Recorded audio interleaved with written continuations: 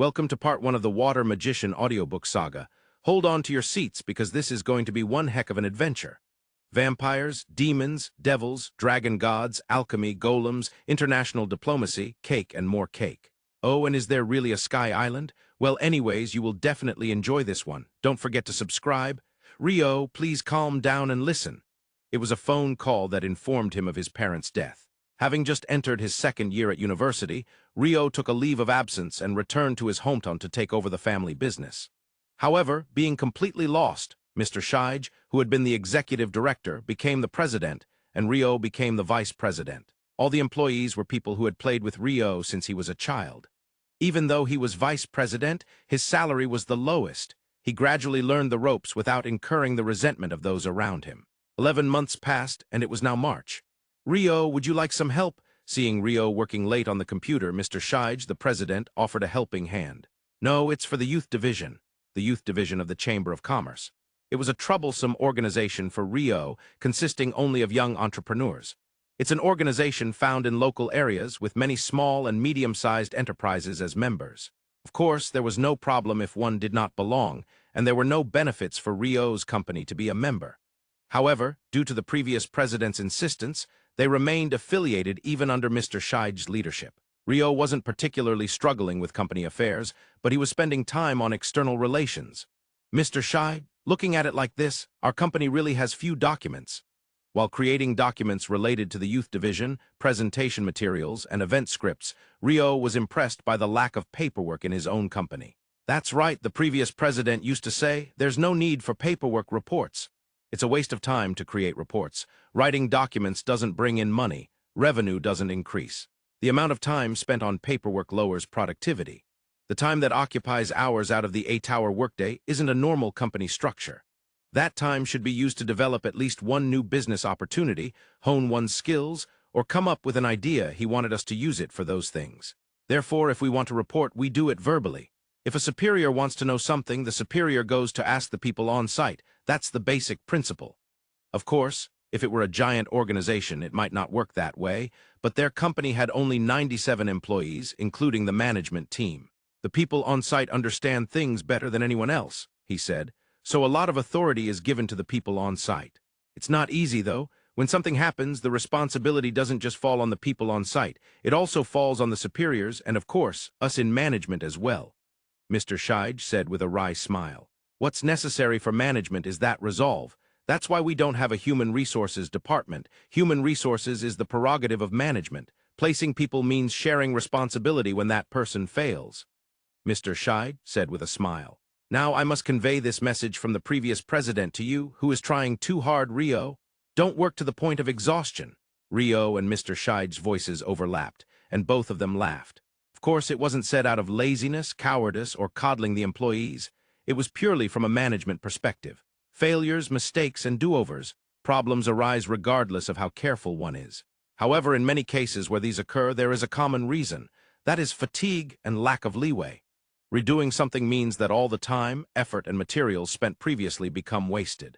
Moreover, it takes even more time and effort to return to the original state. If it were possible to cut out all those unnecessary things, it would be beneficial for the company. Of course, there is also the aspect of employee growth from learning through failure, so it depends on the case. Rio's father, who confidently told his employees, "Don't work to the point of exhaustion," was impressive as a fellow businessman. But more than that, Rio now felt a greater admiration for the fact that he managed the company without exhausting the employees. "Ha!" Letting out a sigh, Rio said to Mr. Shige. "You're right, if I work to exhaustion, Dad will get mad at me." "That's right, Rio." Mr. Shige smiled brightly. Effort is important, but fatigue and working hard are similar yet fundamentally different things. "I'm going home to sleep." Rio left the company. From fatigue, his feet may have swayed a little. Still, the traffic light was definitely green. He had confirmed that. He was crossing the crosswalk properly. That was also certain. However, that had nothing to do with the drowsy driving truck. He was struck and violently slammed to the ground. He no longer felt pain. His consciousness gradually faded away. Ah, this is bad. Initially, what Rio felt wasn't fear of death. It wasn't relief either. It was a slight regret he couldn't quite identify and a small dissatisfaction about turning 20 tomorrow. Is this the afterlife? When Rio became aware, he was in a world of pure white. Is this Rio Mihara? From the world of pure white, a man seemed to emerge. His appearance looked to be in his mid-20s. With a calm demeanor, he was a handsome European man with long blonde hair. In his left hand, he held something resembling a tablet. "Yes, that's me." When Rio answered, the man smiled. "Oh good, it's been a long time since we had a visitor like you." Then he said with a slightly sad face, "Rio Mihara, you died in an accident." "Ah, I see." Yes, Rio remembered a bit. He had died in an accident. "Yes, I remember," Rio nodded in response. The man's sad expression turned into a slight smile as he began to speak. However, much of the content was difficult for Rio to understand. This is part of the reincarnation system, as you would call it. You have died on the world line 7,770,777, where your Earth exists. But occasionally, one can be reincarnated or transferred across world lines. This time, Rio Mihara, you have been chosen for that.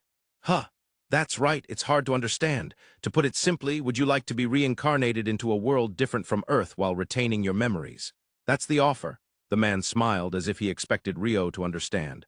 Oh, reincarnation in another world, just like in a novel? Yes, that's it. It seems to be trending on Earth recently, so it's become easier to explain.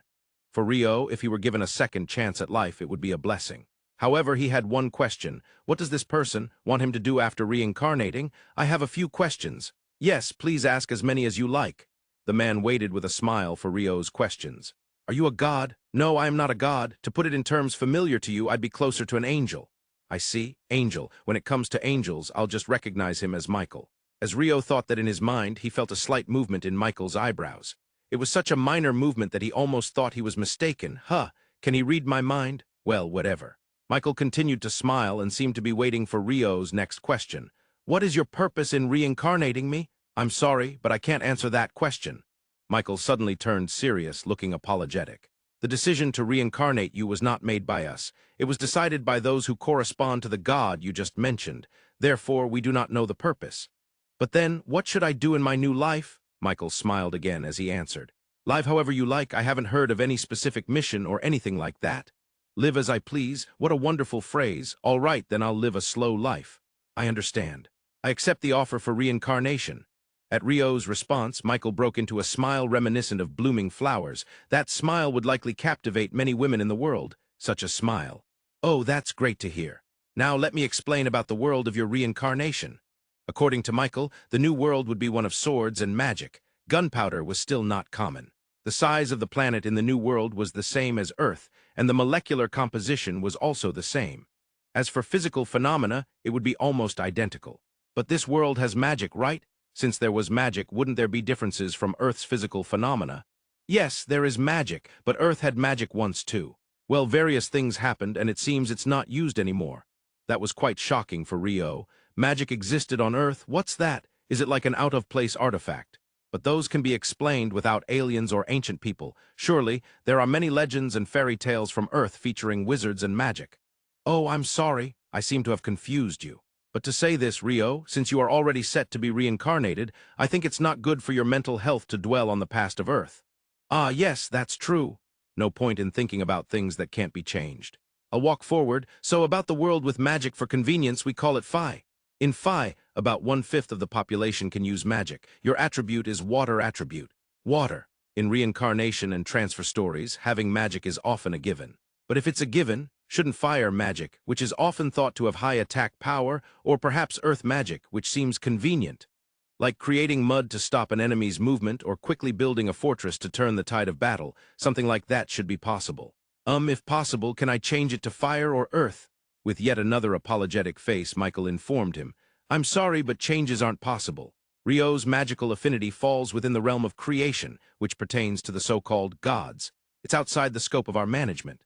Furthermore, in Phi, magical affinities are bestowed upon individuals at birth and cannot be acquired later in life. So you mean I have to live with the water attribute forever? Given the despairing look on Rio's face, Michael hastily added, That is true, but having a water attribute affinity is quite advantageous for humans. For instance, no matter where you live, water is essential. You won't have any trouble procuring water. Moreover, 80% of the people in Phi cannot use magic at all. From that perspective, you are quite blessed. That's true. Water and salt are absolutely necessary for humans to survive. In a world of swords and magic, it's standard for even cities to lack plumbing. In that sense, not having to worry about water could be significant. Rio Mihara was fundamentally positive. Could it be that water magic also encompasses healing magic or has characteristics related to recovery? In Phi, healing is under the domain of light attribute magic. Oh, I see, Michael continued to explain. In Phi, there are 6 magical attributes: fire, water, wind, earth, light, and darkness. And then there's attributeless magic, which does not fall under these 6 attributes. There might be a possibility of learning attributeless magic, which is not included in the 6 attributes, but the probability is only a slight chance, to be honest. So it's best to focus on honing your water attribute instead. Looking at his tablet, Michael continued, your physical strength is about average. Phi does not operate on a level system or skill system, so diligent effort is the most important. So it's basically average, huh? That means slightly better than average. If I don't make a tremendous effort, I might die immediately. How can I enhance my physical strength and magic? Humans themselves, whether in Phi or on Earth, do not change. Therefore, the methods for enhancing abilities are the same.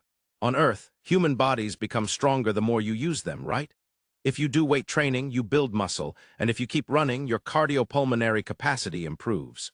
Similarly, there are tribes in Africa whose members can all see 5 or better because they've looked far away since childhood, while those who have lost their eyesight have to rely solely on their hearing, which consequently improves. It's the same thing, just keep using it and you will grow. After receiving several more explanations, it was time to hear Rio's hopes. I want to live a slow life in a place where no one comes. Upon hearing that, Michael nodded vigorously and manipulated his tablet. In that case, let's make the Forest of Rondo your reincarnation destination. I'll prepare a house and enough food for 2 months. During that time, please learn to hunt using water attribute magic. I'll set up a barrier so that monsters won't approach your house. It will cover about 100 meters in radius in Earth's units. Also, there is an ocean about 500 meters southwest of the house, so once you get used to water attribute magic, you should be able to extract salt from seawater. Good luck, I understand. Oh, one last thing, how do I use magic? At the very end, Rio asked the most important question. The key to magic is your imagination. Picture a clear image in your mind and gain experience. It's like anything else. Even if you don't succeed right away with several attempts, you'll get the hang of it. Magic is the same. I'll give it a try. Thank you for everything. As he finished speaking, Rio's body was enveloped in light and disappeared. Only Michael remained in that place. A slow life, huh, nice. Perhaps someday I'll incarnate and live a slow life in some world. Finally, he glanced at his tablet and realized he had overlooked something. Oh, I forgot to mention that Rio already possesses quite a considerable amount of magical power in Phi. Well, I suppose he'll figure it out himself once he's alive. Yet there was still something more. A hidden trait, why would that be? A hidden trait is something I last encountered with the girl I was involved with in reincarnation 1,000 years ago. I wonder what kind of trait it is. Trait, Immortality, Water Attribute Mage. Part 1 Central Nations Archive has been released. Released on March 10, 2021, Right Arrow reprint scheduled for March 18, 2021. Thanks to everyone for your support. Volume 2 will be released on June 19, 2021. It's my first sealing. The first words I said after being reincarnated. It's a phrase close to a classic, though a bit different. But classics are important. It's not a luxurious bed with a canopy. If there was a canopy, I wouldn't be able to see the ceiling at all. By the standards of modern Japan, it's naturally a shabby bed. It's simply a wooden floor covered with straw, and on top of that, there's just one piece of cloth. That said, if I consider the cultural level around pre-Renaissance Europe, it could be considered a decent bed. It's not a noble mansion, after all. What I'm wearing is the same as when I died on Earth. The shoes are the same. I have no other belongings. After getting out of bed, I first explored the house. There was a bedroom, a living room, a kitchen, and a bathroom. A bath! I had never heard of baths existing in pre-Renaissance Europe. Well, there were large public baths in the Roman era, so I guess it's not impossible. As a Japanese person, I'm incredibly grateful. Since I'm Japanese, maybe Michael made this for me. Michael. He's a capable guy. Whether Michael is male or not is still unknown. Moreover, my knowledge is significantly mistaken, as public baths did exist in medieval Europe. However, it is a fact that the concept of hygiene was lacking, and those public baths became breeding grounds for infectious diseases, which is quite ironic. On the table in the living room, there were 2 books and a knife. Next to them was a sheet of paper. Food is in the outdoor storage. It's a freezer, so it will keep. By Michael, I knew my thoughts were being read. You don't want to make a capable guy your enemy. The books were not heavy tomes stored in a university library's rare book section, but rather ordinary ones. Yes, books that seem to have been made after the development of movable type printing on Earth. Books. Not parchment, but paper. Is this a world with paper? Monsters Encyclopedia, Beginner's Edition, Plant Encyclopedia, Beginner's Edition. What is this? In other words, it seems like there is no classic reincarnation skill like appraisal. I did say there was no level system or skill system.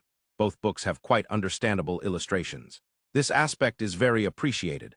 The knife is a sturdy one, about 20 centimeters in blade length. If you were to take only one thing to a deserted island, what would it be? The classic answer to that question is a knife. Classics are the righteous path, classics are supreme. I sheathed the knife at my waist for now. Looking around, there didn't seem to be anything else of note. Then I opened the door leading outside. What met my eyes was the sun shining brightly, a carpet of grass surrounding the house, and beyond that a forest.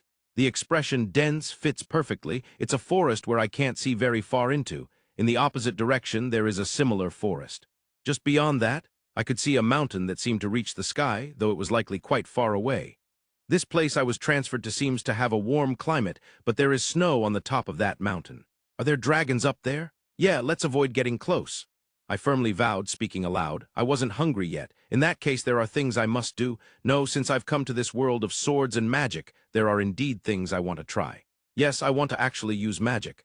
I can only use water attribute magic, and imagery is important for casting spells. For some reason, I raised my right hand. While picturing water flowing from the tip of my right hand, I tried to chant. Come, water! Plop. A ball of water about the size of a cup flowed from my right hand and fell to the ground. My first experience with magic. Objectively speaking, it was such a pitiful achievement, but that was that. Having successfully cast my first spell filled me with emotion. Magic really exists in this world. I was so happy that I kept repeating it. Come water, come water, come water. Michael said imagery is important, maybe, imagining water flowing from the tip of my right hand. Water. Just like before, a ball of water about the size of a cup flowed from my right hand and fell to the ground. Water, again in the same way, a ball of water flowed from my right hand and fell to the ground. Next, I tried chanting in my head without saying it out loud. Water. Then similarly, a ball of water flowed from my right hand and fell to the ground. I don't need to say it out loud. I was a bit envious of cool incantations. A man never truly escapes his middle school fantasy. Oh, I wonder if I should have filled the bathtub instead. I wasted some water.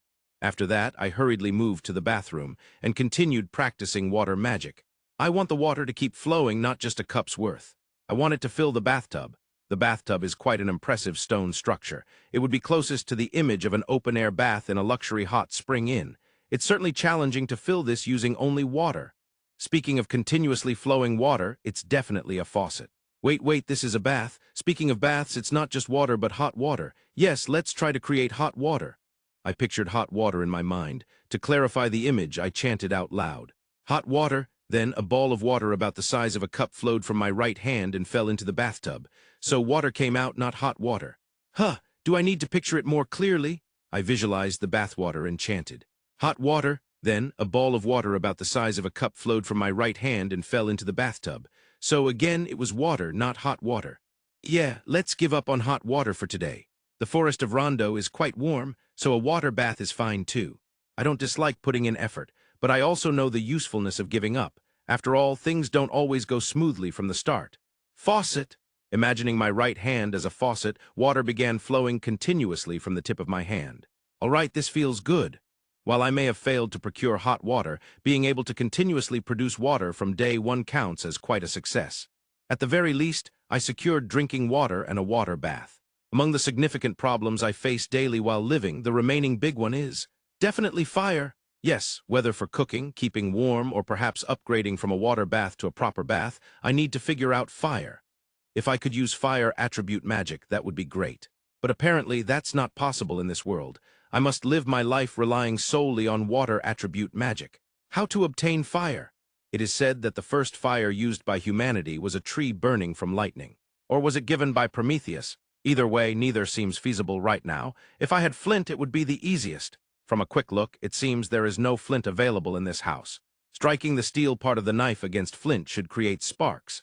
I plan to eventually search nearby cliffs or riverbanks for it, but that will probably come after I'm somewhat accustomed to living here. The fact that monsters don't approach within 100 meters of the house means that there are monsters outside that radius. I should prepare adequately before venturing outside the barrier. Tentative name. If I can't even manage to fight with water magic to some extent. For now, I need to find another way to obtain fire. As for ways to get fire other than flint, the method of rubbing hard wood against soft wood to create friction heat is probably the way to go. I can't imagine succeeding at all. Finally, after filling the bathtub with water, I stepped outside for a moment. Being careful not to step outside the barrier, I collected firewood. I also picked up things that could serve as tinder. Tinder refers to easily combustible materials that ignite the fire. Dried grass, when crushed finely, should work just fine. Hopefully. Among the materials I collected, I was lucky to find a palm-like tree from which I could obtain black palm fibers, even if it looked slightly different. Yeah, I remember seeing this in a video. That's about all the survival knowledge I have. The house prepared by Michael has a fireplace. Considering the amount of firewood I'll need to use, I managed to gather a decent amount. The wood I would use to create friction is similar to pine branches and oak branches. Here we go! Not even a hint of smoke. I tried my best. 1 hour passed, 2 hours passed, and then I gave up. I need to check the food stock for now. Sometimes you need to be pragmatic. After giving up on lighting a fire, I headed to the storage room outside the house. The storage room looked like an ordinary shed. Opening the door, it felt cool inside. Is this water attribute magic? Walls made of ice. Is this what's known as an ice room? It must be something Michael prepared. In the future, I might also be able to use magic like that. Maybe. On the second day in Phi, I woke up with the sun rising. I already had an idea for obtaining fire. However, to realize it, I needed to become more proficient in using water attribute magic. Michael said that the basic physical laws were nearly the same between Earth and Phi, and the molecular compositions were also similar. Indeed, while Phi has magic, Earth does not. However, it seems there used to be magic on Earth as well. The molecule that makes up water is H2O. This is likely the same in Phi. I brought a bucket from the bathroom. Faucet, I filled the bucket with about 10 centimeters of water. Now I need to solidify this water to make ice. In my mind, I pictured the water compressing tightly. Freeze! But it didn't go well. This is difficult. But I need to learn how to make ice. I think this could become a weapon. I want to try using magic like an ice spear. Simply compressing the water might not be enough. I may need an image of simultaneously absorbing heat. And so I repeated various trial and error. After several attempts, a film of ice finally formed on the surface of the water. However, it didn't solidify well. Now I focused on more detailed imagery, picturing the H2O molecules themselves.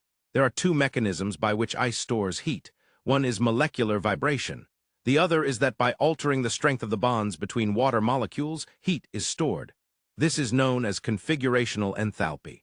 I bonded the H2O molecules together. Connecting the oxygen atom from one H2O to the hydrogen atom of an adjacent H2O, I visualized the phenomenon known as hydrogen bonding in my mind. At the same time, I stopped the vibration of the molecules. The temperature of a substance is proportional to the amplitude of the vibrations of the molecules that compose it. In fact, temperature can even be defined as an indicator of the intensity of molecular vibrations. The greater the vibrations, the higher the substance's temperature, and the smaller the vibrations, the lower the temperature. A state where the vibrations of all atoms and molecules are nearly zero is what is referred to as absolute zero, minus 273.15 degrees Celsius. That is why, in principle, temperatures lower than absolute zero do not exist. In my mind, I envisioned that the vibrations of H2O were reduced to zero. At that moment, the water in the bucket completely turned to ice. Yes, success. Well, I succeeded, but I can't take the ice out of the bucket. I need to slightly change the shape of this ice. Holding my hands over the ice, I visualized it in my mind. Gradually, I shaved around the ice. Then I took it out of the bucket and held it in my hands, a chunk of ice about 25 centimeters in diameter and 10 centimeters thick. I held it with both hands and visualized its transformation in my mind, thickening the center and thinning the edges, creating a convex lens. After about 30 minutes, I finally achieved a satisfactory shape. Heh, I've won. The key to my victory is undeniably hydrogen bonding. What exactly was I fighting against? No one knows. Hydrogen bonding is the bond between water molecules, but for example, it is also what holds together the double helix of DNA. In science class, we learned that adenine bonds with T-thymine and G-guanine with C-cytosine through hydrogen bonds, forming the double-stranded structure. Hydrogen bonding is amazing. Now, using the ice lens I created to gather sunlight, I ignited the black palm fibers, starting a fire using ice. It feels so morally questionable. I was worried that the ice would melt, but it seems that as long as I keep pouring in magical power, it won't melt. That might be the difference between natural ice and ice made with magic. The sun's rays shone down brightly, a fairly large ice lens. Using these, I ignited the palm fibers in less than 2 minutes. Finally, I learned how to start a fire. Magic really is convenient. In survival, the three essential elements are fire, water, and food. I've obtained both fire and water through magic. Well, even though I used magic, I also combined some rather primitive methods. I wonder where this water is coming from. Is it from the moisture in the air? The forest of Rondo is warm, to the point that it could be considered a subtropical climate. The temperatures are high, and the humidity is also high. That naturally means there is a lot of moisture in the air. That's why even someone like me, a beginner in water attribute magic, could suddenly produce water. I thought about that. On Earth, even in deserts, humidity can be a few percent. In other words, even dry desert air contains moisture. If I can extract it, then magic can truly be considered quite convenient. But what if it's not just that? What if I'm not extracting water from the air, but rather creating something from nothing? Of course, you can't create something from nothing.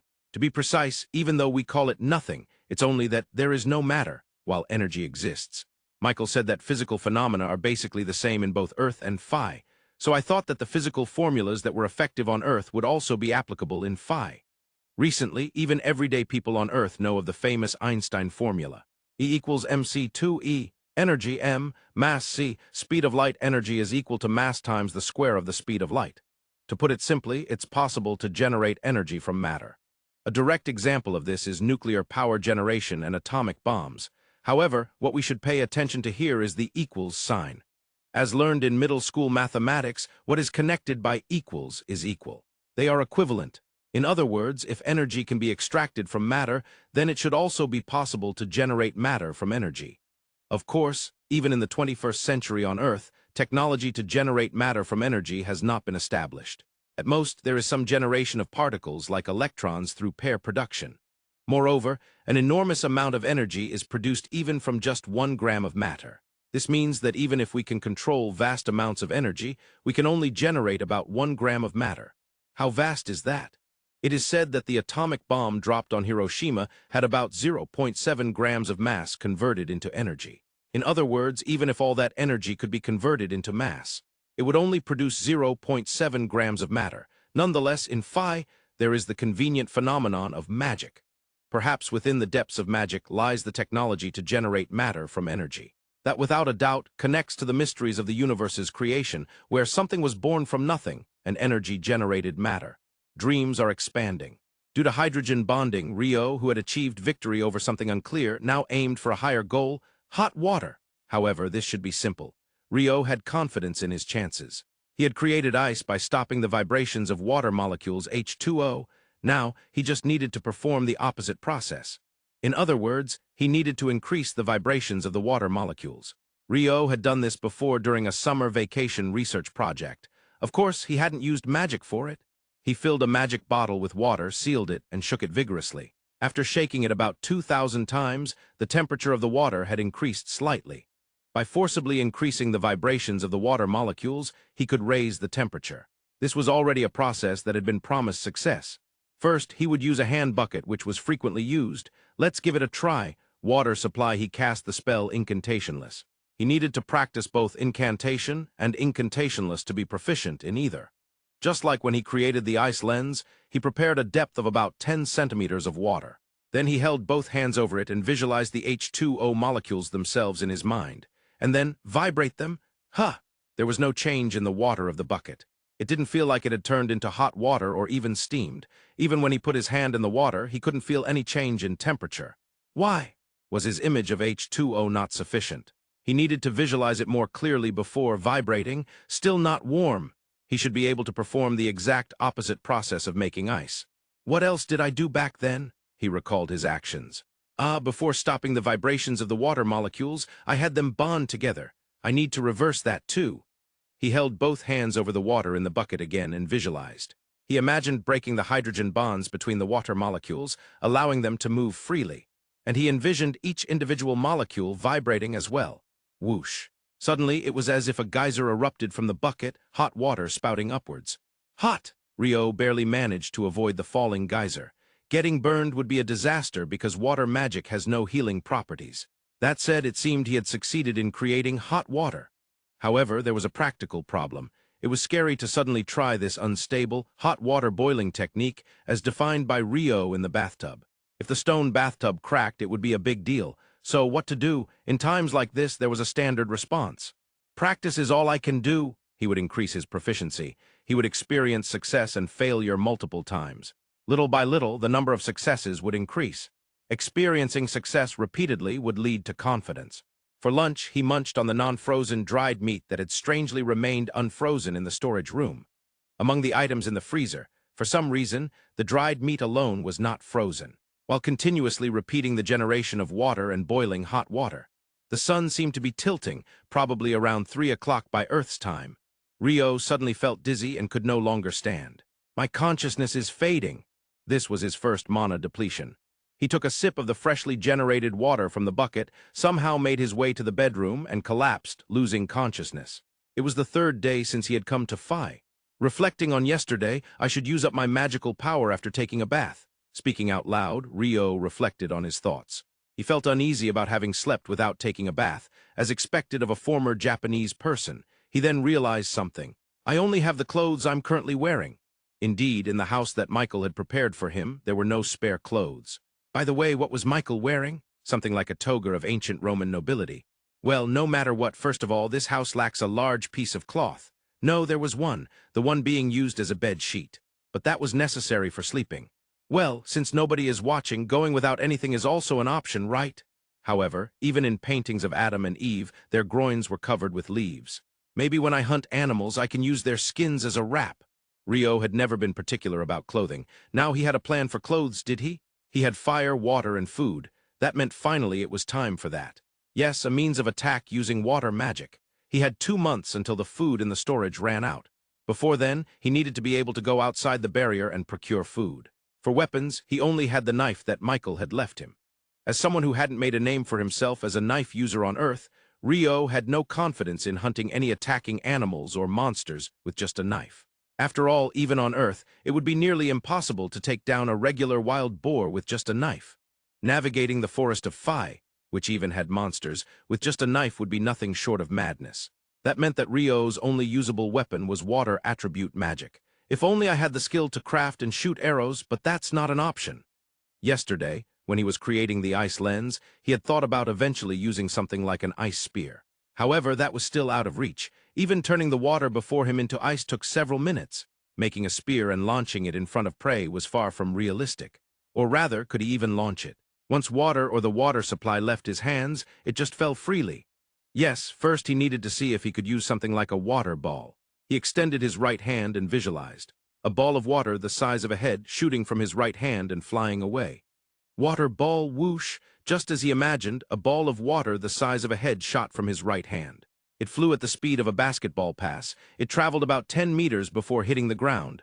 Oh! Rio jumped for joy at the success of his first attack magic. This time he aimed towards a tree trunk about 7 meters away. Whoosh! Splash! The trunk got wet with water. Yeah, I figured it wouldn't have much attack power from the very beginning. Saying this, Rio knelt on the ground, placing both hands and knees on the earth in a despairing pose. But I have a trump card. He immediately stood up and declared loudly, if water ball won't work, then I can use water jet. Water jets are often said to be something that can't be cut. However, the correct principle is not cutting, but eroding with water. Rio, who had previously researched water jets related to his company's operations, was convinced that this would be the true essence of water attribute attacks. He extended his right hand and visualized. He imagined thin, high-speed water shooting from the tip of his right hand, water that was as narrow as possible, pressured from all around. Water jet drip, drip, a slightly forceful flow of water from the water supply in a thin version. Yes, it probably wouldn't cut anything. Once again, he placed both hands and knees on the ground and was overwhelmed by despair. I lost. It seemed he had lost to something. I should calm down. He nibbled on the dried meat that was in the storage room just as he did at lunch yesterday. No need to rush. It took half a day of practice to master the hot water boiling technique, so this water jet might become a powerful weapon with repeated practice too. Plus, I've also become able to create ice.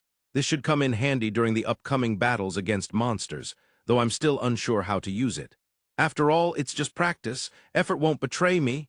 He devoted himself to practicing water jet. By around 2 p.m. Earth time, he had surpassed the slightly forceful version of the water supply. However, beyond that, he could only condense it to around the power of a car wash hose. At that moment, Rio suddenly realized, I have to take a bath today. And so he headed to the bathroom. It was time to showcase the results of yesterday's half-day training. Fill with water. In just about 10 seconds, the bathtub was filled with water. He had gained control over the amount of water generated. This was the result of the magical control he acquired after half a day's training and collapsing. Next, it was finally time to turn this water into hot water. However, Rio was not worried. He had gained confidence through yesterday's training. He held his right hand over the bathtub and visualized. He imagined each water molecule moving freely and vibrating. He would do this with about half of the bathtub's water. After all, it wouldn't be good if it got too hot. He repeatedly dipped his hand into the hot water, making fine adjustments while raising the temperature. And finally, the temperature reached just right. I did it. Rio's efforts were rewarded this way. Tiredness is the source of failure. Don't work to the point of exhaustion. These were words that Rio's father used to say as a habit. It was a fact, but how difficult it was to put it into practice. Slowly sinking into the hot water, he organized his current situation. The water jet was still not usable for attacks. Generating ice took several minutes. He would need to confirm whether he could directly create ice from the air. But I still want to say icicle lance and have an ice spear fly away. Every man loves something cool. First, I need to know more about water attribute magic using ice. Also, if I can create ice faster, it might be useful in battles against monsters. After getting out of the bath, Rio immediately went out to the garden to practice. Let's try generating ice directly from the air. Ice lens, a lens of ice, the same as the one used to start a fire, formed between his hands. It took about 5 minutes to complete. Directly generating ice from the air is possible, but it takes quite a while. Unlike yesterday, he was able to create it without a bucket, which was actually a significant improvement, though Rio was not aware of it. The ice lens wouldn't melt as long as he was sending magical power. Once he stopped, it would melt like regular ice. I wonder if I can throw this lens? Whoosh, thud. He threw it with his arm strength, and it fell in a parabolic arc. Yeah, I knew it wouldn't fly. I made it as an ice lens, so of course it can't fly. Of course, he kept the fact that he was feeling down about it a secret. Now it was time for the ice spear icicle lance.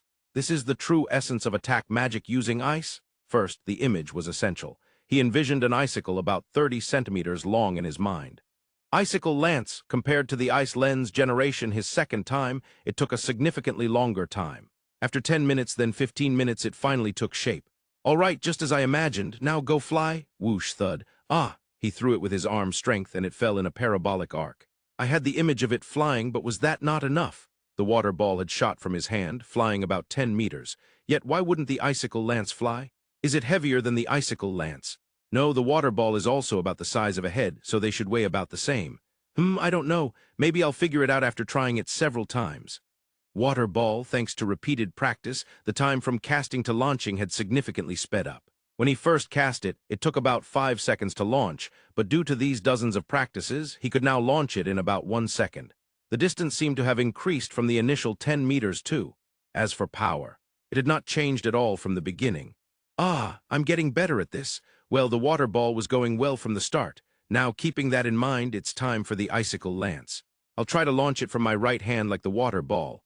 After taking a deep breath, he recited, Icicle lance, whoosh, thud. The moment it launched from his right hand, it fell to the ground. Icicle lance, whoosh, thud. It was the same every time. The spear's generation time has shortened significantly, but why won't it fly? How many icicle lances had he launched? The time from generation to launch had shrunk to about 1 minute. And then the moment came. Ah, I feel like I'm going to lose consciousness. It was another mana depletion following yesterday. While staggering, he made his way to the bed, and Rio once again surrendered his consciousness. Day 4 and 5. Even after waking up this morning, the mystery of the icicle lance remained unsolved. That said, there was an even more pressing issue this morning. That issue was hunger. Since my reincarnation, I had only been eating dried meat, and it felt like I was only eating it for lunch. Rio was not particularly a big eater, but he was a healthy 19-year-old. If he ate little, he would feel hungry. What face would I have to show Michael if I ended up starving to death despite him providing 2 months' worth of food? First, to the storage room. The inside of the door was as cold as a freezer. Perhaps because the inner walls were made of ice. He was probably using water attribute magic.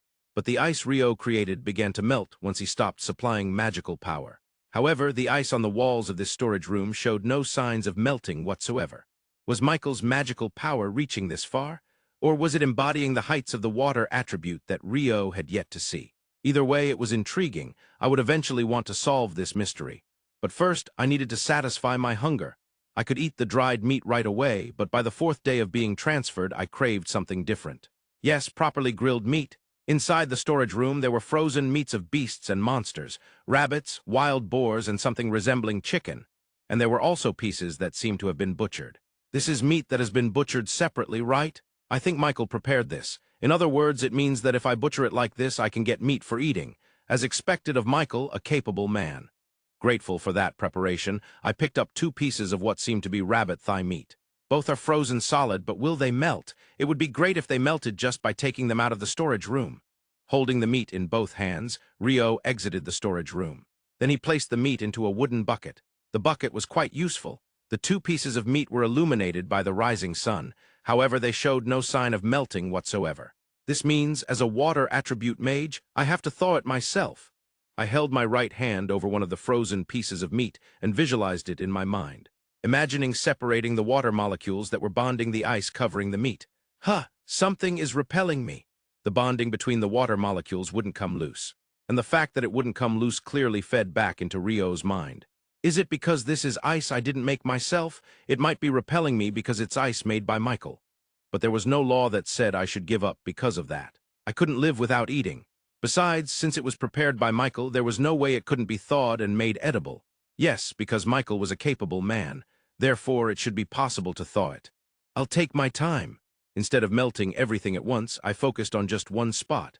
Concentrating my magical power there, I aimed to separate the bonds of the molecules. Next, I moved to the bonds next to it.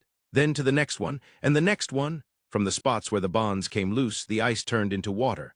Finally, after about 15 minutes, one rabbit thigh was thawed. Even after taking that much time, the other frozen piece remained sitting there without showing any signs of melting. Michael's magic is amazing. I'll leave the frozen one as it is and try an experiment. I wonder what will happen if I grill it while it's still Michael's ice. I prepared firewood and black palm fronds in the yard. Then I brought some salt from the kitchen, which seemed to have been prepared by Michael. By the way, the only seasoning that Michael had prepared was a large amount of salt. I skewered the thawed thigh meat on a stick and sprinkled salt on it. Then I made my usual ice lens. Maybe because I had made it several times before, it used to take me about 15 minutes just to freeze water. But now I could create the ice lens in about 2 minutes directly. I'm getting quite accustomed to this. Seeing tangible progress was indeed a joyful thing. Using the ice lens, I focused sunlight onto the black palm frond, igniting a fire. I blew on the resulting spark to make it bigger and transferred the fire to the firewood. I stabbed the skewer with the thigh meat into the ground near the fire. Then, I held the frozen thigh meat in my hand and held it over the fire. The frozen meat showed no signs of melting, even when held over the fire. What a surreal sight! Conclusion: the meat frozen by Michael does not melt even when grilled over the fire. While I was reaching that conclusion, the thigh meat on the skewer cooked nicely. Let's eat! This was the first proper meal in 4 days. It was so delicious that I almost cried. In fact, Rio ate while shedding tears. He thawed the other frozen thigh meat in the same manner, grilled it, and felt at ease. Next, he pondered what he needed to do today. First, the icicle lance. I had no idea why it wouldn't fly. The reason I couldn't find the answer was that I lacked information. Usually, even after thinking for a long time, answers wouldn't come. Then I should try something else while waiting for the necessary information to come together. Time is limited. I had become quite accustomed to generating ice. However, if asked whether I could use it in battle against monsters, it would probably still be difficult. Creating and launching an icicle lance took a minute. It wouldn't fly, though. Generating an ice lens took 2 minutes. Both were a significant time reduction compared to when I first generated them. But I needed to do more. I had to shorten it even further. Battling monsters was a matter of life and death for me. In that situation, there was no room for compromise. I needed to master it to the level of completing the generation in 1 second. Coming to that conclusion, Rio took action. He began trying to generate various types of ice. Icicle-like formations, a 2-meter-long spear-like ice plates, ice pillars, ice walls, and so on. There was something he was particularly careful about during this process. That was to create hard ice. On Earth as well, there is hard ice that doesn't melt easily. This is because if you remove the air contained in the water, it becomes harder to melt. To do this, for example, you can boil it before freezing to chase out the air contained in the water. Now, in Rio's case, how could he generate relatively hard ice? If it freezes without containing air, it will become hard. To achieve that, I tried freezing from the center outwards. Normally, when water freezes, it freezes from the outside in. As a result, the air contained in the water solidifies toward the center, forming bubbles. However, since this is magic-generated ice, why not freeze from the center? It's just that simple, but that ice should be harder than ice generated without any thought. Yes, Rio believed that. During lunch, he nibbled on his usual dried meat while continuously generating ice. Generating from his right hand, generating from his left hand, or even generating from his feet. Imagining all possible situations, he immersed himself in it and suddenly noticed the evening sunset. I need to take a bath.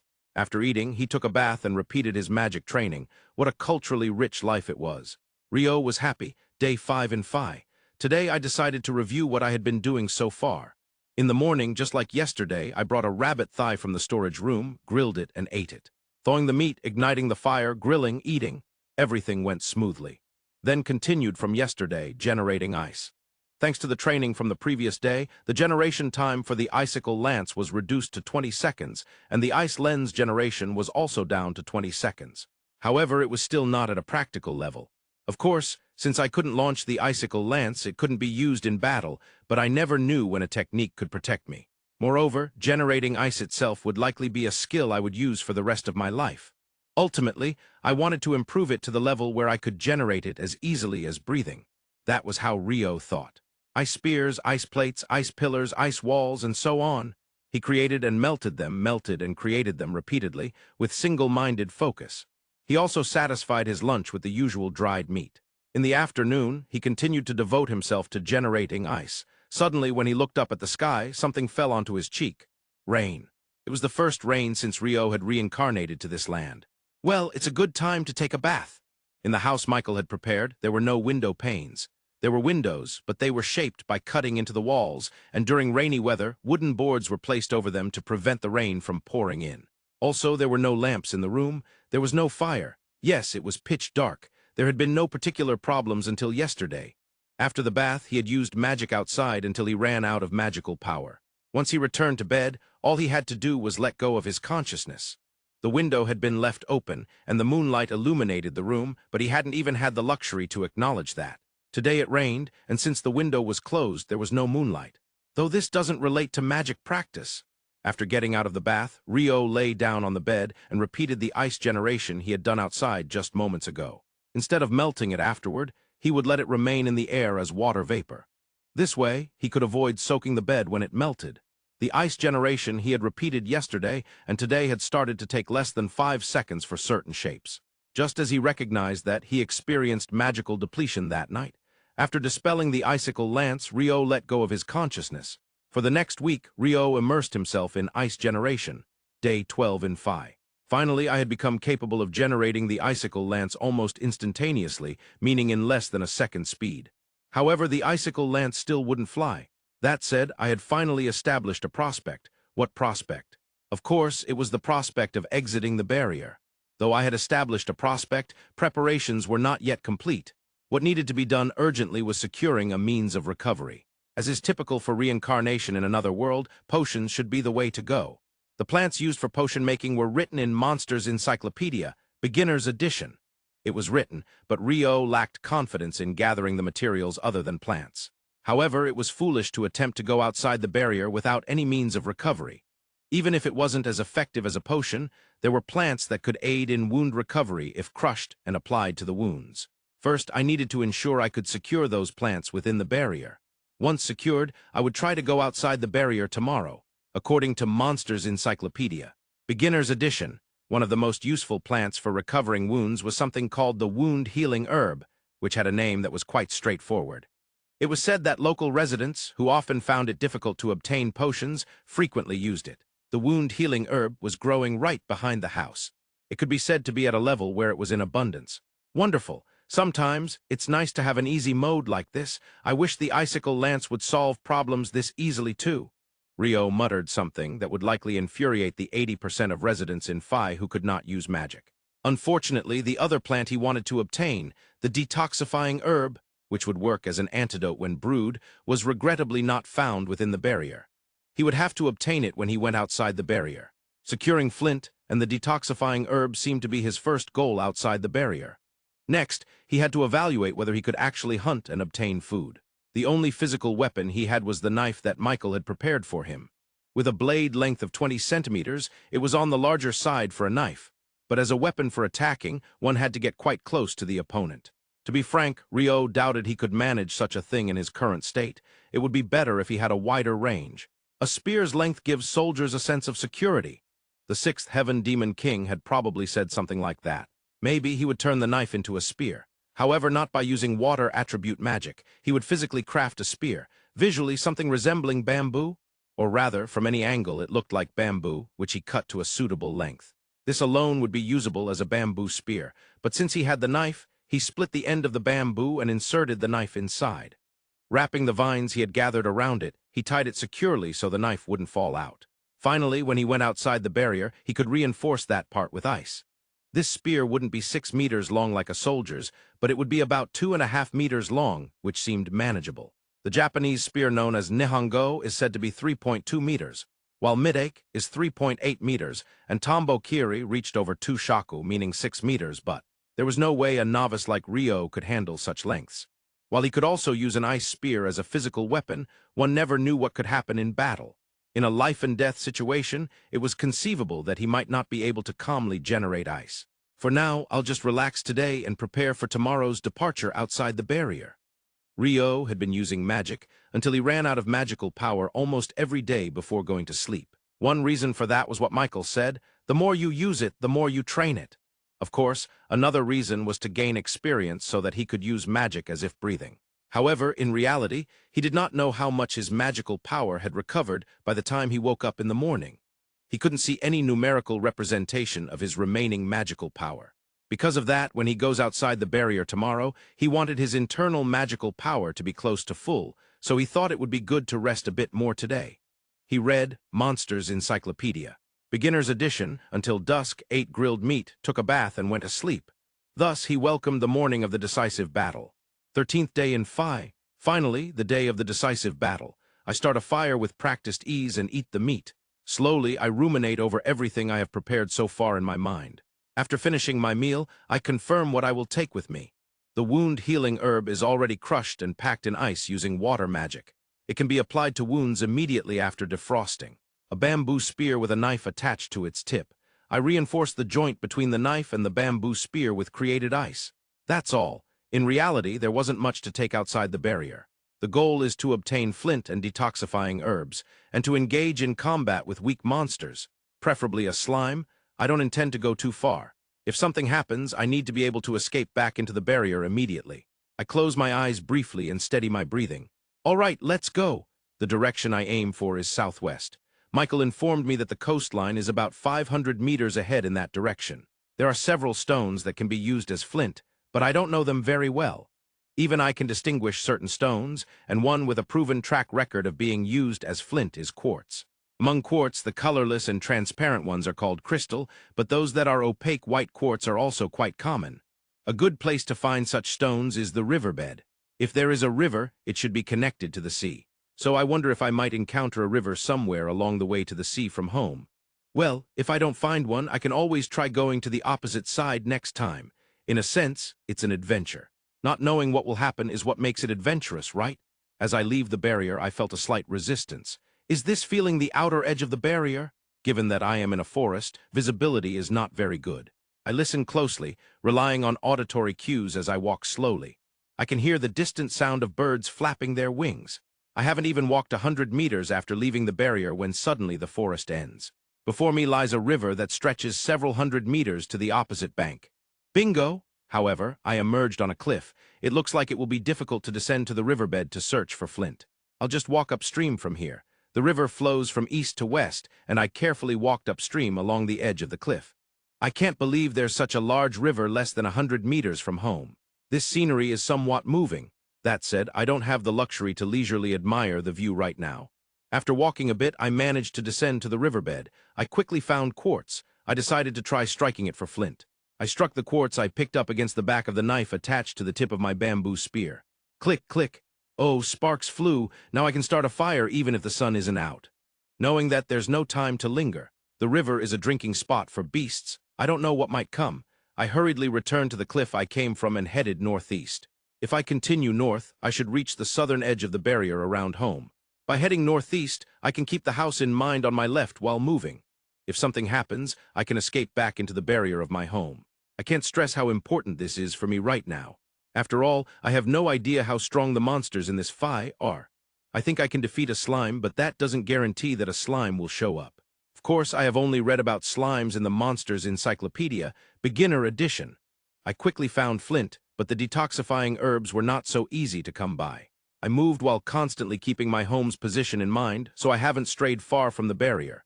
This is quite challenging. Now, what should I do? Perhaps because I was thinking of hints from the plant encyclopedia, especially the page on detoxifying herbs.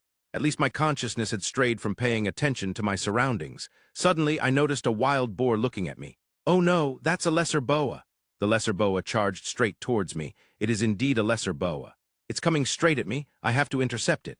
My mind registered these thoughts. Even though I was aware my body wouldn't move. For the first time, I was directly exposed to the murderous intent of a monster.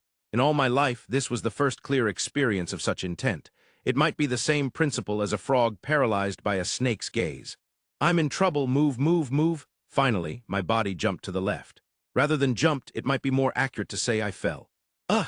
As I dodged the lesser boa's charge, its fangs grazed my right leg, causing a wound. However, there's no way to do anything while lying down. The lesser boa that passed by slowed down, stopped, and looked back at me. Its eyes reflected clear murderous intent, or perhaps it was anger for having missed its charge. Calm down.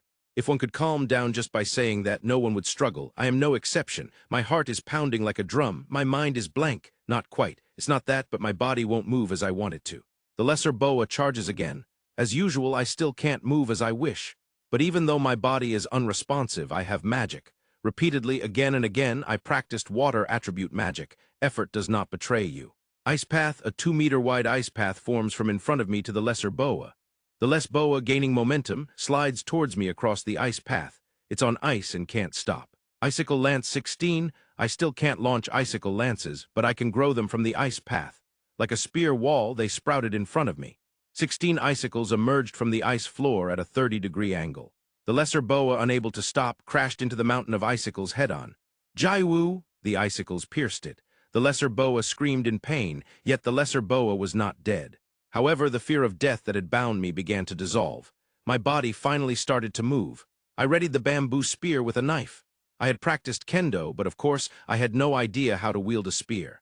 But I didn't think about anything complicated. I just needed to thrust. Face, neck, base of the legs, thrust again and again. My body was moving, but I was far from calm. I thrust the bamboo spear with single-minded determination, again and again and again. How many times did I stab it? Finally, I realized that the lesser boa had stopped moving. I won. On this day, I defeated a monster for the first time. I need to get out of here quickly. I couldn't predict what might gather, drawn by the smell of blood. With all my might, I stood up. The problem was the lesser boa's corpse. It looked heavy at first glance.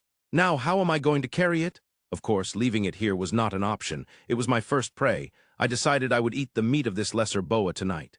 The distance to the barrier shouldn't be too far, at most 100 meters. Then I noticed the ice path I had created to slide the lesser boa. If I lay ice under the lesser boa, maybe I can pull it.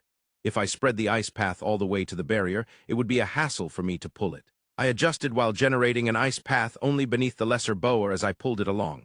Oh, this is super easy. The lesser boa, probably weighing close to 200 kilograms, could easily be pulled with one hand. And then, I passed through the barrier and reached in front of my house. Finally, I made it. There stood a young man, utterly exhausted.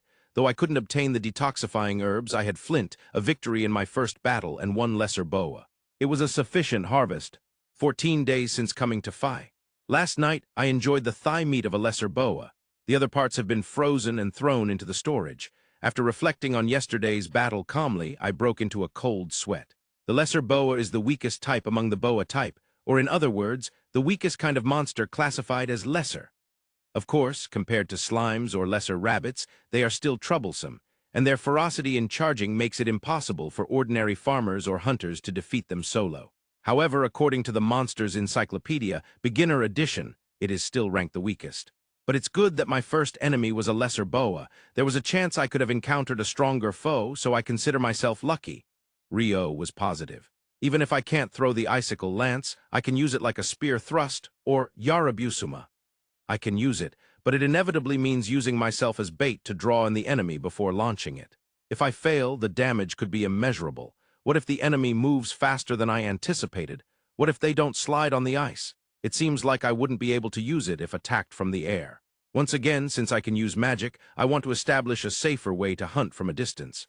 If I keep pushing myself to the limit, it might not be good for my mental health. While the water ball can fly, the icicle lance cannot. After trying various things, I concluded that while water can fly, ice cannot. Both are created using water attribute magic. The water ball probably collects water molecules from the air and launches them. The icicle lance probably collects water molecules from the air, freezes them, and launches them. Does the icicle lance have one more step? Could it be that right now I can only use magic equivalent to 2 steps? I decided to prepare the water in advance and just try the freeze and launch part. I created an ice vessel to avoid any issues with the hand bucket and filled it with water. I held my right hand over the ice vessel and visualized it in my mind. The image of the water freezing and the vessel flying away. Icicle lance whoosh. It wasn't a spear, but the frozen water flew about 10 meters along with the container. All right, success. After days of struggle, I solved it in one go. That's how it is. Once I gather the necessary information, the answer flashes in my mind. In Rio's case, it might not have been that the necessary information was gathered, but rather that the acquisition of flint and battling outside the barrier had reduced his mental stress. However, it's a fact that the problem has been solved, so that's good enough. I understand the reason. For now, it seems I can't perform all 3 steps at once. I wonder if I'll be able to do it as I become more proficient with water magic. I hope I will be able to. For the time being, it seems I can't launch ice. This means that my only available long-range attack method is water. Speaking of which, I haven't tried the water jet recently. I had practiced hard on the 3rd day after arriving at Phi and concluded that I could only condense it to the level of a car wash hose, making it unusable for attacks. Since then, I hadn't used it once. Considering I've gotten the hang of generating ice and water attribute magic, I'm sure I can do better than back then. I extended my right hand forward, imagining the water jet in my mind. Water jet whoosh, compared to before, a much thinner and vigorous stream of water was launched. I'm making progress. Next, I aimed at a tree located just inside the barrier. Whoosh, splash, I still couldn't cut the tree. But the area where it hit was slightly dented. I think this is something I can manage with practice. Rio resumed his practice with the water jet. For the next 4 days, Rio devoted himself to practicing the water jet. Of course, he made sure to have a proper breakfast and took baths regularly. For breakfast, he grilled meat. That's right, grilled meat for breakfast. Breakfast is important. For lunch, he mostly had dried meat. And in the evening, he took a bath. As for dinner, he would practice the water jet just a bit before preparing it. And invariably, he would end up depleting his magical power and going straight to bed, skipping dinner. Maybe that's why he craved a hearty breakfast the following day. After 4 days of practicing the water jet, the power had undoubtedly increased. It had, but compared to the image of a water jet on Earth, it still hadn't reached that level. The depth of the gouge in the tree trunk had increased, and the condensation had become finer. However, he was still far from the image of cutting. Yet, he had developed the skill to hit the target precisely. Especially if it was a stationary target, he could hit it 10 meters away with no more than a 1 millimeter deviation. I never know what might help me. Right, I should also learn to shoot multiple jets at once, not just one. Rio continued practicing with those thoughts in mind. Positivity saves him. His goal was to be able to hunt safely, risking his life to obtain daily food. That wasn't a slow life. He believed that once he could hunt safely and venture outside the barrier, it would become a part of his life. And then he would like to broaden his diet. Currently, he was only eating salted grilled monster meat or dried meat. He longed for some other seasoning. Yes, eventually he wanted fruits as well. According to the Plant's Encyclopedia, Beginner Edition, pepper exists here under the same name. After living here for about 2 weeks, Rio thought he was somewhere between the Tropic of Cancer and the equator. From the direction of the whirlpool when water flows, it was in the northern hemisphere. Given the height of the sun, temperature, and humidity, it was relatively close to the equator. If that's the case, there should be spices. There are hundreds of types of spices, but Rio only recognizes a few. Pepper and chili pepper, Japanese pepper, and ginger, among others. Since he wasn't particularly knowledgeable about cooking, it was only natural. Among those, he had actually seen pepper growing. It looked like grape clusters. If that's the case, I can recognize it even in this forest. Of course, obtaining it would have to wait until he could safely roam outside the barrier. 21st day in Phi. Rio was hunting outside the barrier. The target was the lesser rabbit, a rabbit-like monster. It approached its target while hopping irregularly and would bite at the throat. That was the movement of the lesser rabbit. Rio's aim was the moment when the lesser rabbit jumped. At that moment, he would shoot its hind legs with water jet simultaneously from both sides. Though he didn't have the power to pierce through the legs yet, it would lose its balance after landing, preventing it from jumping again. As he got closer, he would then aim for both eyes with water jet. Once he reached this point, he would stab it with a bamboo spear fitted with a knife to stop its breath. Yes, Rio had finally established a safe hunting method against the lesser rabbit. The other enemy, the lesser boa, was encountered on the first day he ventured outside the barrier. He had faced the lesser boa several times afterward, but this method did not work against it. The reason was simple. The jumping lesser rabbit exposed its hind legs at that moment, allowing for a successful shot, but the lesser boa charged at him in a forward-leaning posture, making its hind legs impossible to target. So he tried to shoot its forelegs with water jet, but it lunged the last 3 meters using only its hind legs. He managed to dodge to the side just in time, but the nightmare of his first encounter with the lesser boa resurfaced. Afterwards, he stabbed it repeatedly with the bamboo spear, finally regaining his composure, which was a bitter memory. Since then, he decided to hunt the lesser boa using ice path and icicle lance, finishing it off with the bamboo spear fitted with a knife. True to its boar-like charge, the lesser boa always came in a straight line towards him, making this method the most effective. In any case, he had become relatively safe in hunting the lesser rabbits and lesser boas that often appeared around his home. Recently, Rio's schedule consisted of hunting outside the barrier in the morning and practicing magic inside the barrier in the afternoon. He still couldn't cast Icicle Lance, and the water jet lacked the power to pierce through targets. Even so, his daily hunting successes brought a certain peace of mind to Rio. Peace is a stepping stone to the next step by Rio Mihara. The next step, of course, was the enrichment of food. Though enrichment of food was stated, the goal was to acquire flavors other than fruits and salt. In general, clothing, food, and shelter are the foundations of life. Among those, shelter could be deemed solid, as Michael had prepared a house and a barrier. As for clothing, he was no longer wearing the clothes he had on when he arrived in Phi. Those were carefully stored, completely frozen for preservation. What Rio was wearing now was leather made from the skin of the lesser boa. Yes, Rio had performed tanning. As an amateur and only having seen it in blogs and videos while he was on Earth, it was rather rough. First, he skinned the lesser boa, then he carefully washed the skin. Wash, wash. Wash, the prowess of a water attribute magician on full display. After washing and drying it, he removed the flesh and fat attached to the inside of the skin. In the case of the lesser boa, he could peel it off with his hands. Then came the remaining dermis or collagen. As it's called, combining tanning agents with this part to stabilize it as material is what tanning means. But the problem was this tanning agent. Chromium, the mainstream tanning agent on Earth, of course. It was not available. He didn't even know how to make it. The other mainstream agent, tannin, the bitter component in things like wine, so it was probably plant-derived. But Rio did not know which plants to obtain it from. To begin with, tanning is written as Chinese letter, Japanese letter, to soften the leather, that is tanning. So, what happens if you don't tan it? It will rot or dry out and become hard, clothes that become rotten and hard. He didn't want that. To prevent those, you soak the skins in chromium or tannin. Yes, fundamentally. Tanning involves soaking the skin, but Rio knew that there exists a method of tanning that doesn't involve soaking. Smoke tanning, I've seen it in a video, that said. He remembered that something was burned to produce smoke, but couldn't recall what leaves were used. Well, he could probably just use some plant-derived smoke. He plucked some green leaves from the surrounding trees besides the usual firewood. Then he lit a fire. Lighting fires was already a piece of cake for him, while making sure the fire didn't get too strong. He placed green leaves and still green grass onto the flames, intentionally generating a lot of smoke.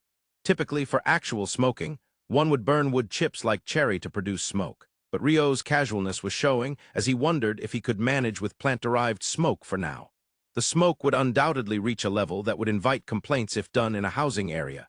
In recent Japan, even in fields, a police officer would come by to take names. It's a harsh world we live in. However, in this Phi, there was no one around Rio's house? Probably.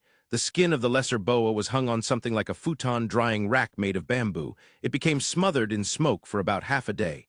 The next day, the skin of the lesser boa that had undergone smoke tanning, now it was leather. He would wash this leather for now. Smoke tanning wasn't just meant to stain the leather with the smell of smoke.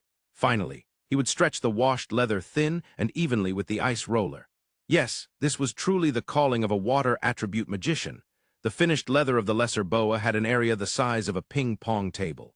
He would cut out the part to use as a loincloth with a knife for now. To fasten the leather, he cut it into thin strips. There was no thread to begin with. Thus, the birth of Rio, who wrapped the leather of the lesser boa around his waist.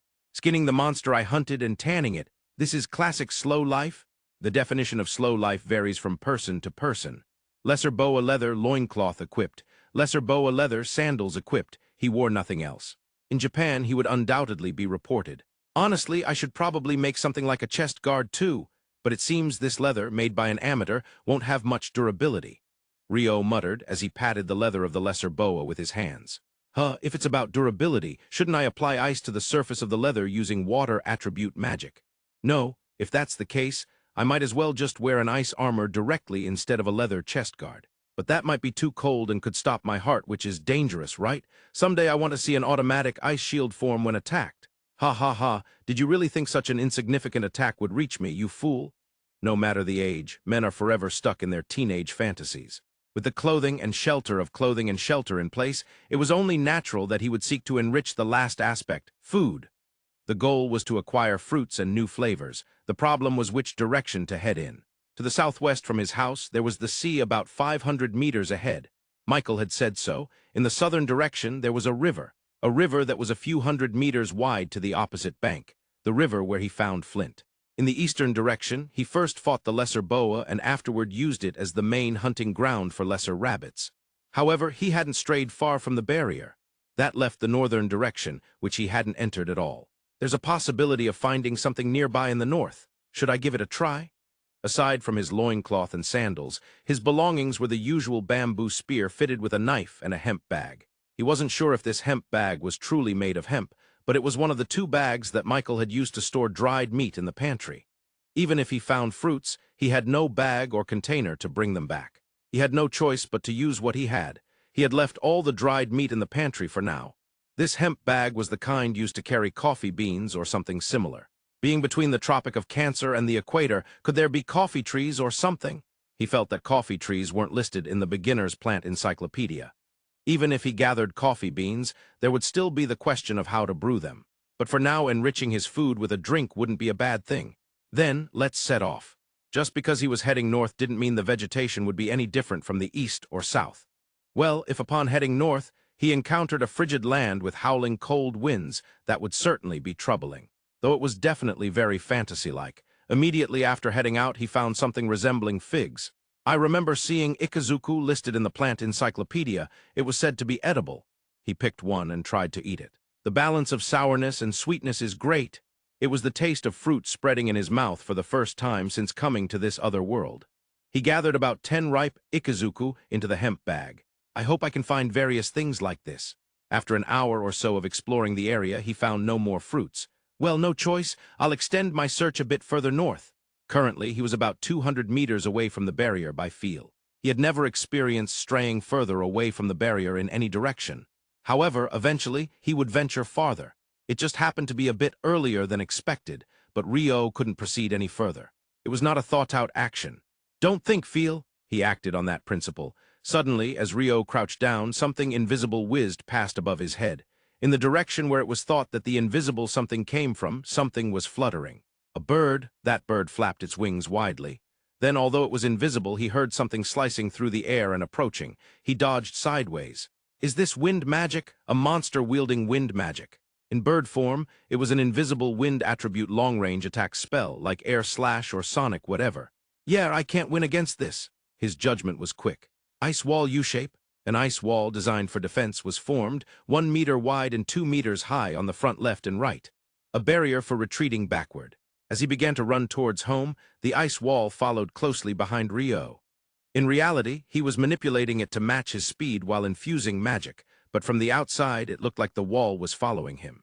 200 meters to the barrier, I have to run it somehow.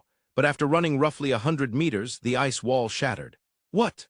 After taking up to 3 invisible wind attribute attack spells, it couldn't withstand the pressure and broke apart. It was impossible to run the remaining 100 meters with his back exposed. Rio had no choice but to turn around and confront it. The bird became clearer than before. Assassin hawk. Its main weapons are Invisible Wind Attribute Long Range, Attack Magic Air Slash, and attacks with its beak or claws from a charge approaching at close to the speed of sound. The knowledge he had memorized from reading the Beginner's Monsters Encyclopedia involuntarily slipped from his mouth, but he couldn't think of any countermeasures. He couldn't use the Ice Path plus Icicle Lance he used against the Lesser Boa. He could use the Water Jet he had used against the Lesser Rabbit, probably. If he could shoot its wing root, he might be able to impede its movements. Time was of the essence. Water Jet the opponent was a clever monster capable of using magic. Incantationless would be better. The launched Water Jet struck precisely at its target. Yes, it pierced through the space. It didn't hit the body of the assassin hawk. The speed exceeding the sound was utilized not just for straightforward movement, but also for evading Rio's attacks. Then I'll overwhelm it with numbers. Water Jet 32 from Rio's left hand. 32 water jets were launched simultaneously towards the assassin hawk. However, when the water jets pierced the space where the assassin hawk had been, it was already gone. It had moved significantly to the side, diagonally in front of Rio. This is bad. Not fully understanding the situation, Rio leaped to the left. At that moment, the ground where he had been standing exploded. The assassin hawk's charge. Since he barely managed to evade, the situation resulted in the assassin hawk being very close to him. He thrust the bamboo spear fitted with a knife, which he was still holding in his right hand, towards the assassin hawk. /GE! He felt the impact of slicing something. At the same time, the scream of the assassin hawk pierced his ears. At that moment, he undeniably locked eyes with the assassin hawk. The right eye was bleeding and closed. It seemed the knife had harmed its right eye. The remaining left eye was filled with hatred. Birds' eyes, in general, weren't capable of conveying emotions like glass sculptures, but at that moment, the assassin hawk's eye was undoubtedly filled with hatred. Ice wall package. An ice wall was formed above the assassin hawk in the shape of a box. However, as expected of the assassin hawk, even injured, its agility was still intact. Before the ice wall could fully form, it distanced itself from Rio. It glanced back at Rio and then departed. I felt like it said next time it would kill me. Even after the assassin hawk was gone, Rio couldn't move for a while. That was dangerous. He carefully checked his injuries and his condition as he headed towards the barrier. How exactly am I supposed to deal with that? One difficult question after another rained down. Slow life in the forest of Rondo was quite challenging. It seems that magic has an effective range. Currently, for Rio, it is about a maximum radius of 15 meters centered around himself. If it exceeds that, he cannot transmit his magical power. For example, even if he launches a water ball, once it goes beyond 15 meters, it loses buoyancy and falls to the ground. As long as it reaches 15 meters, he can control it to some extent as if a thread of magical power is attached to it. Or so it seems. Considering that it would fall at about 10 meters initially, it's clear that his effective range has been increasing. Well, the speed of the water ball isn't fast, and its power is weak, so Rio doesn't use it as an attack spell. The ice path he uses when hunting lesser boas can only be produced up to 15 meters in front of Rio. Yes, he can only generate it from his point of origin. He cannot create an ice path right beneath the feet of a lesser boa that is 15 meters away. He cannot suddenly generate a water ball in the space 15 meters ahead. What if he could? If an ice path with a radius of 3 meters could form beneath the feet of a lesser boa 10 meters away, the lesser boa, unable to move due to slipping, would become incapacitated. Currently, Rio's greatest attack method is the water jet. This, too, is a direct attack method from Rio to his opponent in a straight line. That means it is, in a sense, easier to dodge. The trajectory of the attack only comes in a straight line towards him. Indeed, avoiding the speed of the water jet is quite difficult, but that assassin hawk managed to dodge it. Moreover, it was Rio's trump card. Water Jet 32, simultaneous launch of 32 water jets. Even though he launched them with slight angle adjustments for area suppression, it still moved out of the effective range. There is still room for improvement. While having a rich food supply is certainly appealing, there are still monsters outside the barrier, like the one encountered this time, which Rio cannot defeat yet. Moreover, they are right next to him. He must become stronger. If he dies, that's the end of it. He hunts in the eastern forest every 2 days in the morning. He hunts either a lesser rabbit or a lesser boa. On days when he doesn't go hunting or in the mornings of rainy days, he diligently reads Monsters Encyclopedia Beginner Edition. He never knows when, where, or what kind of monster he might encounter.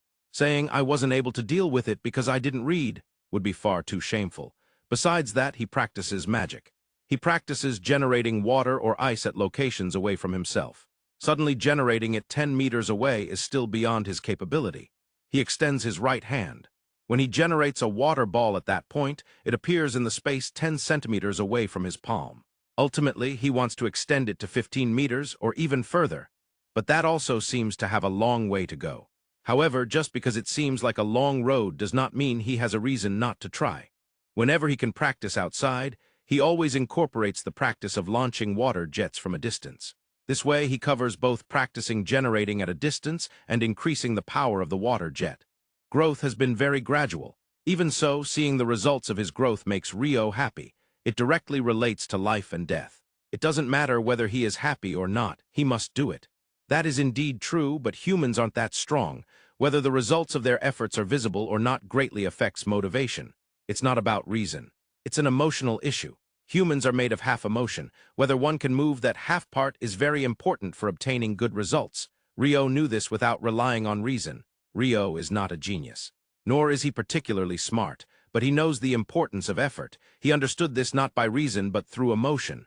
For someone like him, putting in effort was not a burden at all. Change came suddenly. On the day of his hunt every 2 days, he goes to the eastern forest to hunt lesser rabbits or lesser boas. Of course, there is a possibility of encountering monsters other than those two types. There is, but aside from encountering the assassin hawk in the northern forest, he had never experienced anything else until now. Since the northern forest and the eastern forest are connected and not far apart, he had considered the possibility of an assassin hawk appearing in the eastern forest. However, the monster he encountered today was something else. A greater boa. It is a higher species of the lesser boa, which is already an upper species of the normal boa. It launches stone projectiles, which are long-range earth attribute attack magic, and its charge speed approaches the speed of sound. Though there's a difference between wind and earth, air and ground, it bears a resemblance to the traits of the assassin hawk. Only it is large. Its total length is about 7 meters. The position of its head is about 3 meters off the ground. This creature charges at him at subsonic speed. It's a nightmare. If it hits me, I'll die. When I died on Earth, I was hit by a truck, but this is worse because it's faster. Since kinetic energy is determined by mass and speed, a greater boa charging at subsonic speed creates a destructive force incomparable to a truck on Earth. It looks about the size of a dump truck. There are about 20 meters between Rio and the greater boa, but due to its boar appearance, it seems so enormous that it distorts his sense of distance. Icicle Lance 16 first, he generates 16 icicle lances at a 30-degree angle from the ground to intercept the charge. This will prevent the subsonic charge. The greater boa slowly approaches while launching 2 stone projectiles. Ice Shield 2. A shield about the size of a tennis racket made of ice appears in front of Rio and collides with the incoming stone projectiles, disappearing. Graua! Was that a threat or annoyance? The greater boa roars. Immediately afterward, more than 20 stone projectiles are generated around the greater boa. That's too many. Ice Wall choosing to create a wall instead of a shield, Rio aims to defend against all attacks from the front. Just after that, the stone projectiles from the greater boa are launched. Just before the stone projectiles hit Rio, the icicle lances shattered and the ice wall cracked. Rio instinctively jumped to the left. Almost simultaneously with the impact of the stone projectiles, the greater boa charged in. Charging in at the same time as using a skill, it's like some knight's sword saint technique. It was a technique from a comic Rio liked. If I were a wind attribute mage, I could launch a sonic blade from 3 clones and charge in after. No, that's impossible for Rio. The greater boa shattered the icicle lances with stone projectiles and crushed the ice wall with its own charge. It passed by Rio with the force of its charge and turned to face him about 15 meters away.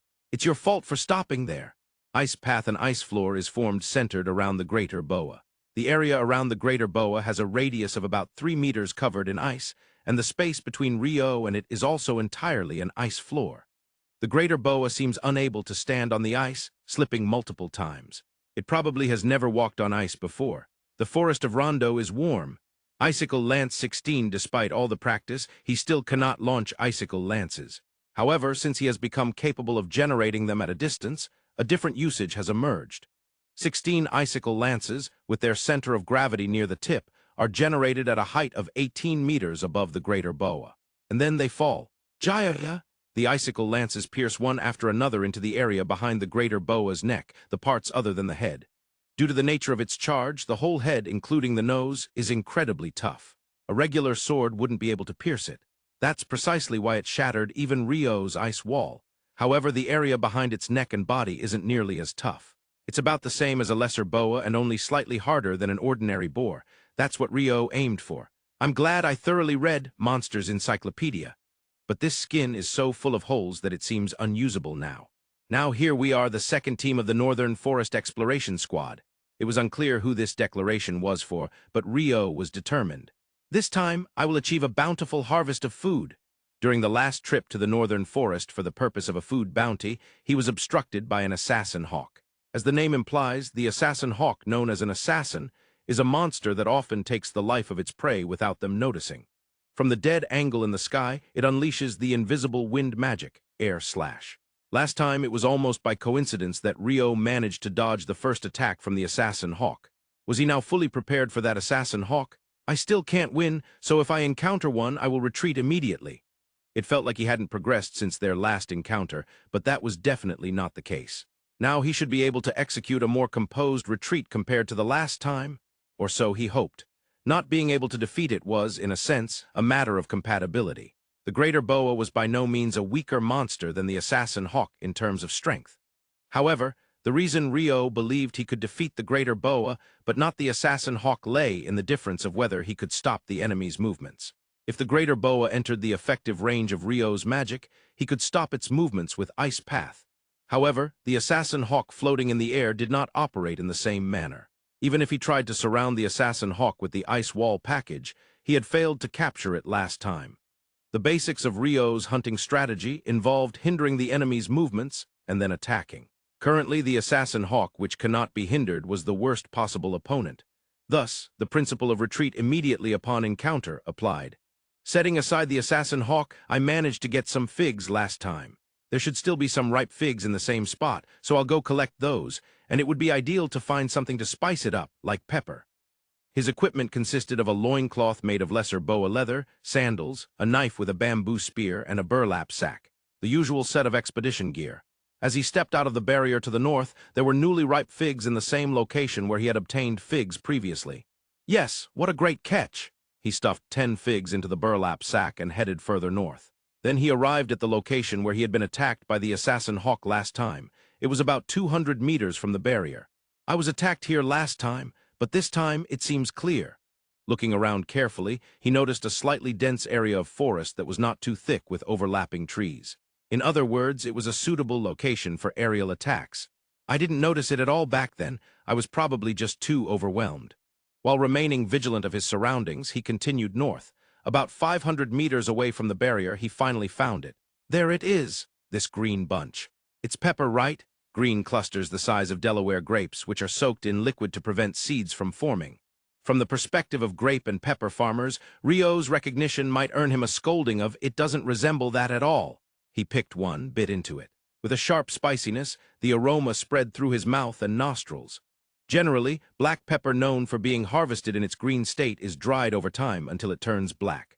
However, in Southeast Asia on Earth, there are regions where this green pepper is stir-fried with chicken and other ingredients. That said, it was Rio's first time experiencing green pepper in this form. All right, harvesting. Combined with the figs, he packed the burlap sack about halfway full with pepper. During the age of discovery, this would be worth a fortune. I've almost achieved my initial goal, but let's push just a little further. After moving about 300 meters, he came upon a marshland. Marshland means lizardmen. Unfortunately, there were no lizardmen in the marsh. Well, if there were, I'd have to run for it. They probably handle water attribute magic better than I do. As a species, lizardmen have a very high compatibility with water attribute magic. In Phi, lizardmen couldn't communicate with humans and were not considered intelligent monsters. If a human approached a lizardman's marsh, they would be attacked without question. Going around this marsh to head further north might be a bit tricky. With a bamboo spear in his right hand and a burlap sack in his left, the sack contained precious pepper if it fell into the marsh or got muddy. Let's call it a day for now. Rio decided to head back home, muttering a line reminiscent of some Yakuza. However, at that moment, a plant growing in the marsh caught his eye. He looked away for a moment, then turned back to the plant with a look of astonishment. Yes, this was a double take. It resembles, of course, it was taller than the plant Rio remembered. Additionally, it spread out wide. The grains also looked like they would fall apart if touched. They were a bit darker in color, but still, perhaps this is rice, right? It was rice that was not cultivated by anyone but growing wild. Rio had heard of wild rice before.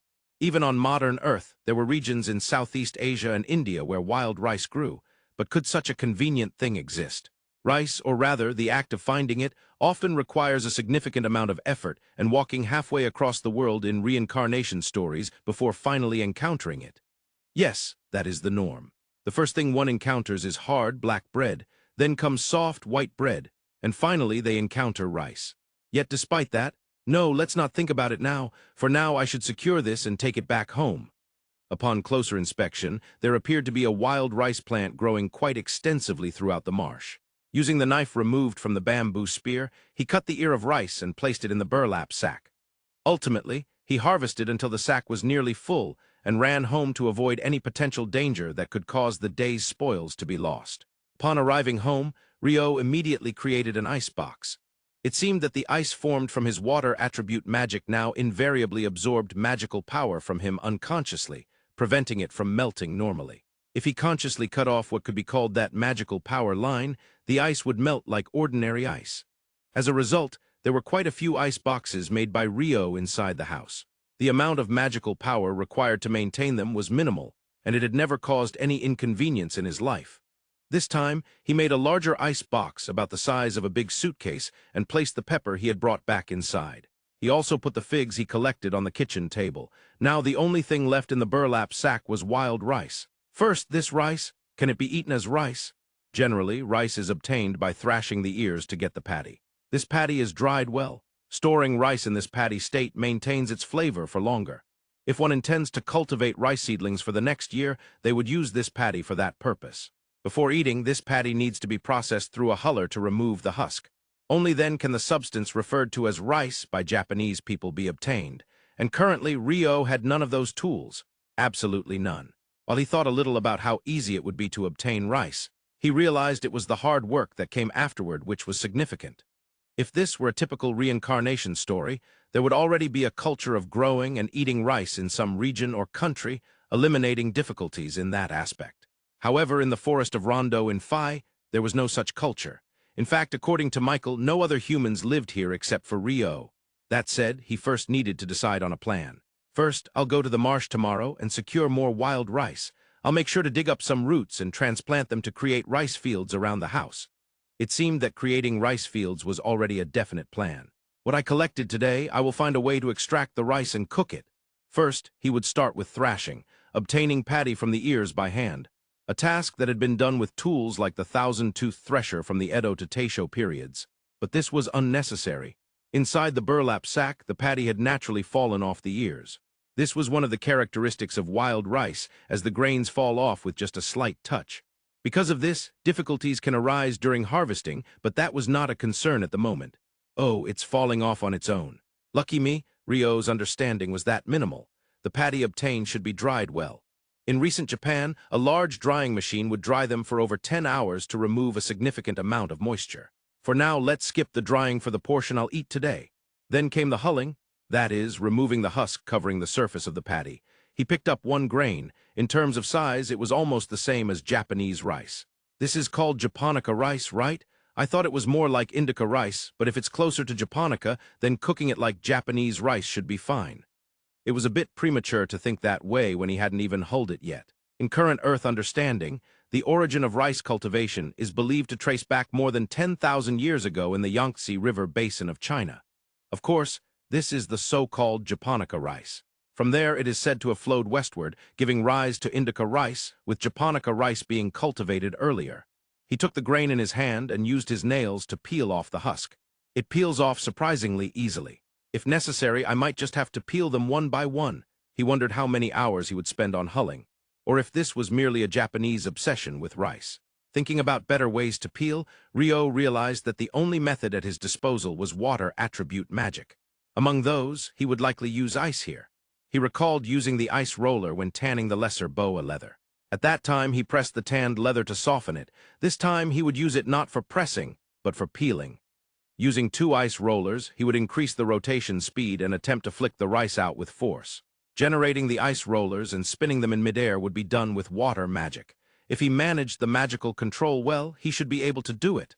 The rollers were ready. He set up an ice box to catch the peeled rice. First, he ran about 5 grains through the roller. Crunch, the husk was removed, however the rice also cracked. Well, I guess a little cracking won't affect the taste. He continued to run the grains through the roller. It seemed there was quite a variation in the size of the patty, as when adjusting to the smaller ones, the larger grains would break, and when adjusting to the larger ones, the smaller grains would fall below without being flicked out. Compromising and turning a blind eye, he managed to finish hulling about 2 cups of rice. Phew, that was a more challenging battle than the assassin hawk. Now he had to cook this rice. The act of cooking rice, you could say. The house prepared by Michael had a stove, and there were 2 wooden pots with lids that seemed meant for use on that stove. Rio intended to use these to cook the rice. First, he washed the pot thoroughly. Then he washed the rice, which was in an ice bowl. While washing, he noticed rice bran coming out from the wild rice. He placed the rice into the pot. He put his hand over the rice and filled the pot with water until the back of his hand was submerged. Honestly, Rio had no idea how much water was needed to cook the wild rice properly.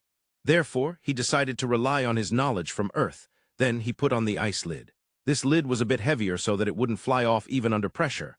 Rio's family did not use electric rice cookers. Instead, they cooked rice in a pot on a gas stove. It was said to taste better that way. However, since the stove automatically adjusted the heat, Rio did not know how to control it. But there were common practices for cooking delicious rice in the world. At first, let it boil gently, then let it cook, and even if a baby cries, don't remove the lid. However, Rio had no idea how many minutes it took to reach the cooking stage. For now, perhaps around 300 seconds, after about 5 minutes I'll raise the heat. He was already adept at handling fire, a water attribute magician who was skilled at handling fire. He only left the impression of being a jack of all trades. He took 20 minutes to cook it. Turning off the heat, he waited for a while. It was time for it to steam, after about 15 minutes of steaming. Finally, rice come to me. What emerged from the heavy steam was not white rice, but rather slightly yellow rice. Well, a bit of a difference, I suppose, with an ice bowl in his left hand and an ice ladle in his right. He calmed his heart and slowly served the rice into the bowl. He dispelled the ladle and created 2 ice chopsticks in his right hand. Well then, itadakimasu. This rice has a slightly different stickiness than Japanese rice, and the flavor that spreads in my mouth is different too. But this is definitely rice. Overcome with joy, Rio continued to bring the rice to his mouth. There stood the image of a water attribute magician eating rice while crying. I've managed to get some rice, but now I want miso soup, though that's probably impossible. Rio had previously deduced that this house was likely located somewhere between the equator and the Tropic of Cancer based on various conditions. Indeed, supporting that theory, he had obtained pepper and wild rice. Now there is one essential ingredient needed to make miso soup. That is, of course, miso. To create that miso, soybeans are required. However, the native region of soybeans is East Asia, including Japan. In the forest of Rondo, it's far too hot. Furthermore, the humidity is quite high. Soybeans thrive in well-drained soil, which is why when sowing soybeans, high ridges are made to ensure proper drainage. Given these conditions, they likely do not grow wild here. Well, it can't be helped. Just having rice is already serendipity. For normal living, a barrier with a radius of 100 meters around the house is sufficient. However, if he were to create rice fields here, it would become rather cramped. Then I would have to make it outside the barrier, and if that's the case, it would mean cutting down trees and clearing the land, I guess. Using magic and swords to clear land at high speed. Yeah, Waterjet can't cut trees yet. On Earth, trees are cut down with chainsaws. In sawmills, trees are cut with huge circular saws. Maybe if I use something like a circular saw made of water, it could be used as a long-range attack. He imagines in his mind. A circular saw with a radius of about 10 centimeters appears above his right palm, beginning to spin. Water saw. Just as he envisioned, a water-made circular saw emerges. Now fly away, splash. The moment it left his hand, it fell to the ground. Ah! He collapsed to his knees, bowing his head. In that position, Rio froze for about 10 seconds. While in that posture, he spoke. Let's break down the process. He generates water. He spins the generated water. He shoots it. Yeah, 3 steps. The 3rd step is still not possible, huh? He checks while looking down. However, Rio suddenly stood up. Not yet. It's not over. With a line reminiscent of some red comet, Rio approached a tree outside the barrier. Then he recites again. Water saw. But this time he doesn't shoot it. Instead, he holds the water saw with his palm and applies it to the tree trunk. Vyvern, he successfully cuts through the trunk at a speed comparable to that of a chainsaw. It can be used for processing wood. That said, even if he manages to cut something, he lacks glue and nails. Woodworking? Yeah, not possible. Crafting seems challenging. Rotational motion. At that moment, Rio froze. Isn't something off here? What came to Rio's mind was the ice roller he used when tanning the skin of the lesser boa. The process for ice roller is collect water molecules from the air, freeze the collected water molecules. Spin the frozen roller. 3 steps. Right, I can do it, but why? Something is significantly wrong. Icicle lance. An icicle lance generates in his right hand. Rotate on the spot. Like a bullet flying off, it spins. Fire, swoosh, thud. As usual, it fell to the ground. However, today Rio did not collapse. He generated a long, slender ice vessel with his left hand and filled it with water. Then, against the filled water, icicle lance. An ice spear is generated while attached to the ice vessel. Fire! The ice vessel, along with the spear, flies forward at considerable speed. He takes a breath here, steadying himself. All right, I can do this. I'm different from my past self. It's close to self-hypnosis, but it's really important. He needs to shatter the rigid image that had formed in his mind. He imagines in his head. The generation of the icicle lance. The image of the spear flying from his right hand, repeating it over and over until it becomes visible as an illusion right in front of him.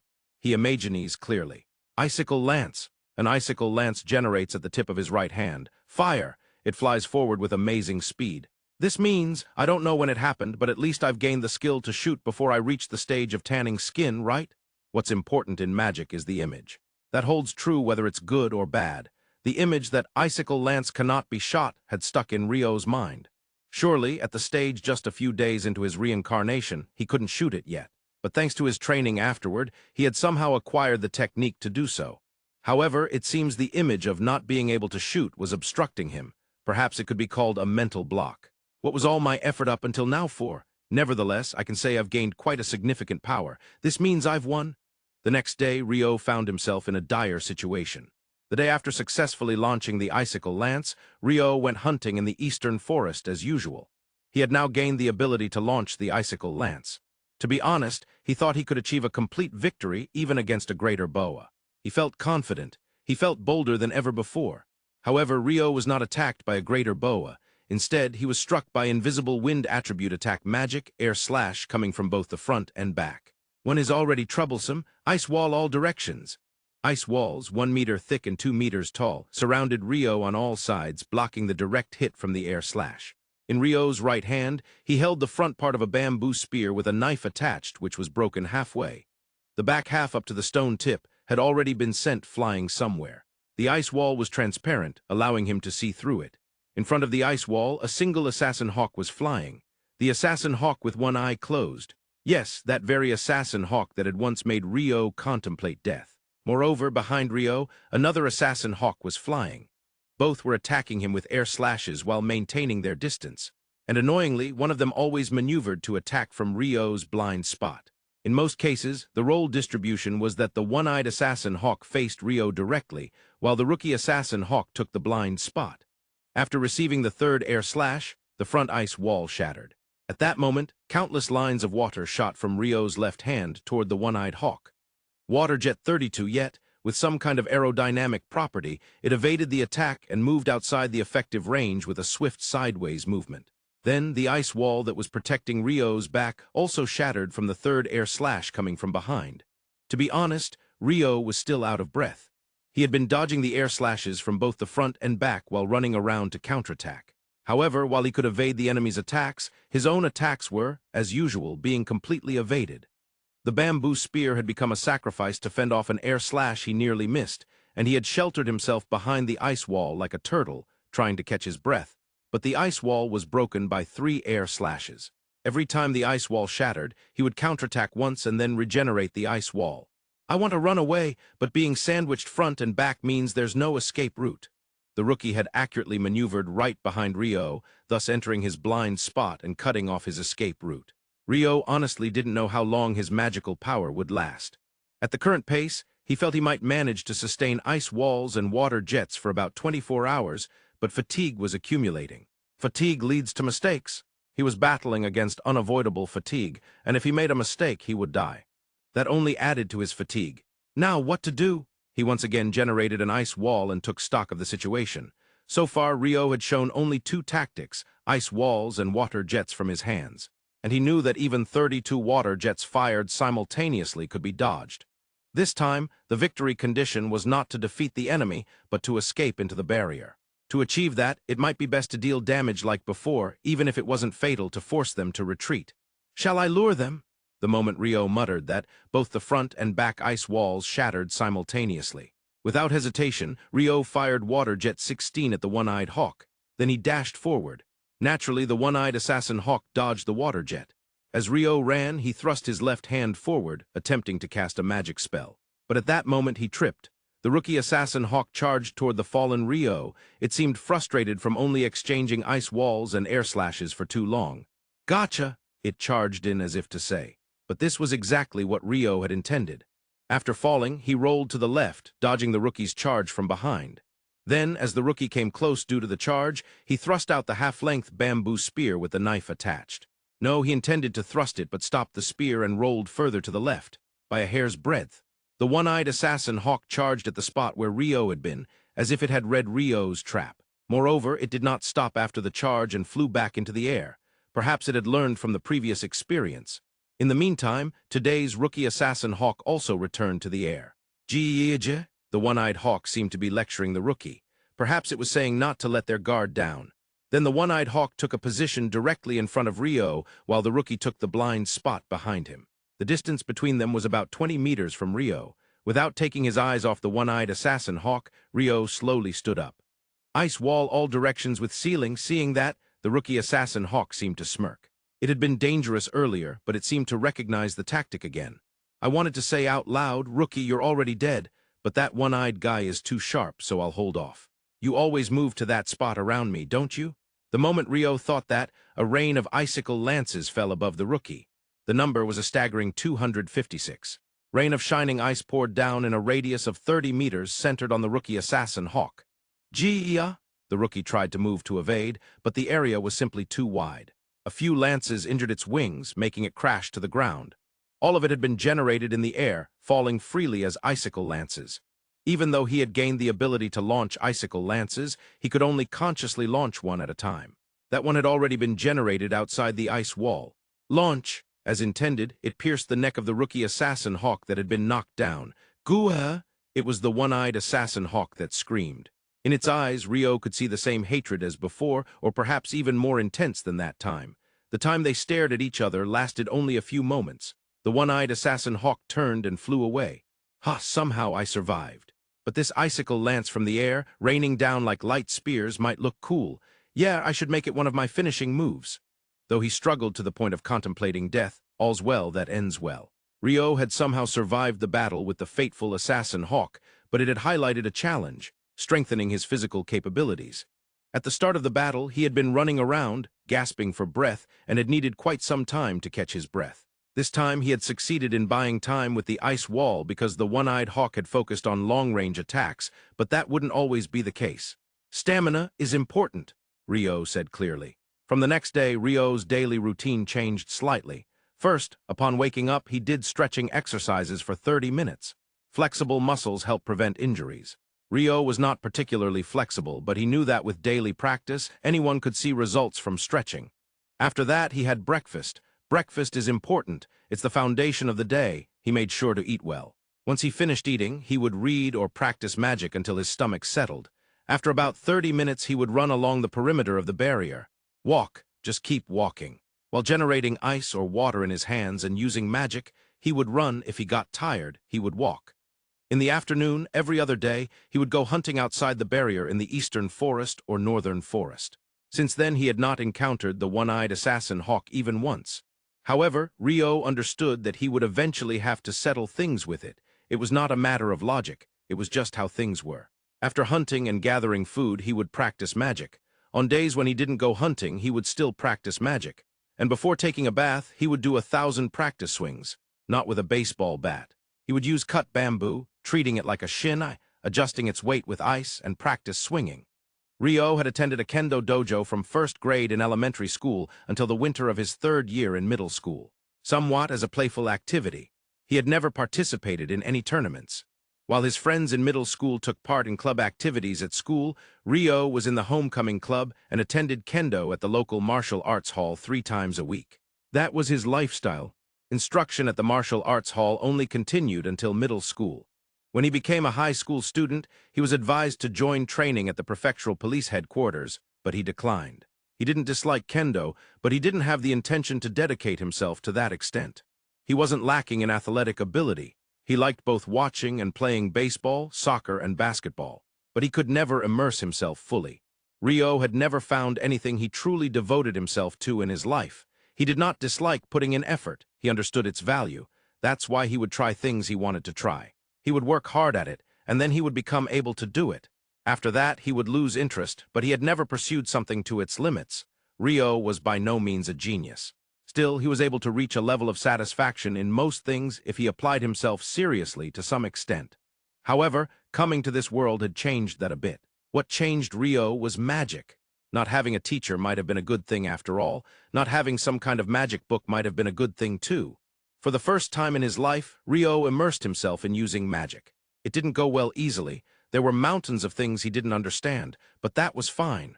Moreover, to utilize that magic, there were many other things he needed. He had nearly died due to a lack of stamina. His bamboo spear had been broken in half, making him painfully aware of his lack of skill. Stamina could be built by running. Anyone could develop it just by running. The methodology had already been established on Earth. However, there was something he needed to be careful about. That was the risk of stress fractures. The bones from the knee down could break. Calcium intake was necessary. But he didn't have milk, which has the highest absorption rate. That means he would need to eat small fish with the bones. Eventually, this would become the mainstream. Was there no way to prevent stress fractures other than through food? Of course there is. That is stretching, flexibility exercises. What a versatility flexibility has. So for now he would continue running and when tired walk, but never stop. Keep walking. To enhance his cardiovascular function he must keep moving. Stretching, running, and then walking. By just continuing this, anyone could develop their stamina. The issue beyond stamina was the technique with the bamboo spear, but he would give up on that. He had decided to carry the knife-attached bamboo spear mainly to deliver the finishing blow from a distance. He had never even seen a video on spear handling. So what to do? He had done kendo. Although he hadn't held a shinai in 5 years, his body still remembered what he had practiced for those 9 years. Swordsmanship and kendo are different things. Yes, that is probably correct, but kendo did not arise from nothing. Without a doubt, the origins of kendo lie in swordsmanship. Then, what Ryo had to do was not difficult. He just needed to trace back the flow that transformed swordsmanship into kendo.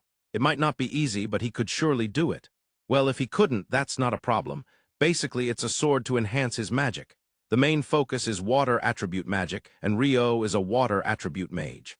Ryo is running today as well, or rather he might be walking today. In any case, he continues to move. Because the sun rises early, he ends up moving for quite a while even in the morning. Yes, roughly 5 hours in Earth time. However, he doesn't run at a constant speed like in a marathon. Sometimes he includes interval sprints, and at other times he walks. The perimeter of the barrier is about 600 meters all around, so he sprints through it twice, jogs 1 lap, and then walks 2 laps, and so on.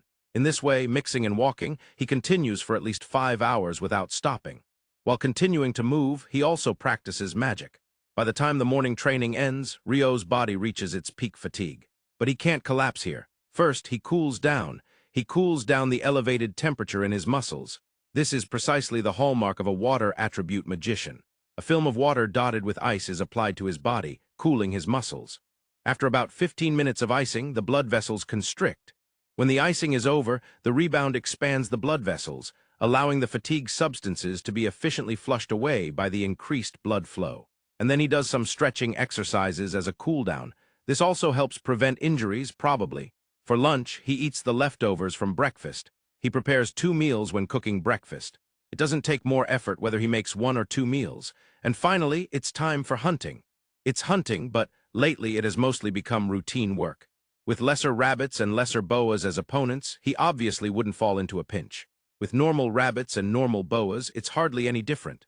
Of course, that doesn't mean he will let his guard down. If he encounters an assassin hawk, he never knows what might happen.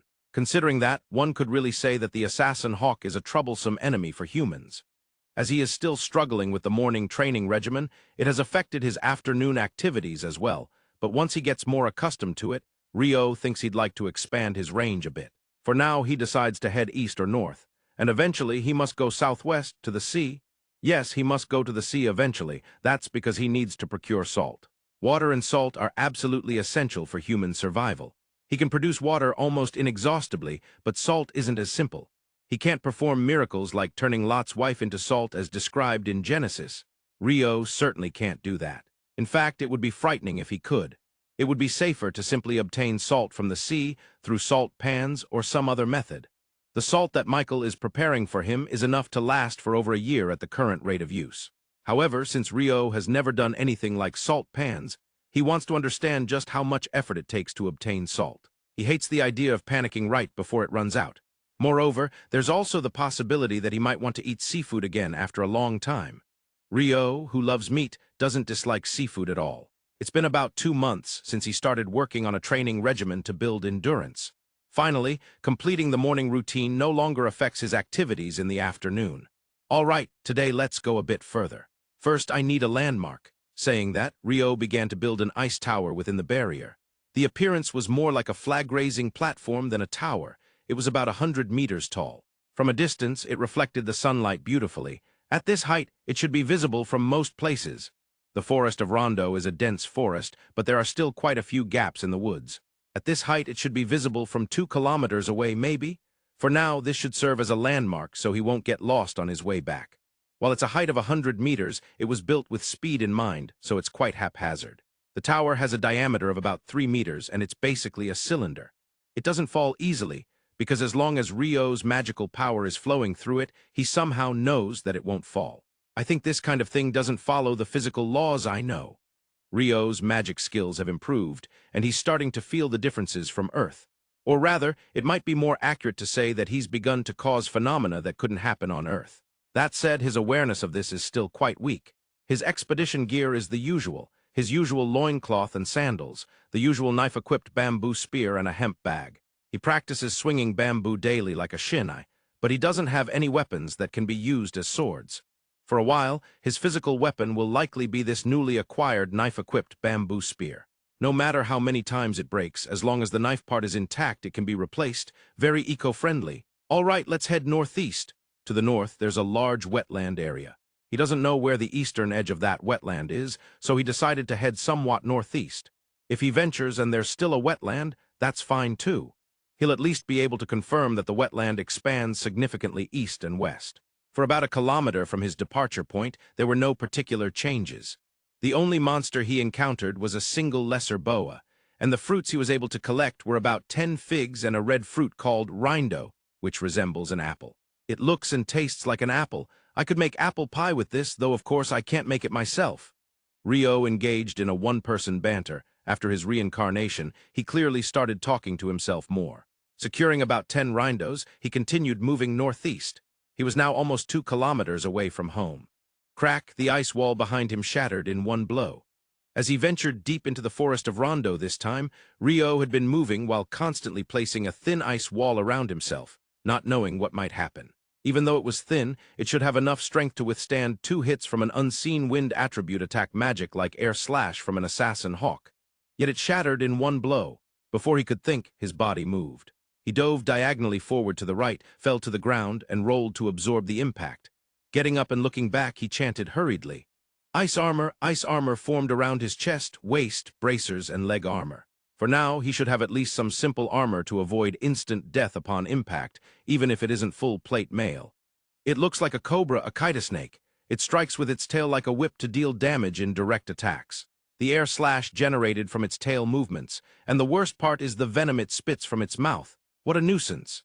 As Rio murmured, it looked just like a cobra, and it's rearing its head like one. But its size is extraordinary. The full length he can't quite tell since it's coiled up. The position of its raised head is about 3 meters off the ground. He needs to look up quite a bit. It's likely that the direct attack with its tail was what broke the ice wall in one hit. He's experienced air slash multiple times in battles against the assassin hawk. While it's extremely troublesome just because it's invisible, it shouldn't be able to break through the ice wall in one hit. At least, the fact that the tail's attack reached him means he's now within the kitasnake's range. He must reset and regain the initiative. Ice wall U-shape. The ice wall encircled the kitasnake in a U-shape. Originally meant for retreat, this is also a possible way to use it. He chants it in his mind, and as the ice wall is generated, Rio jumps backward. At the very least, the ice wall should withstand one hit from its tail attack. In the meantime, he steps back to go outside of the Kite-snake's range. However, the Kite-snake's trajectory exceeded Ryo's expectations. Instead of breaking through the ice wall, it moved around it and approached Ryo, who was retreating. Just like a snake. Its speed on the grass is too fast, but ice path freezing the grass and the ground, it creates an ice road. The Kite-snake, moving with momentum, couldn't stop as it slid onto the ice path. Icicle Lance 16, this is Ryo's signature move, combining Ice Path and Icicle Lance.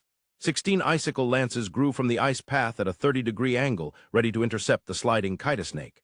Crack. What? If it were a boa, it would have been impaled, but the Kite-snake shattered the Icicle Lances. That was because of the tail attack that first broke the ice wall. Ice wall.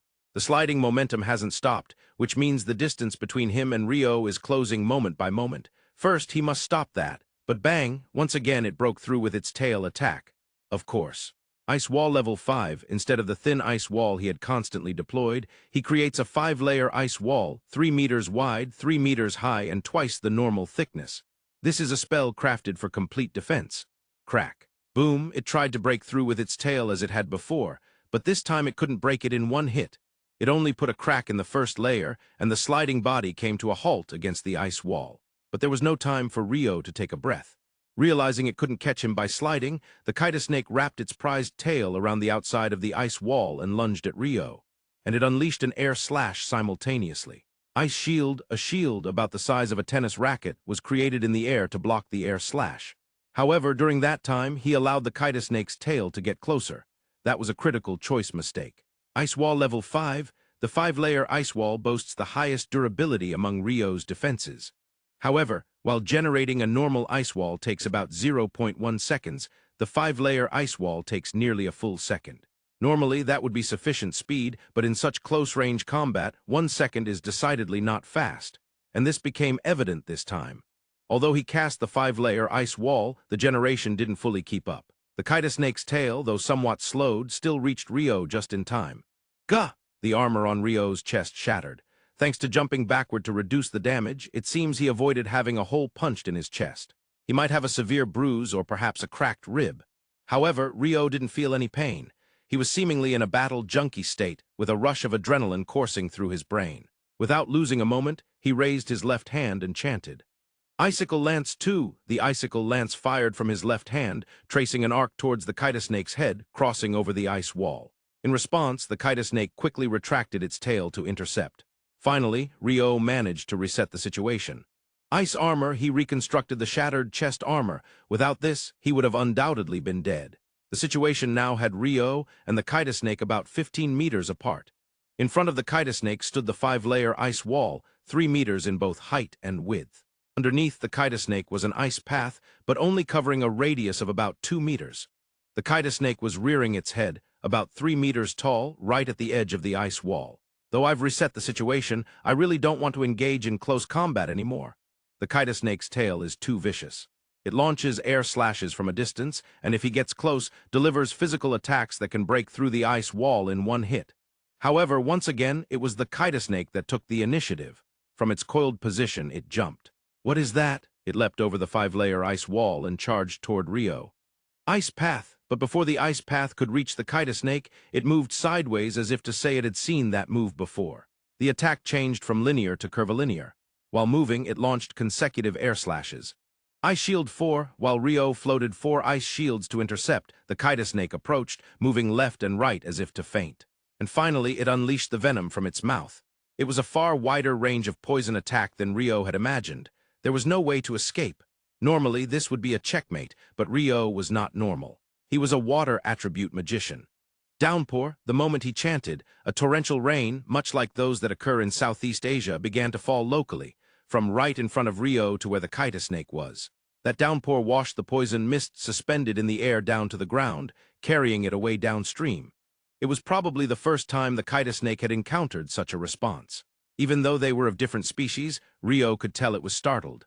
Boiling water, he chanted toward the Kite-snake, which was soaked from the downpour. The boiling water was from the downpour that clung to the Kite-snake, as well as the puddle that was forming beneath it. What used to take several minutes to boil now could be done in under a second like other spells. In other words, in an instant, the Kite-snake was drenched in boiling water.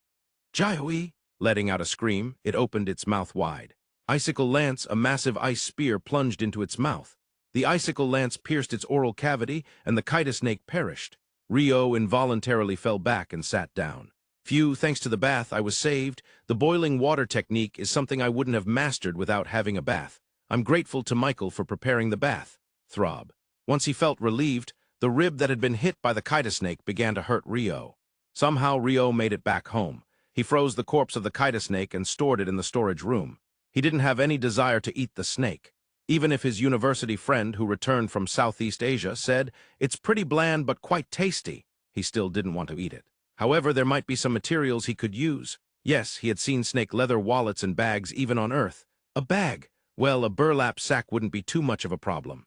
But more than anything, I don't have any thread or string. I could use vines instead, but using vines for clothes is a bit. When it comes to clothing, living a slow life in the forest of Rondo is still quite challenging. As for food, not only did he obtain figs, but he also got rindo, which resembles an apple, during this expedition. It was the long-awaited new fruit. Having a variety of food is essential for enjoying a slow life. Still, to encounter a kitesnake, that was intense. It was Rio's first time encountering a monster that used poison. The Monsters Encyclopedia Beginner Edition only stated, "It spits venom," but he never expected it to spew such a wide range of what could be called poison mist. The downpour I created for irrigation came in handy during the battle. Really, you never know what will be useful where. The water attribute magic downpour, which washed away the kitesnake's poison that was spread in the air, originally came to mind for watering with a watering can. Well, the force and amount of water were a bit excessive, and the range was wide, though. The targets of that irrigation were the transplanted figs he had collected earlier. The fruit would grow if he ventured into the forest, but it would be nice to have some in the garden for when he suddenly craved it at night. It was just a light-hearted thought when he planted them. Of course, he used no pesticides, chemical fertilizers, or even organic fertilizers. It was all natural cultivation, because that way they taste better. It's not that he couldn't get any of those, it's just that he didn't want to. If he were pursuing production volume, large amounts of fertilization might be a good method. However, for a slow life, such measures aren't necessary, yet there was one area of food that was progressing very slowly. Rice, specifically. He had quite a large stock of rice in the Paddy rice state for sowing or eating. All of it was obtained from the wetlands of the northern forest. However, what Rio wanted was to improve the rice. For that, he needed to create a rice field. It was necessary, but, for instance, if he could use earth attribute magic, perhaps he could use magic to till the land. Even without that, he could make a hoe and till the land by himself. However, Rio only had water attribute magic. Without earth attribute magic, without tools like a hoe, and without farming horses, starting the reclamation from scratch. He couldn't imagine a successful scenario at all.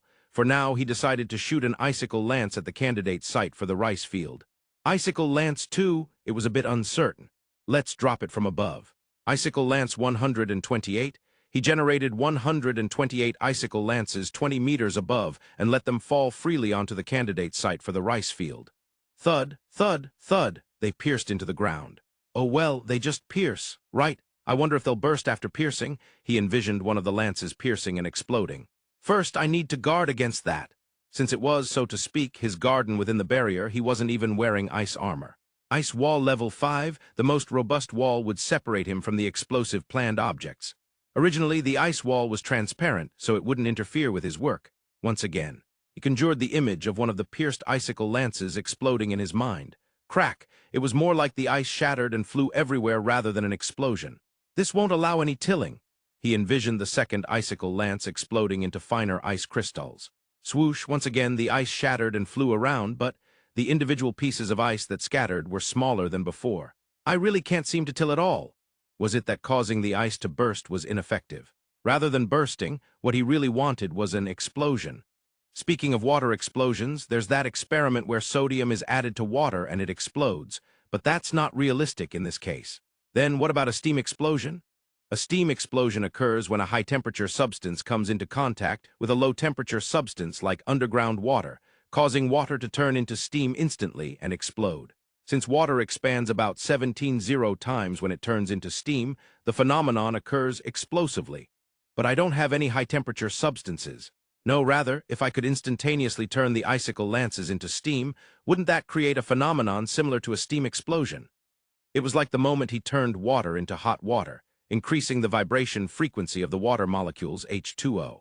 By increasing the frequency, the temperature of the substance rises. When it exceeds 100 degrees Celsius, it turns into steam. If he added even more heat to the steam, it would become superheated steam, which is above 100 degrees Celsius. On Earth, superheated steam ovens are sold commercially. In that sense, it's a fairly common phenomenon. He tried it with all 126 of the icicle lances that were stuck, but there was absolutely no explosion. At first glance, Rio's steam explosion seemed like it would work, but unfortunately, due to a fundamental misunderstanding, a steam explosion would absolutely not happen. Rio's knowledge of chemistry was only at that level. In the first place, the phenomenon of an explosion occurs as a result of rapid pressure buildup or sudden release of pressure. When it comes to ice, failures are the source of success. Rio won't be discouraged by something like this. For now, let's put off creating the rice fields. Yes, as long as he keeps postponing the problem without losing heart, everything will be fine. In the battle against the Kite-snake, he was completely at a loss in close combat. To be precise, it was close combat against the Kite-snake's tail.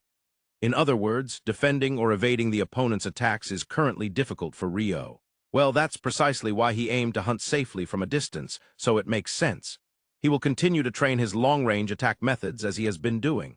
There are still many things to improve, like the activation time and precision of magical control. After all, it took 1 second to generate the ice wall level 5, and that was one reason I took damage. I need to be able to generate it faster. Then there's the ice armor. Rio had prepared this defensive magic just thinking he might need some armor, and it proved to be quite useful. In fact, without it, Rio would have been dead. It looks somewhat like a Saint Knight's armor, but it's not cumbersome to carry, and I should practice putting it on quickly before combat just in case. Oh, I wonder if I could run while wearing a heavier version of it. That could be good training.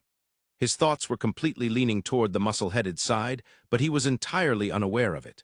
That said, it was a fact that his endurance had increased, which meant he didn't run out of stamina during combat.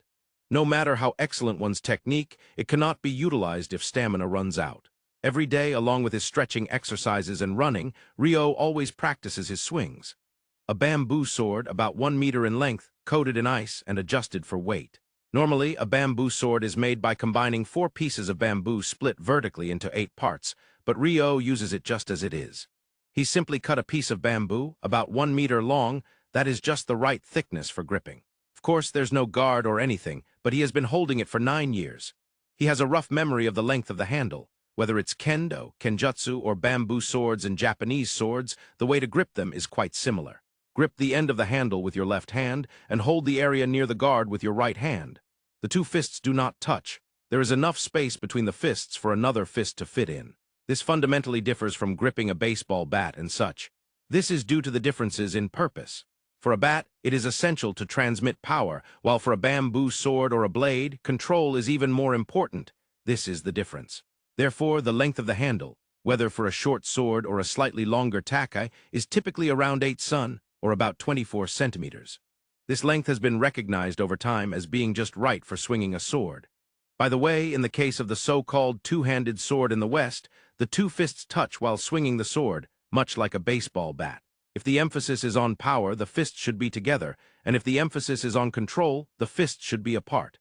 As mentioned earlier, the same goes for a baseball bat, right? When swinging normally, the fists are together to transfer power to the bat. However, when precise movement is required, like in a bunt, the fists separate and one hand grips the middle of the bat. The way you hold it determines how you move the weapon and what the correct usage is. Basically, whether it's a bamboo sword or a Japanese sword, the left hand holds and supports. The right hand is just for support. Not entirely, but it determines the trajectory of the blade. Among the fingers of the left hand, the pinky and ring fingers are crucial for gripping, which is similar in baseball, but they are fingers that are often not well utilized in everyday life. Therefore, repetitive practice becomes important. After practicing his swings, he follows up with men, coat men, do, and thrusts. He traces the movements he learned at the dojo many times. He loosely grips with all fingers except the 2 on the left, tightening his grip strongly only at the moment of impact. Just like in boxing jabs, if you keep exerting force, speed won't build up. So he swings his arms loosely without force and tightens his fist only at the moment of impact. In the end, it all comes down to body movement, and there are various commonalities in many areas. Not only in handling the bamboo sword and bat, but also in judo and sumo. The pinky and ring fingers play the most crucial role after capturing the opponent. In all martial arts and combat sports, the principle of relaxing except for the moment of impact applies. What can be achieved through repetitive practice means actions are not so much consciously thought out by the cerebrum, but are engraved as motor memory in the cerebellum until they become automatic. And this is something that many people on Earth, whether they are martial artists or athletes, have done. Surely this is also true in Phi. I want to eat fish for a change. After finishing his morning training, Rio muttered to himself. Yes, grilled fish would be nice. I want to eat it with salt. Ideally, I'd drizzle a little soy sauce on it. But since I don't have any soy sauce, I'll have to compromise. All right, tonight's dinner will be grilled fish. Once that was decided, it was time to act swiftly. This isn't the sea, so river fish would be better. The thought of salt-grilled fish brought images of sweet fish and rainbow trout to Rio's mind. The tool he chose to catch the fish was his usual bamboo spear with a knife attached. Really, it would be better if the tip had a barb like a harpoon, but it can't be helped. The option of fishing was not in Rio's mind. I don't need a burlap sack this time. With the bamboo spear in one hand, Rio headed toward the river south of his house. He was not particularly excited. No, he definitely wasn't. Probably not. At that moment, there just happened to be a crocodile by the riverbank. It wasn't listed in the Monsters Encyclopedia. Beginner edition, so it was likely an animal rather than a monster. Of course, there were millions of so-called ordinary animals in this world that weren't monsters. The difference between monsters and animals is that monsters have a small stone called a magic stone near their heart. Additionally, some types can use magic. Moreover, they are usually more ferocious and stronger than ordinary animals. As a result, in the forest of Rondo, the ordinary animals have been significantly exterminated by powerful monsters. This was why Rio hadn't seen any animals in the forest of Rondo until now. However, an animal was right in front of him. Even if it was a gigantic crocodile over 5 meters long, it was still an animal. How to catch a clever crocodile. According to that famous book from Earth, Japan, you should approach it from behind, a book that his friend had shown him back in elementary school. I doubt that would be useful, Rio thought, so he hadn't read it thoroughly. Now he regretted it immensely. You never know when something might come in handy. Well, I don't really need to catch it anyway. Indeed, he hadn't come to catch the crocodile. Since it seemed he had not been noticed, he quietly moved upstream. G-R-R-R-R-R-R-R-R, G-R-R-R-R-R-R-R. About 50 meters away from the crocodile, Rio heard the roar of a beast. It seemed something was fighting with that crocodile. Though he had finally distanced himself, he was curious about what was battling that crocodile. He decided to sneak a peek. As he approached carefully, trying not to be found, Rio's eyes caught sight of a bull thrusting its horns into the crocodile and lifting it high above its head. The crocodile had already been killed. Horned bison, just as the name suggests, watch out for the horns. They often appear in rivers and swamps. Be cautious of their charge wrapped in wind attribute magic. Right, I should try out a new technique. Rio raised his left hand above his head and chanted. Guillotine! From his left hand, the tip of an icicle lance transformed into a guillotine-like ice spear and shot into the air, gaining enough acceleration to decapitate the horned bison from above. All right, success, Rio smiled brightly. The head of the horned bison, sliced off in one blow, fell into the water, and blood gushed from the severed neck. I think I'll use it to practice tanning cowhide.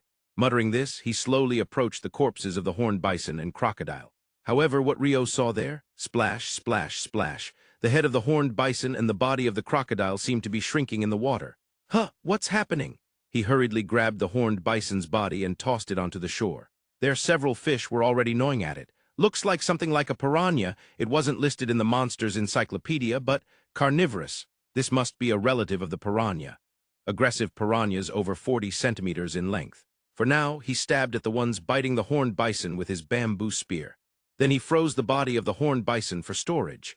In the meantime, the head of the horned bison and the body of the crocodile rapidly shrank in the water, until they eventually vanished.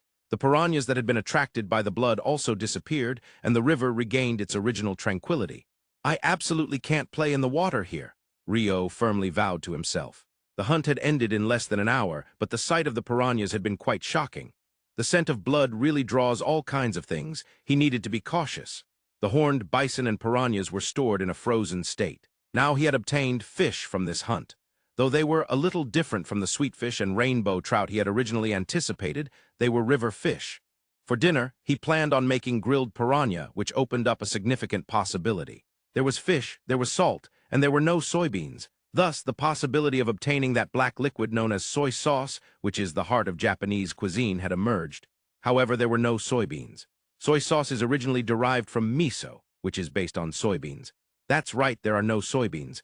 While there are no soybeans, there is a method to obtain soy sauce without them on Earth. That is fish sauce. As the name suggests, it is a soy sauce made from fish. Compared to the soy sauce that ordinary Japanese people are accustomed to, it tends to have a stronger aroma and often a bolder flavor. However, it has been used in regional cuisine across Japan. That means it should pair well with Japanese food. Though it likely won't be ready in time for tonight's grilled piranha, it might be possible to drizzle a little soy sauce on it eventually. Yes, I have to do this. Making fish sauce is extremely simple. You just soak fish in salt. That's it. All that's left is to wait for several months for natural fermentation. The problem is the barrel to ferment them, right? If he made the barrel using water attribute magic, it could be generated instantly. The shape and size would be completely flexible. But since it would be an ice barrel, it would definitely be cold. For most storage, that coldness isn't an issue. On the contrary, it can be a significant advantage. However, fish sauce needs to undergo fermentation. To ferment fish sauce, a certain temperature is required. At the very least, it wouldn't happen in a container made of ice. It needs to be above room temperature. So making a wooden barrel would be best. Of course, Ryo had never made anything like that in his life. Even if he tried hard, it would probably either leak or fall apart. For the time being, he just needed something that looked like a barrel made of wood. I've already found a candidate. Yes, this is the Forest of Rondo. Inside, there are trees that are thicker than anything imaginable on Earth.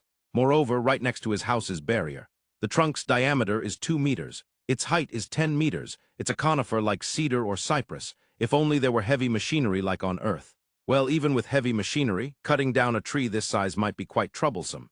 Plus, Ryo had no heavy machinery at his disposal, but he had magic instead of heavy machinery, so cutting it down with a water jet was still impossible. Since coming to this world, Ryo had been stubbornly practicing the water jet spell, but it still didn't have enough power to cut through wood. However, Ryo had another method. That was the guillotine that had decapitated the horned bison in one strike. Guillotine? Swish. The guillotine embedded itself about a meter into the trunk and stopped. Well, I didn't expect to take it down in one blow. He deliberately said this aloud and continued chanting. Guillotine? He unleashed a series of guillotines. Finally, the conifer was severed with a resounding roar as it fell. Around it, significant deforestation was occurring, but Ryo didn't mind. He cut the fallen conifer into a height of about 1 meter to make it into a barrel. Guillotine, guillotine! Another flurry of guillotines was unleashed here.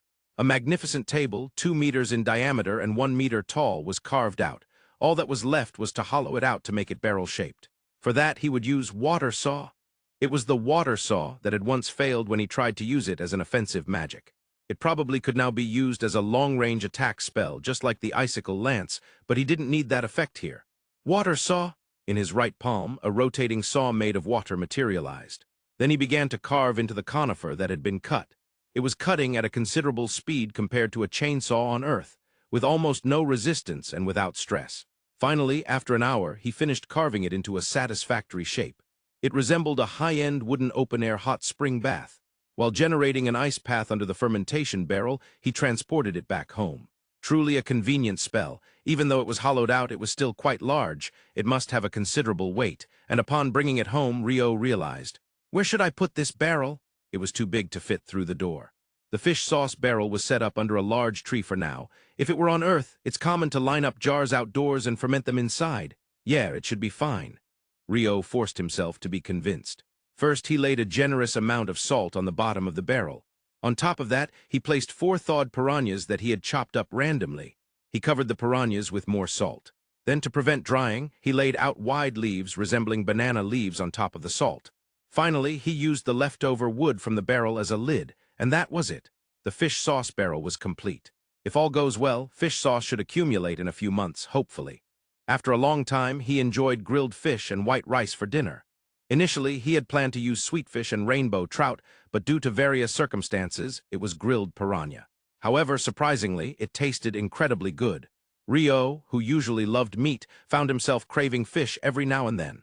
At such times, he decided he would go to the southern river to catch more when he felt like it. He had figured out that if he threw in some animals, the piranhas would gather.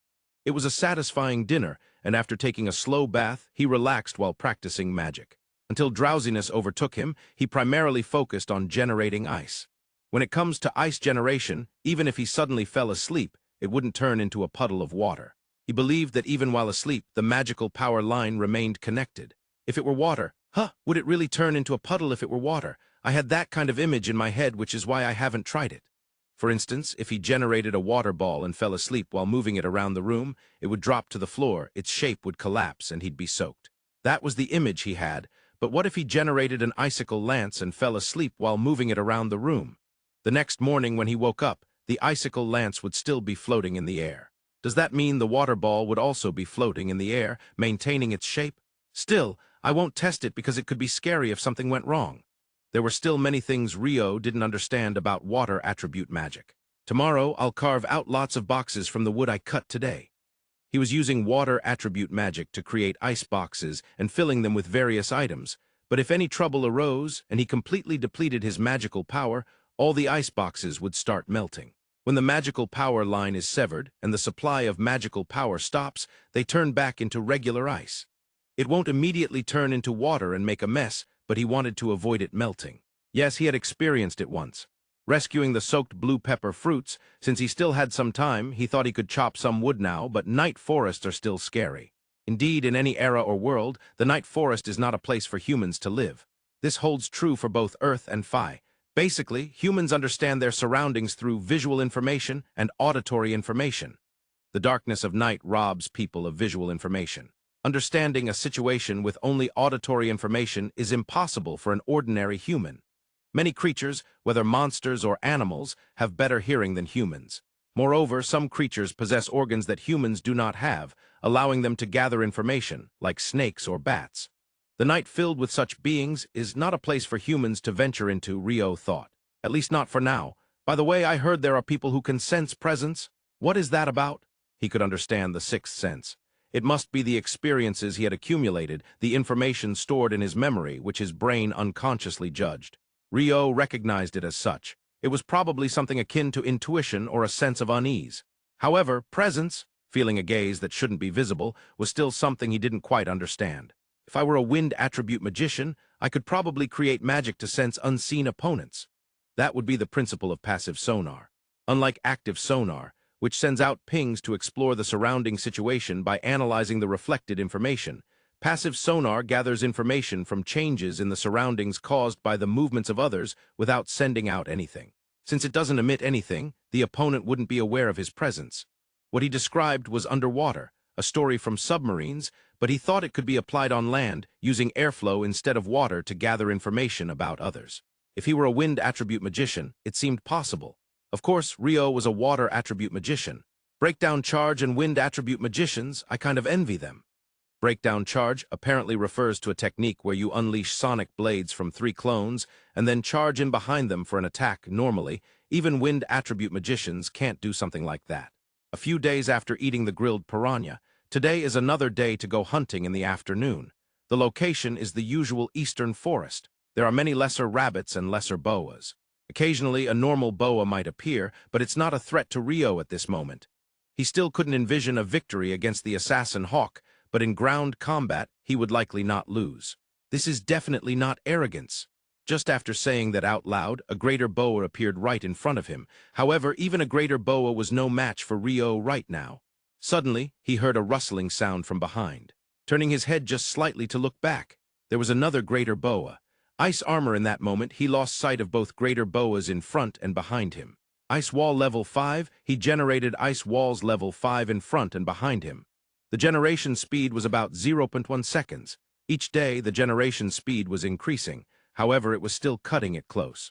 Almost simultaneously with the creation of the ice walls, the greater boas charged in from both directions. One was aiming low to sweep Rio's legs. The other was targeting his upper body from a higher position. Their movements were clearly coordinated. Due to the impact from the greater boas, the third layer of the ice walls was destroyed from both the front and back. What a terrifying charge it was. Rio jumped sideways between the ice walls and cast at the same time. Ice path, both beasts were near the area where Rio had been.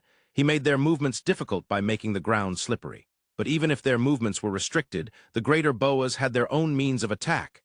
Yes, they had long-range attack methods. In that regard, they were completely different from lesser boas. Countless, truly innumerable stones were generated around the 2 greater boas. What is with that number? Ice wall level 5, ice wall level 5, ice wall level 5. he layered the ice walls level 5 to counter their numbers. Finally, the stones were launched. When they collided with the ice walls, it created either a splash of water or a cloud of dust, obscuring his vision. At that moment, whoosh, a stone collided with Rio's right side. Another struck his left shoulder. Ice wall all directions, using the obscured vision to his advantage, the Greater Boa was bending the stones. It had slipped past the side of the ice wall level 5 and hit Rio directly. I didn't expect it could bend. It was damage inflicted due to his lack of combat experience. Both the armor on his waist and the bracers on his left hand were shattered from the impact of the stones. Ice armor, he quickly regenerated his armor. However, there was not much margin for error. The only protection he had was a simple ice wall. It did not have the durability of the ice walls level 5.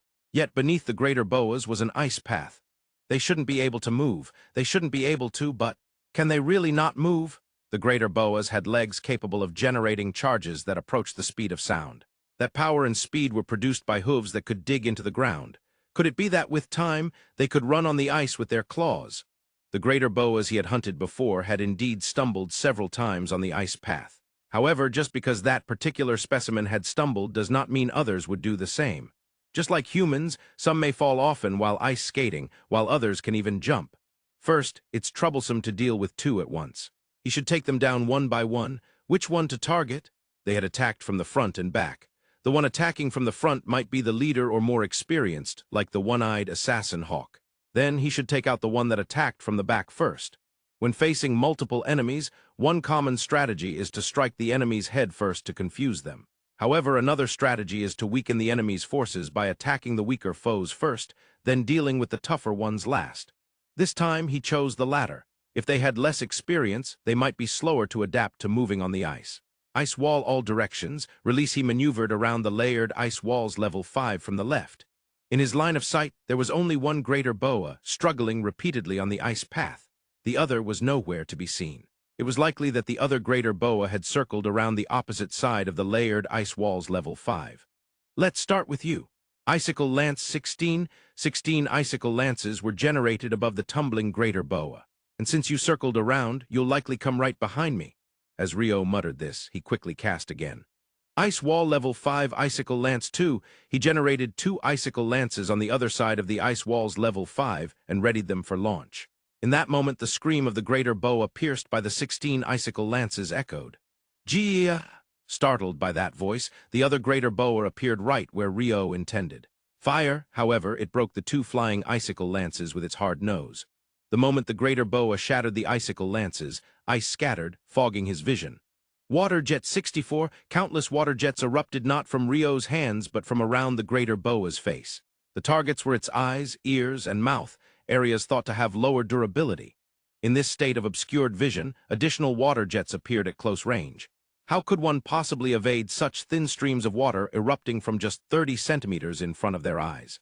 With such an inescapable distance, and more water jets appearing even beyond that, it was impossible to defend.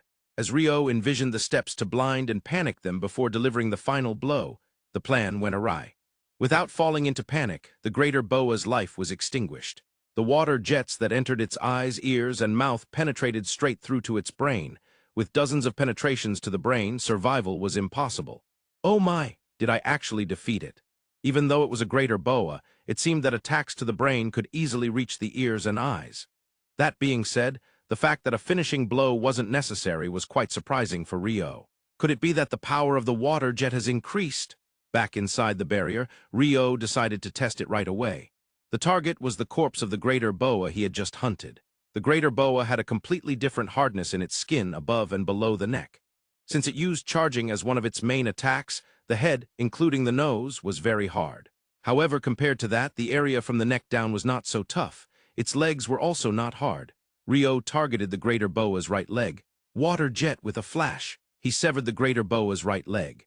Oh, it had been a few months since Rio had reincarnated as Phi. The Water Jet, which he had thought of as the main water attribute attack magic since his reincarnation, finally demonstrated its true value. Let's try it on a tree. Zhuun, it wasn't exactly instantaneous, but he succeeded in cutting it. Until recently, he thought that even when he shot it at a tree, it could only scratch or gouge. Cutting it was still impossible. Was it a case of breaking through a wall? In the first place, a water jet is a stream of water that sprays ordinary water at ultra-high pressure and ultra-high speed. Therefore, the ejected water is, of course, physically just ordinary water. This water jet had become quite mainstream on Earth as a method for processing various materials. First of all, since it's water, no heat is generated. This means there is no thermal deformation. In other words, phenomena like plastics melting into a gooey mess don't occur. Thus, there is also no generation of toxic gases. Soft or thin materials can be processed without breaking. It can also process composite and laminated materials. Rio's company had a 5-axis controlled water jet machine. Because of that, Rio had some knowledge of it, although he had never used it. Yes, he had never been granted permission to use it by the employees. Even as the vice president, he had to obey the judgment of the site. However, while Rio couldn't use the water jet on Earth, he could use the one created by magic as he liked. Moreover, it had finally begun to show visible effects. Rio was more excited than when he had learned to launch icicle lance on his own. But at the same time, he remained calm. Rio knew that there was an even higher dimension to the water jet. Let's confirm. He was able to cut the Greater Boa's leg. He could also cut through the trunk of the tree. What about rocks? In general, water jets are recognized to cut through almost all materials. That is correct. This includes rocks and stones. There were videos showing the cutting of hard granite tombstones for quite some time. Rio aimed at a rock sitting in his garden. Water jet. It was, for what it was worth, gradually being worn away. If he continued for an hour, perhaps it could be cut. However, that was far from the image of cutting that a water jet typically evokes. Indeed, this water jet couldn't cut stone. This water jet was suitable for cutting soft materials but not for hard ones or hard materials. It was not suited for cutting stone, metal, concrete, or glass.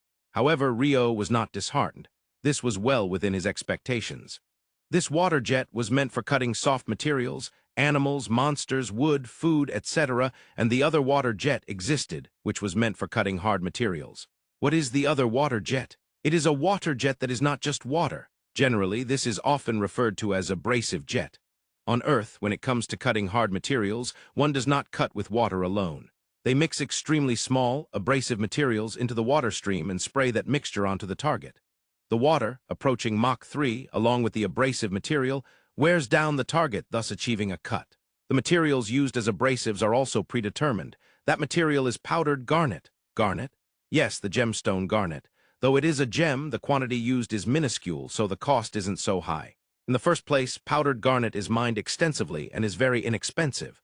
Furthermore, used abrasive garnet can be reused several times. The reason why garnet is used as an abrasive is largely due to its hardness.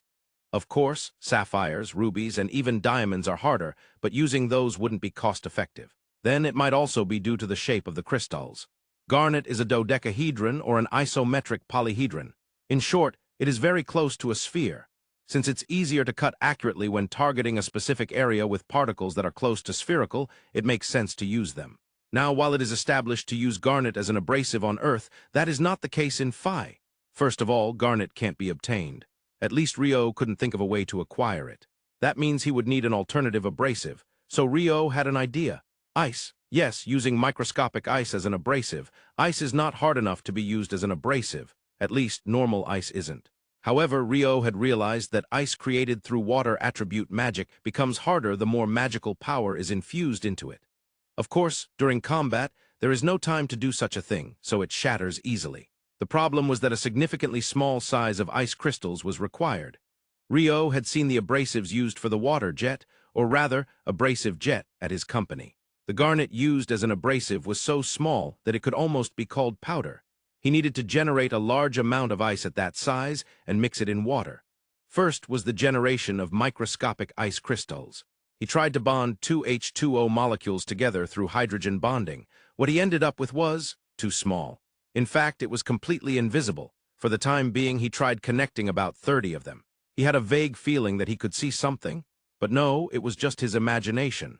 The size was completely insufficient. Such trial and error continued until he went to bed, even while starting the fire for dinner, even while eating dinner, even while taking a bath. How many water molecules would need to be connected to achieve the perfect size? The search for the optimal solution to that question continued. However, before the optimal solution was found, Rio's magical power was about to run out. Good night. The next day, during the morning running training, Rio continued to search for the optimal solution. I thought about this yesterday too, but this magical control at the molecular level feels like it uses an incredible amount of magical power. Like most things, detailed tasks require careful attention. Magical power manipulation is not easy when it comes to fine adjustments. After running for over 5 hours, the morning training finally came to an end. However, Rio had yet to find the optimal size of the microscopic ice crystals as an abrasive material. So far, he had determined it to be somewhere between 60,000 and 160,000 molecules. But after just the morning magic manipulation, Rio's magical power was almost depleted. It wasn't something that could be measured numerically, but he had developed an intuitive sense of "I'm about to collapse. I'll skip the magical manipulation in the afternoon. All right, let's practice swinging and read a book instead." Rio felt uneasy if he didn't move his body. He was almost muscle-headed. Slowly, he practiced each swing with all his might. Since he was basically living a slow life, there was no need to rush. The Monsters Encyclopedia, beginner edition that Michael had prepared at home, covered quite a lot of monsters.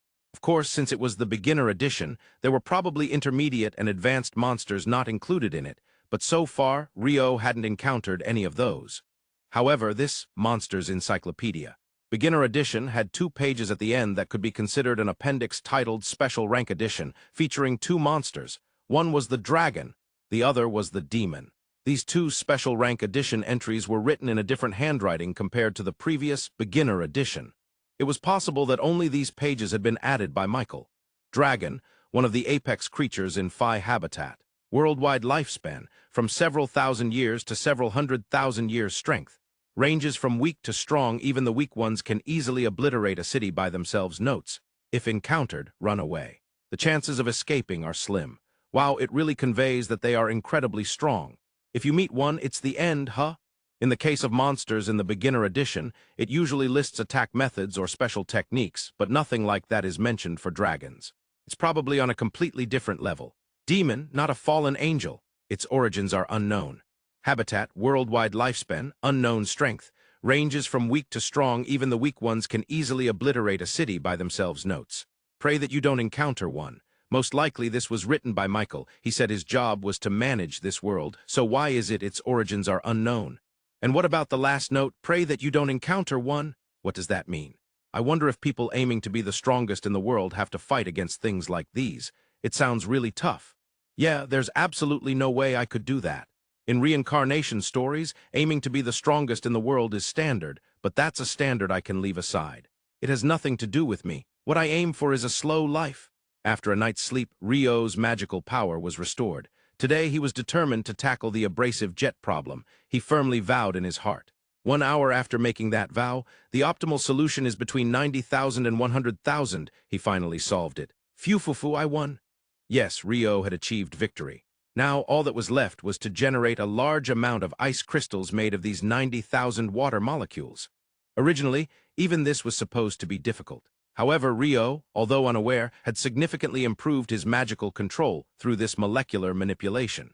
In just about 10 seconds, he produced a mountain of ice abrasives in his left hand. He visualized in his mind. While gradually mixing the abrasives in his left hand into the water jet, he imagined cutting the rock. Abrasive jet, as Rio chanted, a thin line of water shot from his outstretched right hand, striking the rock a meter ahead and passing through with almost no resistance. He swung his arm sideways in a flash. Clang, the rock was cut. Success! Finally, Rio had obtained the sword of water that could even cut through rock. On Earth, ice abrasives lacked such cutting power. The reason was that ice is soft. The reason why garnet excels as an abrasive material lies in its hardness. Once, there was a Japanese researcher who studied whether garnet, ice, or even walnut shells could be used as abrasives, back when the abrasive jet had just been commercialized. In conclusion, it was determined that none except garnet were practical.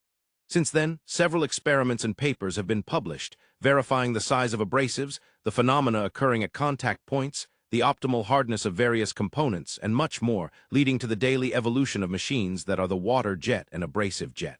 However, Rio had sublimated ice into a sufficiently practical material as an abrasive through an approach that researchers on Earth would absolutely never be able to achieve, through magically making ice incredibly hard. This could only be said to be unique to this world, Phi. With magic, various things that were impossible on Earth could become possible. Things that were theoretically possible on Earth but still not realizable became possible with magic. Rio demonstrated such potential. Of course, he had no awareness of it at all. Rio had completely mastered both water jet and abrasive jet. Hunting with magic had become significantly easier. With that, an insatiable ambition for what remained unconquered was born. Yes, that would be the sea. About 500 meters southwest of Rio's house, there was the sea. Michael had said that. Once he got accustomed to water attribute magic, he could extract salt from seawater. Although he had used quite a bit of his salt reserves for the fish sauce barrels, he still had enough for about 6 months. That said, it was necessary to confirm just how good the salt from the sea was. Moreover, there were also the delights of the sea. He could definitely catch and eat river fish from the river. It was something like piranha, though. However, the sea offered the goodness of sea fish. Perhaps he could also obtain shellfish, sea urchins, squid, and octopus. Well, he would probably need to dive to get them. No problem, he had grown up in the countryside and was quite good at swimming. 400 meters beyond the barrier to the southwest, a beach stretched out with white sand. It looked just like the scenery he had seen in pictures of Phuket Island or Bali. Of course, Rio had never been to such a place. It was just an image from photos. Images are important. He lost track of time gazing at it, but suddenly snapped back to reality. Let's try to extract some salt. First, he generated an ice barrel with a diameter of about 1 meter and an ice bucket to scoop seawater. He scooped seawater with the ice bucket and poured it into the ice barrel. Pour it in, pour it in, pour it in. Once it was nearly full, he imagined removing the water from the ice barrel. Dehydration, the water was removed, leaving behind white grains and a few colored grains. He licked one of the white grains. Yep, it's salty, it's salt. Success. What about this colored one? Oh, this is sand. Because he had scooped seawater near the sandy beach, some sand floating in the seawater also ended up in the bucket. If I scoop water from a place that's not a beach, I should be able to get just the salt. Since it was just a preliminary experiment, he disposed of the ice bucket and its salt into the sea. He aimed for the rocky area visible in the north. I hope I can get some seafood. Once he reached the rocks, he stripped off all his clothes and dove into the sea without hesitation. Before him spread a wonderful world, just as he had imagined. The water was clear, allowing him to see all the way to the bottom. Colorful fish, corals, and other marine organisms that Rio couldn't readily identify. And then Rio spotted it. A delicious-looking fish. He surfaced for a breath and kicked off from the water's surface toward the seabed. In his right hand was his usual knife-tipped bamboo spear. The fish appeared to be about 50 centimeters long, resembling a white fish found in Thailand. He thrust the knife-tipped bamboo spear like a harpoon. He struck true, but at that moment, the world changed. At least that's how it felt to Rio. The sea, which had been a paradise, suddenly turned into hell. Rio had been elated. And he had forgotten. This was not Earth. This was Phi. Yes, it was a sea inhabited by monsters. The moment he killed what looked like a Thai fish in the sea, Rio became an enemy of this ocean. The colorful fish fled, and Rio had no choice but to recognize that the change in the world was not an illusion. This is bad, I need to escape. But it was too late. When Rio turned around, there was a swarm of fish called a bait ball. The sardines formed a spherical shape to fend off predators like tuna. That was the bait ball. While sardines might be cute, the bait ball forming in front of Rio appeared to be monsters. Yes, it seemed to be. Rio had no idea what kind of monster it was. The Monsters Encyclopedia, Beginner's Edition, contained no information about sea monsters. There was only one line. For information regarding monsters dwelling in the sea, please refer to the Monsters Encyclopedia, Marine Edition. It was certain that there were monsters in the sea, and the fact that a separate book was created indicated a significant variety of them. At this point, Rio's chances of victory had drastically decreased. Know your enemy and know yourself, and you can fight 100 battles without danger. This was a saying from Sun Tzu, but in all his previous battles, there had always been information about the enemy. He had prepared using the Monsters Encyclopedia, Beginner's Edition.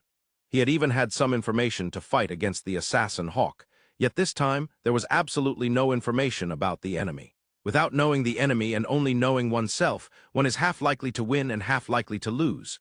His chances of winning had plummeted to 50%. In the world of war, there is also this expression: heavenly timing, geographical advantage, and unity of the people. Heavenly timing aside, the geographical advantage lay with the opponent. The underwater realm was the home of the sea monsters. For Rio, who couldn't even breathe properly, it was nothing short of an away game. The unity of the people was also evident, given how perfectly they formed the bait ball. Their communication would likely be flawless. Indeed, there was no way he could win. Of the 36 stratagems, fleeing is best. But here Rio noticed something strange. I can't kick off the water. I can't even paddle with my hands. His body wasn't sinking. Yet he couldn't grasp the water, nor could he move. Rio was a water attribute magician. No matter how much of an away game it was in the sea, he couldn't comprehend the situation of being unable to grasp the water. In a state of partial panic, the enemy did not wait for him.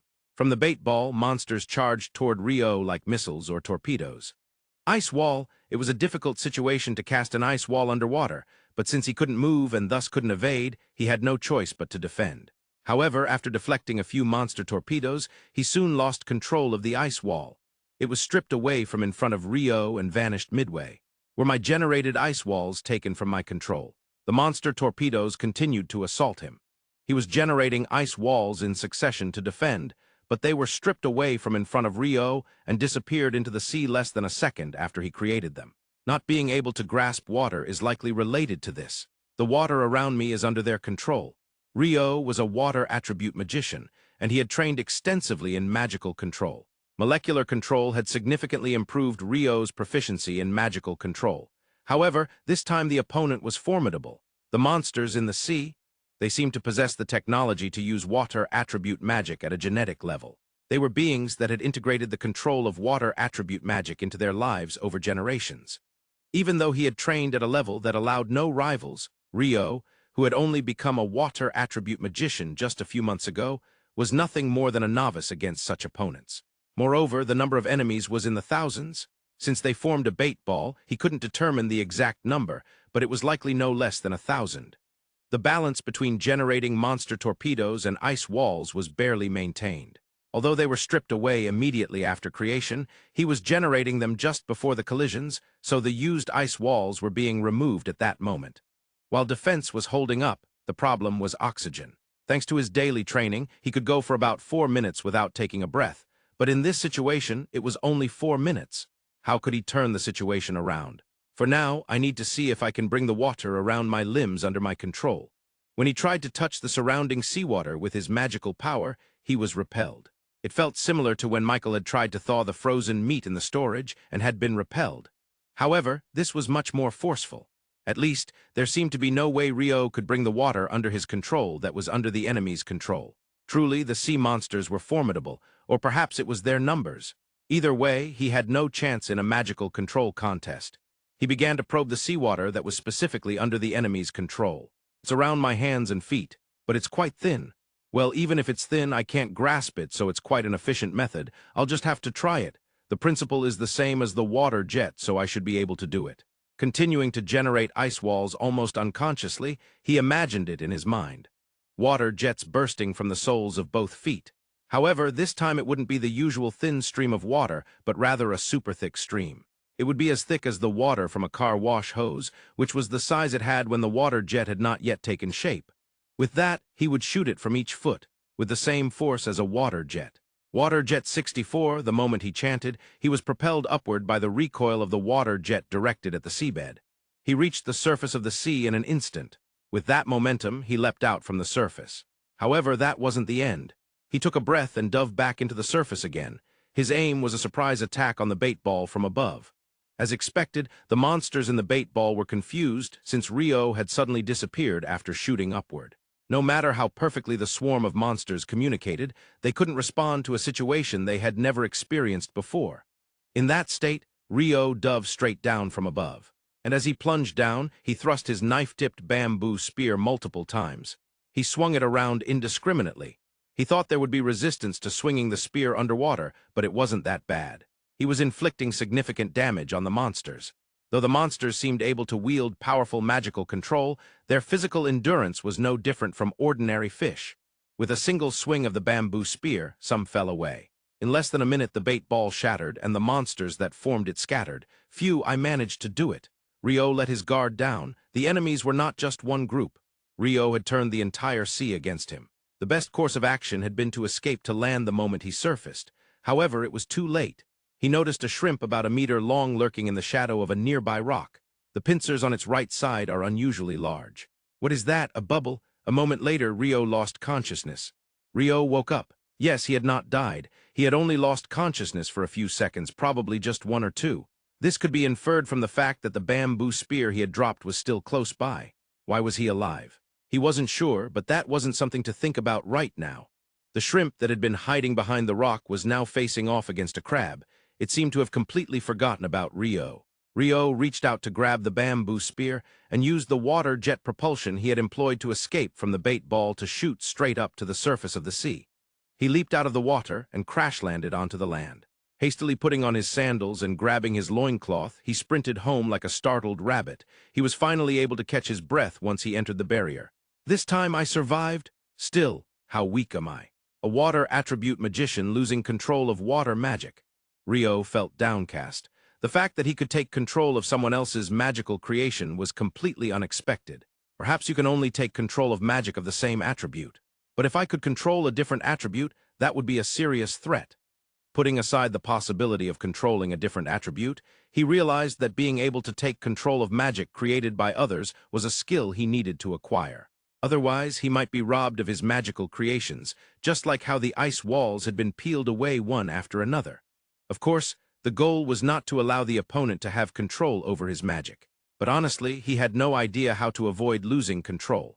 Although he referred to it as magical control for convenience, he honestly didn't quite understand what that magical control really was. His first experience had been when Michael had created frozen meat and he had been unable to thaw it. Then there was the underwater battle with the bait ball today. The seawater near the hands and feet of the monster, which he believed was under its control. This served as his second example. In both cases, whenever Ryo tried to cast magic, he was repelled, and he clearly felt that he had been repelled in his mind. How had he managed to thaw Michael's frozen meat? By concentrating magical power in that area alone, breaking the molecular bonds, then breaking the bond next to it, then the next one, further and further. The areas where bonds were broken turned from ice into water. Wasn't that it? He hadn't done anything special. He probably just focused more magical power than usual and unraveled the magic that Michael had cast on a molecular level. In the case of Michael's frozen meat, he had a certain conviction that, since it was prepared by Michael, it absolutely could be thawed, which allowed him to concentrate and believe in it. But the underwater battle was fundamentally different. First of all, even if he concentrated, he wouldn't know whether it had melted or not. With no certainty of it melting, he would have to work on a molecular level one by one while in combat. That was almost impossible. It seemed entirely unfeasible, but the fact that there were monsters capable of controlling magic meant he had to acquire a countering power. That was a matter of life and death for him, so how could he acquire it? He thought that probably improving his skills regarding changes in molecular bonds and vibrations would be the right way. Was there anything else? Yes, there was a standard training method for what was called magical control or magical power control. For earth magic, it involved creating figures, for example. Damn earth magic, why don't we have anything like that for water magic? The grass on the other side always seems greener. All right, I'll use ice to create a model of the Tokyo Tower. He had seen something like that in an anime. Slimes had been doing something like that. Is there anything else to organize? Oh, the shrimp. Ryo thought he had seen it somewhere before, but he couldn't remember. Yeah, I don't know. I'll put that on hold. Switching gears was important. And then there's the reason I didn't die. What could it be? Did the shrimp just want to knock me out and nothing more? No, that's too convenient of an interpretation. After all, at that moment, Ryo felt as if the entire sea had become his enemy, and that feeling was likely not wrong.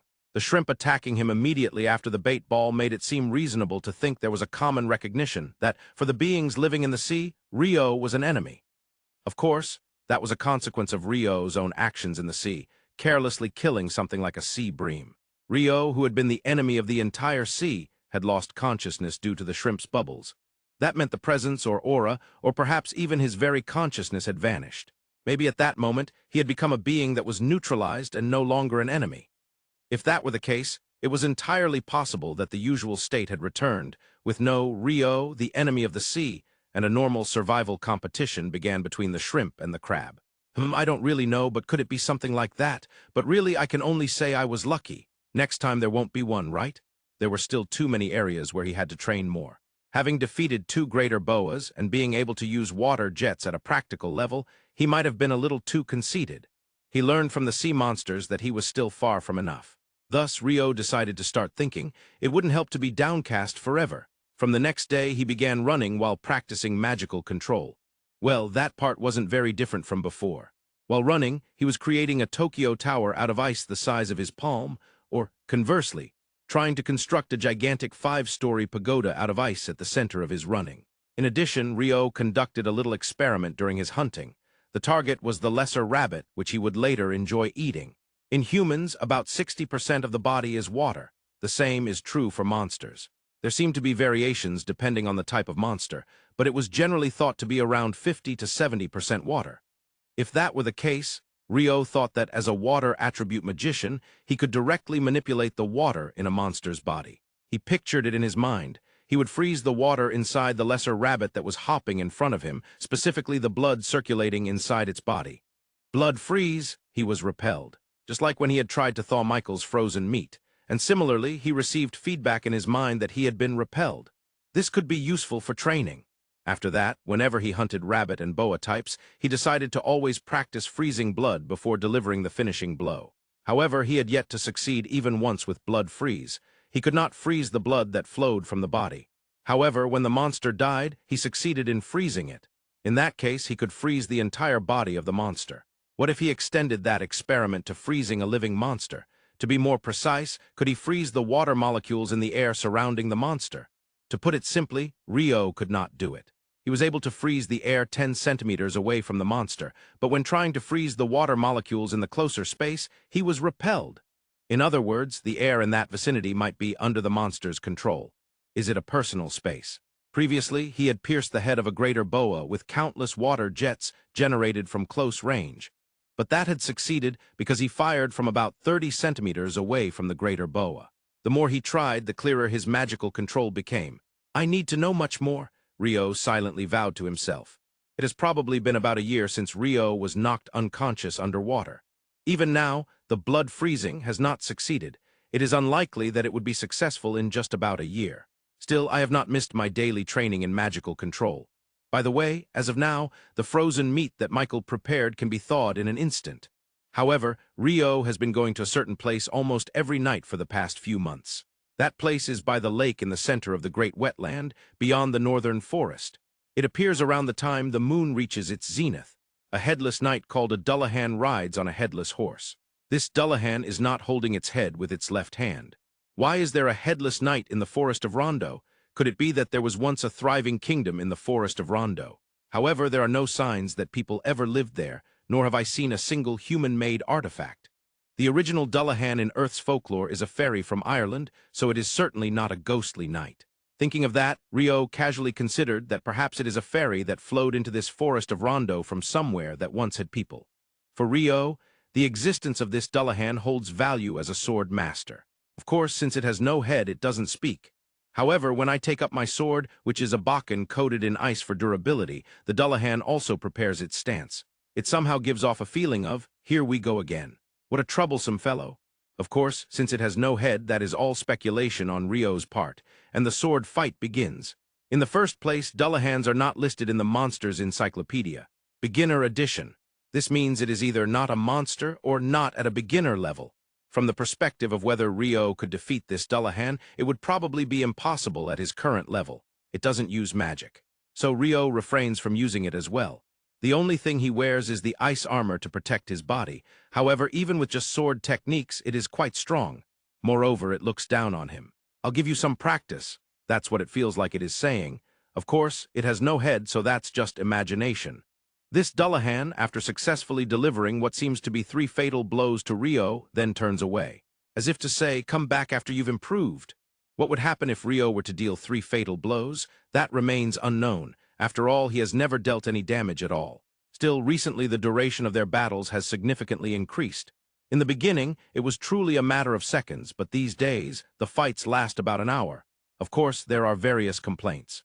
In the first place, improvement in interpersonal combat, whether in martial arts or even in games, requires repeatedly engaging in actual combat to gain experience and knowledge, and to develop the way one moves their body. In that sense, for Rio, who always practices alone, this is an incredibly valuable experience, but the opponent is still a Dullahan.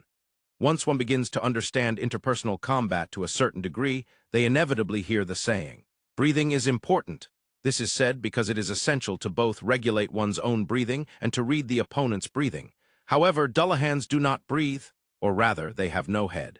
Thus, Rio is unable to gain experience in reading the opponent's breath. And then there's footwork, also known as foot movement. Foot movement is something crucial in any combat. In interpersonal combat, it can provide vital information for predicting the opponent's movements. That's why, in kendo or kenjutsu, practitioners wear hakama. When wearing hakama, the foot movements are not visible to the opponent, providing a considerable advantageous situation. Therefore, Ryo wants to learn that aspect from the Dullahan, but the gap in combat power is so vast that the Dullahan hardly moves from its spot. It does not completely remain still, but it acts like a kendo master evading children. Yes, Ryo is still being treated like a child. Is it telling me to get stronger and make it move? Of course, there are also good points. No matter what martial art or fighting style it is, if one practices alone, the content will inevitably lean towards offensive techniques. But that is not enough. Especially in situations where life and death are at stake, like in this fight, neglecting defense can be deemed foolish. In that sense, first defending against or evading the Dullahan's attacks and countering them is quite practical. That being said, Ryo does not fully understand that yet. However, tonight was different from the usual Ryo. His body had more sharpness than usual, and his predictions against the Dullahan's attacks were accurate. Perhaps because of this, he evaded the Dullahan's consecutive strikes and slashed off its right arm with just a half step to dodge the final Tachawari.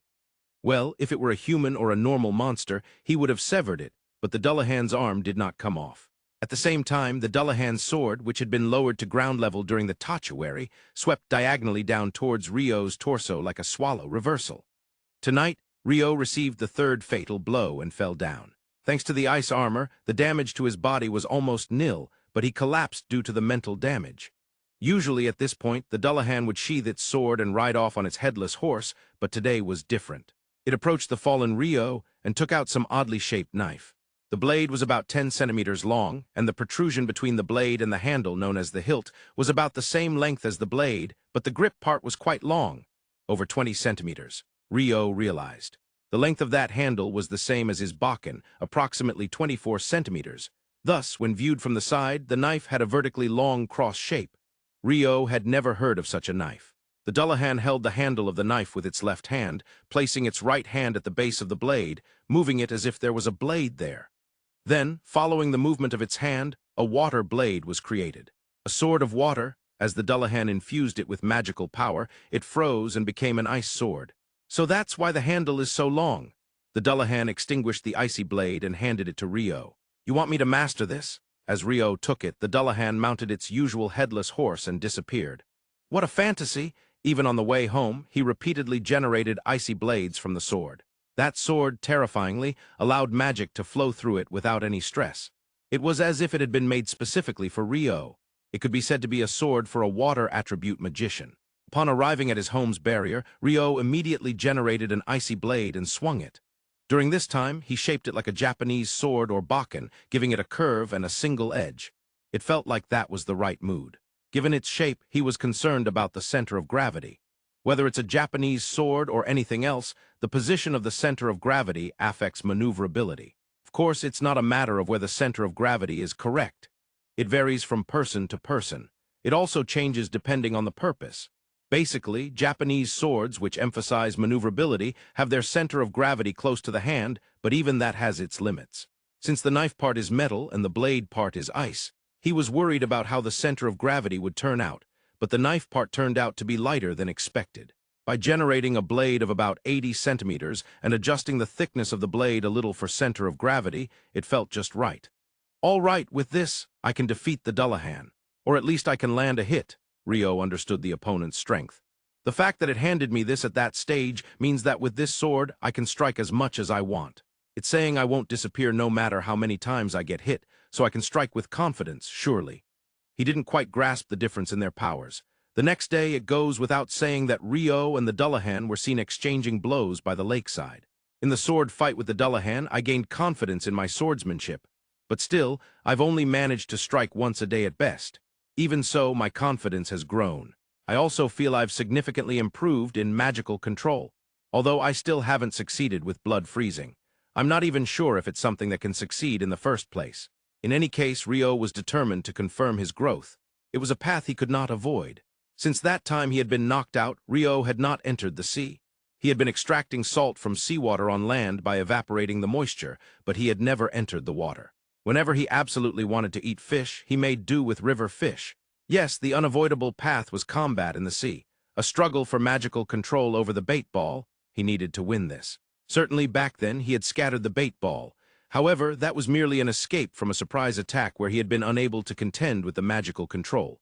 From now on, to survive with this that wouldn't work. To gain confidence, ultimately, one must accumulate successful experiences. Rio stood on the rocky shore, glaring at the sea. As before, his only weapon was a bamboo spear with a knife in his right hand.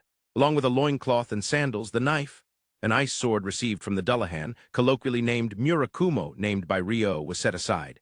He insisted on the same equipment as last time. Here I go. He dove in and immediately pierced a nearby fish with the bamboo spear. He had no intention of enjoying the same scenery as last time. Since then, he had further trained, increased his endurance, and accordingly his lung capacity had also improved, but still, at most, his active time was 5 minutes. That was likely the limit for humans. In that case, it was better to engage in combat as quickly as possible. The moment he struck the fish, as before, the world changed. Coming from the front was, just like last time, the bait ball. It was just as he aimed, and Rio confirmed he found himself in a situation where he couldn't grab the water with either his hands or feet. All right, then I'll reclaim control over the seawater around my limbs. Simply imagining it caused him to be repelled. However, for Rio, who had acquired magical control power that was extraordinarily different from before, just a bit more magical power added to his imagination allowed him to grab the water with his limbs. All right, I'll counterattack. Now it was Rio's turn. He envisioned in his mind the seawater where the bait ball resided, controlling it freely, rendering the monsters that composed the bait ball unable to move. World is mine. The moment he chanted it in his mind, the bait ball began to distort. The monsters composing it lost control of their posture and movement. Could this possibly freeze as well? Ice coffin, the distorted bait ball froze. It wasn't the monsters themselves that froze, but the surrounding seawater. Previously, he couldn't freeze anything within 10 centimeters of a monster's body, but now he was able to freeze the surrounding water even against monsters presumed to have high control abilities in water magic. Rio was extremely satisfied with this result. Without even having to wield the bamboo spear, he had successfully neutralized the entire bait ball, thanks to the power of the magical control he had trained in so far. Thus, it was no surprise that he was delayed in noticing the giant squid appearing right in front of him. Last time, he had let his guard down right after defeating a creature and was knocked out by a shrimp, and this time was just the same pattern. Yes, there was nothing he could do about it. The giant squid, perhaps it was the legendary creature called Kraken on Earth. Its full length was 40 meters. However, his reaction upon noticing it had become faster. Ice wall level 5. The moment he summoned it, something collided with the ice wall, shattering it. Did the ice wall level 5 just get destroyed in one hit?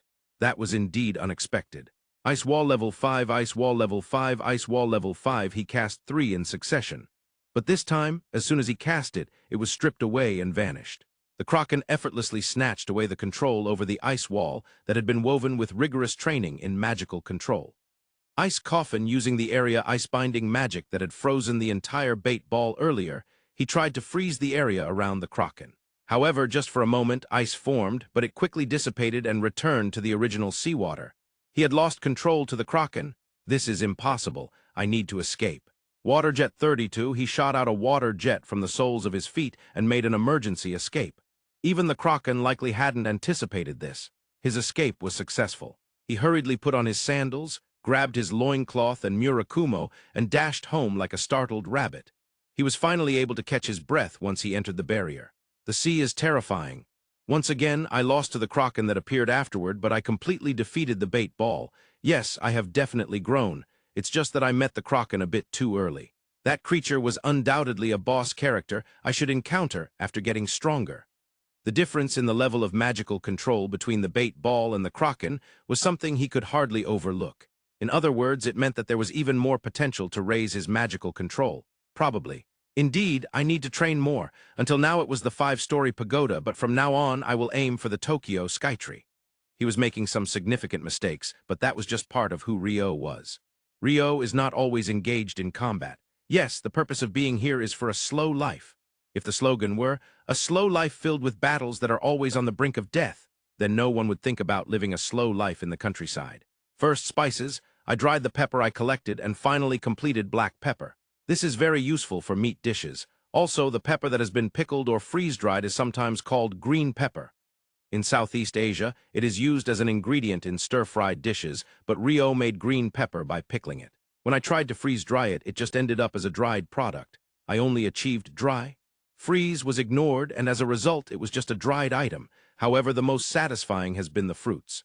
The ikazuku that resembles figs, the rindo that looks and tastes just like an apple, and the mango that I recently found. Up to this point, these were all listed in Plant Encyclopedia. Beginner edition. However, there were also fruits not included. Papaya, loquat, and surprisingly, watermelon. While it makes sense that papaya and loquat grow wild, I never expected watermelon to bear fruit in the wild.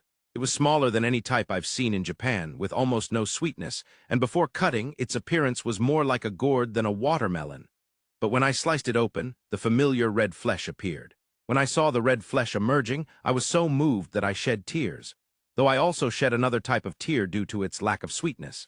But there was one major issue in living a slow life. So far, I had not found a single detoxifying herb. The fact that I couldn't find any despite searching means that the vegetation must be different.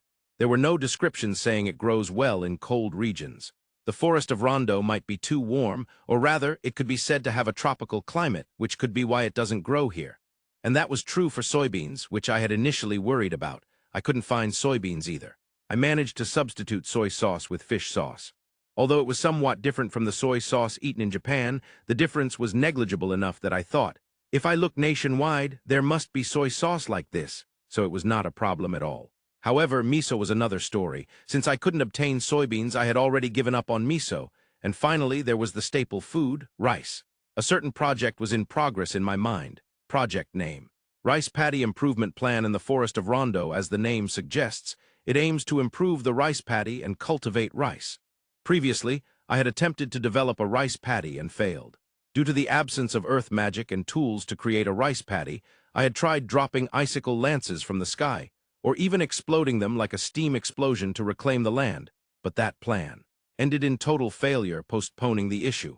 However, I would eventually have to face it head-on. It was an unavoidable problem, and today was the time to confront it. First, I secured a square piece of land measuring 60 meters on each side, right up against the barrier. I erected ice lances at each corner and connected them with vines. This was a substitute for a water line, a string to produce a horizontal line. Yes, I intended to turn the inside of this vine into a rice paddy. As a preliminary step in rice paddy development, I would dig up the soil and break it into finer pieces to create a field-like state.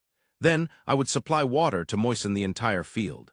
At this time, the ground still had holes in it, so no matter how much water I poured, it wouldn't accumulate. While pouring in water, I would mix the soil or mud with a tractor or oxen, effectively filling in the holes in the ground. During the last attempt, I got stuck at this first stage of digging up the soil. I'm not the same as I was before. This time I was filled with fighting spirit. Ice wall! I surrounded the inside of the vines entirely with an ice wall, and thus began the feast of water and ice. Icicle Lance 256, Icicle Lance 256, Icicle Lance 256, Icicle Lance 256, Icicle Lance 256. Ice lances were generated up to 40 meters in the air and then fell freely onto the planned rice paddy site. A high-density and rapid series of drops. If one lance isn't enough, then just shoot a lot of them. That was my brute force solution. Of course, I didn't expect this alone to solve everything.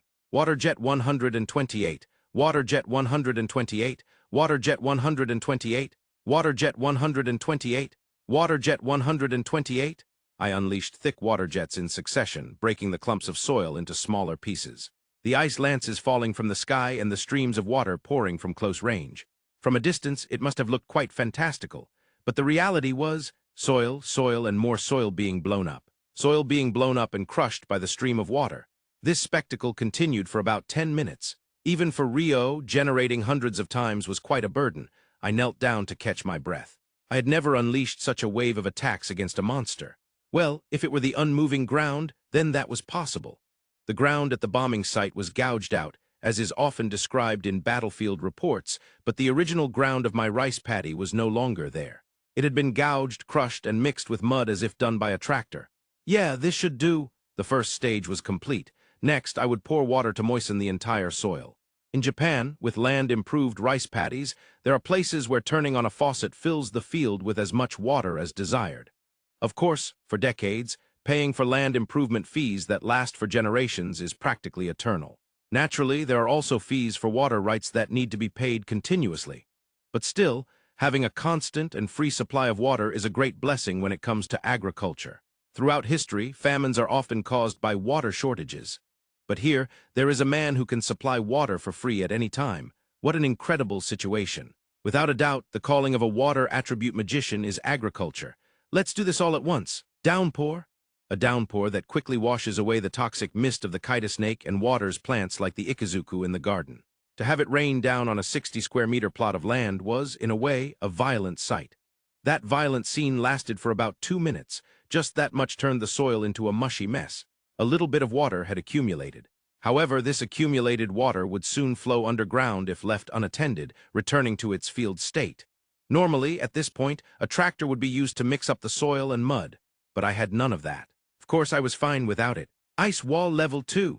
While a normal ice wall is 2 meters tall, this ice wall level 2 is designed to be 4 meters high.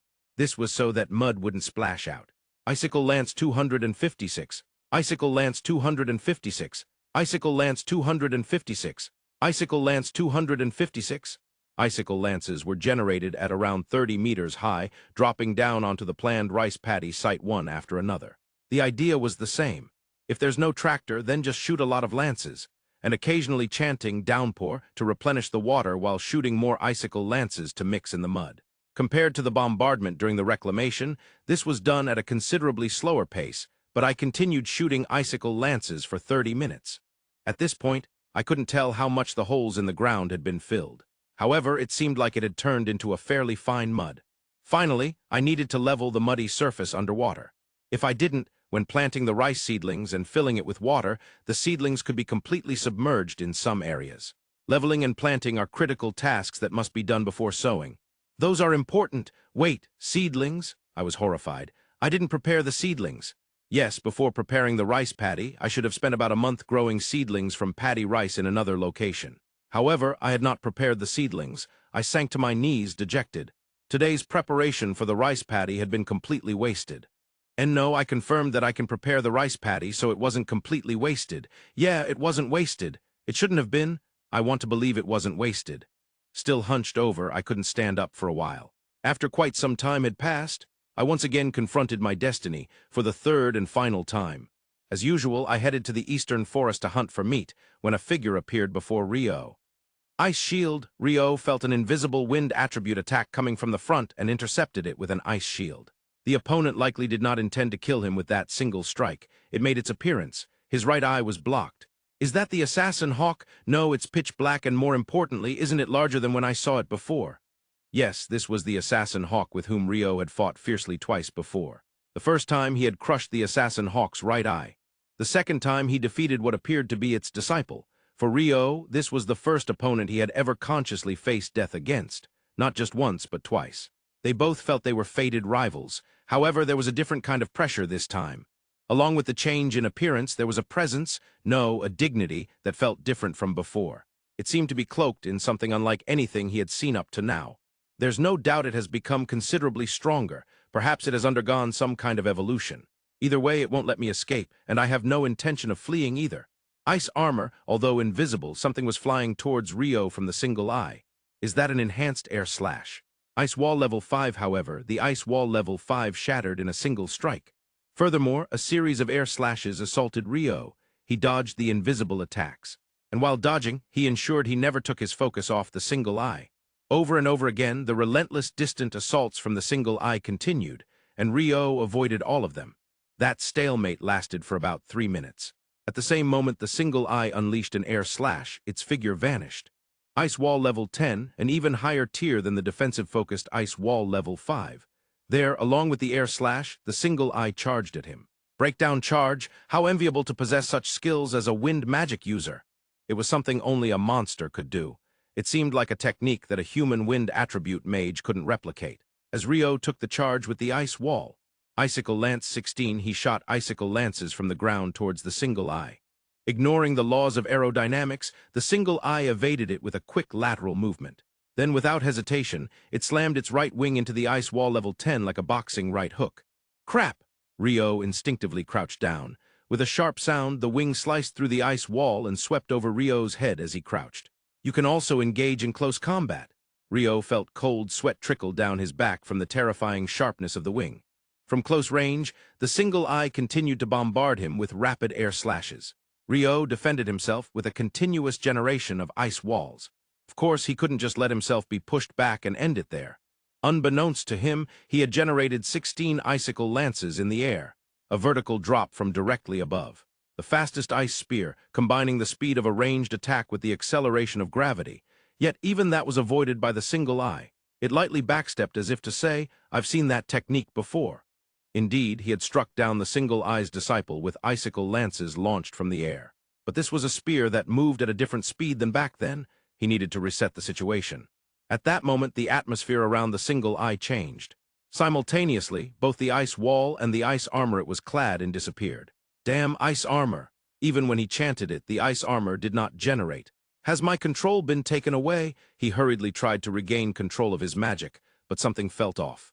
Yes, the usual sensation of being deflected that always returned in such cases was absent. Recalling the times he had lost control to the bait ball or kraken, he was at least able to generate an ice wall back then. He had lost control of what he had created, but this time he couldn't even create anything. It was as if magic itself did not exist, or perhaps as if magic itself had been nullified. Could it be magic nullification? He had no idea whether such a thing truly existed, but it was the conclusion that felt the most fitting. If that were the case, this was extremely bad. Waterjet 16 as expected, Waterjet could not be generated either, having evolved and acquired something so troublesome. At the very least, in the entry for the Assassin Hawk in Magic Compendium, Beginner's Edition, there was not a single mention of magic nullification. Amidst that, the single eye seemed to be gathering something. Is it another new technique? Likely a powerful wind attribute magic? Wind attribute. No, could it be? Looking up at the sky, he randomly let go of the bamboo spear with a knife in his right hand. Was it by coincidence, or was it due to his honed combat instincts from daily battles with the Dullahan? In that moment, the sky lit up and lightning struck. The lightning did not hit Ryo, who had fled, but instead struck the bamboo spear that had remained standing. Naturally, Ryo, who was nearby, was blown away by the shockwave. Yet he quickly got back up. If he showed even the slightest opening, the single eye would charge at him. Perhaps it could tell he wobbled when he stood back up, and perhaps it determined he had no magic sealed or weapons. Or maybe it was thinking it could take his weapon even if it couldn't defeat him, leading to the lightning strike. The single eye charged at him. Ryo rolled to the left, dodging the single eye's charge, and drew out Murakumo, which he had at his waist. As he pulled it out, he created an ice blade and swept horizontally toward the single eye. This surprised the single eye, causing it to dodge back slightly. Even if it was surprised and dodged back, it wouldn't retreat any further. It was determined to settle this in close combat, and that was exactly what Ryo wanted as well. With his magic sealed, there was no other way to survive except through close combat. Moreover, even though all his magic had been sealed, he could still create an ice blade with Murakumo. Why that was the case was a mystery, but it was not something to ponder now. The single eye had a hook that could even sever an ice wall level 10. Who knows what else it might have? He had to sharpen all his senses, just like when fighting the Dullahan. However, thinking that way eased his tension entirely. It was something he always did. He took a stance as usual with his sword aimed correctly. After a moment of stillness, the single eye hovered right in front of Ryo, delivering a right hook and a left hook in quick succession. Ryo received those blows carefully with Murakumo, not dodging but receiving them. Indeed, even the single eye's hooks that could slice through an ice wall level 10 were completely absorbed by the ice blade of Murakumo. It showed no signs of breaking, let alone chipping. From between its beak, something flew towards Ryo's eyes. Ryo shook his head to dodge it. It was likely an air slash. It seemed it could unleash attacks not only from its wings, but also from its mouth. However, he didn't dwell on it. If he got caught up in thought, he would miss seeing what he truly needed to see. The single eye's close combat was quite troublesome. With left and right hooks, air slashes from its beak, and each feather flying like shurikens. While the speed of the feather shurikens wasn't too fast, the increase in the opponent's number of attacks during close combat made it troublesome enough. If Ryo hadn't been concentrating solely on defense, he would have collapsed early on. However, while the attacks including those feather shurikens were varied, they had not managed to break through Ryo's defense. The exchanges of the single eye's attacks and Ryo's defense had continued since the start of the close combat. Perhaps frustrated at the indestructible defense, the single eye's right hook became slightly larger in its swing. Ryo seized that opening. He received the single eye's right hook slightly further ahead than usual, in a spot where its strength couldn't fully land, and rebounded it. He swung at the single eye's neck, which had lost its balance. As the single eye dodged back, Ryo stepped in further and thrust. While dodging even further back, he deflected the desperate air slash from its beak with the tip of Murakumo, thrusting in a chain of 2 and then 3 consecutive thrusts. However, all of these attacks were avoided by the single eye. When the single eye had evaded all 3 consecutive thrusts, Ryo intentionally relaxed his offensive for just a moment. At that moment, as if it were the right thing to do, the single eye threw a left hook aimed at Ryo's head. Ryo did not block it. He moved his left foot, which was pulled back just half a step further back. He dodged it using footwork and weight shifting. Then, this time, he shifted the weight from his left foot to his right and took a big step forward with his right foot, removing his right hand from Murakumo and extending his left hand. A left-handed one-point thrust. A solid impact remained on the left hand that supported Murakumo. The thrust pierced precisely beneath the beak, around the area one would call the throat. It was a completely fatal wound. As it fell to the ground, spitting blood from its beak, the single eye still did not take its gaze away from Ryo. In its eyes resided a lingering hatred that had yet to fade. Indeed, you're the one who took the life of your own single eye and your disciple. Even if you lost with all your might, that wouldn't suffice to bring about satisfaction. Approaching carelessly, Ryo was not relaxed in his demeanor. At the very least, meeting you has allowed me to grow. I am grateful to you, the one who became the catalyst for my growth. You evolved to avenge your debts and your disciple. I will pay my respects to your proud form as I deliver the finishing blow. On this day, a single fate came to an end. The day after the fierce battle with the one-eyed creature, Ryo found himself at the battlefield from yesterday.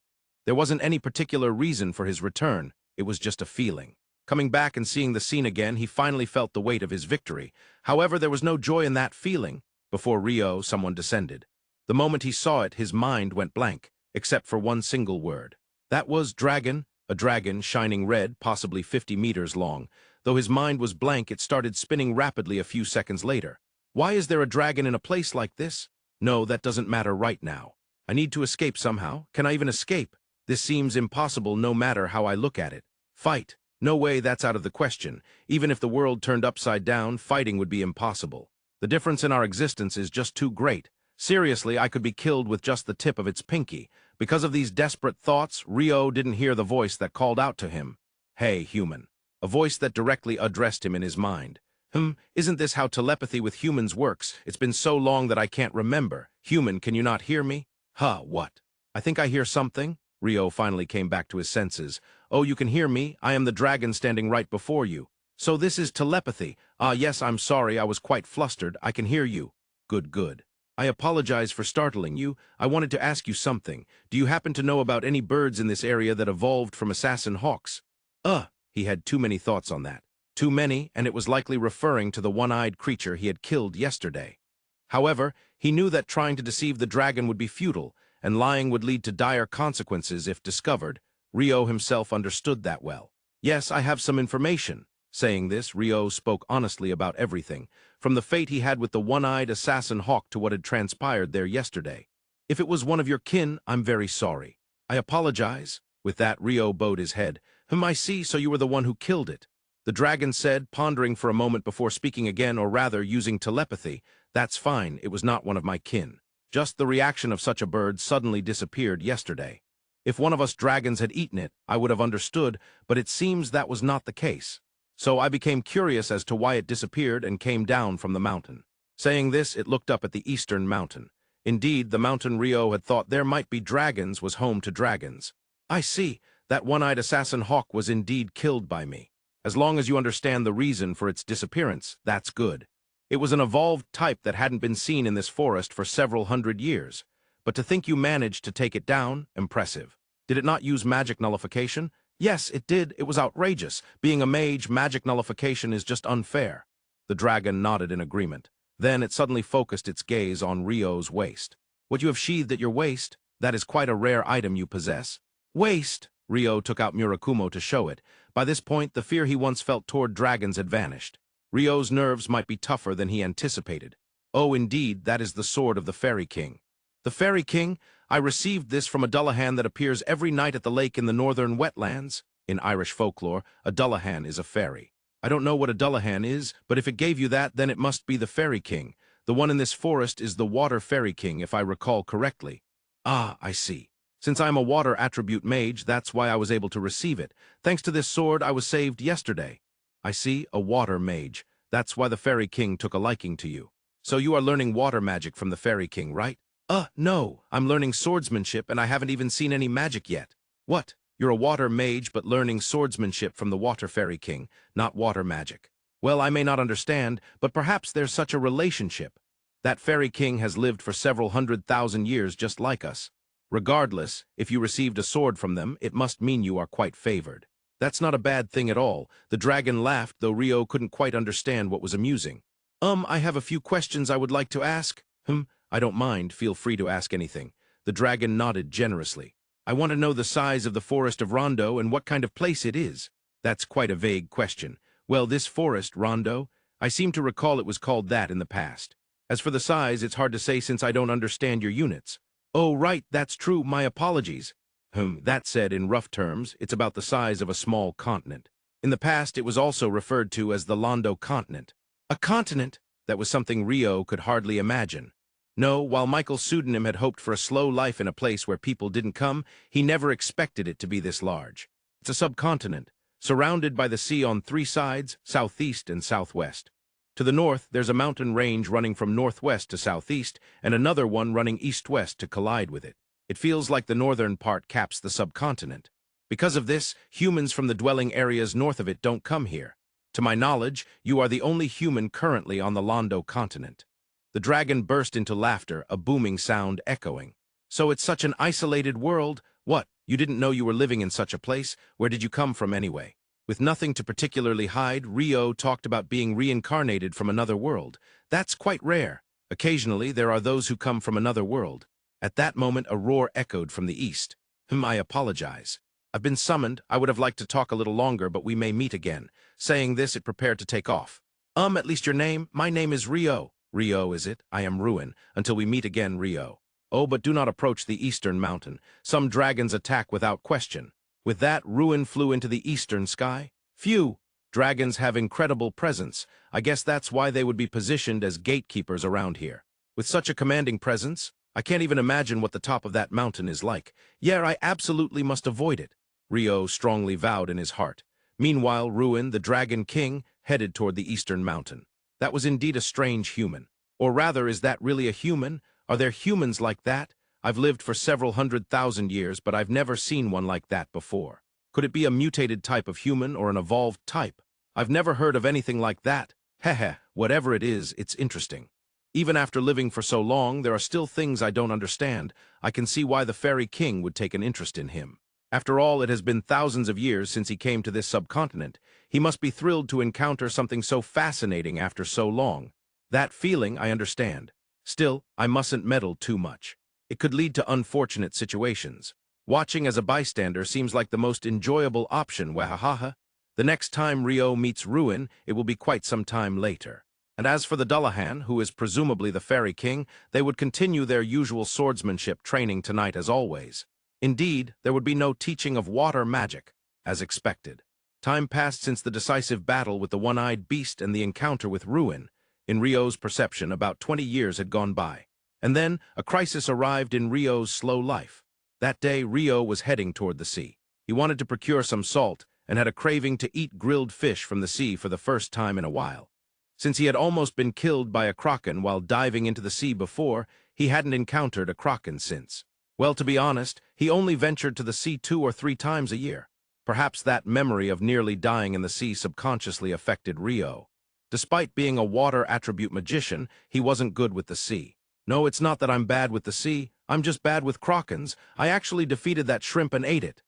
Yes, during his first dive into the sea, he had knocked out that shrimp, which had released the bubbles that caused him to faint, and he had made sure to eat it. He thoroughly examined the structure of its large claw.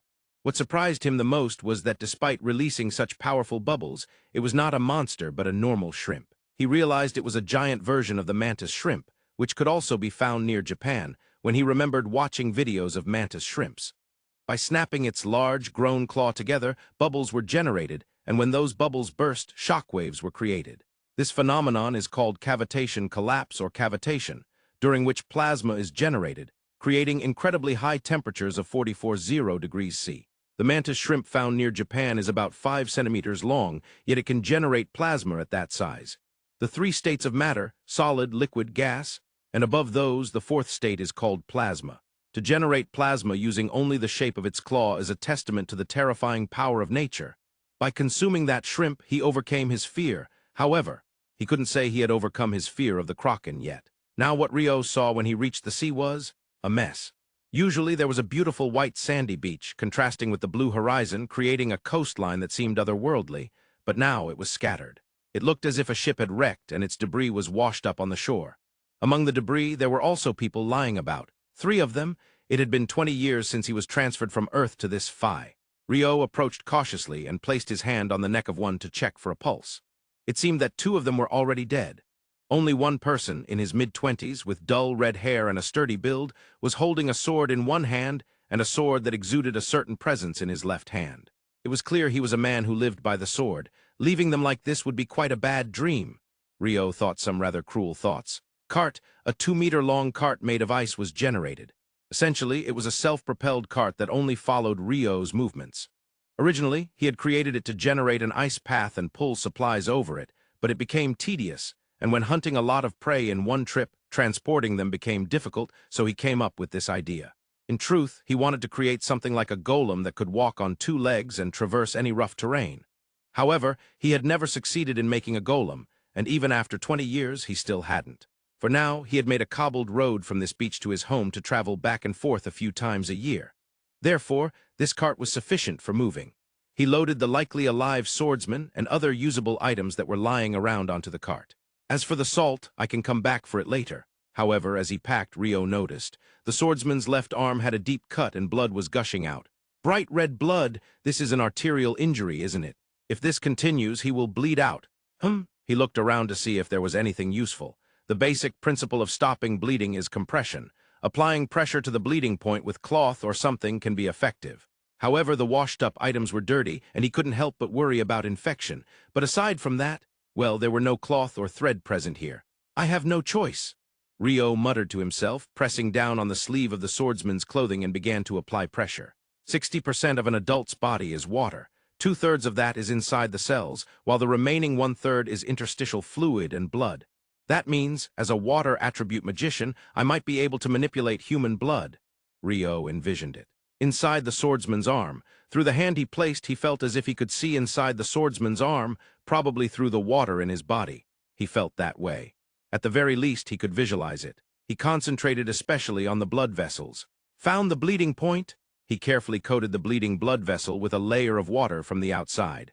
During this process, he had to be careful not to crush the vessel, being cautious. I did it. In Rio's imagination, the bleeding from the blood vessel had stopped, but to see if it had actually stopped, he had to remove his hand from the pressure and check it. Slowly, he lifted his hand, watching for a while. The blood didn't seep. It worked out somehow. So slowly, he led the cart with the swordsman inside back home. Abel woke up. He looked around. Did I survive? His limbs were free. He was not chained. The pendant he always wore was there. His partner's sword and leather armor were propped up right next to the bed. His arms and legs could move without issue. As for his clothes, he was still wearing his pants, but he wasn't wearing a shirt.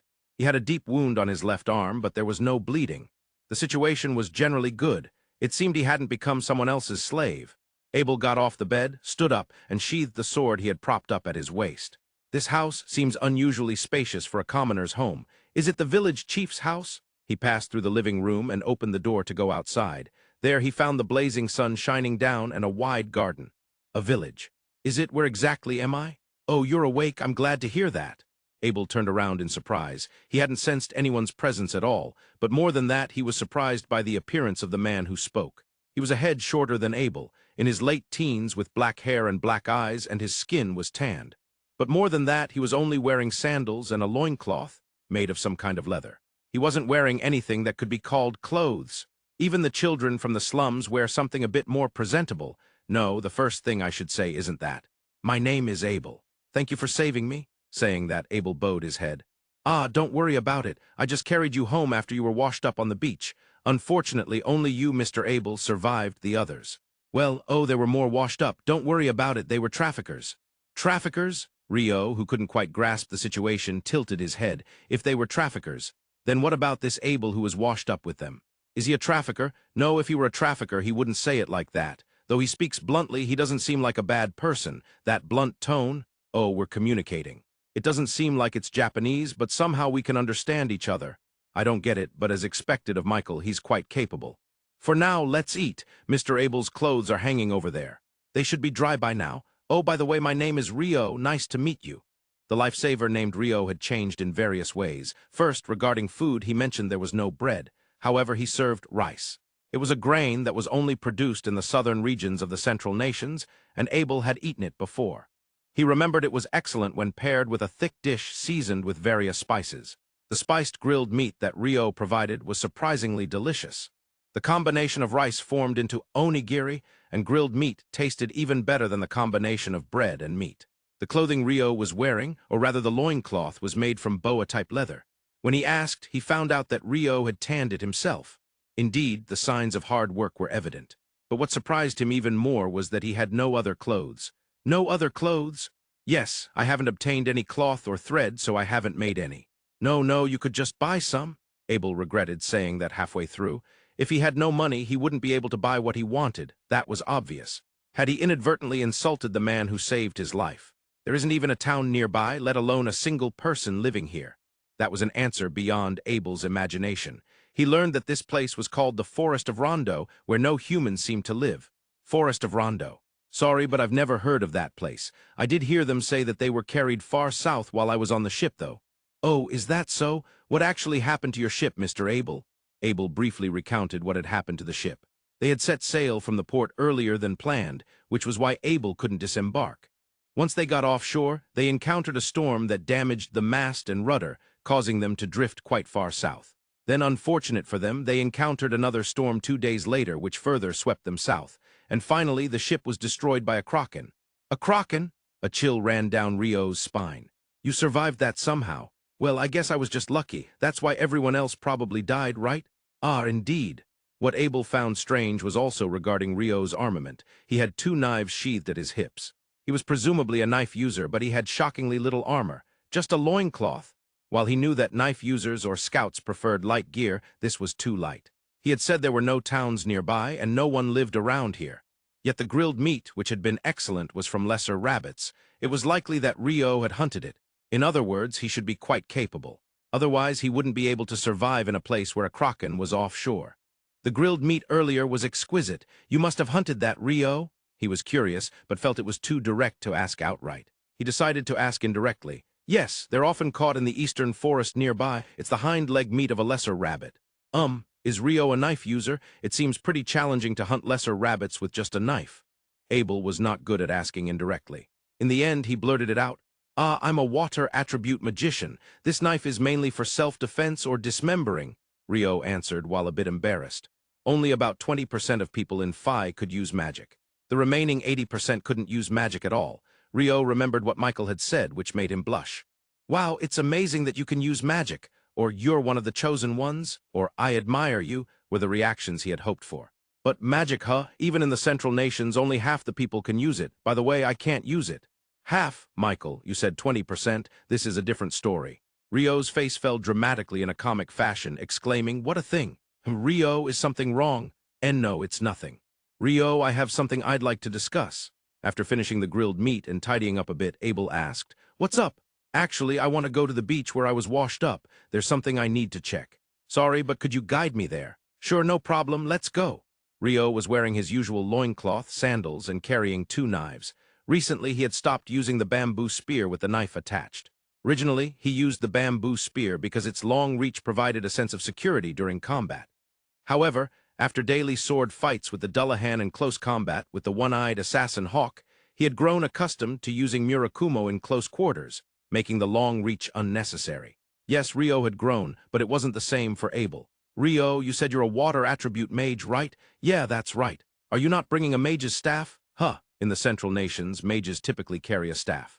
The mage's staff acts as a magical conductor, assisting in the activation and effectiveness of spells.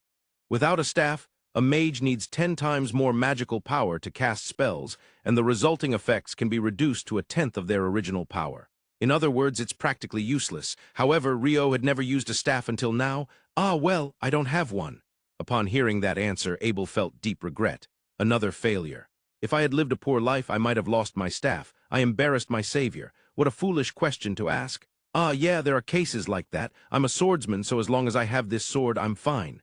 Saying this, Abel patted his sword at his waist. If anything happens, I'll take the front lines while you watch from the back. No, it doesn't work that way. Please, let me do at least that much. I can't just keep being saved by you, my savior. It would hurt my pride. With that, Abel moved his face closer to Rio's. Okay, then I'll count on you if that happens. That was all Rio could manage to say. At the beach, there were no bodies left. It had only been about 5 hours since Rio had carried Abel, but it seemed the 2 bodies of the smugglers had already been cleared away. Of course, Rio was not the one who cleared them. It was probably something in the sea. There were 2 dead, but I guess they got eaten or dragged into the sea. Rio explained monotonously, without much emotional fluctuation. However, it was different for Abel. So if you hadn't pulled me away, I would have ended up like that too. Cold sweat trickled down Abel's back. Guess you're lucky, Mr. Abel. Rio smiled brightly. Yeah, I guess so. By the way, Rio, could you drop the honorifics and just call me by my name? It's hard for me to be called Mr. by my savior while I call you by your name. But I think you're older, Mr. Abel. Well, if that's okay with you, then understood, Abel. Thanks, the others all call me by my name. It's better that way. Comrades, I wanted to be alone, and I told Michael to go somewhere without people. But the idea of comrades makes me a little envious. After all, 20 years is a long time, Rio thought deeply. In contrast to Rio's thoughts, Abel was searching for something. I guess I still don't have it, the proof. Did it sink to the seabed? Or is it in the Kraken's belly? Well, it can't be helped. I should regroup with everyone for now. Rio, thanks, it seems there's nothing to find after all. That's too bad. What will you do now? For now, I want to regroup with my comrades. Once we get to the city of Rune, I should be able to get in touch. Rio shook his head as he answered. I'm sorry, but I don't know where this city of Rune is. I think it's quite far to the north from here. We would have to travel quite a distance since there aren't even any people around here. I see. I guess I have no choice but to brace myself. Abel paused for a moment before thinking, and then said to Rio, Hey, why don't you come with me? Abel's invitation was unexpected for Rio, or rather, it was outside of his expectations. Indeed, moving through this forest alone would be difficult. Even if Abel was a skilled swordsman, traveling solo would be incredibly challenging. The most difficult aspect would be rest. With 2 people, one could sleep while the other remained alert. However, if alone, one couldn't get enough sleep. You would always have to stay on guard, and if you continue to be vigilant, fatigue builds up. And if you get tired, you make mistakes. That's one of the laws of nature that even seasoned warriors cannot escape. That's why modern armies on Earth use 2-man cells as their smallest unit. That said, Rio had never imagined leaving the forest of Rondo. He had created rice paddies around his home, dug drainage systems, and even laid cobblestone paths to the places he frequently visited. The barrier also cultivated many fruits. Vegetables were somewhat scarce, but there were no inconveniences in life here. While there were no inconveniences, being told, how about going together, stirred his heart just a little. There are no inconveniences, no dissatisfaction. But still, I do want to see a bit of the towns in this sword and magic world. Yet, it feels wasteful to abandon the environment I've built around my home, my slow life. Seeing Rio's lack of response, Abel grew a bit flustered. I'm sorry, that came out of nowhere. At the very least, I would appreciate it if you could accompany me to the city of Rune. It's more like a request, I suppose. If you go, I'll pay you a fee, and if you want to live there, I'll provide support. Honestly, I can't imagine how to reach the city of Rune from here, not knowing left or right. What do you think? With that, Abel bowed his head. Right, it's not like I'm leaving the forest of Rondo forever. I can just come back after seeing a bit of the world. I believe Michael's barrier will continue to function while I'm gone. Rio thought without any particular basis. His trust in Michael was immense. Understood. For now, I need to prepare a few things, so if we depart tomorrow, I'll accept your request to accompany you. Rio, thank you. Abel grabbed Rio's hands with both of his and shook them up and down joyfully. To Abel, Rio was a kind of beacon of hope. He had apparently survived alone in a place he didn't know, but it was all thanks to Rio finding him and carrying him home. Though Abel didn't know where the city of Rune was, with Rio stating it was far to the north, he felt sure there was some basis for that information. Going alone through a forest that could stretch on endlessly would be incredibly challenging. Even though fighting might be difficult without a staff as a mage, I can handle that part. It would be nice to have someone to take turns resting with. Oh, right, once we reach the first town, I'll buy him a staff and some clothes. That shouldn't be seen as an insult. Besides, with that outfit, he might not even be allowed into the town. Abel misunderstood that Rio didn't have a staff because he was poor and was only wearing a loincloth. Well, it was true that Rio was broke. Rio himself had a few preparations to make since he would be leaving this house for a while. Since the house's functions were made by Michael, there was nothing for Rio to tinker with. The barrier and the storage would likely function perfectly fine without him. The rice paddies couldn't be helped. He could just re-establish them when he returned. He had frozen a portion of the paddy rice. It could be eaten or used to create seedlings, and even if he returned immediately, he would manage somehow. As for the fruits in the garden, that couldn't be helped either. It would rain, so he hoped they would survive. Basically, he believed he could manage whatever he left behind. The problem lay in what he would take with him. Conveniently, unlike typical Isekai stories, there was no magical item box where you could store as much as you liked in subspace. No such thing existed. He also didn't possess any items with similar functions. He had to be selective about what he took. For now, he decided to bring seasonings, salt and black pepper. He would put them in a small furoshiki bag, about the size of a drawstring pouch made from the leather of a kite snake. It wouldn't be too cumbersome to hang at his waist. Moreover, since they were seasonings, he wouldn't need a large quantity. But the difference in taste between having them and not having them was significant. They were essential for the journey. Similarly, he would take the wound-healing herb without grinding it, placing it in a drawstring bag. Next was the flint. It would produce sparks when struck against Michael's knife. Water he could produce himself. Is this really enough? This is turning out to be quite minimal.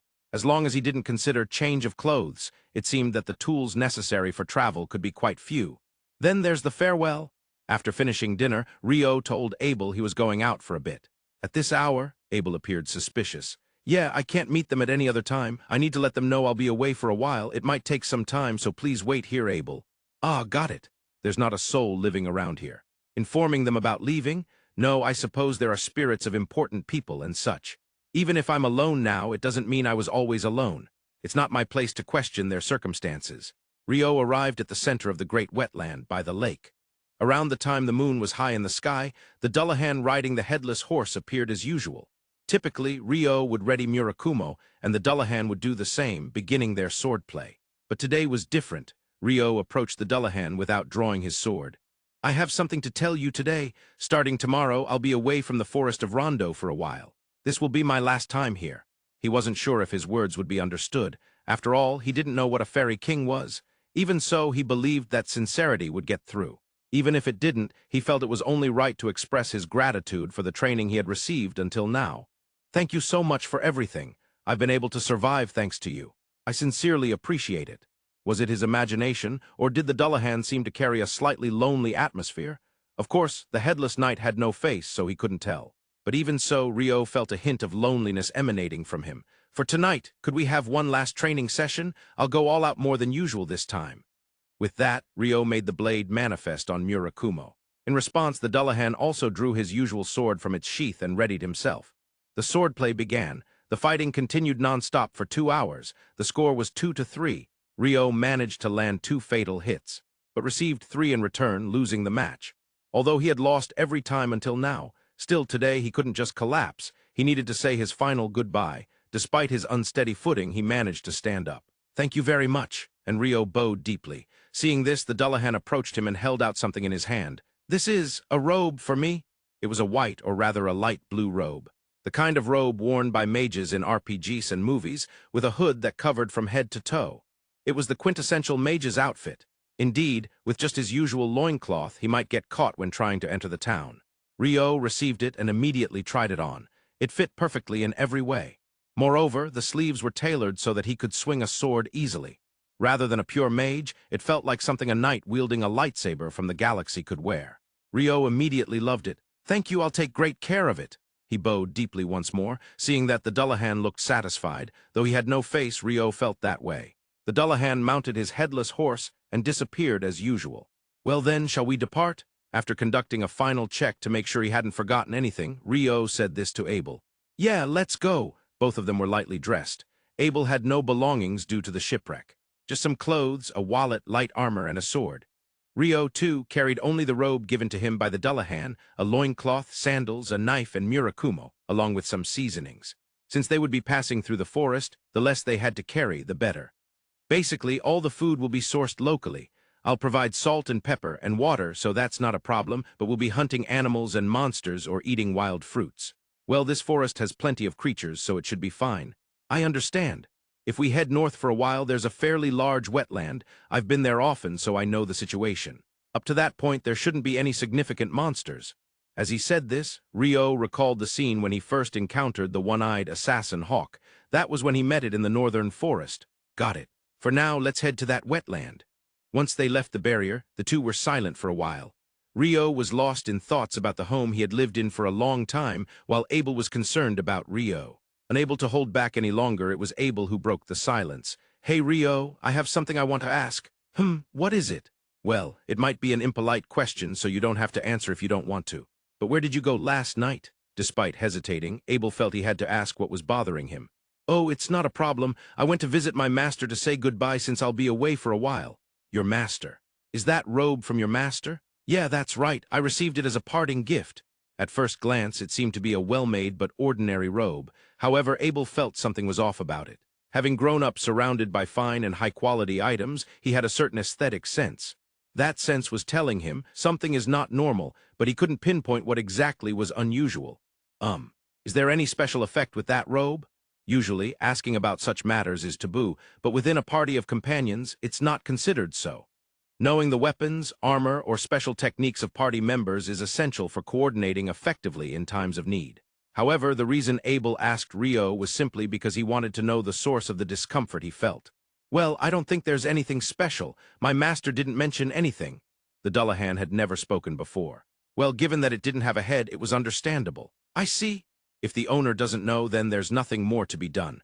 Though Abel couldn't accept it, there was nothing more he could do. Before long, they arrived at the northern wetland. We'll go around to the north from the west side of this wetland. Since I don't know what lies beyond, I think we should proceed with some caution. Got it, Abel nodded. You know, mages tend to speak very logically. My companions were like that, and even the mages I knew back in my hometown spoke like you do now. Is that so? I haven't met other mages, so I can't really say.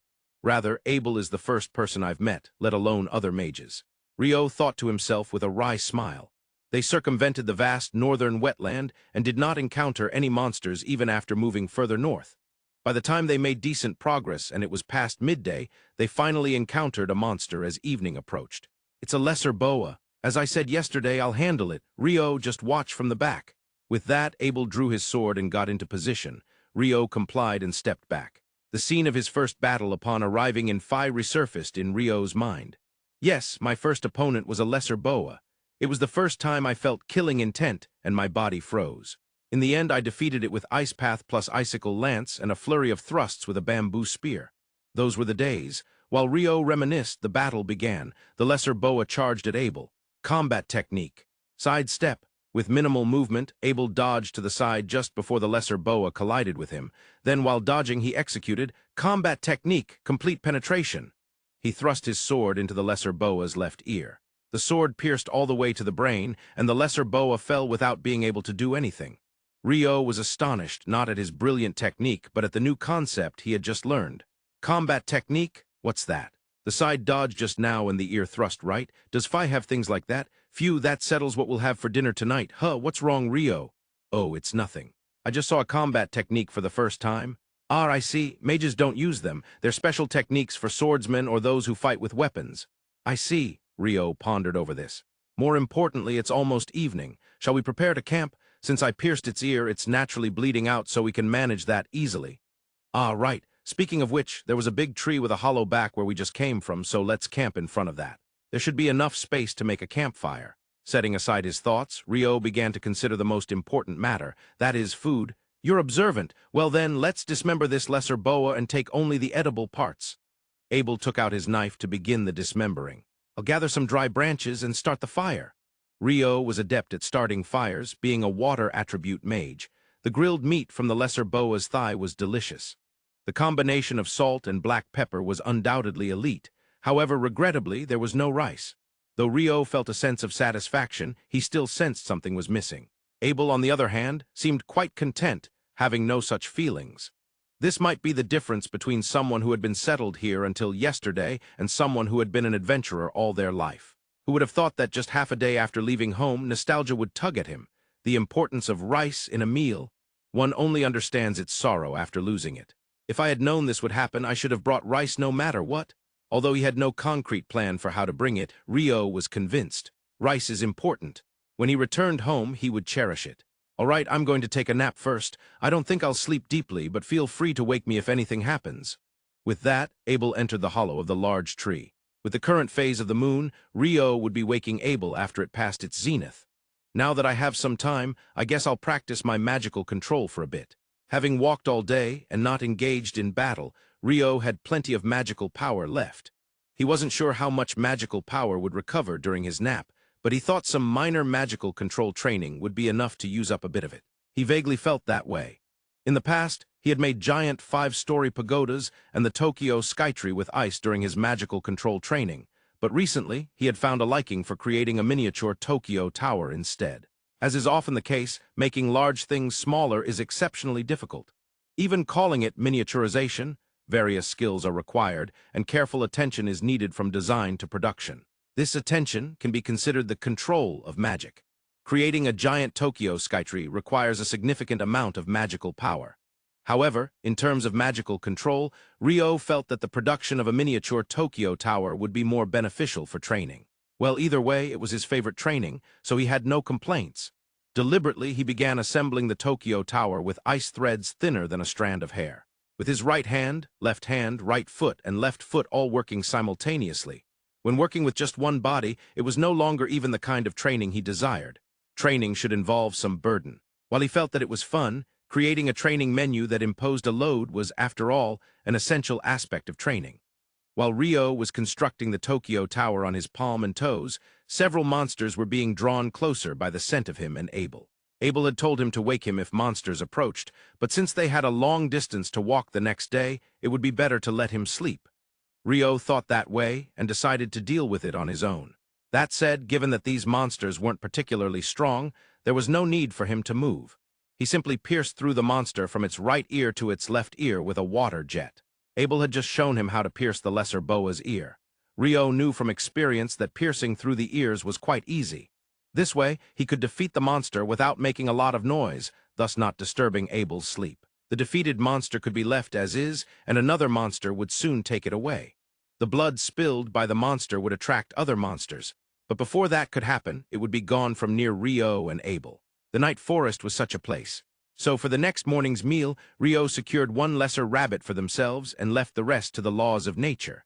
Once their bellies were full, the monsters would likely not come after Rio and Abel. After switching places with Rio as the lookout, Abel sat down in front of the campfire. Beside him lay the corpse of a lesser rabbit that Rio had caught. It seemed that blood had flowed from its ears. A stab from a knife to the ear, huh? Not bad skill. Wait a minute, a stab to the ear against a lesser rabbit? With a knife? It's not just not bad skill, it's a bit hard to understand. If he approached normally, it would have run away, right? Is he exceptionally skilled at suppressing his presence or something? Wouldn't it be better to say he's more of a knife expert than a mage? I guess it makes sense that he's been living alone in this forest. While tossing dry wood into the fire, Abel picked up the ice water pitcher and cup that Rio had prepared for him.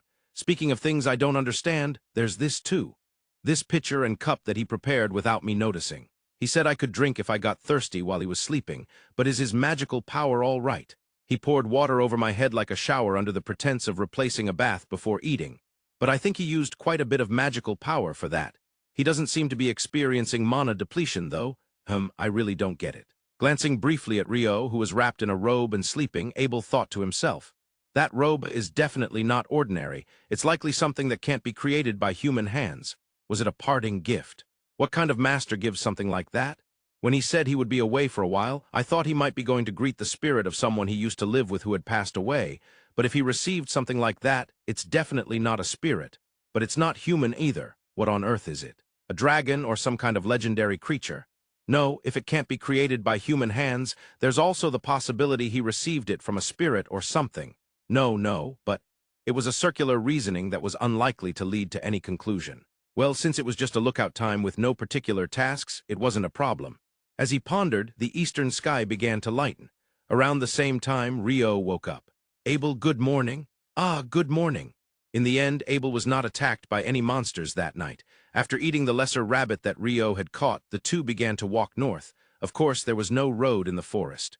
There was barely a path that looked like it was made by beasts, but it was certainly not easy to traverse. The formation was Abel in front and Rio behind. This arrangement was due to Abel's offer to quickly respond to any unexpected monster attacks since he was a swordsman.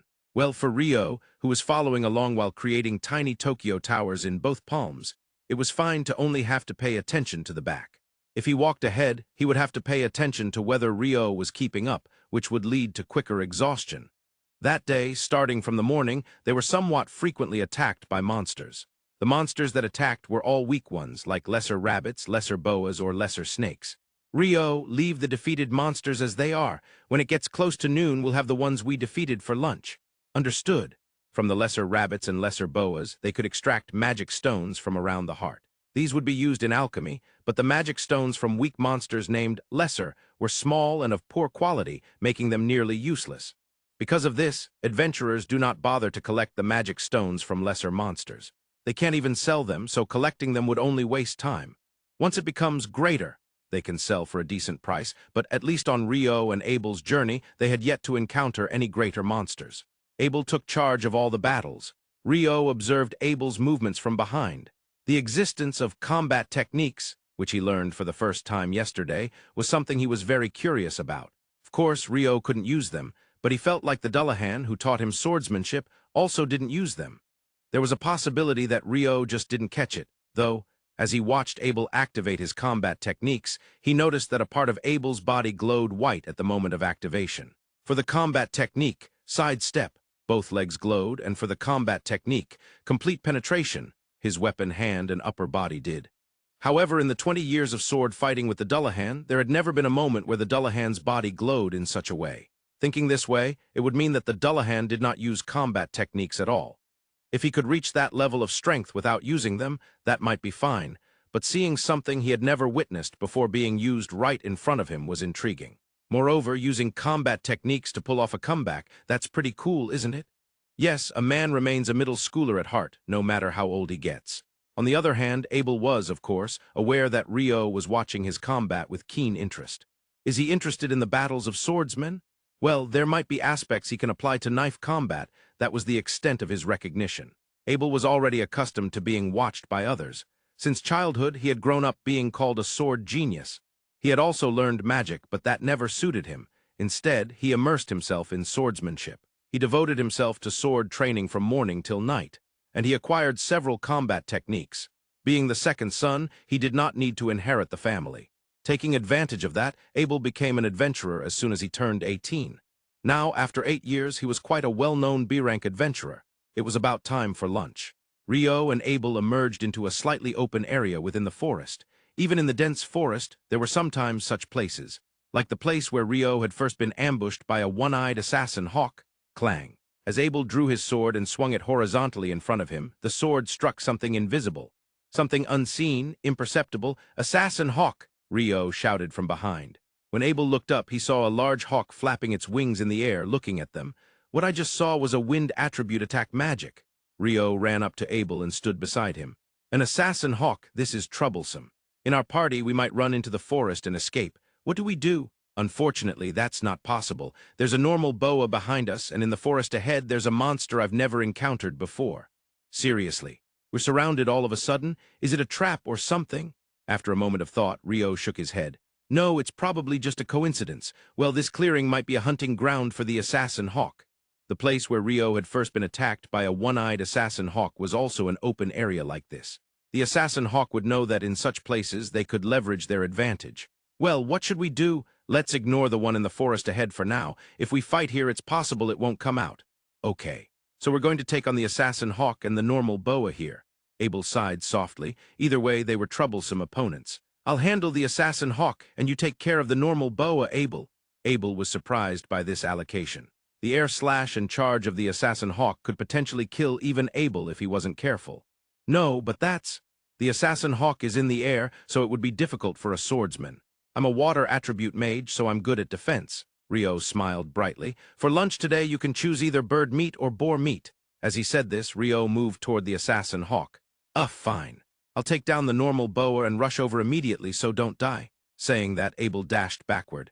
Abel, don't rush and get hurt. Rio's voice reached Abel. Normally, when Abel fought the normal boa as part of a party, the shield-bearing Warren would take the charge from the normal boa, while the water attribute Mage Lin would cast attack magic, and Abel would deal the finishing blow with his sword. But this time, Warren was not there. Moreover, if they took too long, Rio might get taken down by the assassin Hawk. "I'll take him down quickly." Abel spotted the normal boa in his view. "Rio, how did you sense the presence of a monster so far away?" "No, that's not important right now. I have to concentrate or I'll get taken down." Seeing a human approaching it, the normal boa generated and shot 2 stones. "Not gonna hit me. Sword technique, absolute shadow." The advanced combat technique, the sword technique, which is said to be difficult to master. Sword technique, absolute shadow. A technique that dodges all ranged attacks, including magic, with minimal movement. Dodging with sword technique, absolute shadow. Abel's speed toward the normal boa did not decrease at all. The normal boa lowered its head. Abel knew that boa types would charge after lowering their heads. Usually he would wait for that charge and dodge sideways with combat technique, sidestep, just before the collision. But now, due to the urgency, he was also moving toward the boa. Timing it was extraordinarily difficult. "I have no choice, I guess I'll give up on the sidestep." As he muttered this, the normal boa's figure vanished, a charge with speed incomparable to a lesser boa. Sword technique. Zero spin, a technique that dodges an attacking enemy at 0 distance, rotating 450 degrees around his right foot and stabbing the sword into the enemy's left side with that momentum. The red glowing magic sword of Abel accurately pierced through the left ear of the normal boa. "Jaya!" The normal boa's death cry echoed.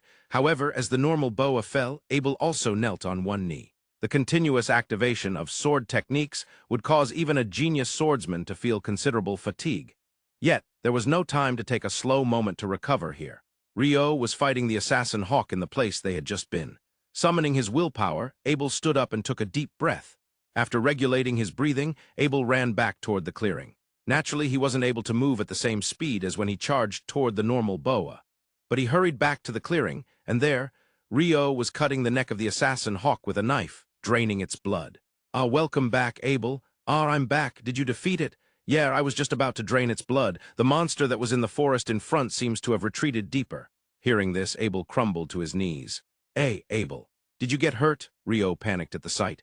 "No, I'm fine. I'm not hurt anywhere, just a little tired." For now, he was glad that both of them were safe. Abel decided to think that way. "Now for lunch, we have bandit-style grilled chicken and grilled wild boar cheek meat. Both are grilled meat. Abel, black pepper also has fatigue recovery effects, so eat heartily." "Why, yeah." Rio savored the long-awaited chicken. Compared to rabbits and boars, the probability of encountering bird-type monsters is quite low. Although Abel had various things on his mind, being able to eat when the opportunity arose was an essential skill for adventurers. First, they dug in. For a while, the only sounds in the square were the crunching of their chewing. By the time they finished eating, Abel, who was quite fatigued from using 2 sword techniques, felt the fatigue dissipate. They both drank the water prepared by Rio, and satisfied sighs escaped their mouths. "If it were just before evening now, I'd almost want to camp here. I'm so satisfied." Rio chuckled at Abel's words. "You have to reunite with your companions soon, right? Even so, it feels like it will take weeks to cover this distance, right? No use rushing." "Well, it's true we don't know how long it will take. Still, we can walk for half a day, so let's go." Saying that, Rio stood up. "I guess it can't be helped." With that, Abel stood up as well. No, this is a journey to send Abel back to his companions." "Hey, Rio, about that battle earlier." As usual, Abel was in front and Rio followed behind. The forest was dense, and since there was a risk of getting lost if they separated, Rio stayed close behind Abel. "Yes, what is it? How did you defend against the assassin Hawk's attack? It has invisible wind magic and a charge attack, right? Moreover, the charge is at a speed that makes it impossible to react visually." Abel faced forward, speaking to Rio as they walked. "What I used to defend was water attribute magic, specifically a spell called Ice Wall, which creates a wall of ice." "Oh, I see, there's such a spell. Abel, please turn around." When Abel was told that, he turned around. There was nothing special, and Rio was within reach. He was there, but something felt off. "This is..." Knock, knock. Abel noticed the ice wall and tapped it like knocking. "It's incredibly transparent." "Yes, it's quite hard to notice." "I see, the assassin Hawk charged into this transparent wall and ended up self-destructing. Water magic is amazing, huh? I don't really know since none of my acquaintances are water magic users." The mages Abel knew were fire, wind, earth, and light. There were quite a few mages of those 4 attributes, but none for water or darkness. Darkness is rather special, so even in the central nations there are almost no users. As for water, I heard that water attribute magic isn't suited for combat, but honestly it seems quite useful. When I meet that old man again, I'll complain to him. Abel, did you say something? Oh no, just talking to myself, don't mind it. Rio had something on his mind. It was about the monster that had been in the forest beyond the square where he fought the assassin hawk. At least, it wasn't any monster Rio had encountered before. The battle between Rio and the assassin hawk began, and ultimately, that monster never emerged into the square before retreating. From the feel of it, it didn't seem to be a very large monster. Currently, they were passing through an area where the monster was thought to be, but there were no broken branches. If it had been a large monster, the branches would have been snapped. The forest was dense enough for that.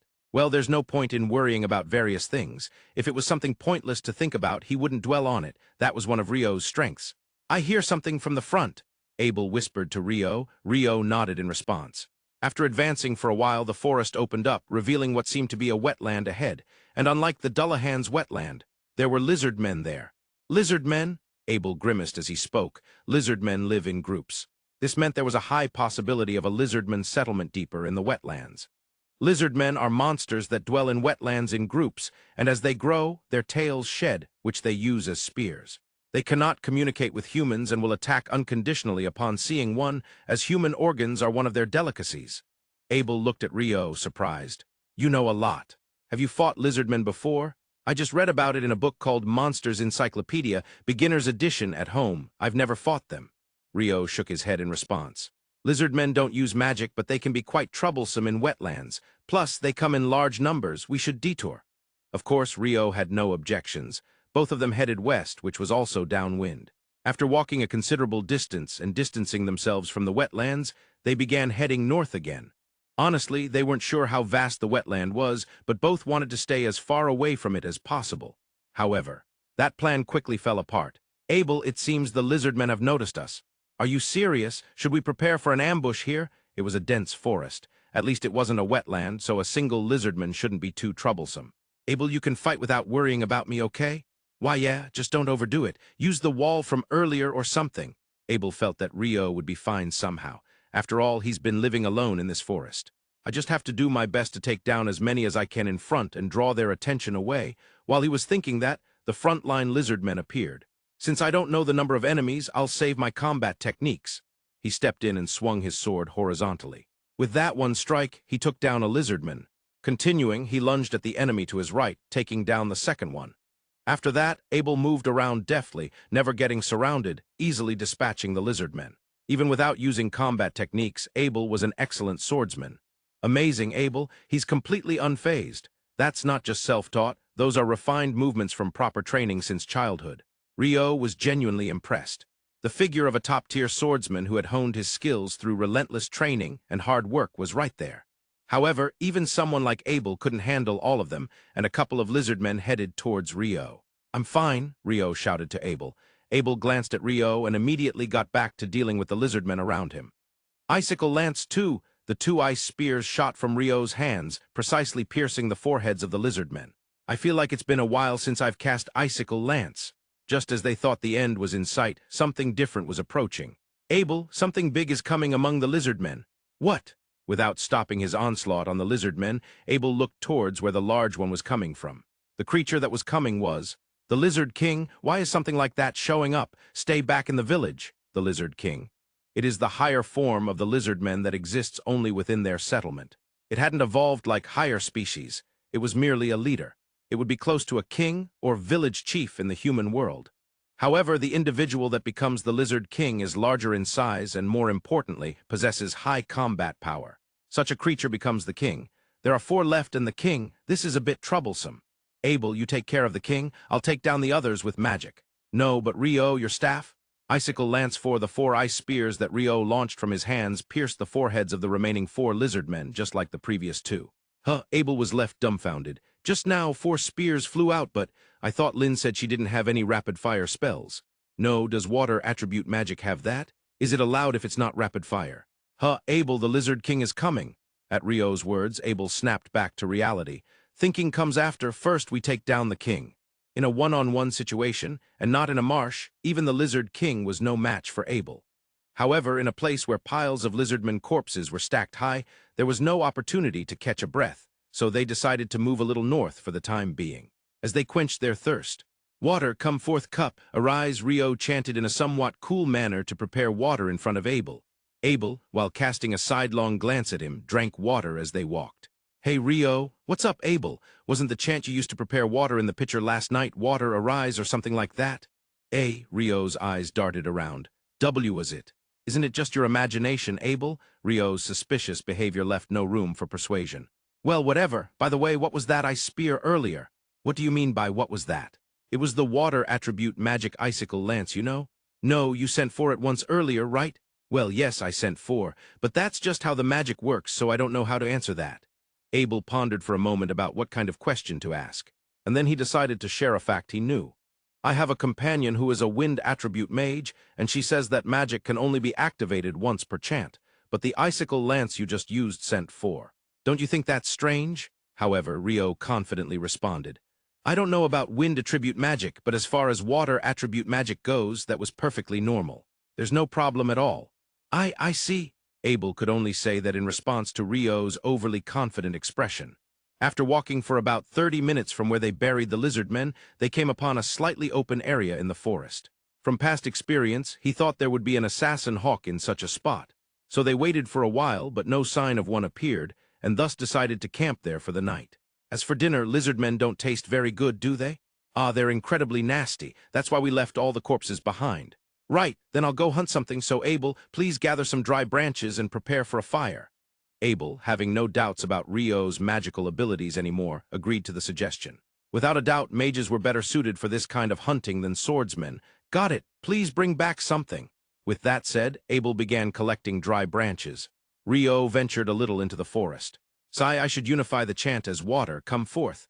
What he was thinking was incredibly trivial. Rio easily found a normal rabbit and took it down with a water jet. Moreover, right where he caught it, he discovered a loquat tree. "Oh, we've added fruit for dessert?" With both hands full of normal rabbit and loquat fruit, Rio returned to the campsite. There, Abel had just come back with dry branches. "Abel, we have fruit for dessert tonight." "Oh ho, but that fruit, I've never seen it before." "Huh, is it not eaten around here? Back in my hometown we called it loquat and ate it." "I've never heard of that name before. It smells sweet. I'm looking forward to it." Setting down the dry branches he had been holding, Abel began to set up a campfire. "Water pitcher, arise cup, arise water, come forth," as he chanted. Rio poured water into the cup and handed it to Abel, who was preparing the campfire. "Here you go, Abel. The chant is water, come forth. Did you hear that? That's the correct one." What are you talking about?" "The chant is water, come forth. Got it?" "Ah, yes." Rio had gained a stronger assertiveness. The next day, the two were making good progress north. They encountered a challenge just before noon. "A wall, huh?" "A wall, indeed." A rock formation that could only be described as a wall, so continuous that there was no gap visible from east to west, and standing at a height of at least 100 meters, was blocking their path. "There's no way we can climb this." "Yeah, the top is a reverse bank, so at least for me, it's impossible." The reverse bank is a state where it juts out towards them, surpassing 90 degrees and going vertical. Although it could also be called an overhang, either way, if one were to climb it by hand, advanced rock climbing skills would be necessary. "Ugh, a wind attribute mage could climb this easily." Even a wind mage wouldn't be able to, right?" Abel imagined the figure of the wind attribute mage Lynn in his mind, picturing her climbing this wall. "Yeah, no way. I guess our only option is to go east or west and look for a way through. Somehow, I just have a bad feeling about either direction." Although he had no basis for it, Rio voiced his thoughts. "Is that so? Then let's decide here with a coin toss." With that, Abel took a copper coin from his wallet. "If it lands heads, we go east, if tails, west." Saying this, he flicked it upward with his thumb. Then he caught the falling coin and opened his hand. "Heads, east it is." "Understood, let's head east then." Rio nodded, but his gaze was still fixated on the coin in Abel's left hand. "Rio, did something happen with that coin?" "No, it's just that it's the first time I've seen money." Indeed, it was the first time Rio had seen money since coming to this Phi. Having lived alone since his reincarnation, he had never had the opportunity to touch money and had no need for it. However, Abel felt pity that he had never touched money due to his poverty. He recalled Rio's appearance the first time he met him, dressed only in a loincloth and sandals, misunderstanding that it was due to poverty. "Abel, could I take a look at that coin for a moment?" The coin Abel handed over was the lowest denomination copper coin in the kingdom's currency. The currency unit in the Central Nations is florin. While each country issues its own currency, the unit of currency is common. Once upon a time, there were a variety of currencies, but now one florin was used for various transactions and sales, represented by a single copper coin. Abel explained this. It's somewhat like the ducat, a currency unit that was widely used in Europe from the medieval to early modern periods on Earth. With that interpretation, Rio was able to smoothly accept Abel's explanation. On the coin Abel handed over, there was a profile of a man on the front and some flower engraving on the back. That's a 1 florin copper coin from the Natore kingdom where I live. Natore. What a cool name. Rio remembered that there was an actress with that name on Earth. She was incredibly beautiful. Rio's excitement skyrocketed. Why, yeah. And that profile on the coin is of His Majesty King Stafford IV, and the flower on the back is the royal flower, a lily. Stafford Natore, that's definitely a name suited for a protagonist. How cool. WL, there are various middle names and such. Abel's last murmuring completely went unheard by Rio, a boy forever trapped in a Chunibyo mindset. Although it felt disrespectful to call the name of His Majesty the King Chunibyo, Rio felt uplifted knowing that the country Abel lived in and the one they were heading towards was called the Natore Kingdom. Of course, while Abel was pleased that Rio had a favorable impression of his country, the way he looked at Rio had inevitably turned into that of someone who saw a slightly disappointing person. With a joyful expression while looking at the coin, Rio walked east along the wall. Abel walked beside him. By the way, Abel, you said this florin is used in the Central Nations, but Natore Kingdom is one of those Central Nations, right? Yeah, it's one of the 3 major countries, Abel replied, nodding significantly. The 3 major countries, what are the other 2? The Debuhi Empire and the Handalu Federation. Debuhi? Rio grimaced as he muttered. Do you have some bad memories about the Empire? No, it's just that the name sounds lame, with a more pronounced frown, Rio replied. I see, so that's important to your value standards. Abel looked at Rio with a gaze that seemed somewhat disappointed. The name of a country is important to its citizens, right? I wouldn't want to say I'm a citizen of Debuhi. Could it be, is the emperor of the empire named something like Debuhi, and is he of a plump build? Abel shook his head while answering. No, the imperial family's last name is Bornemissa. The House of Bornemissa. His Majesty Emperor Rupert VI of the Debuhi Empire is over 50 years old and has no excess fat on him at all, a physique like steel. Then, why don't they change the name of the country? Rio shouted. It was not because he was shouting for his own aesthetic sense. He shouted for the sake of the citizens of the empire bearing a sad name. Debuhi is unacceptable, at least rearrange it into an anagram. No, Hydebu is also unacceptable. The 2 walked along the wall. After about 2 hours of walking, the wall gradually became lower. It's getting lower bit by bit, but we still can't climb it, can we? It's tough, but there's no need to rush. If we keep going like this, we might find a way. The height had lowered to about 30 meters, but it still seemed difficult to climb the wall. It feels as if it has been gouged out by some giant laser. Perhaps a light attribute mage could use such magic. No one answered that question raised in his mind. Even if it were expressed out loud, no one would have been able to respond. After walking for about an hour, the wall suddenly disappeared. Finally, the wall is gone. What's beyond the wall isn't a forest, but a grassland. Aside from some rock masses about 1 meter high, just as Rio said, a vast grassland stretched as far as the eye could see. Considering they had walked through a dense forest until they hit the wall, this was quite a change. The visibility is good, but, well, there's no point in saying this and that. We have no choice but to head north. Then let's go. As the 2 set foot on the grassland and walked for about 30 minutes, Kakin, Abel at the front, drew his sword and swung it, cutting through something that came flying at him. A stone, Abel murmured. With that as a cue, thumb-sized stones began flying at Abel from ahead. He dodged them or swatted them away with his sword, focusing his gaze forward. He could see that the stones were coming from rocks about 2 meters high. Japanese letter, Japanese letter, Japanese letter, Japanese letter, Japanese letter, Japanese letter, Japanese letter. A wall of ice was created by Rio in front of Abel. Now that Abel didn't have to worry about the stones thanks to the ice wall, he squinted his eyes even more. Rio, this is bad. It seems we've entered a rock golem's nest. Golems have nests. Rio at the rear rushed towards Abel. The place where golems spawn in groups is called a nest by adventurers. It seems this is one of those places. It's my first time experiencing it too, though. Even if he knew it as knowledge, sometimes that alone couldn't help. Is that rock-like thing a rock golem? Yeah, that one. I thought golems were more like human-shaped beings with arms and legs. Rio's knowledge was based on Earth. In reality, there is no historical fact that golems existed on Earth. The term golem originally refers to a moving clay figure in Jewish folklore. Well, the concept of putting a soul into Earth to make it move or become human is found in myths and legends around the world. so perhaps there were once golems on Earth. Ah, the ones that can be moved through alchemy or magic tend to have that form. I've heard that there are countries in the West with golem legions.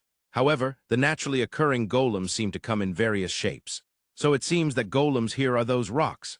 The moment Abel said that, he turned around and swiftly slashed with his sword, Kakin. From the rear, stones from golems were flying. Japanese letter, Japanese letter, Japanese letter, Japanese letter, Japanese letter, Japanese letter, Japanese letter. Rio generated an ice wall to the back as well. By the way, there were those rocks where we passed through earlier. Have they woken up? To lure us in and then ambush us, not bad for a pile of dirt. Can those golems be defeated with a sword? By the way, the golem type wasn't listed in the Monsters Encyclopedia Beginner's Edition, so Rio had no knowledge about it. I don't know, I've never tried.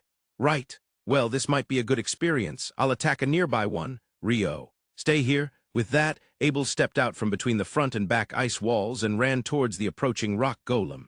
Yes, the rock golem looked like a rock, but it was getting closer. A rock means a normal water jet can't cut it. An abrasive jet might be able to cut it, but I wonder how effective that would be since it doesn't seem instantaneous. I'll have to try it later. While Rio was contemplating this, Abel charged at one of the rock golems. Combat technique, complete penetration. As he approached, he activated his combat technique and thrust with his sword. Zaku, Abel's partner magic sword, pierced the body of the rock golem, thanks to the effect of the combat technique. As he pierced, he swung sideways. Normally, a living creature would die from this, but the golem was repairing the place that had been cut. Damn it! Abel kicked the repairing golem down and headed back to the ice wall. If he could buy even a little time before it started launching stones, that would be ideal. If he got shot at while running, it would be quite difficult to dodge. The golem seemed unable to shoot stones while in a rolling state, allowing Abel to return safely to the ice wall. That's no good, it's repairing itself. Yeah, I saw it. The golems currently active are 7 in front and 5 behind, including the one you attacked. 12 in total. It's too clear here to run away. Running away is impossible. There's an attack I want to test, so can I do that? Saying that, Rio looked up at the sky. Since I'm at a dead end, I'll leave it to you. All right then. Japanese letter, Japanese letter, Japanese letter, Japanese letter, Japanese letter, Japanese letter, Japanese letter, 10 Chinese letter, as Rio chanted. An ice wall was generated parallel to the ground, 40 meters above the golems, and then it fell. A deafening roar and soil and grass flying up several meters. Thanks to the defensive ice wall, Rio and Abel were unharmed. But the area where the ice wall fell was devastating. Of course, the 2 rock golems that should have been there had left not a single fragment behind. It seemed that it had caught the 2 golems that were there in the fallout. Mass weapons are scary. What Rio had done was nothing special. He had just generated an ice wall in the air and let it drop. He made it 10 layers because he thought it would be heavier that way, with the icicle lance from above and this. Rio might just enjoy lifting and dropping things. While Rio was satisfied with that, Abel stood in shock, unable to move. It seemed to take him about 5 seconds to reboot. Rio, what was that just now? Look, the ice wall right in front of us. I just generated it above and let it drop. It's incredibly simple, but it worked out well, didn't it? Rio smiled brightly to reassure Abel. Even though the effect of the mass weapon exceeded expectations, it would be cooler to pretend it had all gone as anticipated. That was what Rio thought. It seems we took down 2 with that, but I'll take care of the others in the same manner. With that said, Rio generated the ice wall 10 layers one after another, dropping them down and crushing them against the ground. Rio noticed the rock golem that Abel had kicked down had stopped moving afterward. Abel, we've defeated at least 11. 11? Huh, wasn't there 12? Yes, the one you kicked down at the beginning has stopped moving. With that, Rio pointed to the golem Abel had kicked down. Indeed, it's not moving. Dispersing the defensive ice wall, the 2 approached the toppled golem. Abel poked it with the tip of his sword, but there was no reaction at all. Why isn't it moving? It probably stopped functioning due to your incredible kick. Abel, you should consider becoming a grappler instead of a swordsman. Grappler, what's that? Besides, it wasn't that amazing of a kick. Abel's kick was more about toppling it rather than inflicting damage. It was like pushing with the sole of his foot. It could be compared to a wrestling fight kick. Against a human, it might deal damage if it hit the solar plexus, but against this stone golem, such a kick wouldn't cause any damage. Could it be? Rio crouched down and carefully examined the lower part of the rock golem, the part that had originally been in contact with the ground. He speculated that the golem received some kind of energy from the ground and that only the lower part of the golem was able to receive it. The underlying knowledge was based on non-contact charging like with smartphones. If that technology was installed in the floors or walls of a house, It would eliminate the need for electric outlets for appliances. While on Earth, Rio had always thought about this, and seeing the toppled golem reminded him. The golem certainly had something. Abel, take a look at this. Rio showed that part to Abel. This is a magic stone. From the part of the golem that had been in contact with the ground, a small yellow magic stone was barely visible. Shall we carve it out from the golem? Yeah, but the rock golem is tough. My combat technique, complete penetration, would work, but don't worry, it will take a little time, but I have just the right magic for dismantling using water attribute magic. Japanese letter, Japanese letter, Japanese letter, Japanese letter, Japanese letter, Japanese letter, Japanese letter, Japanese letter, Japanese letter. Rio believed the abrasive jet would not be usable to defeat the rock golem, but it was perfect for dismantling, even if it took time. Not knowing how big the buried magic stone was, he carefully began to shave off the surrounding rocks. After about 10 minutes, he successfully retrieved the magic stone. It was a yellow magic stone about the size of a palm. This is quite large. Even Abel, who had defeated many monsters and retrieved countless magic stones, was surprised by its size. The value of magic stones is determined by their size, color, and saturation. The larger it is, the higher its value. Generally, the stronger the monster, the larger its magic stone. Color corresponds to the attribute in magic. Red for fire, blue for water. And saturation generally indicates how long and how much experience the monster has had since it was born. The more experience accumulated, the denser it becomes, and the denser it is, the higher its value.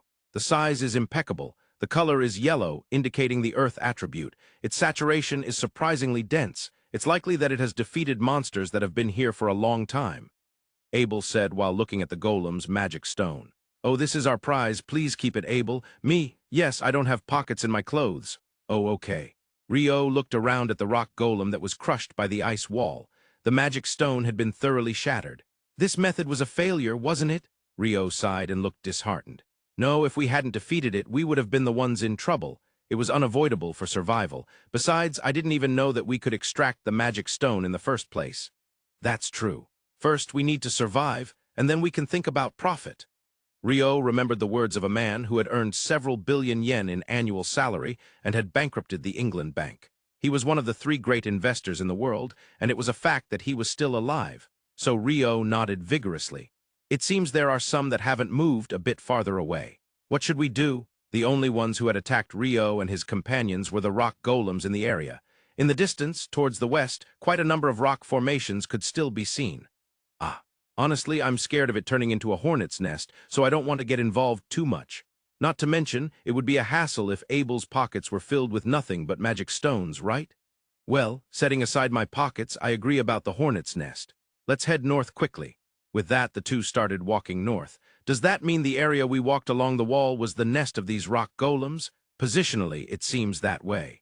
I don't know why that's the case, though. Is there some special magical power coming from the ground, or is it a trap set by someone? Rio said this in a detective-like manner. Someone. I can't imagine there would be people around in a place like this. It doesn't have to be a person, you know? Rio's eyes sparkled with a glint. Like elves or dwarves? With that, Rio glanced sideways at Abel, shrugging as if to say, what a hassle. Hey, don't look at me like I'm some unfortunate person. I'm talking about devils or something like that. Devils. What are those? That. There seemed to be a section at the end of Monsters Encyclopedia, beginner's edition that Michael had specially added as special rank. It listed dragons and devils. Since it was specifically written, Rio thought it was common knowledge for humans living in Phi. Abel had displayed quite a bit of knowledge when he explained about the Central Nations. Rio thought he had at least more than average knowledge compared to the people living in this world of Phi. But now, Abel claimed he didn't know what a devil was. Abel, do you know about dragons? Of course I do. I've never seen one, but I know of them as legendary creatures. They did exist, but Rio decided not to mention that. He felt it was better to keep it to himself. Then have you never heard of devils or demons? I have heard of devils. They are the enemies of gods and angels. I see, so they are known as devils. However, Rio felt a slight sense of discomfort. If that was the case, why didn't Michael write devils instead of devil? Moreover, the explanation for devils was, those who have fallen from grace. Are not known, their origin is unclear. I still feel something is off. Well, there's no point in worrying about it. So Rio is saying that this rock golem was set up by a devil? It can't be completely ruled out as a possibility, can it? Of course, he was just saying that randomly without any basis. Speaking of which, didn't you mention elves and dwarves earlier, Abel? I did. I was looked at with a really condescending gaze by some water attribute magician. Abel glared at Rio with narrowed eyes. Abel, you won't become a great swordsman if you get hung up on such trivial matters. I don't want to hear that from you. Having navigated through several brushes with death, the two had become like comrades in arms. It was a good thing as traveling companions. Well, anyway, please tell me about the elves and dwarves. Ignoring Abel's shouting, Rio prioritized his own curiosity. Seriously, dwarves are quite common in towns. Many of them have great skills in blacksmithing. I'd say a third of the good blacksmiths are dwarves. They also make up a good number of adventurers because of their strong physical strength, so they are often in the front lines. I see. That matches the image I had. What kind of image do you have? Elves, on the other hand, are incredibly rare. You hardly see them in towns. In the city of Rune, where we were based, there was only one adventurer who was an elf, and that was probably the only elf in the city of Rune. Most live in villages deep in the forest and don't come out much. In the Natore Kingdom, there is a village in the forest of the west where they gather and live. I see, that matches my image as well. So what kind of image do you have? Abel seemed to be half angry and half exasperated. After passing through the nest of the rock golems, the two had been walking quite a bit. They wanted to get away from the dangerous nest as quickly as possible, and since it was a plain rather than a forest, they naturally quickened their pace. When the sun began to set, they reached a river. Let's camp around here for today. Understood. For dinner we'll have grilled river fish. Ah, that sounds good. Then I'll go catch some fish. Normally, Rio, as a water attribute magician, would be the one going out to hunt lesser rabbits or other creatures, but today Abel volunteered to procure the supplies. Are you sure you can do it? Hey, stop looking at me with those incredibly doubtful eyes. Besides, I was the one who usually procured fish when we were working together as a team. All right then, I'll leave it to you, Abel. I'll go gather some twigs. With that, Rio headed to gather sticks while Abel went towards the river. Seriously, I'm really good at procuring fish. Saying that, Abel took off his shoes, rolled up his pants, and drew his sword from his waist. Then he walked into the river up to his knees. He stood quietly in the river, waiting for something. Seconds later, he thrust his sword into the river. At the tip of the pulled-up sword, a fish was beautifully speared. Yes! In a similar manner, Abel continued to procure dinner. It had been a long time since they had grilled fish. Essentially seasoned only with salt, it was delicious. Both Rio and Abel loved meat, but once in a while, fish is nice too. It's tasty. Yeah. It's because Abel successfully procured the ingredients. I'm impressed. Rio bowed his head. Well, as long as you understand. Abel blushed slightly. River fish is nice, isn't it? It's different from sea fish. What? The place where you helped me was also by the sea. Do you hate the sea or something? Yeah, I almost got killed once. You can use water attribute magic as well as Rio, yet you almost got killed.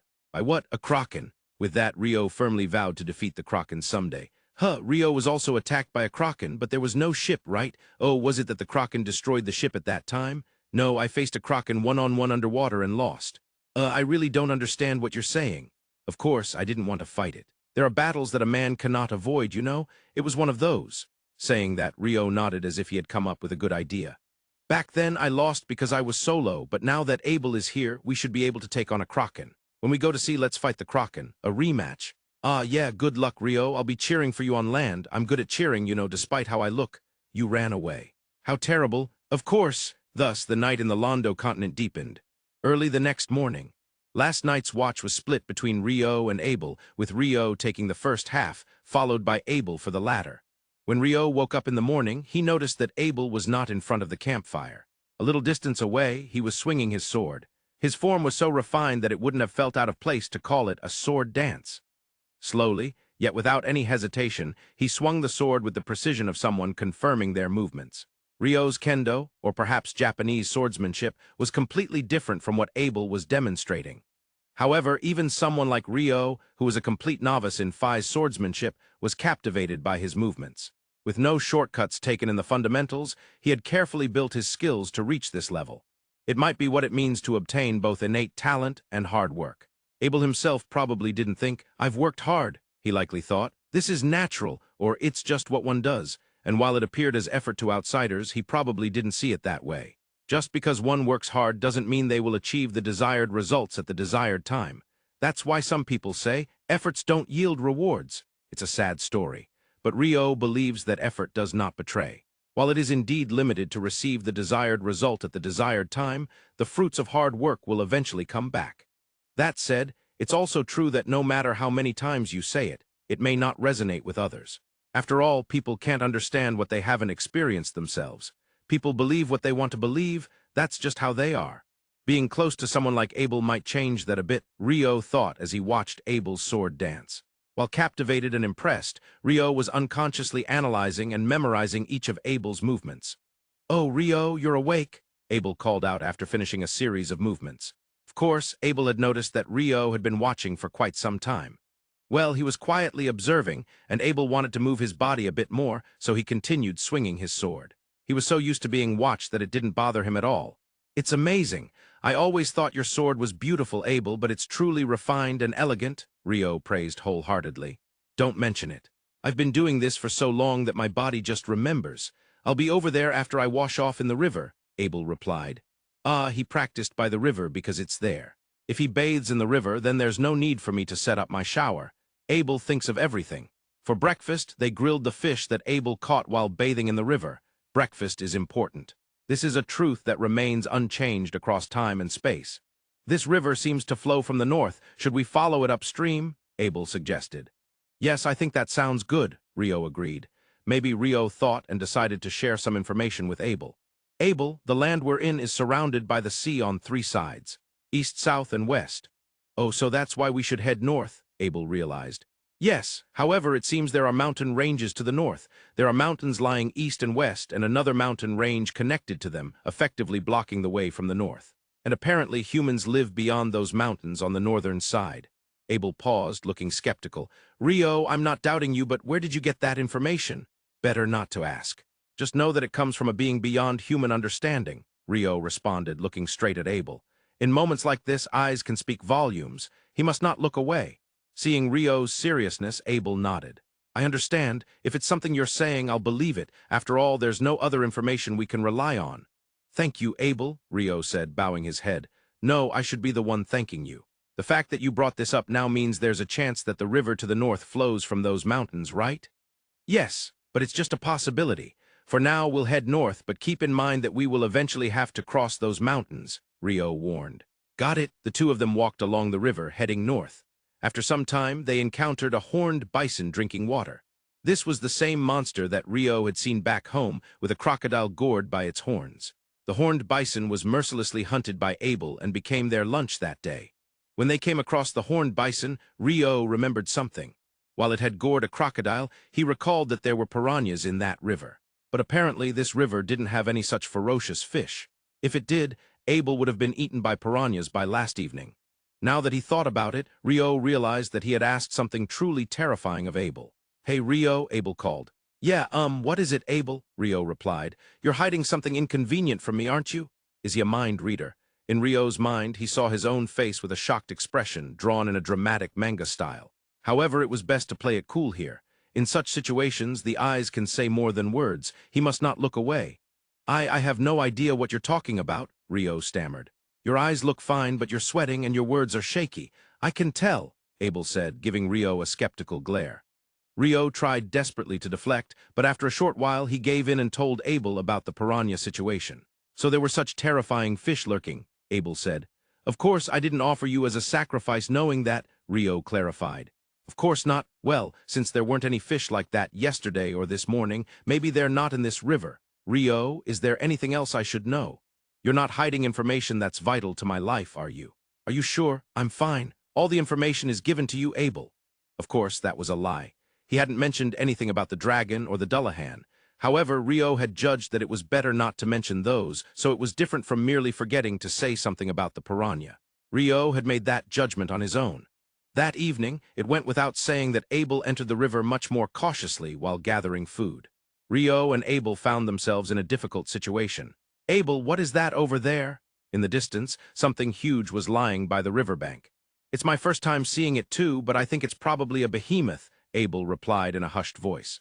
Of course, considering the common sense, talking normally wouldn't be heard at this distance, but still, it felt better to speak quietly. What if it attacked due to some misunderstanding? "Looks like you want to hunt it, Abel." "Not at all." A gigantic monster easily exceeding 100 meters in length. Moreover, if it really is a behemoth, then there have been no reports of anyone encountering one in the past 100 years, even if it's not as fearsome as a dragon. At least there have been no such reports in the Natore Kingdom. With that massive body, it seems like it could easily withstand an ice wall layer 10 falling freely like we did with the rock golem. Compared to Abel, who was sweating and speaking quietly, Rio seemed somewhat excited. For Rio, this was a sight he could never have witnessed back on Earth, and it was a creature that didn't exist on Earth. Certainly, he understood the danger to life, but at the same time, he was also aware that part of him was a little thrilled. First of all, it probably won't work. Rio, don't even think about trying it, okay? Do you think I'm someone who acts out of the ordinary, Abel? Yeah, I think so. Abel nodded vigorously. Seeing that, Rio was astonished, but then Rio noticed something was approaching from the northern sky. Abel, something is coming from up in the sky over there. Abel looked towards the northern sky as instructed. Even for Abel, who had excellent eyesight, he could tell something was approaching, but he couldn't see it clearly. Even though he couldn't see it clearly, the fact that he could tell that something was flying from this distance meant it was definitely not a bird. A dragon? No, it has arms instead of wings, so it's a wyvern to be precise. Oh, a subpar version of a dragon? What a horrible way to describe it. 6 wyverns. Wyverns had been frequently sighted even in the Central Nations. There were quite a few cases of caravans and villages being attacked. While they were no match for dragons, they were still not something that a few adventurers or a knight order could handle easily, especially when dealing with just one wyvern. And now there were 6. Those wyverns, their target is definitely, yeah, it must be that behemoth. This is going to be a monstrous showdown. No, the behemoth will have the upper hand, Abel expressed his viewpoint. Abel had participated in wyvern subjugations several times before. Thus, he was well aware of the strength and troublesome nature of wyverns. I don't think Bahai-chan will lose that easily. Somehow, Rio had started calling it Bahai-chan. Well, if one didn't take its enormous size into account, it did resemble a hippo, so it could be said to be somewhat cute. Maybe, not really. Attacking a single target like that, it doesn't even belong in the realm of Dragon Way. Dragon Way? Well, even so, having the advantage of attacking from the air is overwhelmingly beneficial. Those wyverns use wind attribute magic. Especially the invisible attack magic, air slash, and the higher tier magic, Sonic Blade, are troublesome. Sonic Blade? A Sonic Blade attack from 3 clones, all charging at once? Rio was fixated on his romantic strategy called Breakdown Charge. Clones and all that? I've never heard of simultaneous charges with Sonic Blades, you know? Abel replied seriously to Rio's absurdity. What a good guy. The behemoth, which had been lying down, also began to stir, reacting to the imminent threat it faced. To be specific, it simply got up and went on all 4s. The distance between the grounded behemoth and the 6 hovering wyverns was about 40 meters. The wyverns were the first to make a move. By flapping their wings, they unleashed an air slash. The reason I say unleashed is that, from the distance Rio and Abel were at, they couldn't even perceive the slight distortion in the air caused by the air slash as it traveled. However, the behemoth must have comprehended both the number of air slashes fired and their trajectories. Instantly, 6 human-sized stones appeared around the behemoth. As soon as they formed, the stones were launched and accurately intercepted all the air slashes. Oh, just as expected of Bahai-chan, next up will probably be a ranged attack, the Sonic Blade. From past experiences in battles with wyverns, Abel predicted the next move of the wyverns. The troublesome thing about Sonic Blades is that they split into multiple after being launched. Saturation attack with the power of numbers. Wind attribute magic is terrible.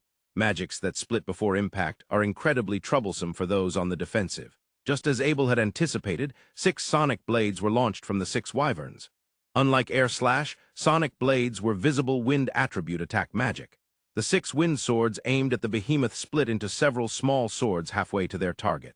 But perhaps that was already within the behemoth's expectations. Instead of intercepting them with stones, the behemoth created a massive stone wall from the ground right in front of it.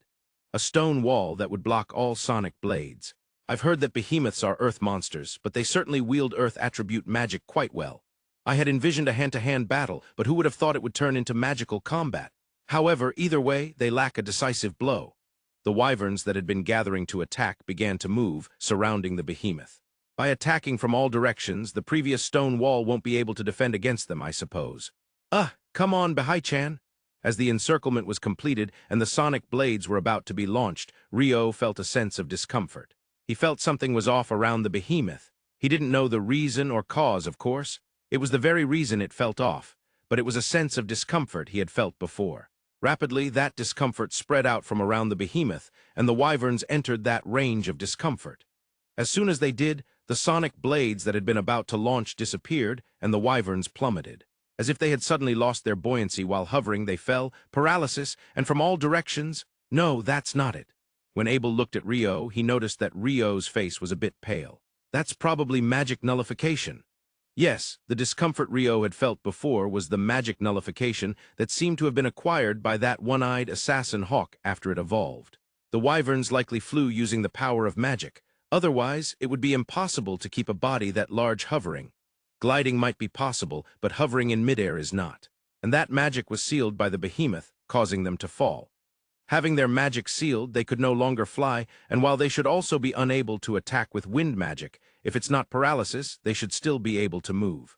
As Rio observed, among the fallen wyverns, there were some that managed to stand up and show a readiness to fight. Magic nullification? So you mean they can't use magic anymore? Is that even possible? I've never heard of such a thing, neither from human mages nor monsters. It seems impossible. Look, the fallen wyverns are getting back up. If it were paralysis, they wouldn't be able to move after falling, right? I see that's true. But magic nullification, such a thing, I've heard dungeons have traps like that, but a dungeon. When you think of fantasy, you think of dungeons. Does the Natore Kingdom have dungeons? Yeah, it does. The only dungeon in the Central Nations. Rio's excitement rose upon hearing that. How wonderful! Is magic nullification one of the traps in that dungeon? I've never heard of it in the kingdom's dungeon. I've heard there's such a trap in the dungeons of the Western nations, a room with a magic nullification space. Oh, if it's in a dungeon, it's not surprising for a monster to have it. No, I still think it's quite strange. Abel frowned and shook his head. Rio, are you interested in dungeons? Of course, I'd love to explore one someday. Well, it might just be perfect. The only dungeon in the Central Nations is located in the city of Rune, where we are headed. That was enough information to surprise Rio. What? Why didn't you tell me about this sooner, Abel? Well, I didn't know you were so interested in dungeons. While the two were talking, the battle continued on the battlefield. However, it was no longer a battle but a one-sided massacre. The wyverns, having lost the overwhelmingly advantageous position of being in the air, unable to use attack magic, and unable to fly. On the other hand, the behemoth was a sufficient threat just with its enormous body. No matter what physical attacks the wyverns launched, not a single scratch appeared on the behemoth. Moreover, while the wyverns couldn't use magic, the behemoth had no issue casting. While stomping on one wyvern, it was preventing another wyvern from escaping by hurling stones at it from behind. That massacre came to an end in less than 5 minutes. There lay the corpses of 6 wyverns. We've witnessed something terrifying. Yeah, the behemoth is formidable. Before the battle, Abel had thought the wyverns were overwhelmingly favored, but he never imagined it would turn out to be such a one-sided development. He firmly swore to himself that he never wanted to fight something like that. Well then, the second round is Abel versus Bahai-chan. Quit messing around. The two moved on, taking a wide detour around the behemoth, which was devouring the wyverns with single-minded focus. The two of them took a wide detour eastward from the battlefield of the behemoth versus the wyvern, aiming north. After walking for a while, Abel spoke to Rio. Hey Rio, if I'm not mistaken, I see an incredibly high range of mountains up ahead. What a coincidence. I can also see an incredibly high range of mountains. Although there was still quite a distance to cover, they could see a snow-capped mountain range towering above the clouds. In terms of Earth measurements, it must be mountains around 6,000 or 7,000 meters high. That must be the mountain range that caps it off. Right, that seems likely. Rio didn't expect it to be this high either. Before we cross the mountains, it would be better to prepare some dried meat while we're at the base. It might be okay for part of the way, but after halfway, hunting a living creature for that day's meal seems difficult. Ah, if they're snow-covered, that might happen. Seriously, if we had a wind attribute mage, we could easily fly over those mountains with magic.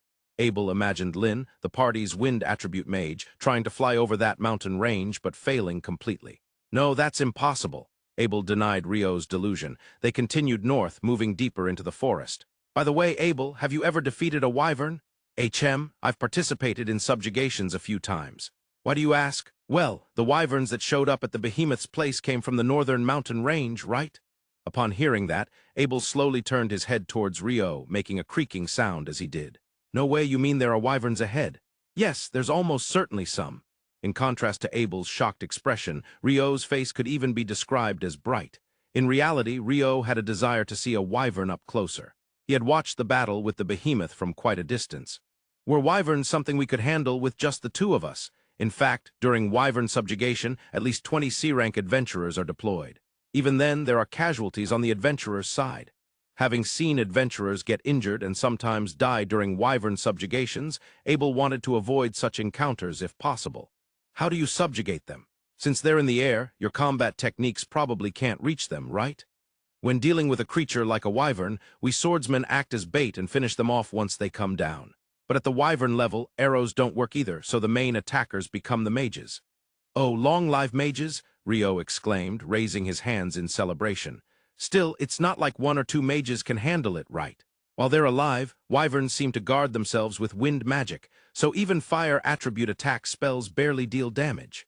Abel explained to Rio while recalling his memories and quick points of the subjugation. "Fire attribute mages aren't that impressive, huh?" As a water attribute mage, Rio openly displayed his rivalry, surprisingly criticizing fire attribute mages. He had never met a fire attribute mage since coming to Phi. Of course, he had never met any other mage in his life. Even so, in terms of attack power, fire attribute magic is the strongest. After all, Wyverns use wind attribute magic, so wind attribute magic doesn't deal damage. Is that so? Yeah, even when casting air slash and the like, they seem to miss. Rio's mind conjured images of the bait ball and kraken he had encountered underwater. Magical control was lost. Perhaps it's something like that. It seems that for magic of the same type, control is taken away. So, fire attribute mages continuously bombard the Wyvern with fireballs and fire lances. That way they will drain the Wyvern's endurance. Somehow, that leaves a really unrefined impression. Well, it can't be helped. There isn't a guaranteed method to take down a Wyvern. You hit it with fire magic to lower its endurance, and when the wind defense weakens, if you're lucky with the right magic, you can bring it down. However, it's very common for casualties to occur due to an enraged Wyvern's charge after being attacked by that fire magic. Abel replied with a shrug. "Yeah, I think humans should avoid engaging with Wyverns. That said, if they appear on the trade routes and disrupt commerce, that would be a problem. That's why nobles and the king request subjugation from the Adventurers Guild." At that point, Abel suddenly tensed up. Something feels off. Rio also sensed an unusual discomfort, just like Abel. "The plants, they feel strange," Rio whispered to Abel. In other words, it wasn't an animal-type monster. The plants around them were the source of his discomfort. However, nothing seemed to attack them. Nothing attacked, at least within visible range. Suddenly, Abel knelt down. "Abel, I'm fine. Some kind of poison, but it'll wear off soon." Saying that, Abel stood up as if he had quickly recovered from the poison and drew his sword, readying himself. Rio imagined the water vapor molecules drifting in the air within a 20-meter radius. Active sonar in an instant, an overwhelming amount of information flooded into his head, causing a dizzying sensation. But there was no helping it now. The stimulus he emitted spread like ripples through the surrounding water molecules. Like dropping a stone into a mirror-like surface of water, ripples expanded outward. Along the way, he detected a drifting, foreign substance. This sensation is the paralytic poison. Using the stimulus, reflected back from the foreign substance based on past experience, he identified the foreign substance. The direction with the highest concentration is to the right. I can't see anything, but... No, it's swaying slightly. Downpour. With a sudden downpour, he brought the components of the paralytic poison in the air crashing down to the ground. Ice coffin, he completely encased the source of the paralytic poison in ice. Previously, he couldn't control water magic beyond 10 centimeters from a living creature's surface. But through considerable effort, he had managed to encase the surrounding air in ice as well. That block of ice is... That plant was spreading paralytic poison. By encasing it entirely in ice, we prevent the poison from scattering. But what is this thing? Abel was astonished at the monster he saw for the first time. Perhaps due to the altered refractive index from being encased in ice, the plant monster, strikingly similar to a Rafflesia, became visible. It seems to have the ability to reflect like a mirror, blending into the surrounding scenery. So that's why it was invisible. While Abel felt discomfort in the surroundings, he couldn't pinpoint its cause. Indeed, it made sense that it was difficult to identify an invisible monster. So, what do we do with this block of ice? We'll leave it as is, and once we're far enough away, we can thaw it out. In the case of plants, they can live on after being thawed. Let's let it live happily in a place unrelated to us. And in the case of non-plants, what happens? They die. I've tried to make their hearts and blood circulate in the ice, or to induce a state of suspended animation like instant freezing, but I'm still not quite there yet. We need to keep working hard. Is that so? Abel gulped. He couldn't help but think about the possibility that he too could be encased in ice. Of course, Rio would never do such a thing, but when considering whether it was possible or impossible, it was indeed possible. So it was natural for him to think about it. At that moment, Rio's voice pierced through. "Abel, I can tell exactly what you're thinking. What?" Even Abel couldn't hide his agitation. "During summer, I bet an ice coffin would feel nice and cool, right? You're quite troublesome." "Ah, I feel a bit relieved now." Despite feeling down, Abel found himself oddly pleased. After finishing dinner, a relaxed atmosphere settled in. Even on a journey, one cannot remain tense all the time. It would be too nerve-wracking. It is important to loosen up when it's time to relax and tighten up when needed. A plant monster that spits out paralytic poison, and it's invisible too, that's the first I've heard of such a thing. Even Abel, who had gathered considerable experience as an adventurer, had never heard of such a monster. Now that I think about it, there weren't any plant monsters in the area where I lived. Plant monsters tend to be very region-specific, and unlike animal monsters, they don't move around much. You might not encounter them often. However, there are adventurers who specifically hunt plant monsters. Oh, do they drop any good materials? Yeah, things like alchemy materials or materials for magical tools. I'm really interested in alchemy, Rio spoke with sparkling eyes, expressing his admiration for alchemy, which he had yet to experience. Becoming proficient is quite challenging, or so I've heard about alchemy. That's exactly what I want. It takes 3 years on a stone. Abel didn't quite understand the meaning of 3 years on a stone, but decided to let it slide. By the way, Rio, how did you fend off the paralytic poison from that monster? This was indeed a mystery for Abel. He had items that could recover from status ailments. Ordinary poisons could be detoxified immediately. However, this paralytic poison was strong enough to make one kneel briefly, yet Rio showed no signs of being affected by the poison. Well, I didn't do anything special. Indeed, Rio had done nothing. Yet he had never trained to build up resistance to poison. Besides, there were no detoxifying herbs to find around Rio's home. I wonder why I was completely fine. Is it the blessing of the Water Fairy King? No, I can't believe there's such a world. Or maybe. Could it be the effect of this robe? He said, somewhat thoughtlessly. There was no way to verify it anyway, so for now he would just be grateful to the person who gave it to him. Master, thank you. Ah, that's a possibility. It looks like an ordinary robe at first glance, but it's definitely not ordinary. Abel, your wording is strange. Yeah, I know, but there's no other way to express it. I was just thinking in my heart how grateful I am to the master who gave it to me. Ah, that's good. Gratitude is important. The instant he heard that, Rio's face was filled with astonishment. Abel is saying something sensible. Hey, wait, I'm always saying sensible things. That's just the way you think it is.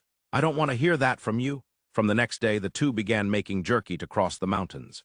While in the woods, they wanted to hunt rabbit-type and boa-type meat. Rabbit-type and boa-type monsters were abundant in forests and woods, but rarely seen on the plains. Rio had never heard of such behavior on Earth, but when he asked Abel, "That's just how it is," was the blunt reply. In about 2 days, they managed to acquire 5 of each. It was more than enough for both of them to make jerky. They had a good amount of salt, which was absolutely essential for making jerky. Ideally, they would want to marinate it in soy sauce or something, but they didn't have any. So they sprinkled salt and black pepper on the cut meat and dried it for about 3 days. That was it. It's quite simple, isn't it? Yeah, it's just a simple way for adventurers to make jerky on site. In the worst cases, they only use salt, so having pepper was quite lucky. I'm glad there's pepper in the forest of Rondo. Rio nodded in agreement. As Rio speared the jerky on an ice rod he made, they headed north towards the mountain range. By the way, aside from the cut meat, the skin was tanned by Rio and turned into Abel's cloak and Rio's clothing substitute. It would be tough to cross a mountain covered in snow without a cloak, which Abel pointed out. Having a cloak significantly improved their warmth. Along with that, Rio made a cowskin robe that resembled a cowskin robe. He made a hole for his head in the center of the long-tanned Greater Boa leather and slipped it on. If he tied some vines as a belt, it looked just like a robe from the Yei period. Originally, Rio was wearing a robe given by a Dullahan, so he didn't need a cloak. Instead, he made a cowskin robe to wear under the cloak, doubling his warmth. With that, both of them had dramatically increased their cold resistance. Hey, Rio, the bag you made along with the cloak. Yeah, we'll put the jerky in this and take it with us. As a shoulder bag, it could be considered a standard size. If it were any bigger, wouldn't it be a hassle for you, Abel, during battles? Well, yeah, but even combining both of our bags, it looks like the jerky wouldn't fit at all. Well, that can't be helped. As for the excess, I guess it can't be helped. It would be a waste to throw it away, but there was no choice. That's what Abel thought. We'll just carry the part that doesn't fit in our hands. Huh, since we eat it daily, it should get less the further we go, right? Eventually, we'll finish what we're holding. Abel's eyes widened in shock. No, if I'm holding it, I can't fight. I'll fight during that time. Rio nodded with a dramatic atmosphere as if he was preparing for something tragic. In reality, when he packed the completed jerky into the bags, it turned out that holding it in hand was sufficient for just a day's worth. It goes without saying that Abel was relieved it only turned out to be that much. A towering range of gigantic mountains stood before Rio and Abel. When Rio first saw it, he thought it was the Himalayan mountain range, a ridge that separates the Indian subcontinent from the Eurasian continent. The world's highest peak, Mount Everest, known locally as Chomolungma, the mountain of the gods. There, if it were Earth, they planned to attempt a terrifyingly difficult ascent without oxygen. Moreover, without any proper equipment. However, even on Earth, a high monk from Nepal stayed at the summit of Everest for 32 hours, spending 11 of those hours without an oxygen tank. If that's the case, a person trained in Phi should not find an ascent without oxygen difficult? Probably. Abel had a strange feeling. It was Rio's stamina. Abel was a B-rank adventurer and swordsman. There was no doubt that his endurance, including stamina, was among the top classes in all of humanity. And yet, Rio, keeping up with him without any issues, was a mage. While it can't be said universally, mages generally lack physical strength. If they are adventurers, they might have more stamina than ordinary people, but even so, they are considerably weaker compared to swordsmen. In fact, one of Abel's party members, the wind attribute Mage Lin, was in terrible shape. Especially her low endurance was incredibly poor compared to the priests in the same party, and yet, here was Rio. Despite that, on this day, he effortlessly kept pace with Abel's movements without breaking a sweat. Even when they entered combat, there were no issues whatsoever. As a mage, it could be said that this was, in some sense, abnormal. "Hey, Rio, what is it, Abel?" They were still at an altitude that could be called the foothills. There was no need to conserve oxygen by reducing conversation. "You have a lot of stamina for a mage." Upon hearing this, Rio replied with a fearless smile, "Hee, you noticed, Abel. During the time I lived alone, I built up quite a bit of endurance. I should have no problem handling continuous battles for about 5 hours." "No, you'll run out of magical power," Abel interjected, reminding him that he was a mage. "Well, I'm confident in my stamina, so please feel free to proceed at your pace, Abel." "Wow, that's some confidence you've got there." "Of course, those B-rank adventurer swordsmen are no match for me." For some reason, Rio was provoking him. "Interesting, I'll take you on if it's a fight." Abel took the bait and responded, "Hee, even if you threaten me with dried meat in both hands, I'm not scared at all. Isn't that the same for you?" While exchanging such silly banter, the two walked towards the mountain. As the sun approached its zenith, they suddenly felt an unusual pressure. "What is it?" Abel looked around, but then it descended from above before them. "A griffin." That was all Abel could say as he completely froze. Rio, too, was paralyzed by the griffin's intimidation, or rather, its presence. The griffin, the ruler of the skies, the reaper of the vast heavens, the one who governs the air. A creature with many titles, the master of the skies. If the behemoth reigns on the ground, then the griffin can be said to rule the air. A fearsome monster with the wings and upper body of an eagle and the lower body of a lion. Such a monster had descended before them, staring intently at both. After about 20 seconds, Rio finally regained his senses, and somewhat instinctively, he slowly tossed the dried meat he was holding in his right hand towards the griffin. Snap.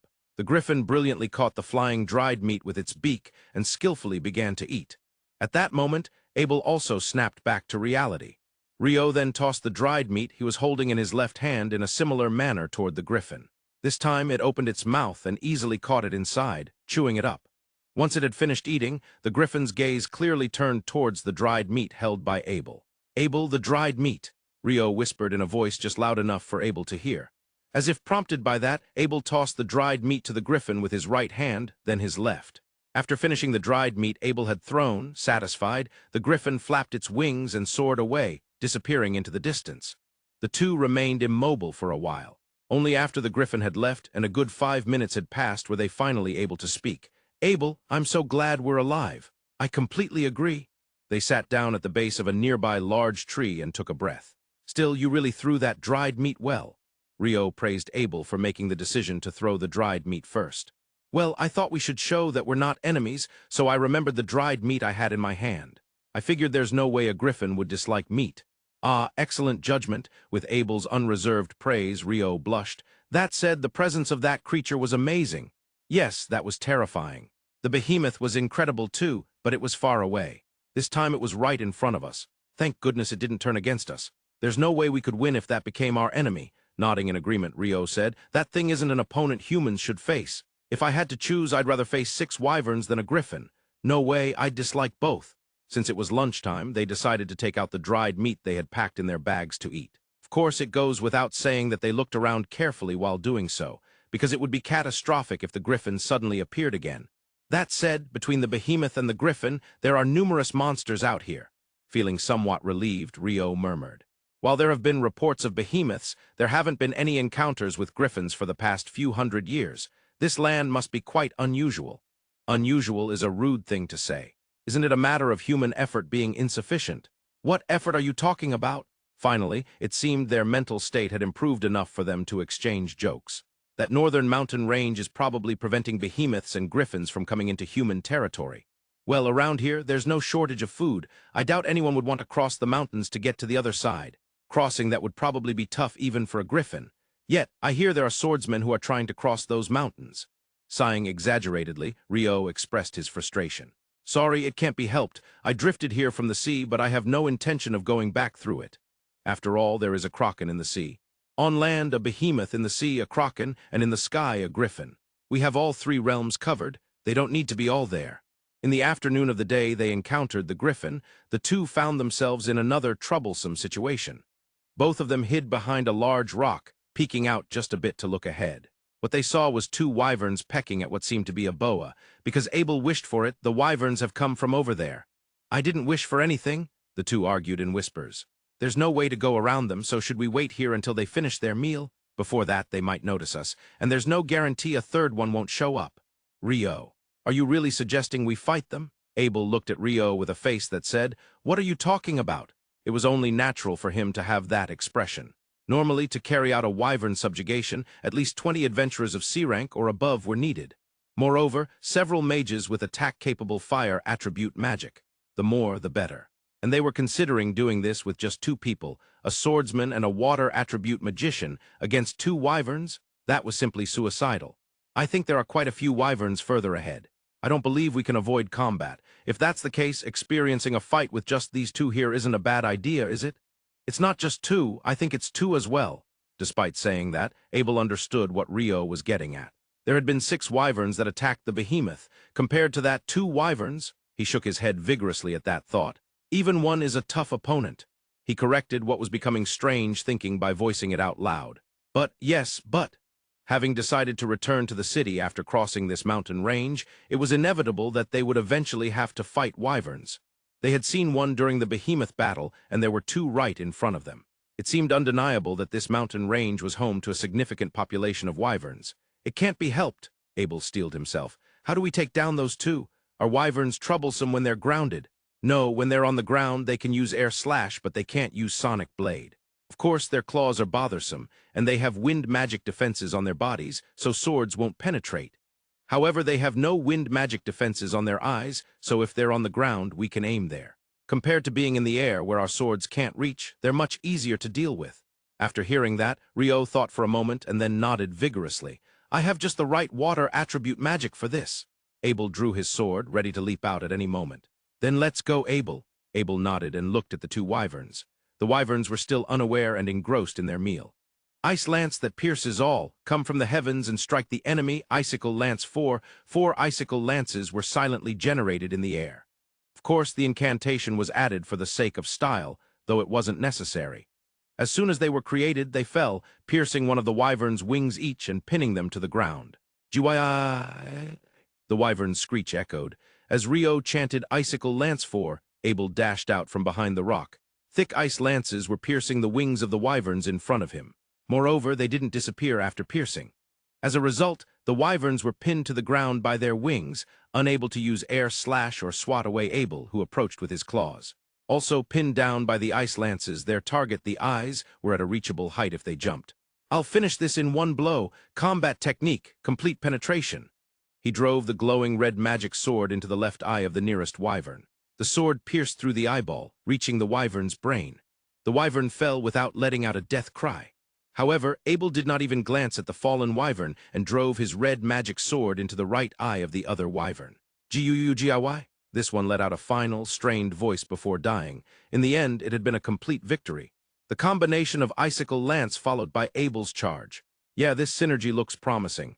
Indeed, it was surprisingly easy. Abel is dissatisfied, so you desire a fight that's blood-pumping and soul-crushing, huh? I'll remember that. Rio pretended to jot down a note. No, wait, I don't want that kind of battle. The last one was perfect. It was wonderful. Let's go with this next time. In a hurry, Abel grabbed Rio's shoulders, nodding vigorously to praise him. Well, if Abel thinks it's good, then let's go with this. Ah, right. I've overlooked the previous monsters because they were nothing special, but we should definitely collect the magic stones from the wyverns. They'll fetch an astonishing high price. Saying that, Abel promptly inserted a knife near one wyvern's heart. I see, then I'll take the magic stone from the other one. Saying that, Rio headed toward the other wyvern. It was a secret that Rio thought, it's been a while since Mikkel's custom knife has seen action. By the way, the Monsters Encyclopedia, beginner edition that Michael prepared did not include wyverns. It's natural that behemoths and griffins aren't listed, but wyverns probably don't fall under the beginner category either. While thinking such things, Rio extracted the wyvern's magic stone. This one's quite big. It wasn't as large as a golem's magic stone, but it was a beautiful green magic stone the size of a fist. If this were an emerald, it would probably be worth several million yen. Of course, that was Rio's rough estimate. Ah, this is quite something. Given its size and color saturation, it'll fetch an astonishing price. That's if we make it back to the city. Rio's comment pierced Abel's heart. Let's at least carry one each. I have a bag too. Thus, the two acquired a means to hunt the wyverns safely and promptly. Even though these mountains were around 7,000 meters high, it did not mean they had to climb all the way to the 7,000-meter mark to cross the mountain range. Places where the meltwater flowed became eroded and lower, and such areas often extended down to the base. However, Rio thought they would still need to climb at least over 4,000 meters. At 4,000 meters, it felt like it would be just shy of altitude sickness, probably, as they thought that more and more wyverns came attacking. Yes, wyverns. This mountain range could be called a nest for wyverns as they were abundantly present. By taking down the two at the base, Abel had removed the brakes regarding fighting wyverns. He declared that he would defeat every wyvern in sight in battle. Abel really is a battle junkie. Shut up. Since you'll just get in my way, it's the same whether I take them down now or later. Besides, even if we wipe out the ones attacking us, there are bound to be more scattered throughout this vast mountain range, so it'll only be somewhat reduced. We'll push forward while hunting at full speed. With Rio pinning the attacking wyverns to the ground with ice lance, Abel struck their eyes and pierced their brains with his sword. This combination took down a substantial number of wyverns. Needless to say, recovering the magic stones took longer than defeating them. Each of their bags filled up with wyvern magic stones at a pace almost matching the speed at which they consumed dried meat. As they reached an altitude of around 3,000 meters, the attacks from the wyverns ceased. In their place, the cold pressed in. However, thanks to Abel's cloak and Rio's robe, the two suffered little damage as they reached the ridge and finally caught sight of the land on the northern side of the mountain range. They had reached a lower ridge among the chain, and it was exactly the 5th day since they hunted the first two wyverns. We somehow made it to the ridge, Rio said. Yeah, maybe because it's clear the view is great, Abel replied. As Abel pointed out, it was indeed a kind of spectacular view. Just a little upward, there was a clear blue sky. Looking back, the green of the land met the blue of the sky at the horizon. In the midst of this, something moved at the right edge of their vision. When Rio looked that way, he saw a woman with her upper body bare, flying, but her arms were transformed into wings, and her legs looked like those of an eagle or hawk. Abel, a strange woman is coming, Rio stated. Huh! As Rio pointed to the right, Abel turned to look as well. That's a harpy. Yes, what was approaching them was not a woman, but a legitimate monster known as a harpy. And this harpy was coming with a flock. Rio, we need to hurry down the northern slope. Got it. The two quickly began to descend. However, there was too much of a speed difference between the humans heading down the slope and the harpies flying in the air. They were caught up to almost immediately. Ice wall 2. An ice wall was generated above Rio and Abel's heads to prevent the harpies from grabbing them with their feet. Abel, do harpies not drop good magic stones? Rio asked.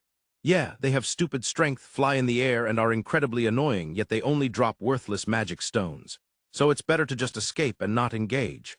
I see, now I understand why you wanted to avoid fighting Abel.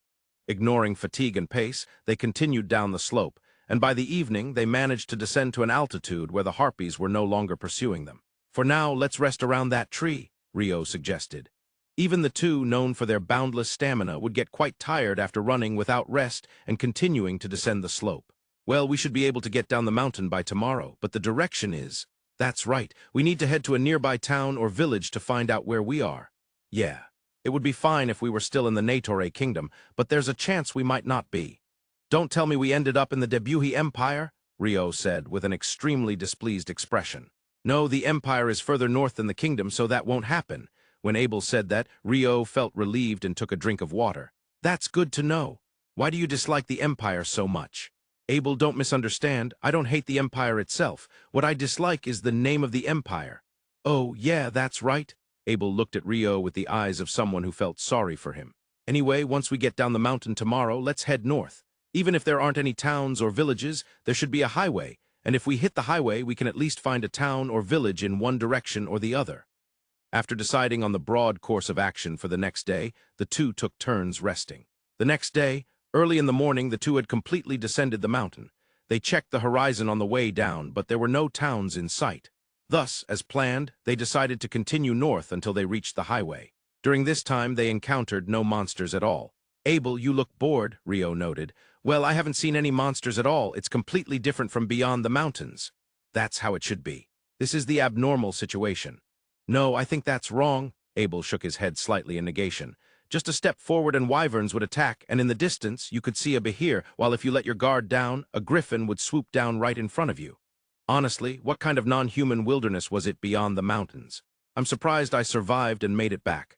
Abel, the expedition continues until we reach home. We can't let our guard down yet. Oh, right, it was an expedition. Abel's gaze turned distant as he reflected on that. It all started when they infiltrated a smuggling ship. It felt like quite a long time had passed since then, but in reality, it had only been about a month. Abel, isn't that a highway over there? Rio's voice brought Abel back to his senses. Looking closely, there certainly was something resembling a highway. In this era, even the major highways of the central nations were not paved. At most, the ground was compacted to allow carts to pass. Even so, the existence of a highway was proof that they had returned to civilized territory. Yeah, no doubt about it. It's a highway, Abel said, his voice trembling with excitement. They had finally returned to the habitat of humanity, and this realization filled him with emotion. Now do we go right or left? Let's go left toward the west, Rio suggested. Having descended the mountain and reached the east-west highway, Abel was able to surmise what the mountain they had come down was likely called. That mountain is probably the Mountain of Demons. In certain areas, orcs and ogres also inhabit the foothills. It's said that no one has returned from there, and ordinary citizens would never approach it. Even adventurers tend to keep their distance unless absolutely necessary. In other words, we have crossed the Mountain of Demons, and we really should be grateful to have survived. The chain of mountains rising to the south, known as the Mountain of Demons by the people of the Central Nations. It was said that no one had ever returned from crossing it, and ordinary residents would never get close. Even adventurers tended to avoid it unless there were quests that required them to go there, and those quests remained unclaimed for long periods. There were harpies or wyverns on those mountains. Approaching it would be foolish. By the way, Abel, you're a B-rank adventurer, right? Yeah, that's right. Is there any benefit to registering with the Adventurers Guild? Rio decided to ask a question he had been curious about. If he were enjoying a slow life by himself, knowing about the Adventurers Guild would be unnecessary information. However, now that they had come out to the town, he wanted to inquire a bit. When you think of the Adventurers Guild, it's a staple of reincarnation in another world. Whether he registered or not was a different matter, but it wouldn't hurt to know the information. Well, being part of the Adventurers Guild means you're exempt from entry taxes to towns within the country. You get a free pass in any town. The guild card serves as proof of identity. Also, they buy magic stones and monster materials at relatively high prices. At the very least, it's definitely more than selling them in the market. Oh, that sounds great. Also, the guild keeps excess funds for you. Excess funds? Yeah. Money that you don't use regularly. Well, when you first start as an adventurer, all the money that comes in tends to go out immediately. But once you level up and your earnings improve, the rewards you receive become higher. After a while, you start accumulating money that you can't spend. The guild will keep that for you. Carrying all your wealth when going out on a quest is dangerous, right? So it's somewhat like a bank. That's surprising. Can that deposited money be withdrawn in other towns? You can withdraw it from any guild within the country. That's amazing. Rio was honestly surprised. The person who devised that system must be quite the genius. Naturally, the guild would be investing the money they held from adventurers in various fields. There is no world where money is just kept without purpose. Whether it's banks or insurance companies, the primary reason they pool money is for investment funds. Considering that the oldest bank in Europe, the San Giorgio Bank, was founded in 1148, it wouldn't be strange if there were some sort of banking system in this FI as well. Abel, you mentioned earlier that you can withdraw from any guild within the country. But is the Adventurers Guild an organization that belongs to the country? Doesn't it usually exist independently across multiple countries without being subject to the nation's control? In many other world stories, the guilds tend to have branches all over the world and are often independent of national governance. While the guild is technically an independent organization from the state, that's merely a formality. In reality, every guild coexists with their respective country. My knowledge is limited to the Central Nations, so I don't know about others, but within the Central Nations, the guild card is valid everywhere. Oh, and during wars, it seems they can be hired by the state as mercenaries, especially in kingdoms as they have a large number of adventurers. The state apparently requests such services from the guild. War, well, it's probably cheaper than having knights fight. Rio shrugged as he said this. Don't put it that way. It's a proper request and there are adventurers who choose not to participate. It seems that's up to them. However, if your own country is occupied, I'm not sure what would happen to the money you have stored at the guild. Considering the possibility that the occupying nation might take it, you'd likely have no choice but to fight. Using money as leverage. Both the guild and the state, and even you, Abel, are terrible. Why am I being dragged into this? Abel found himself inexplicably involved. After walking all day, as evening approached, a city appeared in the distance. Abel, I can see the city. Yeah, finally, that's probably the city of Kairadi. Rio was surprised and instinctively glanced at Abel. How do you know that? It was no wonder he was surprised. There were no signs or markers on the road they had walked, nor had they passed anyone. The place they had come down from the mountain should be quite remote, and Rio couldn't think of a reason to identify the city. As an adventurer, I've been to various cities, especially the ones in the kingdom. I can usually recognize them. Abel said this a bit bashfully. So that means that's a city in the Natore kingdom? Yeah, that's right. I'm glad it's not in the Debuhi Empire. That's because the empire is to the north. The city of Kairadi is the most southeastern city of the kingdom. It's not very large, but if we walk northwest from there for about a day, we'll reach the city of Rune. Abel's gaze drifted a bit as he looked beyond Kairadi. Rune.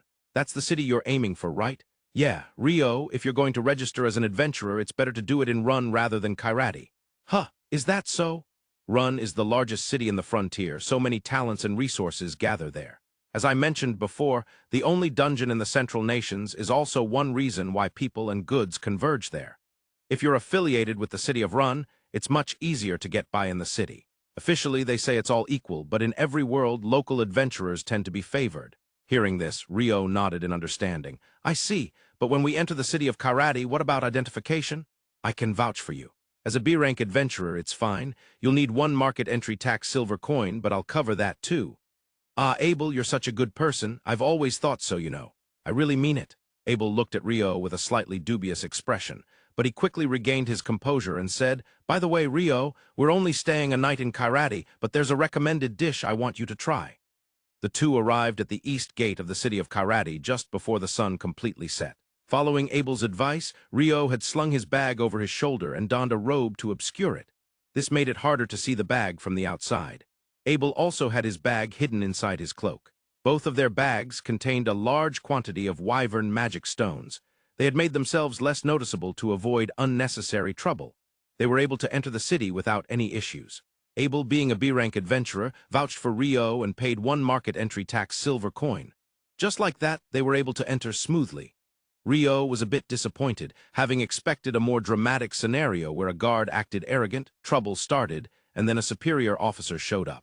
The inn they were heading to was one Abel regularly stayed at when he came to Kairadi for job requests.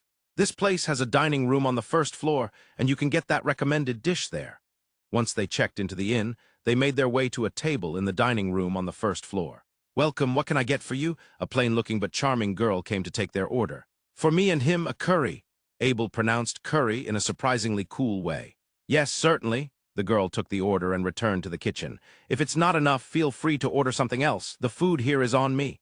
Abel, you're such a good person. Someone who treats you is a good person.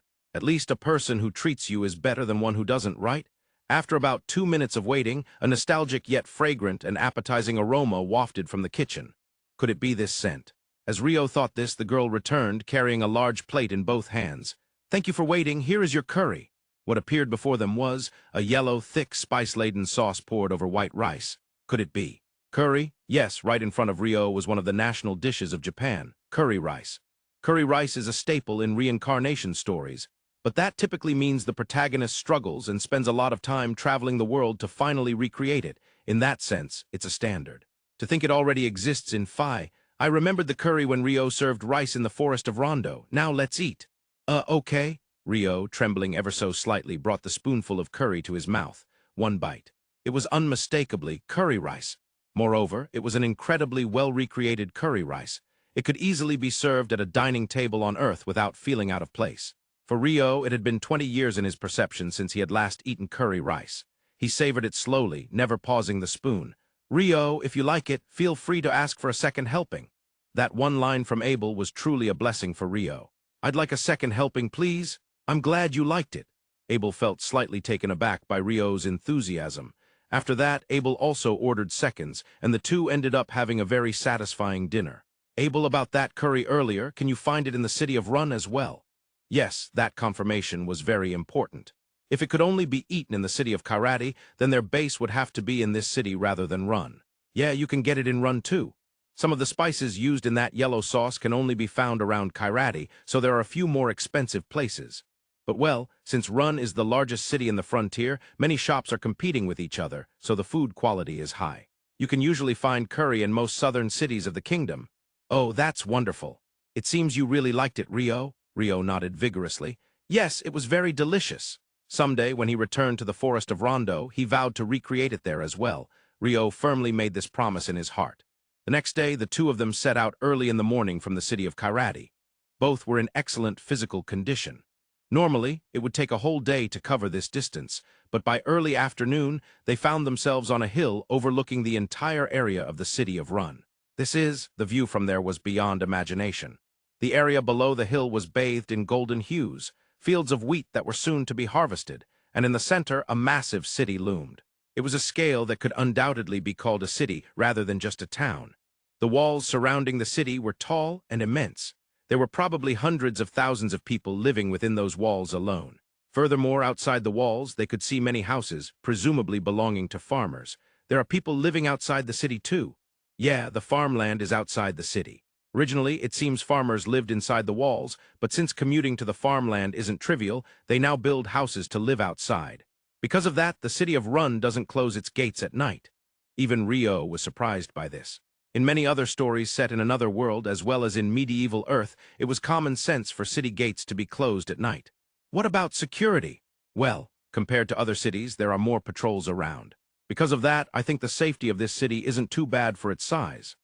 After gazing at the city of Rune for a while, the two descended the hill and headed towards the south gate of the city. Since it was early afternoon, a rather awkward time for entering and exiting the city, there was no one at the south gate except for the guards. "Hey, Abel!" A guard who seemed to know Abel was surprised. "Oh, Nimmer. It's been a while. It's been too long. I heard you went missing." "Yeah, well, somehow I managed to come back alive." Saying that, Abel smiled. "And who is your companion?" Nimmer, the guard, turned to Rio and asked. "He's my lifesaver." "I see. Well, thank you for taking care of Abel." Saying that, Nimmer shook Rio's hand vigorously. "That said, I still need to collect the market entry tax." "Ah, I'll take care of that." With that, Abel handed his guild card and one market entry tax silver coin from Rio to Nimmer. "Okay, confirmed." Nimmer then gave Abel an even brighter smile, practically beaming. "Welcome back, Abel." Rio, who had been silently observing, felt a twinge of envy towards Abel. He had a place to return to, and there were people who welcomed him back. That was something Rio, who had been living alone for a long time in the forest of Rondo, was unacquainted with. Although he hadn't felt anything until now, seeing Abel and Nimmer's joyful reunion made him feel a bit lonely. Good for you, Abel. Yes, it was also a scene that signaled the end of their journey. Abel had requested Rio's help for guarding him to the city of Rune. And here they were in the city of Rune. The moment they passed through the gate, the request was fulfilled. "Rio, let's head to the guild now. You're going to register as an adventurer, right?" "Yes, it would be better to do it sooner rather than later. Since I'm here, you can register for a rank up." Rio tilted his head. "Rank up registration?"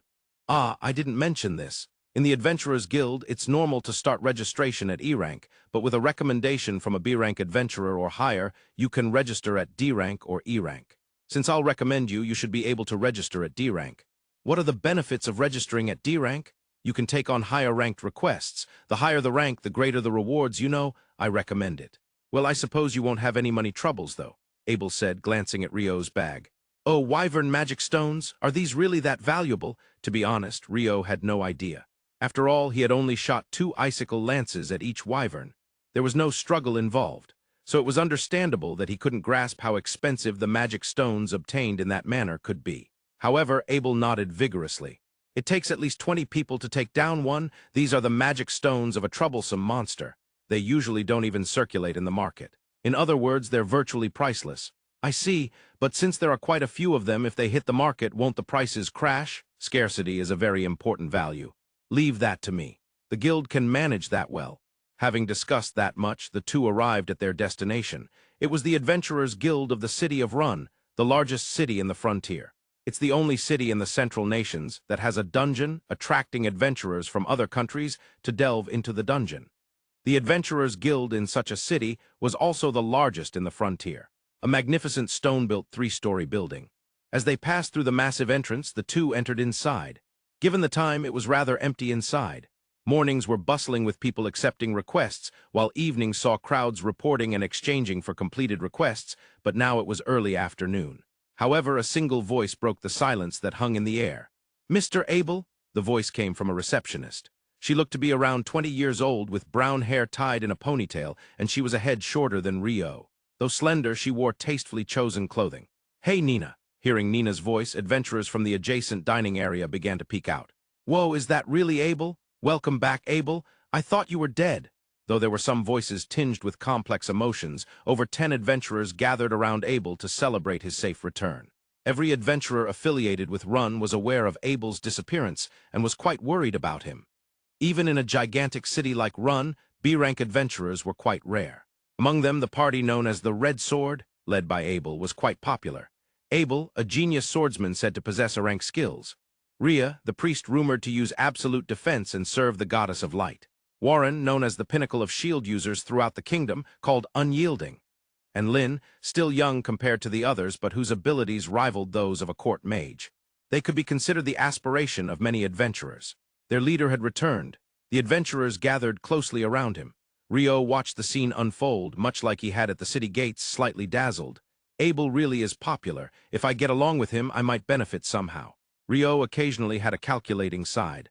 While Abel was surrounded by adventurers for a while, he eventually made his way over to Rio. Standing beside Rio, he began to speak. "This is Rio. He's my lifesaver. If it weren't for him, I wouldn't have been able to return to the city of Rune, and Rio will be registering as an adventurer in this city from now on. So please, all of you, treat him well." Rio was taken aback. "We never discussed this beforehand." After shooting a glance at Abel, he looked straight ahead. The other adventurers seemed to be waiting for Rio to say something. I'm Rio. Nice to meet you." With that, Rio bowed his head. Nice to meet you, Rio. Thanks for helping Abel." With those words, Rio's shoulder was vigorously patted. All of it was a welcome for Rio and gratitude for helping Abel return. "So, Nina, I'd like to request Rio's adventurer registration." With that, Abel led Rio to the front desk. By this time, the adventurers who had gathered to celebrate Abel's return were returning to the unfinished meals in the dining area. And soon only Nina, Abel, and Rio remained around the reception desk. "Now then, Nina, for Rio's registration, I'd like to recommend him for a D-rank registration." Hearing that, Nina was surprised. Of course, there was a system for rank-up registration through recommendations. Even in the city of Rune, it happened about once a year. However, until now, none of the members of the Red Sword, including Abel, had ever acted as a recommending party. Of course, that's fine, but when using this system, we request evidence that supports the recommendation. How will you provide that? I understand. I actually want to consult the guild master about that as well. Can we meet him now? I think that would be fine. It's lunchtime, and he's probably wrestling with documents in his office. Nina smiled as she said that. "I will call the guild master, so you two please proceed to the private meeting room." Nina first led them to the private meeting room and then headed toward the guild master's office. Soon after, a voice muffled but audible reached the meeting room. "What?" Then came the sound of hurried footsteps. The door swung open and a strong-looking giant man entered. "Abel, I'm so glad," saying that the giant collapsed to his knees. "Guild master, I'm sorry for worrying you. I somehow made it back. Honestly, I was beside myself with worry when I heard you went missing." The giant stood up and sat in a chair that looked quite large and sturdy, presumably meant for him. "Before anything else, who is that?" "Mage," the giant turned to Rio and asked. "This is Rio. He's my lifesaver." "I see. I'm Hugh McGrath, the guild master of the city of Rune. Thank you for helping Abel." Saying that, Hugh stood up and bowed his head to Rio. No, it was just a coincidence. Please don't mind it." Rio, flustered, also stood up and bowed his head. "So, Guild Master Rio wants to register as an adventurer in this city, and he hopes to do a rank-up registration with my recommendation." Upon hearing that, Hugh looked at Nina, who was still standing by the door. Nina nodded. Abel mentioned he had something to discuss with you, Guild Master. Before she could convey it properly, Hugh dashed out, and Abel's reason for requesting the meeting was completely lost. Oh, I see. So, Rio, you said you want to do a rank-up registration, but that requires proof worthy of a recommendation. As he said that, Hugh looked at Nina by the door. Nina understood that was a cue to clear the room. Then I'll take my leave. I'll be at the reception, so just call me if you need anything. With that, Nina bowed and left. The first to speak was Abel. First, Rio is stronger than me. That statement surprised both Hugh and Rio. Wait, Abel, did you eat something strange for lunch? Abel sighed. Well, he may be a bit of a jokester, but it's true he's strong. Also, on our way back to Run, we took down monsters together and collected these. Saying this, Abel pulled out Wyvern magic stones from his bag and laid them on the table. The number was an astonishing 25. What are these magic stones? I can tell from the green that they're from the wind, but they're terrifyingly large and dark in color. Are these? No way are they Wyvern magic stones? That's right, they're Wyvern magic stones. Rio has almost the same amount. As Abel said this, Rio placed his bag on the table as well. Impossible. Where did you find this many wyverns? No, this is a scale that the country must put all its efforts into dealing with. It's a scale that could lead to the country's ruin, Hugh said, almost in a whisper, as if he were squeezing the words out. Don't worry about that. We hunted these wyverns in the land south of the Mountain of Demons. The Mountain of Demons? That one? Why would you go to such a place? Our ship got swept away, and we washed up on the land south of the Mountain of Demons. Then we crossed over the mountain to return, and there were plenty of wyverns on the southern side of the mountain. That's how it went, Abel explained, shrugging his shoulders, though he had considerably shortened the story. For now, what was important was that there was no immediate threat of these wyverns attacking humanity, and that obtaining this many wyvern magic stones wouldn't be easy again anytime soon. I understand. There won't be another opportunity to obtain wyvern magic stones on this scale, and they won't be attacking us either. So you want to use the guild's network to sell these without crashing the market value and turn them into money, right? As expected of the guild master, you understand quickly. It's a relief. If they sold everything here in the city of Run, the market value would drop sharply. Moreover, there would be inquiries about where they obtained these stones. However, if they used the guild's network to sell them as trade goods to other cities, the royal capital, or even other countries, they would likely avoid unnecessary scrutiny. That was the plan. Understood. It will take some time, but I will be responsible for selling them. I will also get the royal family to buy some. At that moment, Abel slightly grimaced. Most likely, one will be bought by my lord immediately, so we should be able to deposit the proceeds within 2 or 3 days. Now shall we split the profits half and half? No, 4 to 6. I take 4, Rio takes 6. Abel, that's not acceptable. Let's make it 5 to 5. Upon hearing that, Abel shook his head. Rio, I haven't even properly thanked you for helping me. Also, this is a reward for the request that got me here. Please accept it, keeping my dignity in mind. Saying that, Abel lowered his head while still seated. Abel, Rio, Abel is saying this. Accept it to uphold his dignity. Hugh also supported Abel. Understood, I will gratefully accept it. After 5 finished recording the size and quantity of the magic stones and had stored them in the safe of the office, sounds of running could be heard from the hallway. Along with it, everyone, please wait. We're still in a discussion here. Nina's voice could also be heard. Compared to the earlier sound of Phi running, this was a much lighter, hurried sound as the door swung open. Standing there was a short female mage wearing a black robe and holding a large staff in her left hand.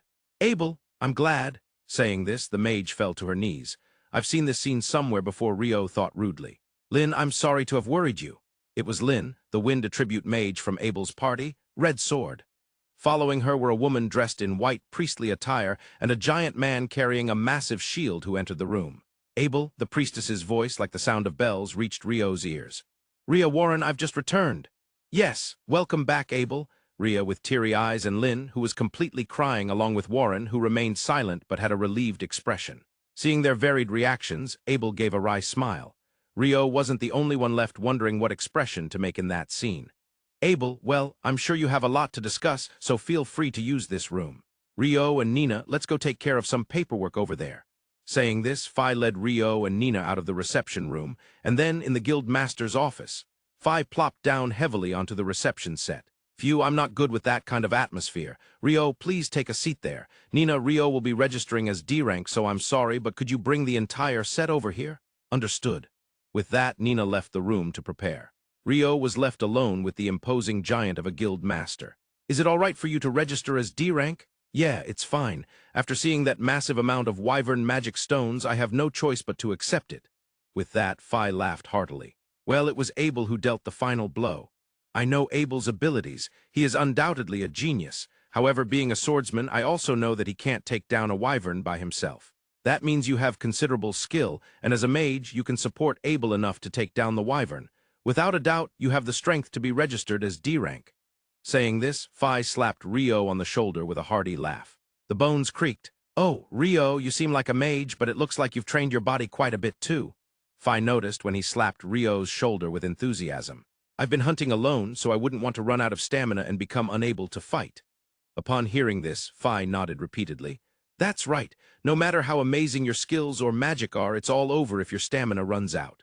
But the recent young ones don't understand that. For a while, Phi complained about the younger generation. Even so, Phi was only in his mid-30s. After a while of complaints, there was a knock on the door. Come in. Excuse me. Guild Master, I've brought the registration items. Nina, the receptionist who had left earlier, entered with a large crystal on a tray. Oh, then I'll leave Rio's procedure to you. Rio should be fine just following Nina's instructions. I'll be wrestling with paperwork.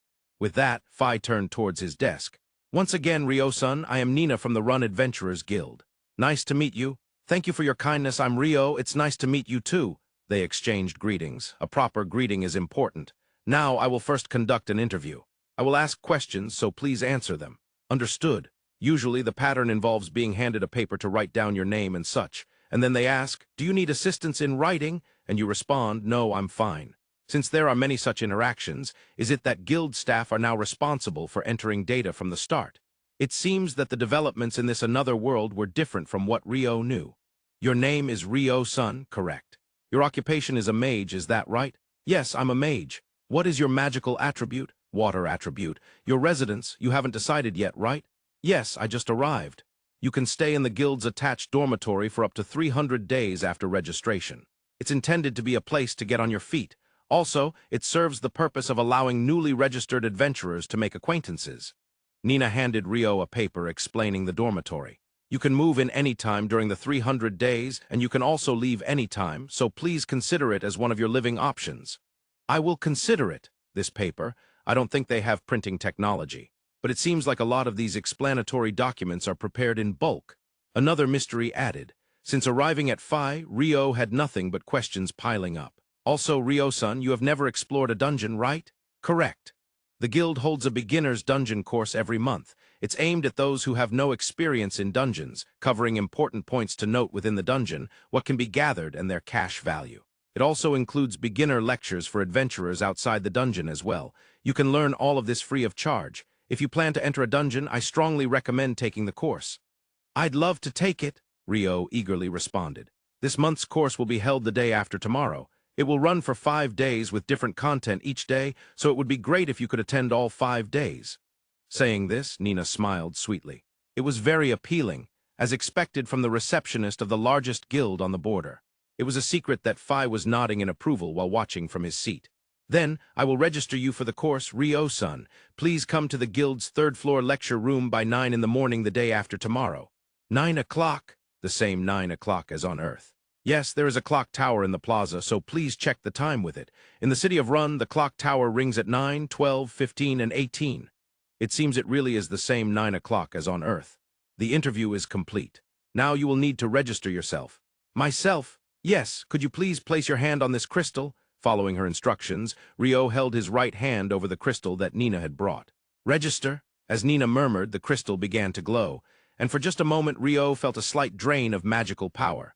The light from the crystal focused, entered the card that Nina was holding, and then burst and disappeared. Rio-san, you can remove your hand now, thank you. With that, Rio withdrew his hand from the crystal. Nothing had changed for him. Nina was checking the card where the light had burst. After completing all the checks, she offered the card to Rio. Here you go. This is your guild card, Rio-san. It can also serve as an identification card, so if you lose it, please report to the guild immediately. There's a fee of 10,000 florin, which is equivalent to 1 gold coin, for reissuing it, so please be careful. Rio received the card and verified its contents. It only contained his name and the adventurer rank D, along with the affiliation of Natore Kingdom Run. Do you have any questions? Excuse me, just one. I heard from Abel that the guild can hold money for you, and you can withdraw it from any guild within the country. Yes, that's correct. If you mention it at the counter, you will be able to process it in a separate room. The crystal you used for registration will serve as identification. So that crystal is connected throughout the entire country. What a surprise. This is truly fantasy, truly magic. In Earth's modern era, they have only just implemented online systems, while it has already been realized here in Phi. Yes, I think you can understand it that way. Nina nodded once. Just then there was a knock at the door. Nina looked towards Phi, the guild master, and the room's owner. "Come in," Phi said without lifting his face from the documents. The ones who entered were Abel and the others from Red Sword. "Guild master, the reception room was a lifesaver. We're done now, so I'm headed back," Abel reported to the guild master. "Ah, don't worry about it. Guild master Nina, we're holding the Abel's Return Thanksgiving Festival at the Golden Wave Pavilion from 18 o'clock today, so please come." This was said by Lynn, the mage. Of course, Rio is the guest of honor, so attendance is mandatory. Abel said this with a grin. "Hey," Rio froze. "Golden Wave is our regular inn. We've prepared a room for you so you don't have to worry about getting drunk. That's not exactly a comfort. Anyway, Rio will be attending. And before that, I want to take Rio somewhere." Abel said this and looked at Nina. "The adventurer registration is complete. If Rio-san has no questions, we're finished here." "Ah, if you have any questions, I can answer them." "All right, Rio, let's go." Saying this, Abel stood up Rio. "Then we will head to the Golden Wave first to prepare." Priestess Rhea said this, and the three of them, Rhea, Lynn, and Warren, exited the room. "All right, Guildmaster, we're taking Rio with us." "Ah, Guildmaster Nina-san, thank you for everything." Rio said this and bowed his head. "Well, now Rio is an adventurer in the city of Run, so let's continue to work together." Phi said this, raising one hand. Nina also bowed towards Rio, and then Abel took Rio outside. "Well, Guildmaster, I'll return to my counter duties." "Ah, thanks." Nina returned to her counter. Left alone in the office, the Guildmaster Hugh McGrath sighed. "Ah, I'm so glad," though his voice was low enough not to be heard outside, it was filled with overwhelming emotion.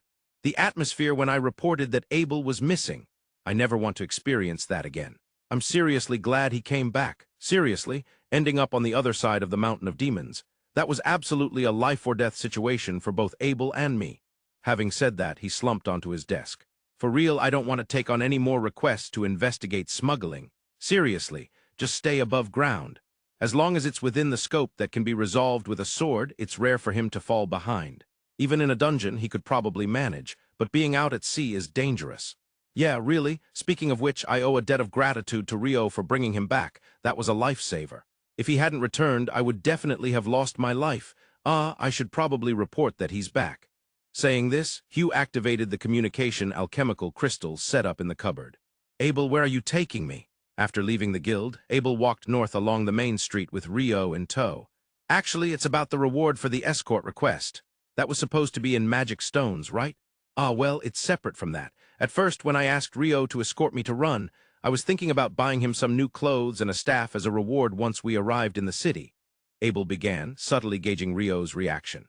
"Oh well, since Rio might actually like that tan leather outfit and sandals, I'm not denying it or anything.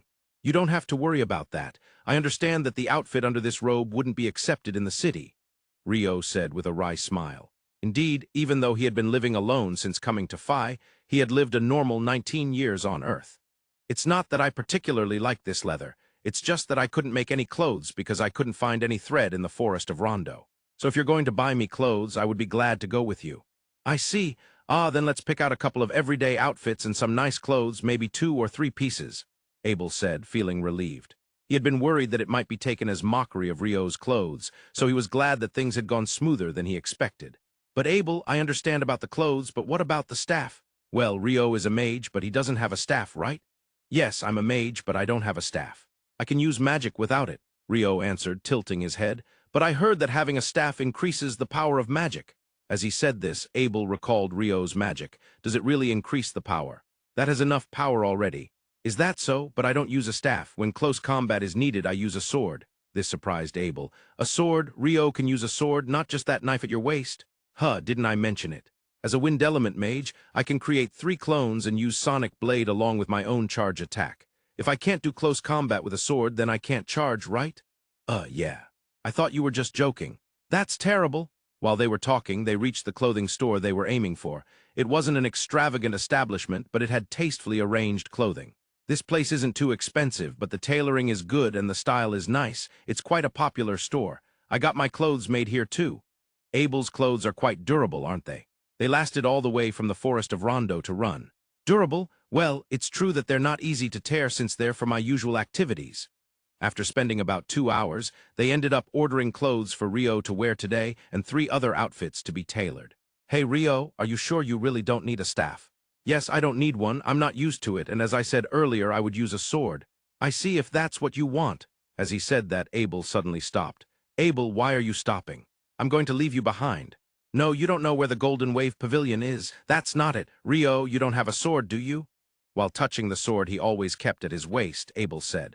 Oh, this, Rio said, showing Abel the unshaped Murakumo given to him by the Dullahan. Huh, no, that's, a sword. That's the knife you always have at your waist, right? It looked obviously like a knife. The hilt was unusually long, and the balance was something he had never seen before, but it was still a knife. At the very least, it was closer to a knife than a sword in the eyes of anyone other than Rio. More importantly, I have a question for you, Abel. You said you would ask Nina in my place, right?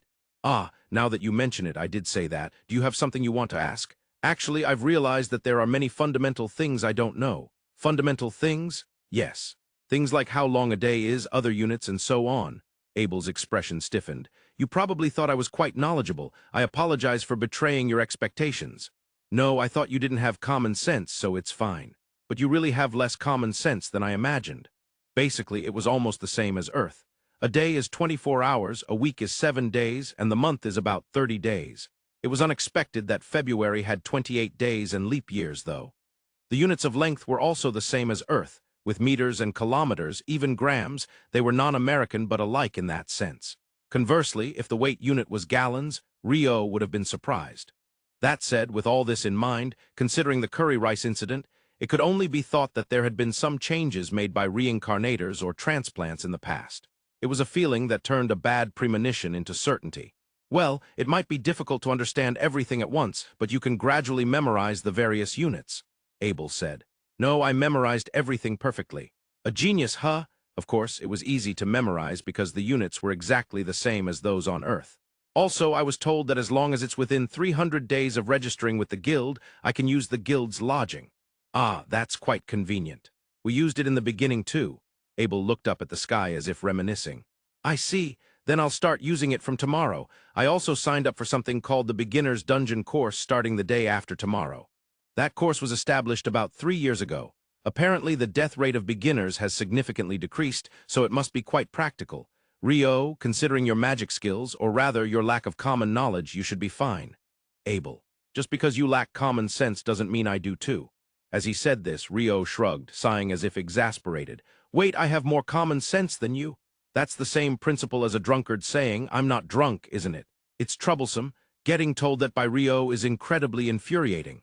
By the way, I wanted to ask something else. Is there a library in this city? With the sudden change of topic, Abel hesitated slightly but thought for a moment before answering. Abel was indeed a good person. There are 2 large libraries. The one to the south is for the general public or has many easy-to-understand books across various fields. If you want basic knowledge, go to the South Library. It's 1 block south of the guild. The one to the north is a library full of specialized books, not for the general public, but if you have some specialized knowledge in a certain area, that might be better. Do you need money or qualifications to use those libraries? The south one is open to anyone. You need to deposit 2,000 florin, which is a guarantee fee when entering. When you leave, if there are no issues, half of that, which is 1,000 florin, will be refunded. If you damage a book, the guarantee fee will be forfeited, and you might also be charged additional money. While they were having this conversation, the 2 arrived at the Golden Wave Pavilion. Rio woke up to the sound of the 9 o'clock bell. The room at the Golden Wave Pavilion that Abel and the others from the Red Sword had borrowed. He had a vague memory of being carried into this room multiple times, leaning on Abel while drunk. A hangover, my head hurts, a hangover, something he never experienced while on Earth, mainly because he was a minor and had never consumed alcohol. Even so, he had some knowledge about it. His first drink since coming to Phi had been something called ale, which was described as beer-like. However, it seems he had been forced to drink all sorts of alcohol afterward, as he couldn't clearly recall what he had consumed. The Abel's Return Thanksgiving Festival was attended by nearly 100 people, celebrating the safe return of the popular Abel. And as Abel's savior, Rio was welcomed by many as the guest of honor. He was quite popular. During the event, the other members of the Red Sword, Lynn, and Warren, who came to thank him for Abel's matter, couldn't talk to Rio as much as they had thought they would. Rio drank the water he generated, got ready, and left the room with all his belongings. As Abel had told him yesterday, he was moving to the guild's lodging. When he went down to the first floor, it was not quite a scene of dead bodies, but the Golden Wave Pavilion had not been overrun by adventurers, since it provided breakfast for staying guests and those who only wanted breakfast, forcing those who had been sprawled out on the floor last night to be removed. However, they were not thrown out but were made to occupy seats at the corners of the dining hall. In reality, they were sleeping with their heads on the table. Those warriors after their dreams. While glancing at that scene, Rio headed to the receptionist's desk. "Good morning, Rio-san. I'll prepare breakfast right away. Please take a seat wherever you like." "Ah, thank you. Also, I'll be moving to the guild's lodging afterwards, so I need to settle my bill. Abel's son has already taken care of it, so you don't need to," the receptionist said, smiling brightly as she entered the kitchen.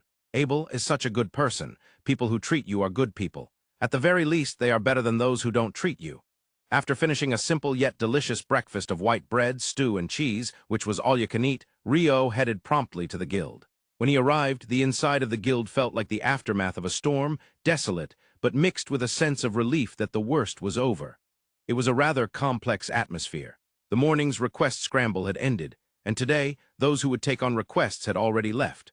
Of course, Run also had dungeons, so many adventurers would head directly to the dungeons without taking on requests at the guild. Yet for Rio, who had never seen the morning's chaotic scene in the guild, the best expression he could come up with was the complex atmosphere. Naturally, the receptionists were also tired, but as expected of professionals.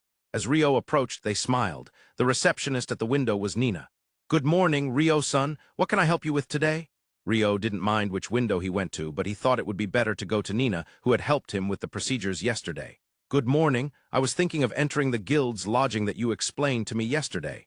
"Understood. Currently, about 30 people are using the lodging. Some are diving into dungeons, but usually not everyone dives every day, so I think some will be left in the lodging.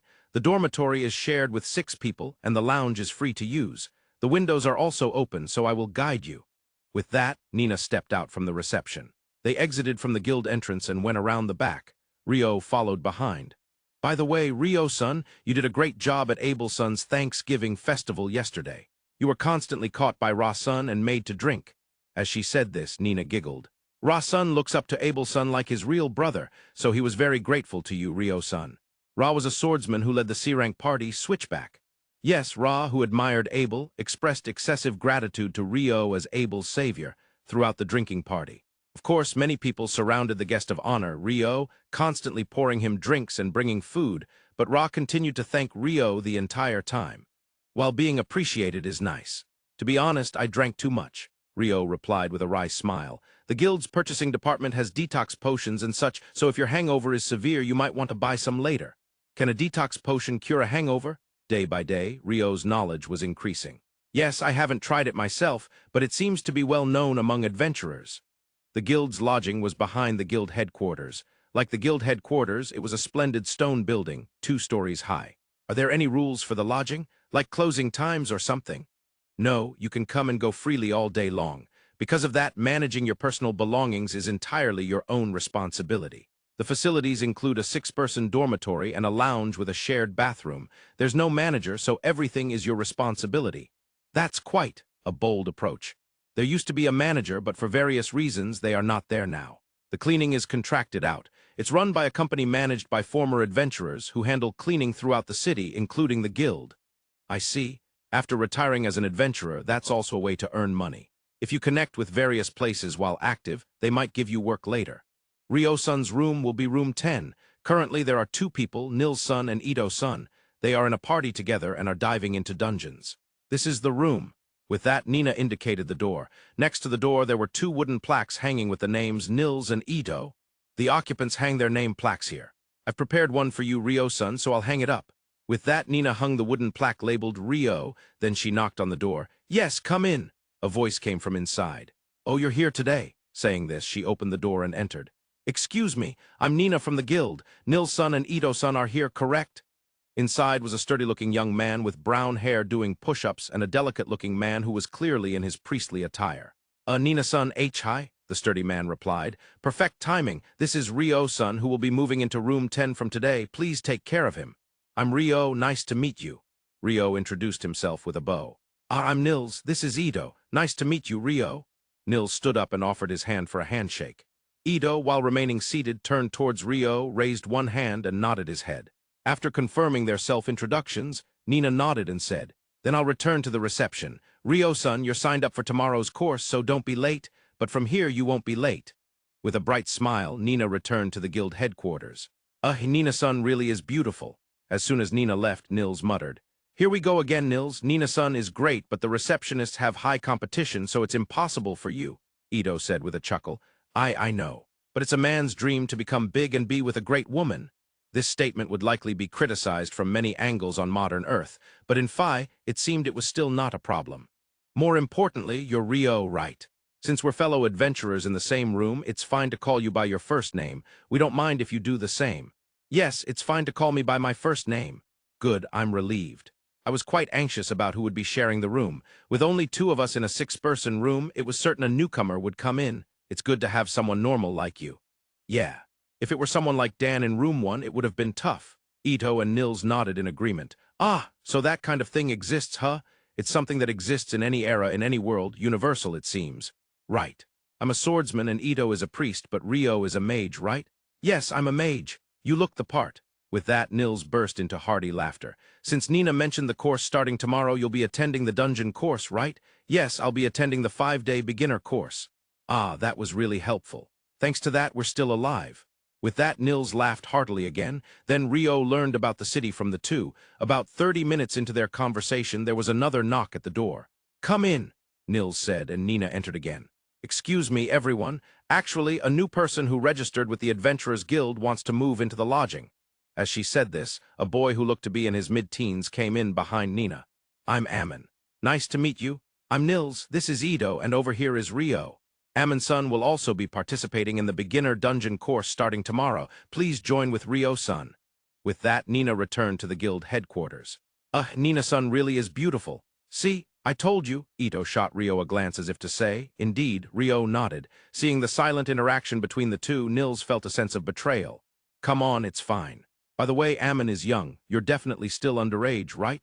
In the Central Nations, adulthood is at 18. Yes, I just turned 16. However, my family has passed away, and I thought I would become an adventurer to make a living, so I came to the city of Rune. Well, everyone has a similar story, Ito said. Do priests also face hardship? I hadn't really thought about it in detail. Ryo pondered, but thought it was too early to ask about that, so he kept his mouth shut. Ryo just moved in and said he'll be taking the course starting tomorrow. That's right, I'll be attending for 5 days, so Amon, nice to meet you. Likewise, nice to meet you. Well then, we're going to dive into the dungeon. Ryo and Amon, do your best in the lecture. With that, Nils and Ito headed down into the dungeon. Breakfast was enjoyed together in the dining hall attached to the guild. The taste was somewhat inferior to that of the Golden Wave Pavilion, but it was delicious enough and, moreover, incredibly cheap, which was appreciated. And it was all you can eat. Both the breakfast at the Golden Wave Pavilion and the guild's dining hall being all you can eat was a blessing for Ryo. It reminded him of breakfast buffets at business hotels on Earth. Breakfast is very important. Ryo and Amon filled their stomachs and made their way to the lecture room located on the 3rd floor of the guild's main building. The lecture room was a tiered room, similar to a university lecture hall, rising higher towards the back. It was just about 5 minutes until the clock struck 9, but there were only about 10 people inside. The 2 took seats in the 2nd row from the front. There are fewer people than I expected. However, just 5 minutes before it started, nearly 20 more people entered, and in the end, about 30 participants took their seats. Thus began the 5-day beginner dungeon lecture. That's impossible. While Ryo and Amon were attending the beginner lecture, members of the Red Sword were gathered in the dining hall attached to the guild. Originally, they were discussing the schedule for the upcoming days, but the conversation shifted to Abel's return, which then led to a discussion about Ryo's water attribute magic.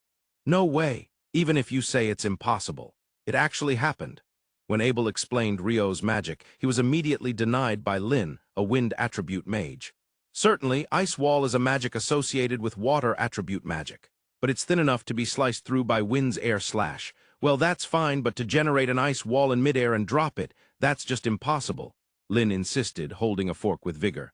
Listen, magic can only be generated around the caster. It doesn't matter whether it's water attribute magic, wind attribute magic, or fire attribute magic. Therefore, it's impossible to generate magic or create magical phenomena at a distance from the caster. Ah, yes, Abel, unable to retort to Lin's forcefulness. Calm down a bit, Lin. At least it seems that way to Abel. Rhea, smiling wryly, tried to soothe the agitated Lin. You know magic can only be generated near the caster, right? That's common knowledge. Yet Abel, true. Light magic can only be generated near the caster too, and healing can only be used on targets right next to them. It would be incredibly convenient if we could heal someone at a distance. But that's simply impossible. Rhea also pondered with her head tilted. I see. Well, that must have been the case. This yellow magic stone was obtained from a golem at that time. With that, Abel explained the yellow palm-sized magic stone he had extracted from a rock golem. That's a really big magic stone. What are you going to do with it? Rio said it's mine since I defeated it, so I can do whatever I want with it. Since Abel extracted the magic stone from the rock golem he had kicked down and incapacitated, it was for sure that he had defeated it. Abel feels bad for Rio, but considering its size, the royal family will want it, right? It wouldn't be fair to sell it and split the profit evenly, would it? Yeah, that's true, Abel nodded at Ria's point. Huh. If you offer it to the royal family, you would get money, right? Wouldn't it be fine to just give half of that to Rio? Lin interjected, seeming confused about the problem. You can get money, but you have to report who you gave the money to. At that point, Rio's name would come up. He is registered with the Adventurers Guild in the city of Rune, but he's not a citizen of the Natore Kingdom. With his talent, regardless of what the king thinks, others would try to bring him into the kingdom. Even if what Abel said was only half true, they would want to bring him in. But isn't that bad? Lin nodded while raising her doubts. Huh. Half true? Do you have no trust in me? No, well, if they try to bring him in and Rio isn't interested. If such talent were to leave the city of Rune and flow to some foreign land. Ah, I see. That would be a huge loss for the city of Rune. Ultimately, it would also be a loss for the Natore Kingdom that governs Rune. If he were to flow to the Empire, that would be the worst case. No, not the Empire. Abel could confidently declare that. He thought to himself, why not the Empire? Well, if it's against the kingdom, the Empire is the worst. Both Rhea and Lin voiced their confusion together. The full name of the Empire is the Debuhi Empire. Rhea and Lin nodded in understanding at Abel's explanation. Rio said that Debuhi is an uncool name for a country, so he said he doesn't want to go to the Empire. That's why he wouldn't flow there. Huh, Rhea and Lin both couldn't comprehend. Flowing somewhere because the country name is uncool. I don't get it, but it must be a non-negotiable part for Rio. That was the impression Abel had. While you were away, I didn't dive into the dungeon and took on some requests on the surface. Well, I only did the ones I couldn't refuse. Ah, I'm sorry, everyone. Abel bowed his head while still seated. I'm glad you returned safely. By the way, the bounty from that time has been evenly divided and deposited into each of your accounts. Check later. I should have been absent and caused trouble, so you could have just split it among the three of you. What are you talking about? It can't be that way. Exactly. Lin nodded in agreement. Warren, who had been silently listening the whole time, also nodded, still without saying a word.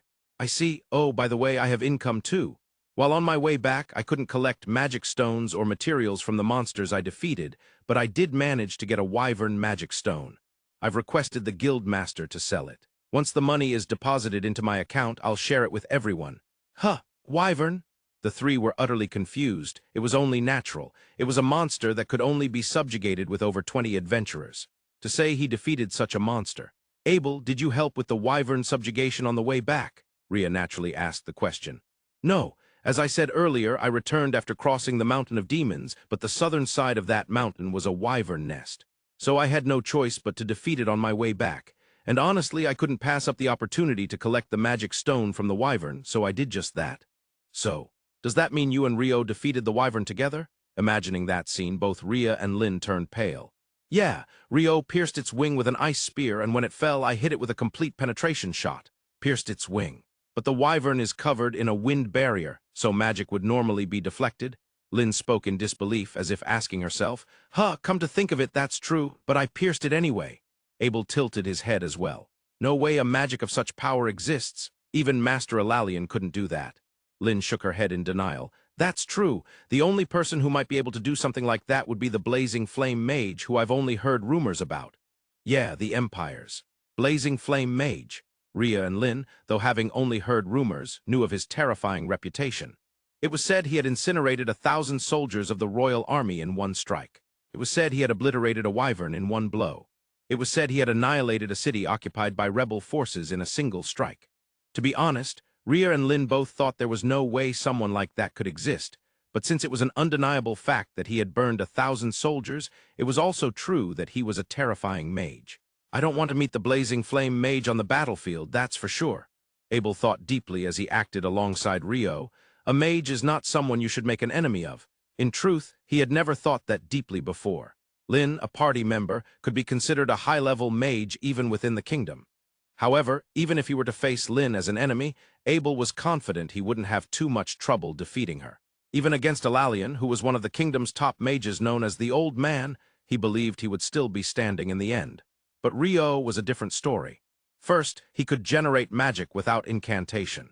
For reasons unknown to Abel, there were times he deliberately chanted before generating magic, but Abel had noticed that the incantation was rather casual.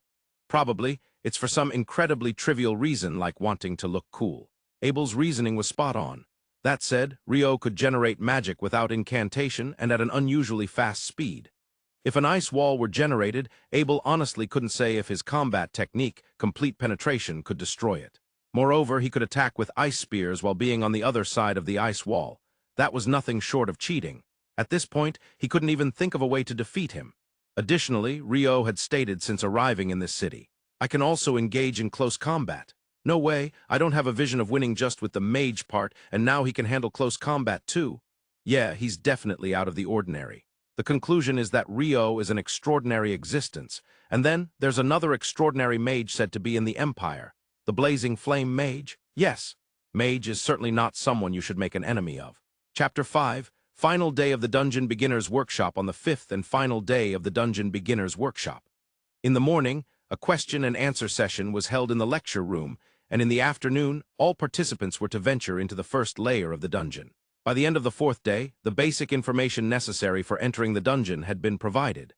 This included the structure of the dungeon, traps to watch out for, enemies to be cautious of, and tools needed for exploration. By the way, during the practical training in the afternoon of this 5th day, the minimum essential tools for exploration, such as potions and antidotes, would be provided by the guild. This is incredibly helpful for dungeon beginners. Dungeon beginners are generally inexperienced adventurers. Adventurers coming from other countries or cities aside, those who registered as adventurers in the city of Rune primarily honed their skills in the upper layers of the dungeon. They increased their adventure level by supplying magic stones and materials obtained from the dungeon to the guild, while also accepting surface requests. Thus, balancing both dungeon and surface requests is the mainstream way of adventurer activity in the city of Rune. For example, Nils and Ito, who share a room with Rio, follow a schedule where they explore the dungeon on Mondays, Wednesdays, and Fridays, and handle surface requests on Tuesdays and Thursdays, taking weekends off. Inevitably, they gain practical experience within the dungeon. Due to this repetitive experience from an early stage, it is said that adventurers from the city of Rune have better combat skills compared to adventurers from other cities. Once they reach a certain adventurer level and gain access to more lucrative surface requests, they tend not to delve into the dungeon as often. Since they can receive good rewards from surface requests without needing to venture deep into the dungeon, there's no need to take unnecessary risks. As a result, the deeper parts of the dungeon remain unexplored. The deepest recorded area reached is the 38th layer.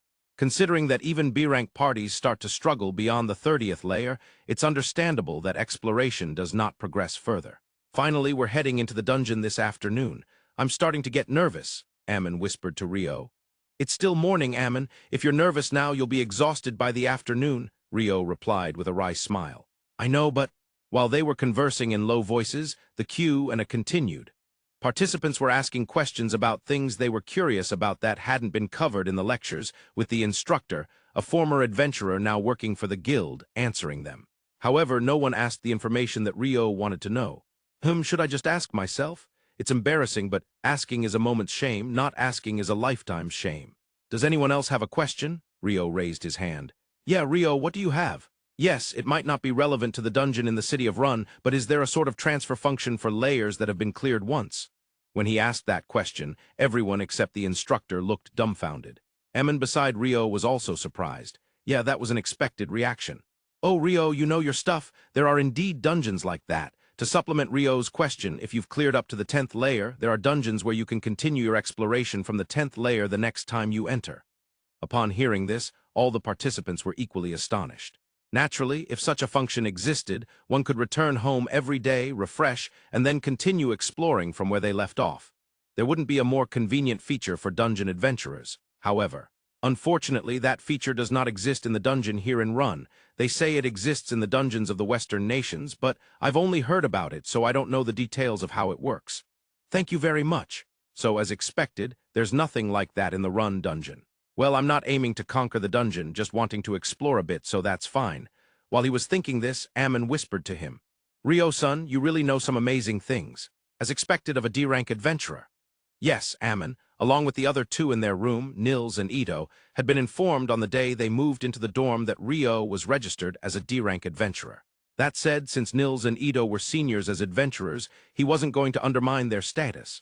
No, I just picked up a bit of information. Amon's sparkling eyes, however, put pressure on Rio instead. Then, in the afternoon, all the participants moved in a line toward the dungeon. The dungeon of the city of Run is located in the center of the city. To be precise, the city was constructed around the dungeon. The town is surrounded by a castle wall, but the area around the dungeon entrance is also encircled by a double wall.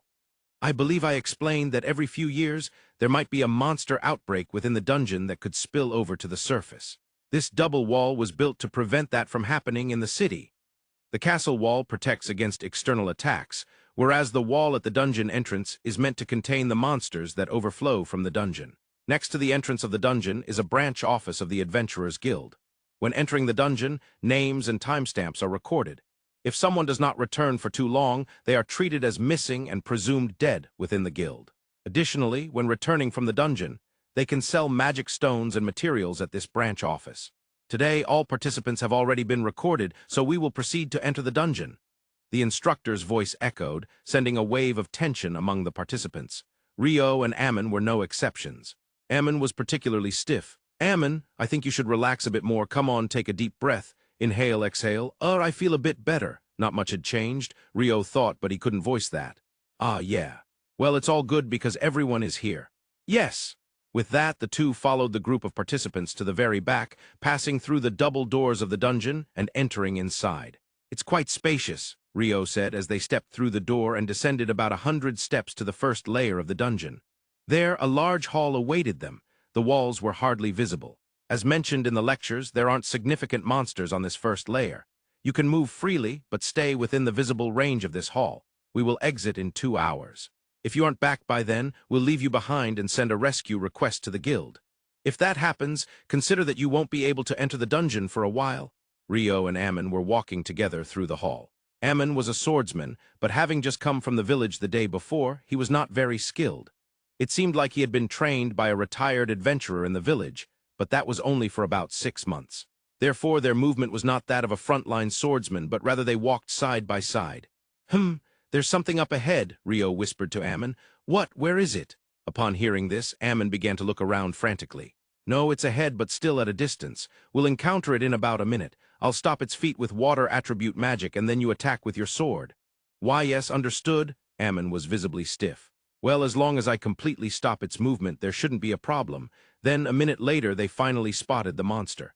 A soldier ant. Unlike other ants, it doesn't spit formic acid. It's easiest to cut off its neck. This was a basic-level monster listed in Mikkel's Monsters Encyclopedia, Beginner Edition. Its full length is about 1 meter. It is said to appear in dungeons. All right, I got it. Then I'll stop its feet. Ice with your cold, ruthless power, pierce the enemy. Icicle lance.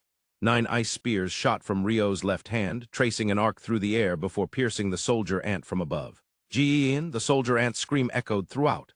The 9 ice spears pierced through the soldier ant's 6 legs, abdomen, torso, and head, pinning it to the ground. Amon, move in from the side and cut off the soldier ant's head.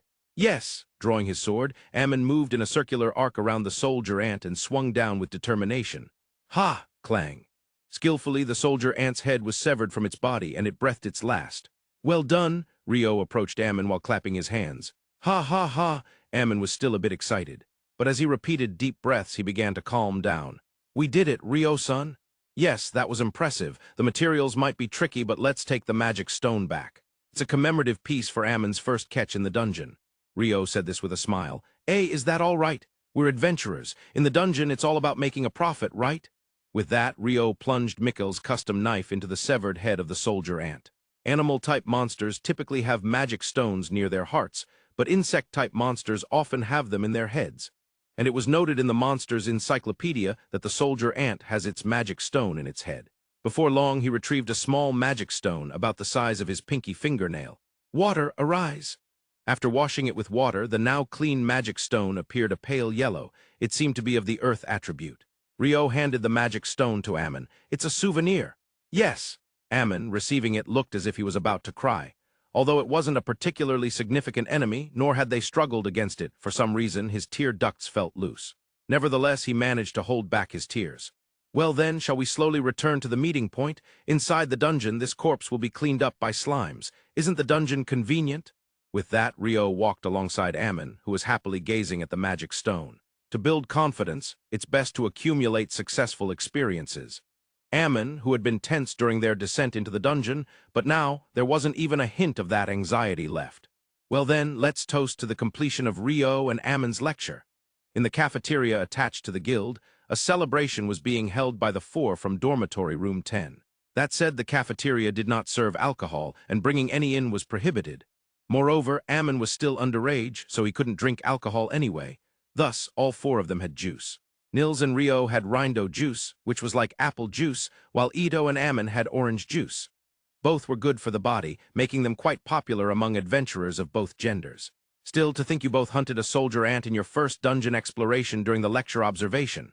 Impressive, you too, Ito said with a smile. No, I only delivered the finishing blow, thanks to Rio-san stopping its movements, Amon said, shyly holding a piece of chicken that looked like bandit-style grilled chicken. Amon was able to take it down because he properly used his blade, so there's no need to be modest. Rio praised Amon while eating what seemed to be beef steak. Well, either way, it's good that we managed to collect some magic stones, Nils said, holding a chicken leg in each hand and laughing heartily. The guild cafeteria's food was delicious, and the portions were generous. Not only adventurers, but also residents of the city of Rune could use the facility. But since most users were adventurers, the basic portion sizes were large. Our party has the next couple of days off, but what about you two? Ito asked Rio and Amon while finishing their meals and sipping on refilled juice. Today was Friday night. Nils and his party had time off on the weekends. I'd like to dive into a dungeon a bit, but alone might be a bit. Should I look for a random party? Amon was enthusiastic, not wanting to forget the feeling he had today. Amon, you're motivated. That's how a frontliner should be. Nils seemed to take an interest in Amon, who was like an apprentice swordsman. I understand your feelings, but random parties can be hit or miss. Ito advised against forming a party with strangers. Then why not dive with me? I was thinking of checking out the third layer or so, Rio suggested. Really? Please, I'd love to. Amon eagerly accepted Rio's proposal. By the way, I'm curious about the ants we saw in the first layer, Rio said. Ah, right. The first layer is supposed to be bats after all. Speaking of which, didn't we encounter soldier ants in the first layer once? Nils chimed in. Yes, we did. When I asked the guild, they mentioned there have been some reports of soldier ant encounters in the first and second layers over the past 6 months. Ito seemed to have confirmed this with the guild. Why are there ants where they shouldn't be? Amon wondered. That's because the ants have been digging vertical holes up to the first layer, a sudden voice interjected. Nils, Ito, and Amon were surprised and turned toward the voice. Abel, it's not admirable for a veteran to harass newcomers, Rio said, unfazed since he had sensed Abel approaching. Harass, I merely gave a precise answer to the newbie's question, Abel sighed with a stern face. You guys are Rio's roommates, right? I'm Abel. Rio isn't bad in terms of strength, but he has some personality issues, so please look out for him, Abel explained. Abel, I'm up for a fight if you want, Rio challenged back, but he was merely bantering. Ah, Abel, the Abel of the Red Sword, right? I'm Nils, a swordsman. I'm still a F-rank adventurer just starting out in Rune, but I admire you. If possible, could I have a handshake? Nils, who was nervously tense, stood up and introduced himself to Abel with a stiff posture. Sure, Abel replied and shook Nils's hand. Do your best, but remember, don't push yourself too hard. Surviving is the most important thing for adventurers, especially in dungeons, Abel said, effortlessly making such remarks and shaking hands, which was likely why he was so popular. By the way, why are you here at the guild at this hour, Abel? Rio asked, noting that it was nearly 8 o'clock. Adventurers typically finish their reports to the guild by around 6, and afterward they either head home or go out for drinks. So it was hard to imagine a reason for being at the guild close to 8. "Oh, I've been dealing with a request that took quite a while. I just got back a little while ago," Abel explained. Just then another voice echoed from behind Abel. "Ah, Abel, there you are." It was Lynn, the mage from Abel's party. "Abel, you said you had a report for the guild master." "Don't try to run away," Rhea, priest, chimed in from behind. "Well, you see, as a veteran, I was just guiding the newbies here," Abel stuttered. "Excuse me, Rio and the others. I need to take Abel for a report to the guild master," Lynn said, as Warren, a shield bearer, effortlessly lifted Abel onto his shoulder. Even though Abel was quite tall at about 190 cm, Warren was over 2 meters tall and could be considered a giant, making it easy for him to lift Abel. "Wait, Warren, I can walk on my own. Put me down," Abel protested. Laughter erupted from those around them at the scene. "I'm sorry, Rio, we have to report this to the guild master, so we're taking Abel with us," Rhea said sweetly, her voice like a ringing bell. "Of course he's the leader of the Red Sword, so do as you like with him," Rio replied. "Rio, you traitor, so Warren, please put me down," Abel shouted. "That was quite a sight to behold," Amon remarked calmly. "Yeah, Rhea is truly an angel," Ito murmured. "Abel is seriously cool," Nils said, lost in his thoughts. What was cool about the current situation? "Since it's Golden Week, here's an additional post. Rio and Amon were in the second layer of Run's dungeon. This layer was home to wolf-type monsters such as lesser wolves.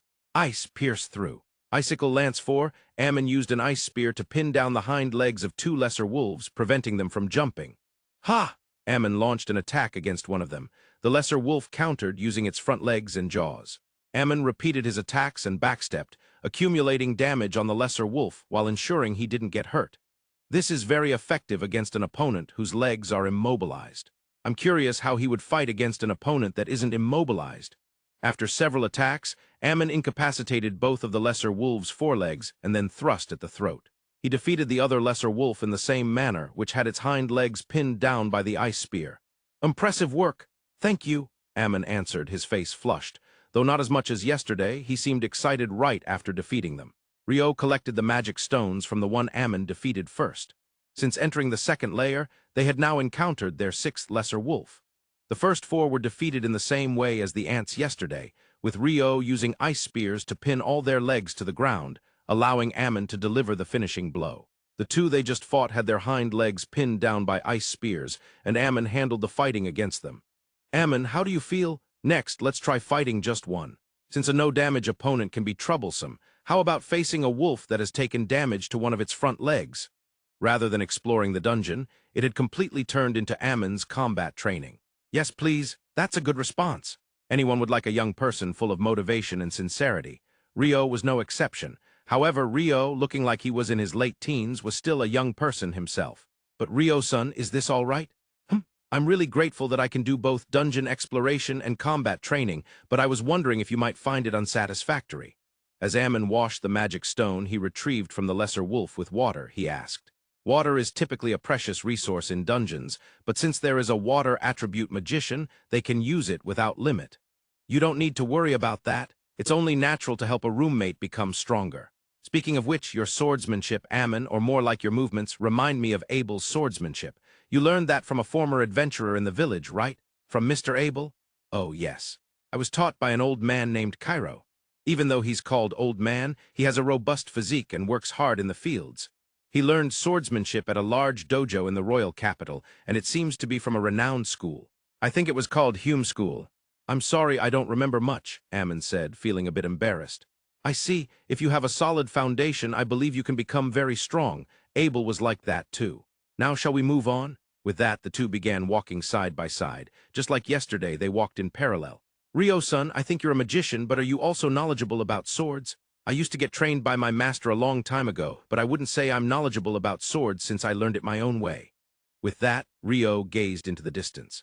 The figure of the Dullahan, the fairy king, surfaced in his mind after a long time.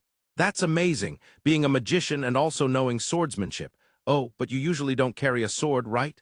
A memory of a similar exchange popped up recently. "This is my sword." Saying that, Rio took Murakumo from his belt, causing an ice blade to materialize. "Wah, what is that?" Amon's eyes were wide open in amazement. However, it was a sword that produced an ice blade, or rather, since it was curved like a single-edged sword, it was closer to a katana. Anyone would react like Amon seeing something like that for the first time. It's a sword given to me by my master, meant for water attribute magicians.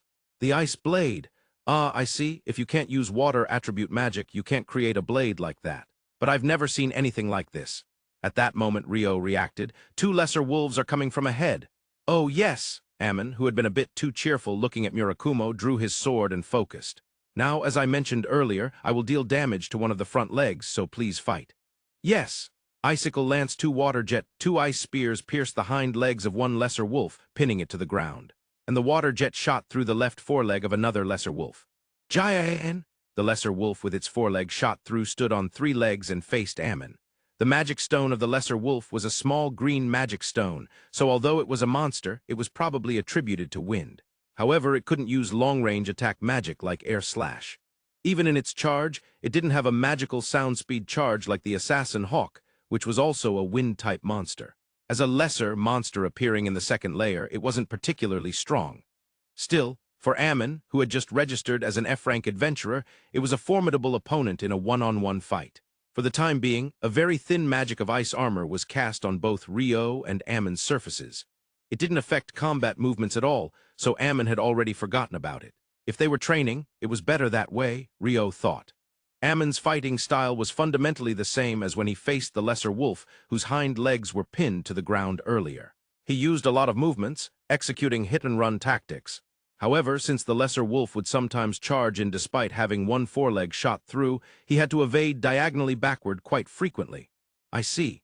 This fighting style makes it hard to take significant damage. The only concern is running out of stamina. Well, stamina can be developed by anyone if they run seriously, so it's manageable. Speaking of which, I haven't run in a while. Back when he was in the Forest of Rondo, he had run every morning. Or rather, he had been training magical control while running, but since he started traveling with Abel after leaving the forest, he hadn't been doing that, Rio recalled. But in a four-person room, he wondered if he might wake others up, and while thinking about various things, Amon defeated the lesser wolf. Excellent! However, he seemed quite exhausted, leaning heavily on his sword. Amon, let's sit down and take a break. Rio swiftly decapitated the lesser wolf with the hind legs pinned down using Murakumo. Then he took out the magic stone with Mikkel's custom knife. Once Amon retrieved the magic stone from the lesser wolf he had defeated, he returned to Rio. Ice wall in all directions. Ice walls were erected in 4 directions plus the ceiling, creating a 5-meter square safe area. This ice wall can't be easily breached, so let's take a slow break. I'm sorry. Amon said this and lay down on his back in a star shape. His breathing was still heavy. If we want to be thorough, I should also cast an ice wall on this floor. No, the ground is uneven, so an ice wall wouldn't do, but Ice Path has some durability, so that could work. However, since it's ice, it would be cold. If I created about 5 millimeters below the ground, would it not be cold? I wonder if I can generate Ice Path underground. I should experiment with this once we return above ground. As Rio contemplated about generating Ice Path, Amon, having calmed his breath somewhat, got up. Sorry, I've regained some mobility. It was clear to Rio that Amon was saying this while pushing himself quite hard. No, it's not a situation where you need to push yourself, so let's take our time to rest. First, it's a good idea to drink some water. Amon followed his advice and drank from his water bottle. Since there was a possibility they could get separated due to unforeseen circumstances, both of them carried tools for dungeon exploration. For example, a water bottle, potions, antidotes, and so on. Phew, Amon literally let out a sigh of relief. By the way, this ice wall is amazing. It's completely transparent. I've never seen transparent ice before. It's always been white. That's due to the impurities and air contained in the water. If you completely eliminate them, you can create transparent ice even without magic. This one is completely transparent because it's magical, though. Rio said this and smiled. Even on modern Earth, almost completely transparent ice can be made. While it cannot be produced at home in a refrigerator or with ice machines for commercial use, it is crafted by professionals with considerable effort over 48 hours or more. For example, the ice used in ice sculptures is manufactured in such ways. On Earth, something that takes that much effort and time to create can be produced in an instant in Phi. Magic is truly great. Water attribute magic is amazing. Amon gazed at Rio and the ice wall with admiration. Good, good. Little by little, I'm contributing to the elevation of the status of water attribute magicians. Rio nodded inwardly. Still, fighting a moving opponent is this exhausting, huh? Amon seemed somewhat downcast. Didn't you fight monsters back when you were in the village? I only experienced fighting one with a few people at a time. There's a significant difference in the mental toll between fighting one-on-one and ganging up on a monster. Amon's fighting style is likely to tire you out more easily. While hit and run sounds good, it involves a lot of movement. That leads to constantly moving feet, resulting in quicker fatigue. I see. Amon still appeared somewhat down. However, if you refine it properly, it's a fighting style that minimizes the risk of serious injuries. Essentially, you need to build endurance, and endurance is something anyone can develop. Really? Amon's eyes sparkled as he looked at Rio. Just keep running. That's all it takes for anyone to develop endurance. Build a body that doesn't tire easily. This is a universal strength that's useful in any situation. I see.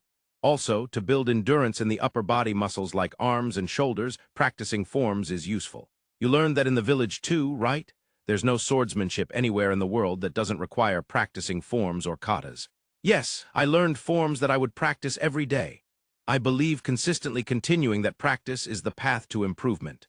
I traveled with Abel for a while, but even Abel practiced forms early in the morning. Mr. Abel too? Abel is a sword genius, but even geniuses put in effort. I think I don't have talent for swords. Amon said this in a somewhat low tone. He still seemed a bit negative. Amon, the strongest Kishi that I know, once responded to the question of what talent is by saying, "Talent is the ability to continue. Continuation is power." With a spirited tone, Amon raised his face and stared at Rio.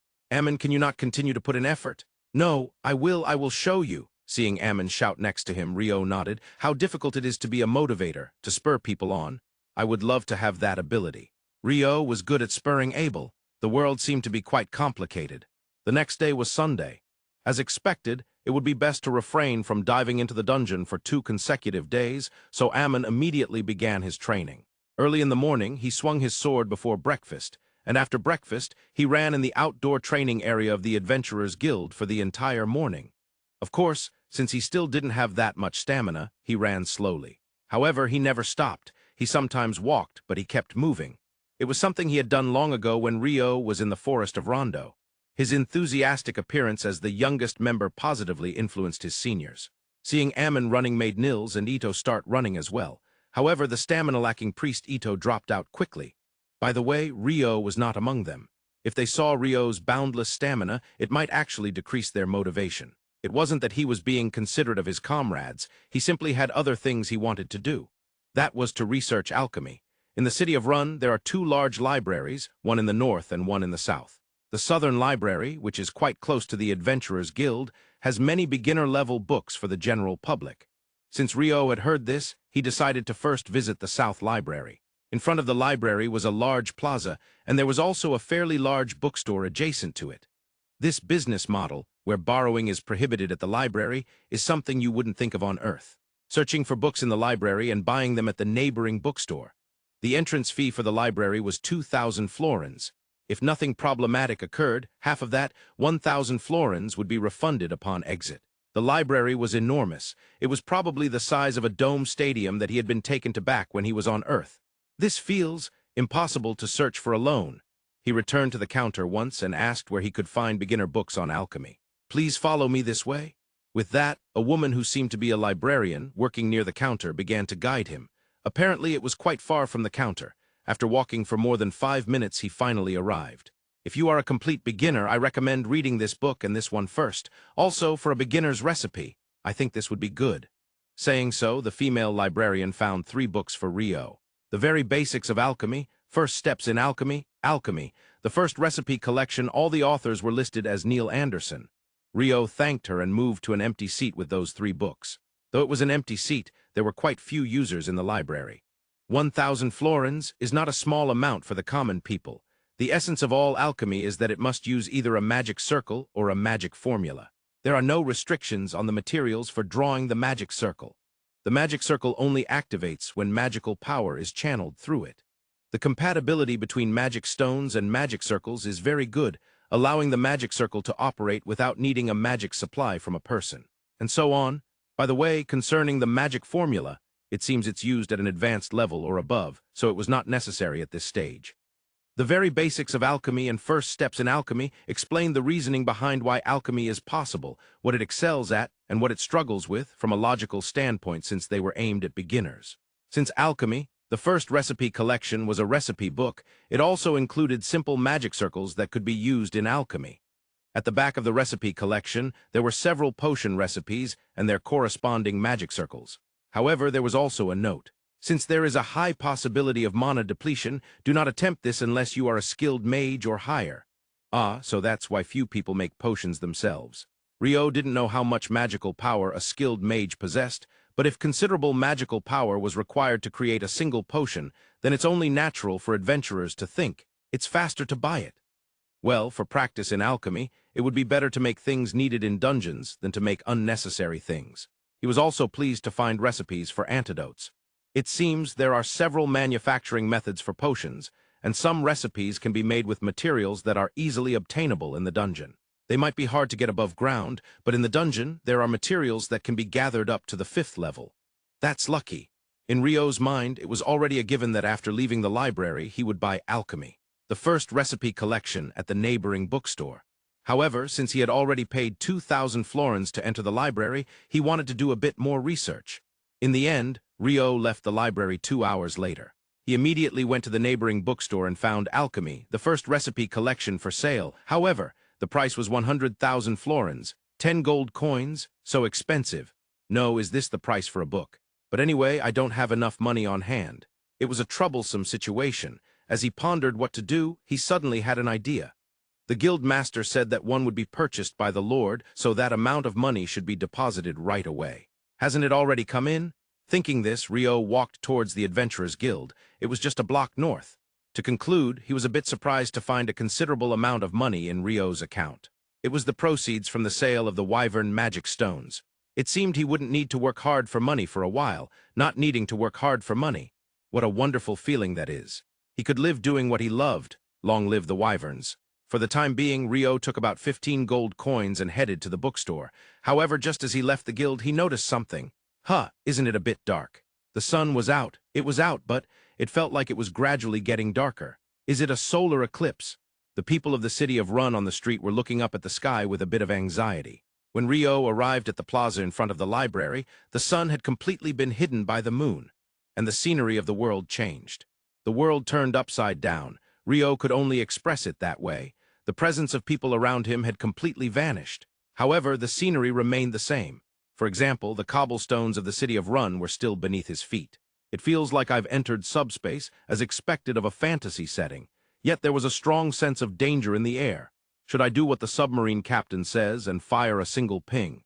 It's certain that something is there, but since I don't know where it is or what it is, I may have no choice. Taking a deep breath, Rio envisioned.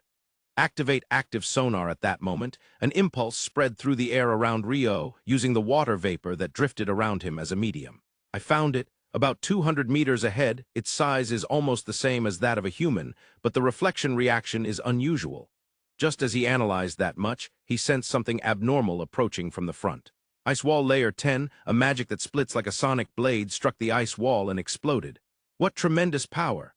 Until now, he had received numerous attacks from monsters using ice walls, but this one had an overwhelmingly high destructive capability. Did it consume a human? The voice came from a not-so-distant place. The response from the active sonar showed it was about 200 meters away, but the voice sounded much closer. Then the voice gradually approached, and Rio could see its figure. It was about 175 cm tall, almost the same height as Rio. Bipedal, there were 2 arms. At first glance, it appeared to be a human wearing clothes, but upon closer inspection, it had a tail, and something resembling horns as well. The body was, by human standards, female, since the chest was larger than a male's. The face was that of a beauty. Although she was beautiful, Rio felt no attraction whatsoever. The first impression he had upon recognizing her existence was a demon in the Monsters Encyclopedia. Beginner's Edition, there was a section labeled Demon that Michael had apparently added. Note, pray not to encounter one. Yes, it seems I may have encountered one, and in an unusual space at that. The presence of this demon was overwhelming, perhaps akin to a behemoth or griffin class. If this encounter had been in a normal space, Rio would have fled like a rabbit without looking back. Without a doubt, it would have been a genuine escape like a true rabbit. However, this was a space where escape seemed impossible. At that moment, cold sweat dripped down Rio's back. Well, it's fine. If I kill it, there will be no problem. Saying that, a massive amount of magical power converged in the demon's hands. This is bad. Layered ice wall 10 layers ice walls were generated in succession before Rio, stacking atop each other. 10 layers, 20 layers, directed towards the demon. The infernal flame released by the demon struck the stacked ice wall 10 layers and pierced through, barely losing momentum. Will it stop? Rio, sweating even more, poured magical power into the layered ice wall to strengthen it. Halfway through, it was consumed. The speed was somewhat reduced. It was consumed further. The speed was significantly reduced. At the last ice wall layer, finally, the demon's infernal flame extinguished. It stopped. At that moment, Rio felt a sense of relief. And then, in an instant, the final ice wall layer shattered. Following his instincts, Rio desperately twisted his body to dodge the wind spear that was coming straight for his heart. But it was too late. He avoided a direct hit to his heart, but the spear stabbed into his left shoulder and then shattered. However, propelled by the spear's force, Rio was blown backwards while spinning. The wind spear didn't penetrate. The demon was surprised. It was shocking that you defended against the infernal flame, but to also defend against the wind spear. No, that robe of yours. Is it the robe of the Fairy King? The demon squinted, looking at the robe Rio wore, which had defended against its wind spear. There's no doubt. It is indeed the robe of the Fairy King. No wonder. I'll have to cut you directly. Rio had been blown away, but because he had twisted his body, he had barely taken any damage. Ice armor, he wasn't sure how effective it would be, but it was better than nothing. Well, anyway, you must die. The demon, having conjured a sword from nowhere, charged towards Rio, closing the distance in an instant. Rio also brandished Murakumo to counter. He intercepted the demon's sword. Rio retaliated primarily with slashes and thrusts. However, the demon's movements were unnaturally fast. Is it moving using wind magic, not just footwork? Rio's slashes and thrusts were merely a form of distraction. Basically, he focused on defense. By concentrating solely on defense, Rio was not easily broken. In the past, he had won against the evolved one-eyed assassin Hawk in close combat by relying on defense. In the training with the Dullahan, who was a fairy king, if he focused on defense, he wouldn't be easily outmaneuvered. His defensive skills with the sword were that solid, and his endurance was limitless. As expected, the demon could no longer hide its irritation after repeatedly failing to break through that defense. That sword is also the sword of the Fairy King. Just who are you? While the demon gripped the sword with one hand and attacked, it gathered a small amount of magical power in its left hand. Icicle Lance. Before the magic activated, Rio countered with an Icicle Lance created from the air, nullifying the attack. What is that generation speed, you abomination? Don't you dare call me an abomination. Rio retorted instinctively upon being called a monster. Wait, can you understand my words? You truly are a troublesome one. I'll kill you. You've been trying to kill me since earlier. The sword fights intensified. However, Rio started to gain some leeway compared to the beginning. This was largely because he had become accustomed to the demon's sword techniques. But the demon had also noticed that. Therefore, it tried to create some distance to reset the situation. This is it. Icicle Lance 32. As the demon stepped back, Rio fired ice spears from the front. Icicle Lance 64, Icicle Lance 256. The first 32 ice spears were simply brushed aside by the demon waving its hands. In addition, a further 64 ice spears spread out like a fan and rapidly converged towards the demon. However, those two were obliterated with just a wave of its hand. Is that all you've got? Just as the demon said that, the main assault of 256 ice spears rained down from directly above the demon. An ambush attack, silent and from the blind spot after diverting its attention forward. Even the demon reacted too slowly to this. However, it didn't believe it could be defeated by just those ice spears. Icicle Lance 32, with the demon's attention diverted upwards, Rio launched a direct attack with ice spears from the front once more. The demon generated a wall of earth to defend against it. Abrasive Jet 256, and then the main attack, 256 water lines with ice polishing generated from beyond the earth wall, moved in a random trajectory, slicing through the demon and the surrounding space. The earth wall created by the demon was also shredded and collapsed by the abrasive jet. At that moment, Rio, wielding Murakumo, charged in, but he was just a fraction of a second, no, a mere hundredth of a second late. Indeed, it seemed he had dealt some damage with the abrasive jet to the demon. But by the time Rio charged, the demon was already on the verge of regenerating. The regeneration is fast. Don't underestimate me, human. Rio struck with the fastest strike to the front, but the demon received it. Not pursuing deeply, Rio took a step back and readied his sword. The surface of the demon's body was sizzling. Is that the part that regenerated? I couldn't defeat it with a frontal attack. Then, in an instant, Rio slightly raised his gaze. The demon reacted dramatically. It retreated rapidly. It was wary of the previous direct attack from the 256 spears falling from above. However, that was unexpected for Rio. I only wanted to divert its attention a little. But if it retreats that far, it defeats the purpose. Between Rio and the demon, a gap of about 20 meters opened up. Rio had no way to close that distance in an instant. However, the demon had a way to do so. Is this going to be magical combat again? Just as he thought this, he heard the voice of the demon.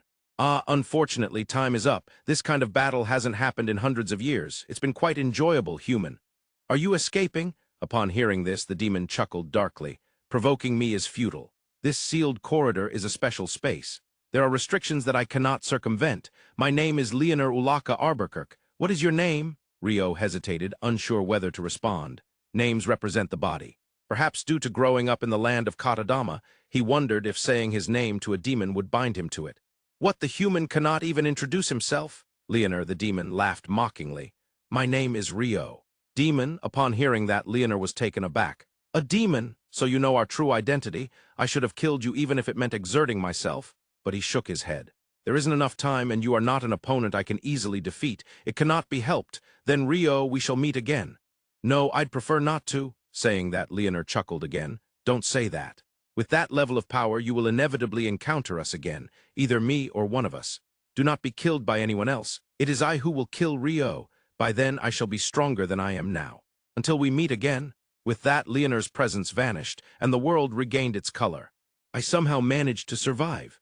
It's been a while since I almost died in battle, probably since that one-eyed assassin Hawk.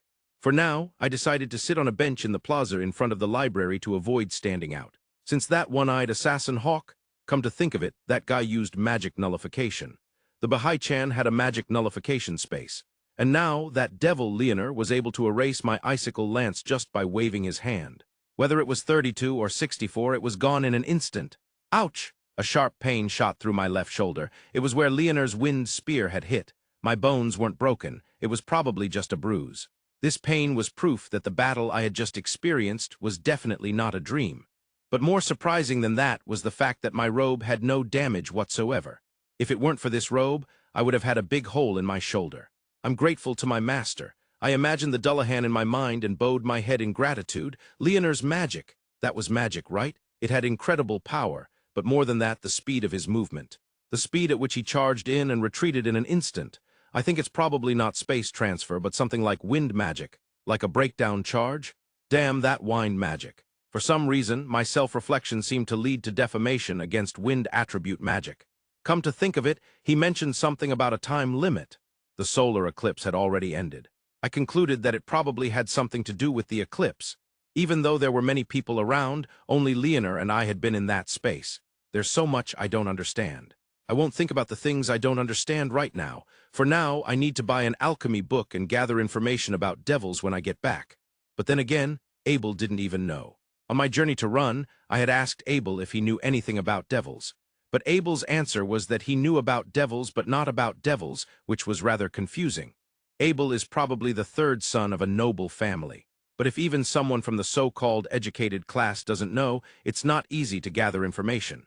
Well, I guess I'll buy some books and head back. There was no one in dormitory room 10. From the window of room 10, I could see the outdoor training area of the Adventurers Guild. Huh, are they still training? Among the few people in the training area were the 3 from room 10. If I weren't tired, I would beat you all up, Nils said with frustration. There were the defeated Nils, Ito, and Amon, along with 5 men looking down at them. Ha! When losing, you can even speak so refreshingly, one of the 5 said. All 5 were adventurers from dormitory room 1. They must have lost in a mock battle or something. You say that after ambushing us? Ito said bitterly. Hey, so you guys want us to tell the monsters in the dungeon to wait a minute before attacking? Like, please don't attack us right now, we're tired. Don't talk nonsense. The man from room 1, Dan, said mockingly. You're absolutely right. It's the careless ones who are at fault. At that moment, as his voice echoed through the training ground, ice spears pierced the stomachs of the 4 men from room 1, excluding the mocking Dan. Of course, the tips were rounded, so they weren't injured. The 4 were just writhing in agony. What happened? The ice spears hit the stomachs of the 4. Saying this, I revealed myself in the training area. Rio, the 3 from room 10, still on the ground, called my name in unison. You shouldn't let your guard down. Earlier you made a good point. You asked if we should tell the enemies before they attack, as if that would happen. Honestly, Nils and the others are slacking off. Saying this, I first made Ito drink a potion. If I healed the priest Ito, the other two would likely get healed as well. I'm sorry, Nils said in a small voice. Well, you all have been running since morning, so it's understandable that you reached your physical limit. We need to work on our endurance more during the weekends. Yeah, Ito, who looked like he had the least stamina among the three, let out a voice. In reality, Amon, who had just come out of the village, should have had less stamina, but it seemed like Amon could manage through sheer will. So, you standing there? That's Dan from Room 1, Nils informed me. Oh, you're Dan. What will you do? Will you tuck tail and run after getting ambushed? Don't mess with me. With that, Dan drew his sword. Then he swung it fiercely at me. Too slow, he swung down a powerful overhand strike. I stepped forward with my left foot in a swift motion, shifting my weight to that foot to dodge.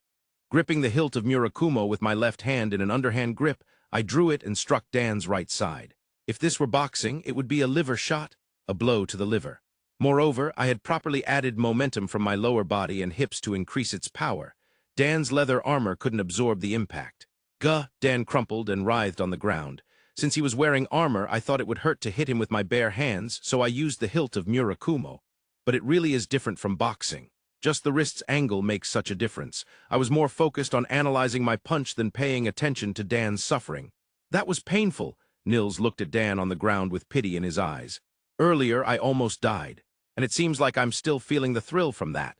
The 3 from Room 10 and the 4 from Room 1 were shocked upon hearing this. Dan was in no condition to hear such words. By the way, Ito, could you also treat my shoulder while you're at it?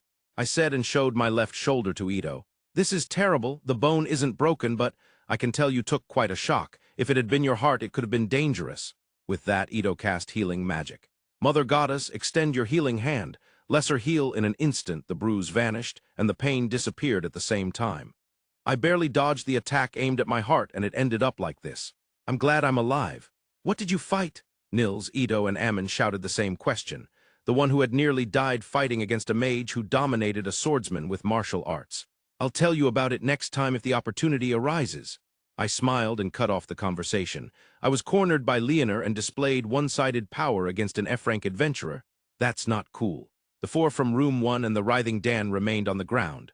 The 4 of us, Nils, Ito, Amon, and I, were all filthy from various incidents, and we were heading to the public bath together. While individual homes didn't have baths, there were dozens of public baths throughout the city. It was similar to a privately run cento. This was possible thanks to the large river on the north side of the city, which provided clean water, along with a well-maintained sewage system running under the sidewalks. It completely surpassed a medieval city, I thought to myself. Thanks, Rio. If you hadn't come, I would have ended up being mocked by Dan and the others. By the way, Rio-san, your movements were impressive. For a mage, Amon, modern mages can do at least this much. No way, that's not true. Amon was impressed. I made a joke and Nils interjected. Ito stifled laughter at that. It was such a peaceful Sunday afternoon that it felt almost like a mistake for Rio to have encountered anything at the plaza in front of the library. Since it's Golden Week, here's an additional post. The next chapter, 53, One Day in the City of Run Part 1, is scheduled to be posted today at 9 p.m. as usual. By the way, Rio said he was going to the library today, but what was he researching? In the evening, after returning from the public bath, the 4 were having dinner at the guild cafeteria. Compared to the 2 swordsmen and the trainee swordsman, Ito, being a priest, seemed curious about what Rio was researching. Alchemy. Rio can also do alchemy? No, I've never done it at all. But I want to be able to use it, and there are a few things I'd like to try. Ultimately, he wanted to create an ice golem and cultivate fields in the forest of Rondo. However, this was a secret desire of Rio that he had not revealed to anyone yet. I've heard that making potions with alchemy consumes quite a bit of magical power. Yes, I bought a beginner's recipe book, and it mentioned something along those lines, too. You bought a book? Nils was taken aback. Ito smiled wryly. Amon had a look on his face that said he couldn't quite understand how much money was involved, but he thought it was impressive. For the reward of guiding Abel, I suppose? Just as expected from Mr. Abel. To be able to pay enough for a book as a reward?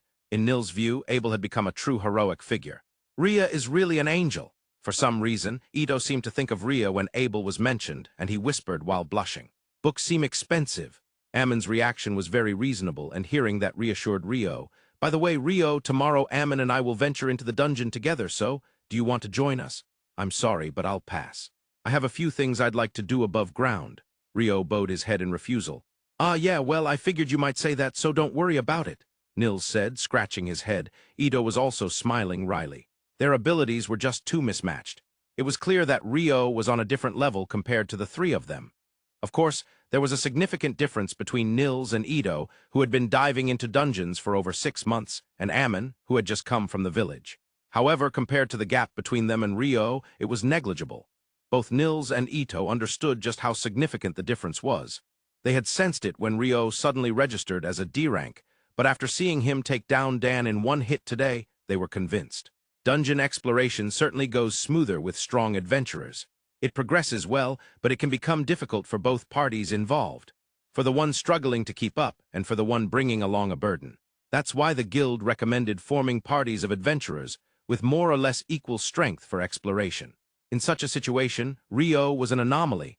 Typically, someone who had just registered as an adventurer would not be that strong. Rio was one of the rare exceptions. It might be understandable that the guild was caught off guard by someone like him wanting to stay in the dormitory the following Monday. Well then, I'm heading out for a bit. With those words, Nils, Ito, and Amon went to venture into the dungeon. Rio stepped outside the city. He decided to run outside the castle walls. He could have trained at the guild's outdoor training ground, but he was also a bit curious about the area surrounding where he lived. As he ran outside the walls, he began constructing an ice Tokyo tower with both hands. Just like he once did in the forest of Rondo, training magical control and building endurance to strengthen both aspects. As his proficiency in magical control increased, so did his magic generation speed.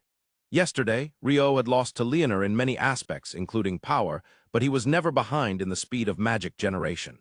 He had managed to disrupt Leonor's magic during their sword fight. That's why he wanted to be able to use magic faster and more precisely.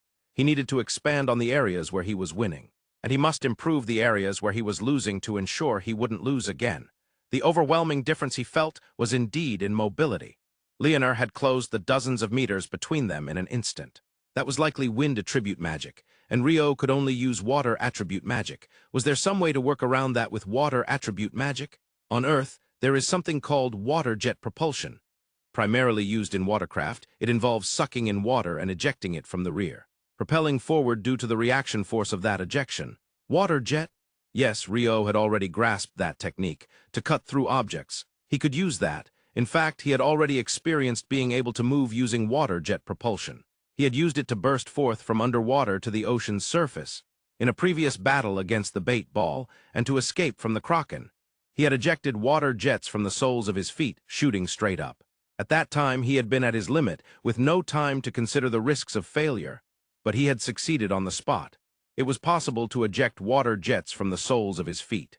However, if he was to use it in ground combat, he would need to eject it from his back. From his back? Indeed, it had to come from his back, but that made him feel like he might break his neck. Then how about from his head? Certainly, he would also need to eject it from the back of his head along with his back. But that made him feel like it might strain his arms and legs.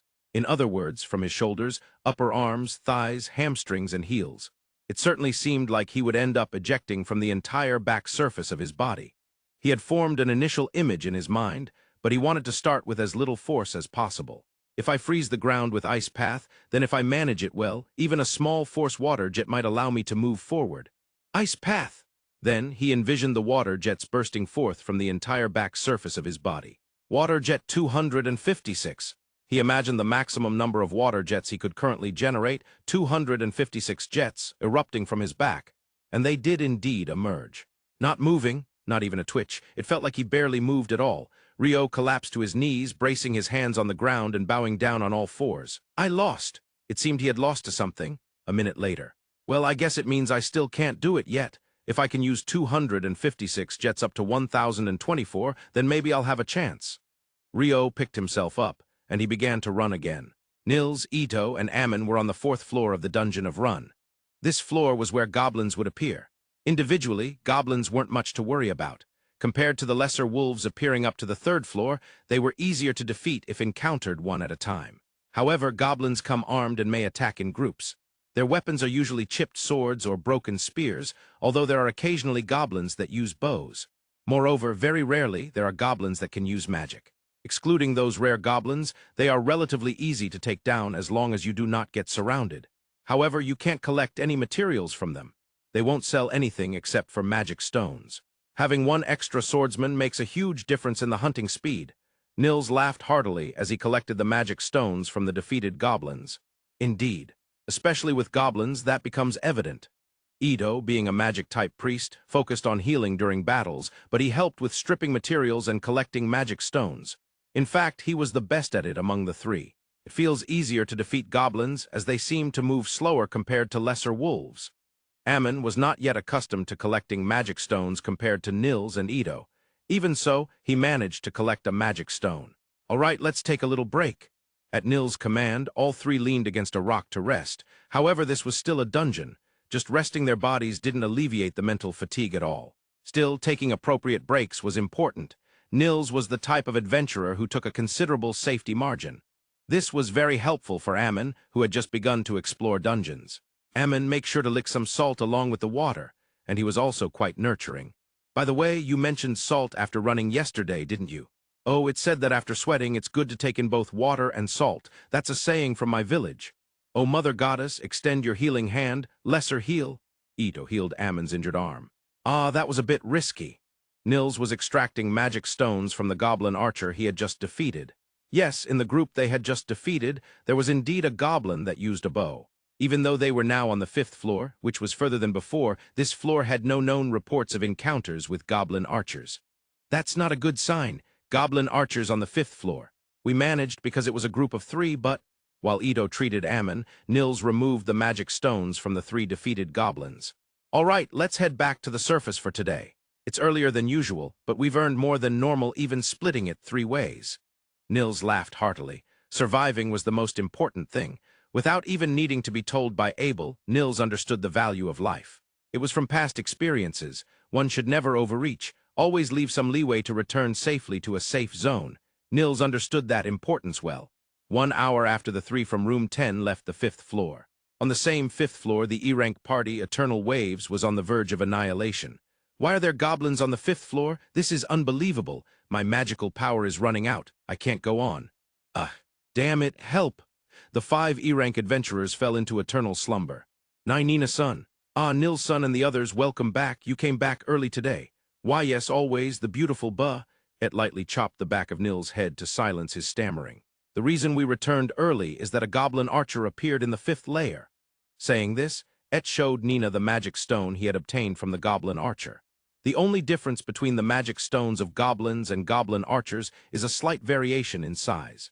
However, as the receptionist, Nina understood immediately that the magic stone Et presented was not from a regular goblin, but from a goblin archer. Indeed, this is a goblin archer's magic stone. There haven't been any reports from the 5th layer in the past few years. I will report this to the guild master right away. I will also write it on the notice board. Thank you for the information. With that, Nina left the reception area to report to the guild master. Ah, Nina-san. Nils was still dazed. Ha, Nils, let's go. We need to sell this magic stone. Saying that, Et pulled Nils along with Amon to the magic stone purchasing counter. A knock echoed on the door of the guild master's office. Come in. Excuse me. Hugh McGrath, the guild master of the city of Rune, was battling with paperwork as usual. Despite his intimidating large build, Hugh appeared to be someone who had little connection with paperwork, but that was a great misunderstanding. The guild master of the largest adventurers' guild in the borderlands of Rune must certainly be capable of handling paperwork. If he did not possess processing abilities above the average, this enormous organization would not function. Master, I have a report. Just now, F-rank adventurers Nils, Et, and Amon's party reported an encounter with a goblin archer in the dungeon's 5th layer at the reception. Despite Hugh looking over the documents, Nina began her report without any particular sign to do so. However, this was something that all the staff at the Adventurers Guild in the city of Rune would do. Hugh had instructed them to do so. A goblin archer in the 5th layer? They usually appear in layers below the 10th. Yes, that's correct. Stopping his paperwork, Hugh looked up at Nina as she stood while reporting. It could be a sign of an anomaly. Are there any B-rank parties in the city right now? The Red Sword and the White Brigade. Is the brigade made up of Phelps and his core team? Yes, they returned from their expedition the day before yesterday, so they should still be here. Nina answered without hesitation. Good, have both the Red and White come here. I will give them the request in this office in 1 hour.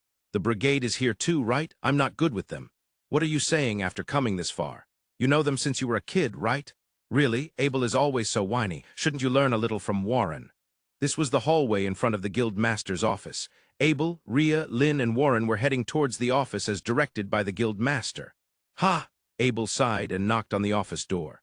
"Come in, excuse me." With that, Abel entered the office. As he expected, the guild master Hugh, along with the captain of the White Brigade Phelps and vice-captain Sheena, were present. "Hey, Abel," Phelps greeted him casually. Standing at 190 centimeters, he was almost the same height as Abel, but slimmer. At 24 years old, with blonde hair and blue eyes, he was quite handsome. His popularity was tremendous. While Abel was popular with both men and women, Phelps had an extraordinarily high female fanbase. Of course, he wasn't disliked by men. It was just jealousy from other guys. Due to his looks and popularity with the opposite sex, he was a target of envy among the same sex. But as an adventurer, he was respected without exception. He had achieved enough to earn that respect. "Hello, Phelps," Abel greeted him with a serious expression. "You always have that greeting, Abel," Phelps said with a smile. Once the Red Sword took their seats, Hugh spoke up. "Thank you for coming, Red Sword and White Brigade. I believe you received a brief explanation from the messenger. A goblin archer was confirmed in the 5th layer of the dungeon." "Master, what is the accuracy of that information?" "It's 100%. 3 F-rank adventurers defeated a group of 3, including the archer, and brought back the magic stone. It was confirmed at the reception that it was a magic stone from the archer." Hugh confirmed with a 100% accuracy in response to Phelps' inquiry. "For an F-rank to hunt a group including an archer, I'm looking forward to their future," Abel said happily. The presence of capable juniors was reassuring for a senior. "Nils, the leader, makes solid judgments. He will become a long-lasting adventurer." Hugh endorsed him. "Nils, could it be that those 3 are Rio's roommates?" "Ah, Nils, Et, and Amon are indeed Rio's roommates." "What? Abel, you know them?" "Well, I've only talked to them a bit the other day." "If they know the importance of survival, they will likely become good adventurers." Recalling the time he met them in the cafeteria, Abel smiled softly and nodded faintly. "Understood, the information is confirmed. So what exactly is the request for us?" Phelps prompted for further details. "I want the Red Sword and White Brigade to dive into the dungeon and confirm whether the Great Tsunami is occurring or not." Upon hearing the term Great Tsunami, tension ran through everyone present.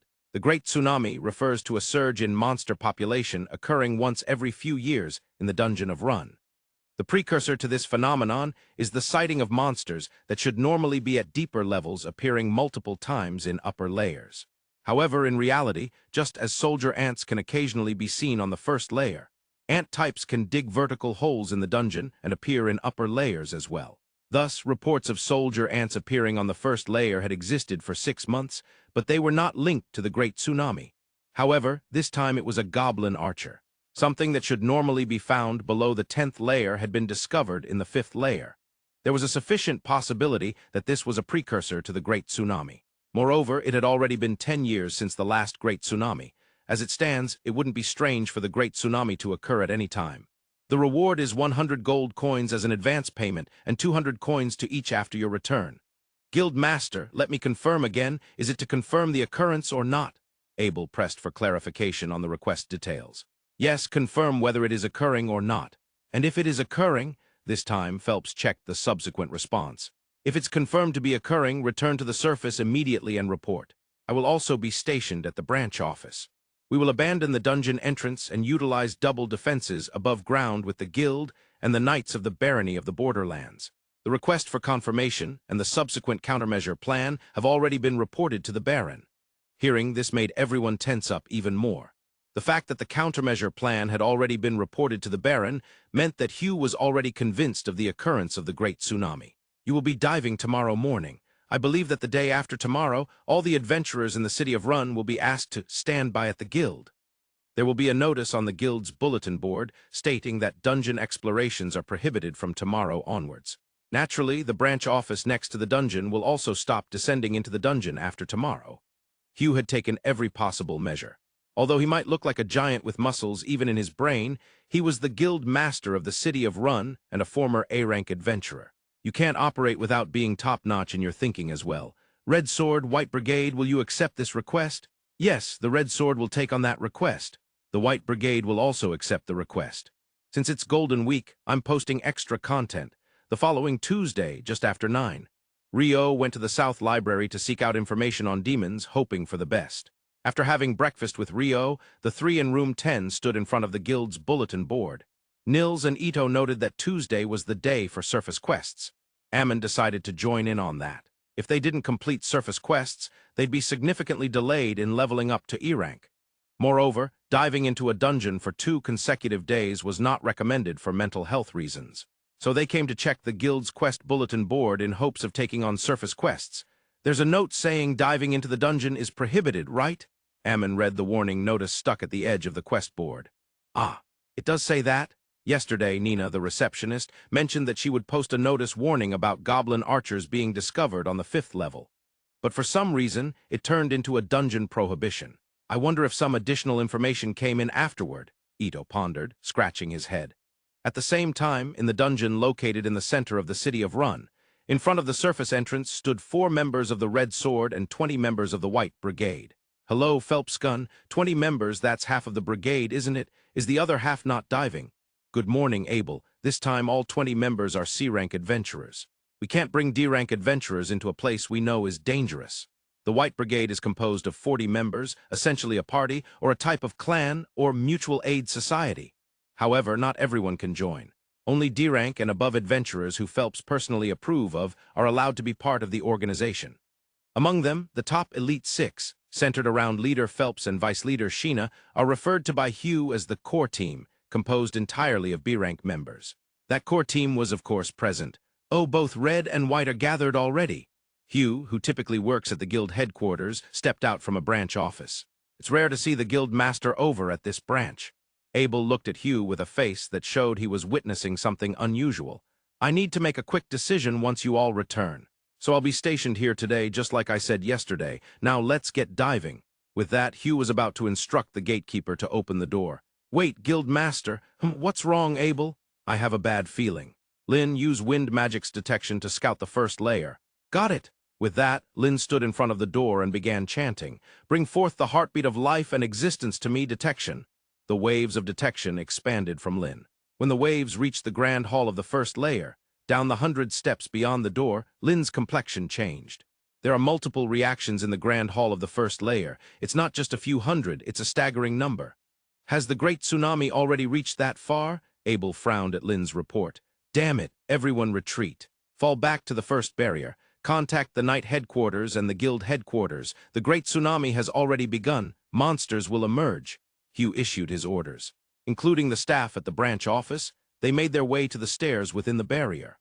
Those contacting the Knight headquarters did not ascend the barrier, but headed out to the main street towards the northern Knight headquarters. Those contacting the guild headquarters went south. Master, all personnel have evacuated inside the barrier. The entrance to the barrier has been sealed. Just as the report was given, the door to the dungeon entrance was blown open. They're here. Originally, in Earth terms, the Great Tsunami often referred to large-scale backflows like the Pororoca in the Amazon River. It creates a magnificent and terrifying sight as many creatures seem to swim upstream simultaneously. The Great Tsunami in this city of Rune was no less terrifying. The area near the dungeon entrance, surrounded by barriers, was not small by any means. It was about the size of a 400-meter track field. An elongated shape of about 150 meters long and 75 meters wide. However, it was overflowing with monsters. It was truly a sight where one couldn't even stand. The overwhelming number left both the Red Sword and White Brigade speechless. And this was the same for the guild master, Hugh McGrath, who had witnessed the last great tsunami. What is this number? There weren't this many last time. Moreover, they're still piling up deeper inside. Sweat trickled down Hugh's back as he was taken aback by the unexpectedly high number of monsters. That said, their course of action was clear. Eradicate the monsters. If they failed, the monsters would flood the city, leading to the destruction of the city of Rune.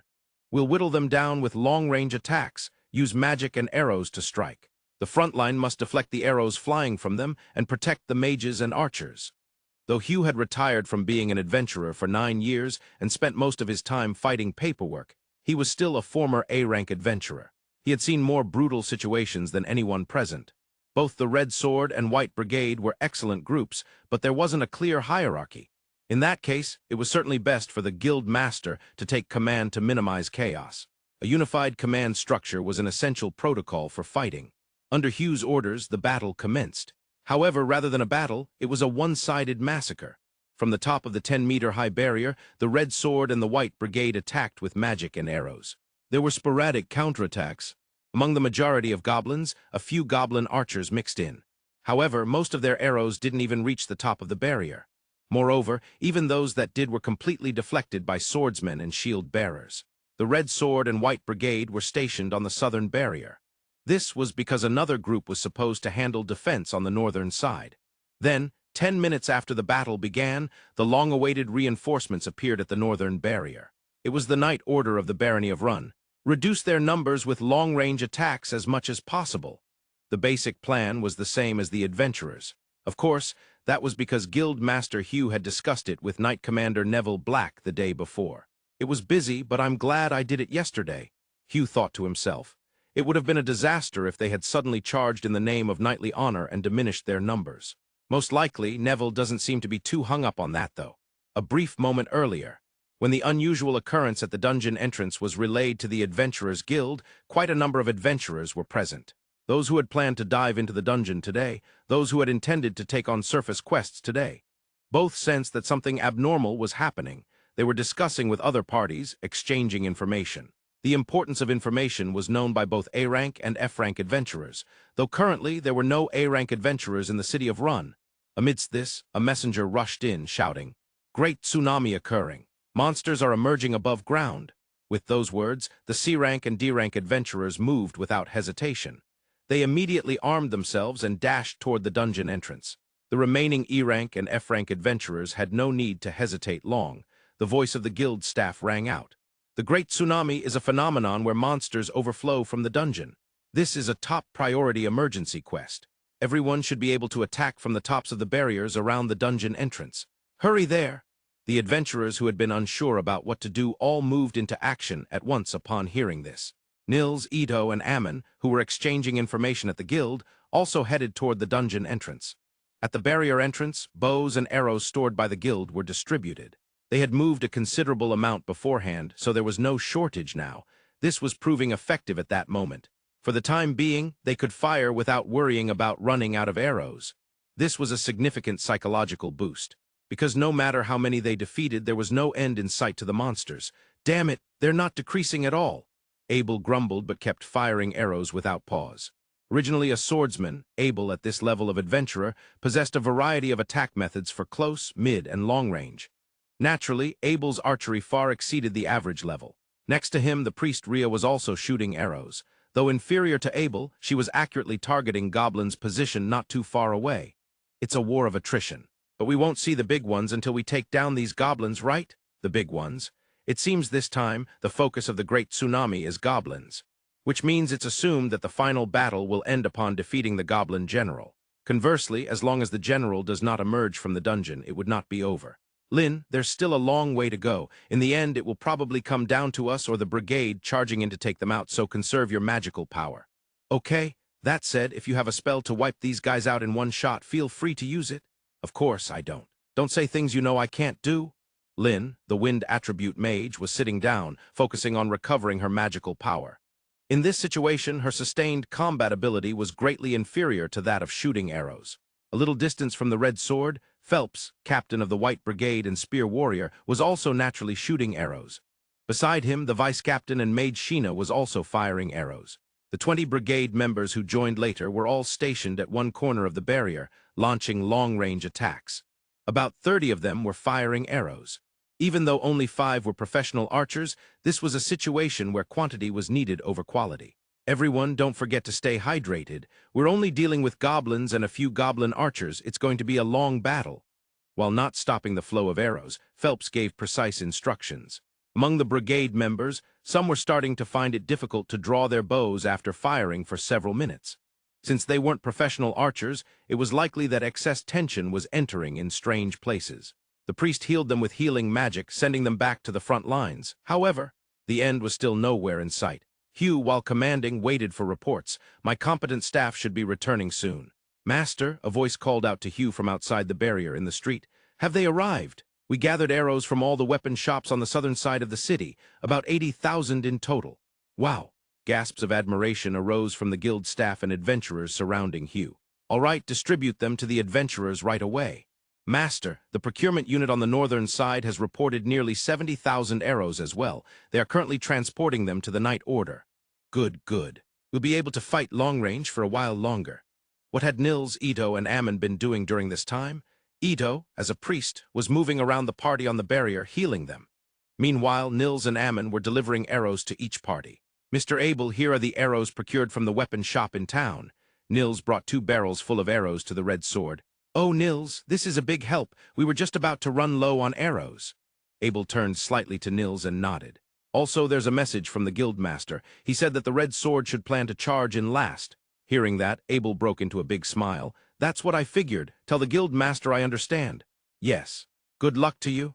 With that, Nils turned on his heel and ran off to relay Abel's response to Hugh. Really makes you appreciate the importance of resupply, doesn't it?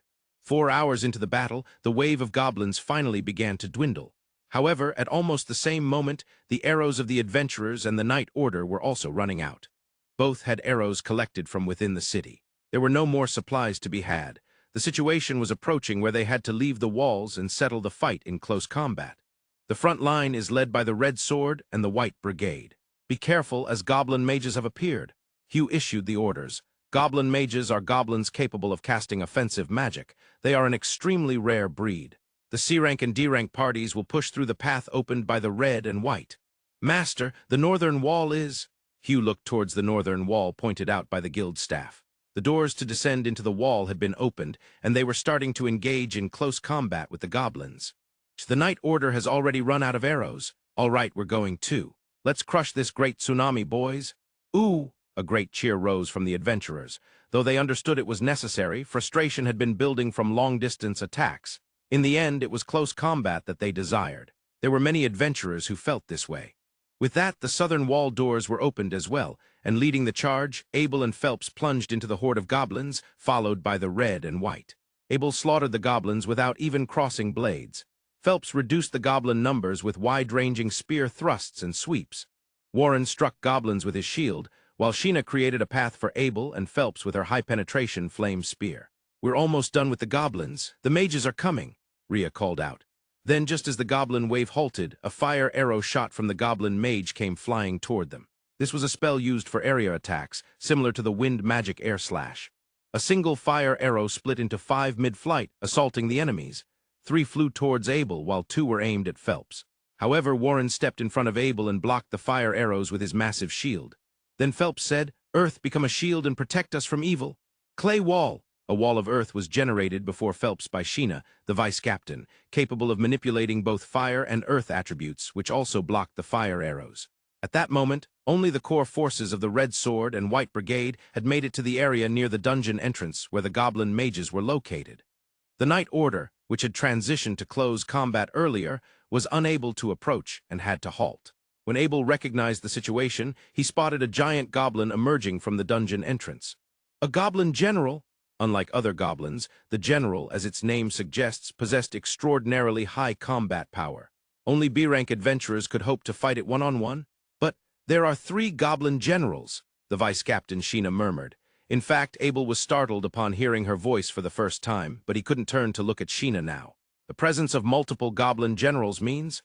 Yeah, there's a king further behind, Abel replied, confirming Phelps's deduction. The Goblin King, a mutated species of goblin that is confirmed to exist once every few decades in the Central Nations. Records indicate it has led tens of thousands of goblins to destroy entire cities. Given that this wave of goblins was likely over 10,000, they should have anticipated the king's existence. However, there had been no records of a goblin king being born in a dungeon until now. Honestly, I don't know how strong the king is, not knowing I want to take down these generals before it appears. Agreed. Abel and Phelps confirmed each other's thoughts. I'll take one and Phelps will take another, while everyone else focuses on the remaining one. With Abel's orders, the battle against the 3 generals began. In terms of close combat, both Abel and Phelps were overwhelming the generals. However, at that moment, goblin mage magic came flying at them in perfect timing. As a result, they were unable to deal a fatal blow to the generals. Abel dodged the powerful sword swung down by the general instead of blocking it with his sword. Then he struck the general with his magic sword as he dodged. "Gyuha!" The general's roar echoed across the battlefield. Not just Abel, but Phelps was also pressing the attack. This feels good. However, in the next moment, a bad premonition struck Abel as he glanced at the dungeon entrance. There, a massive goblin that surpassed even the generals was present. It swung its arms. Oh no. Get down! The Red Sword and the White Brigade likely did not understand what was happening. However, they were all seasoned fighters who had been through many brutal battles. Everyone instinctively dropped to the ground. In that instant, the torsos of the 3 goblin generals were severed in half, and the severed pieces soared over the heads of the prostrate adventurers. Was it trying to kill us along with the generals? Abel trembled. An invisible wind attribute attack spell Air Slash? But what the king unleashed surpassed the speed of Air Slash, with cutting power that was incomparable, and it had not been chanted like Air Slash. Could it possibly not be magic? Just a swing of its arm? Either way, we can't keep our distance. Phelps and I will charge in. Saying that, Abel advanced towards the king. Without missing a beat, Phelps also moved towards the king. Abel engaged at close range, while Phelps attacked from mid-range with his spear. The king readied its sword and shield and executed a very orthodox close combat approach. What was unorthodox, however, was the weight behind each strike. Ugh! Abel couldn't help but let out a sound. Caught off guard by the sword's speed, he attempted to deflect it, but the weight of the sword made him exclaim. Yet even while Abel was entangled in swordplay, Phelps was thrusting his spear, dealing damage. Like Abel's sword, it glowed red. A magic spear. Among the Red Sword and White Brigade, only Abel and Phelps wielded magic swords or spears. The reason Abel had suggested they attack together was right there. He suspected that ordinary weapons wouldn't be able to deal damage. He had felt this while fighting the generals, who were a tier below the king. While Abel and Phelps's attacks were effective, the others were unable to inflict significant damage. If that was the case, then it was even more likely that the king, being a higher-tier counterpart to the generals, would be more resistant. And he was right. Ordinary weapons could inflict no damage whatsoever upon the Goblin King's skin. They could only fight with Abel's magic sword and Phelps's magic spear. The two had a slight edge, but it was a precarious advantage that could easily be overturned by just one mistake. And that mistake occurred. The moment Abel stepped in, his foot slipped. Damn it, he managed to drop to one knee, preventing himself from completely losing his balance. But in response, the king backed up and created distance. Then it swung its arm. Get down, Abel shouted as he charged towards the king. Abel! Phelps was taken by surprise. However, he was already flat on the ground. Why? Sword technique, absolute shadow. Abel unleashed his sword technique. Absolute shadow, a technique that evades all long-range attacks, including magic with the minimal movement. By doing so, he dodged the king's invisible attack. He was completely within range. Combat technique.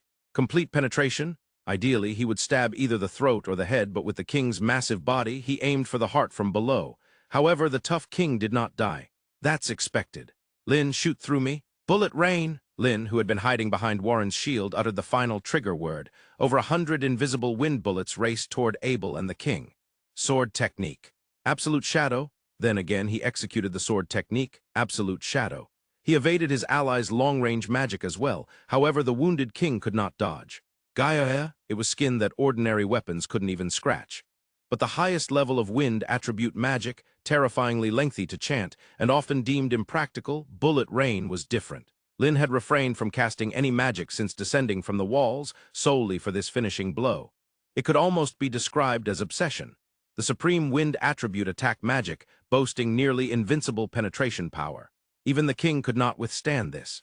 Countless wind bullets pierced through his body, and the Goblin King finally breathed his last.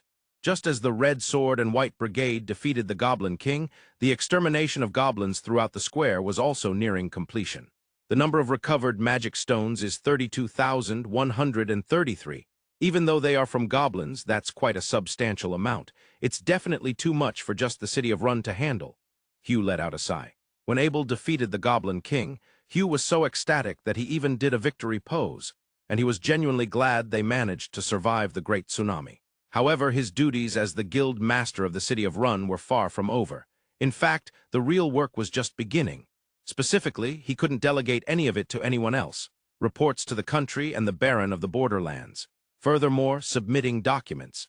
The country has been accumulating funds for countermeasures against the periodically occurring great tsunamis, so he would need to apply for those funds. Even if he applied, it would take 6 months for approval to come through, so he had to advance rewards to the adventurers first. Compensation for the weapon shop that provided arrows. Condolence payments to the families of those who became victims, plus assessments for the guild evaluations of those who participated this time. Recovery plans for the facilities and equipment damaged by the great tsunami. Funding for all that, and temporary allowances for the guild staff, and so on. Just a little thinking resulted in a slew of tasks that he couldn't pass off to anyone else. Still, Hugh looked at the Goblin King's magic stone in his hand. It was a light green magic stone about the size of a fist. Still, it's a sufficiently large and quite valuable magic stone. Considering that, the Wyvern magic stones that Abel and the others brought in are indeed extraordinary. Or rather, one could say they're typical of Wyverns. The Wyvern magic stone was the size of a fist and a deep green color. They must have been Wyverns that lived long and accumulated deep experiences. The deep color signifies that. With the king's light-colored magic stone, it suggests that it hasn't been alive for long. It means it wasn't a monster that had been living in the depths of the dungeon for a long time. He still didn't understand much about the Great Tsunami. What he knew was that it occurred periodically, and during those times, the type of monsters that increased was always one kind. Ah, I see. The researchers are definitely going to insist on studying this. After a Great Tsunami, the dungeon will be sealed for a month. What will I do if the scholars come during that time? The guild master's struggles were far from over. No one was thinking about the troubled guild master. A grand feast was being held in the guild cafeteria. They had safely weathered a once-in-a-several-year Great Tsunami. Moreover, it was the largest one recorded so far. Because of this, even the guild cafeteria, which had a strict no-alcohol policy, was making an exception today and serving alcohol. For tonight only, all food and drink were covered by the guild. Or rather, they were planned to be reimbursed later from the country's countermeasures fund. Regardless, the adventurers who participated in today's Great Tsunami, those who couldn't participate due to various reasons, and even those who didn't know a Great Tsunami was happening at all, were all joining in the grand banquet.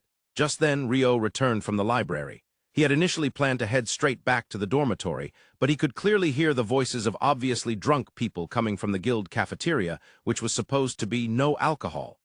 Peeking in from the entrance, he found that, as expected, a grand banquet was underway. It seemed they had bought barrels of alcohol and were pouring freely from the barrels into their own mugs. And from the kitchen, dishes were being brought out one after another. As he stood there, dumbfounded by the scene, he spotted the three from room 10 waving him over in the back.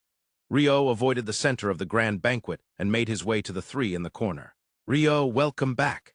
Ito, who had previously mentioned she was bad with alcohol, greeted him while half asleep. Amon, who was waving Rio over, was apparently drinking juice as he was still underage. "Rio-san, you made it to the banquet. It's all you can eat and all you can drink, all covered by the guild," Amon said happily, and seemed to be loading his plate with a large amount of food from the buffet-style table. For a newly minted adventurer who was not particularly wealthy, it was truly a paradise. "Rio, you're late. They said you can grab plates and mugs from over there and eat and drink as much as you want," Nils explained to Rio just as he piled food onto his plate. "What kind of banquet is this?" "Oh, you really didn't know? It's because of the Great Tsunami. Today a Great Tsunami occurred. You know, the one they teach you about in the beginner's course, the one that happens every few years." "I see. So because we survived the Great Tsunami, we're having a grand banquet. Well then, I guess I should go get my share." "Yeah, go get it. You need to eat enough for a week." Saying that, Nils burst into laughter and began devouring his food with great vigor. Next to him, Amon was showing off his teenage appetite, rivaling that of a starving demon. By the time Rio returned with a plate piled high with food and a mug filled with wine, both Nils and Amon had, for the time being, finished eating. Of course, for the time being, as they would probably go for seconds later. "By the way, Abel was amazing." Nils explained how Abel had been a standout during the Great Tsunami. Rio listened while eating. Though a swordsman, he had archery skills that could rival an archer. Once the battle shifted to close combat, he led all adventurers in their efforts, and in the end, he almost defeated the Goblin King. Almost. Rio tilted his head while skillfully chewing his food. "Well, technically, it was Lin's magic that delivered the final blow, but it was because Abel had stabbed the king and halted his movements that we were able to do that. When he said to shoot through him, it sent chills down my spine for various reasons." Nils remembered that scene and smirked repeatedly. It was a bit creepy. They say men fall for men, but Nils seemed to be perhaps a bit too enamored.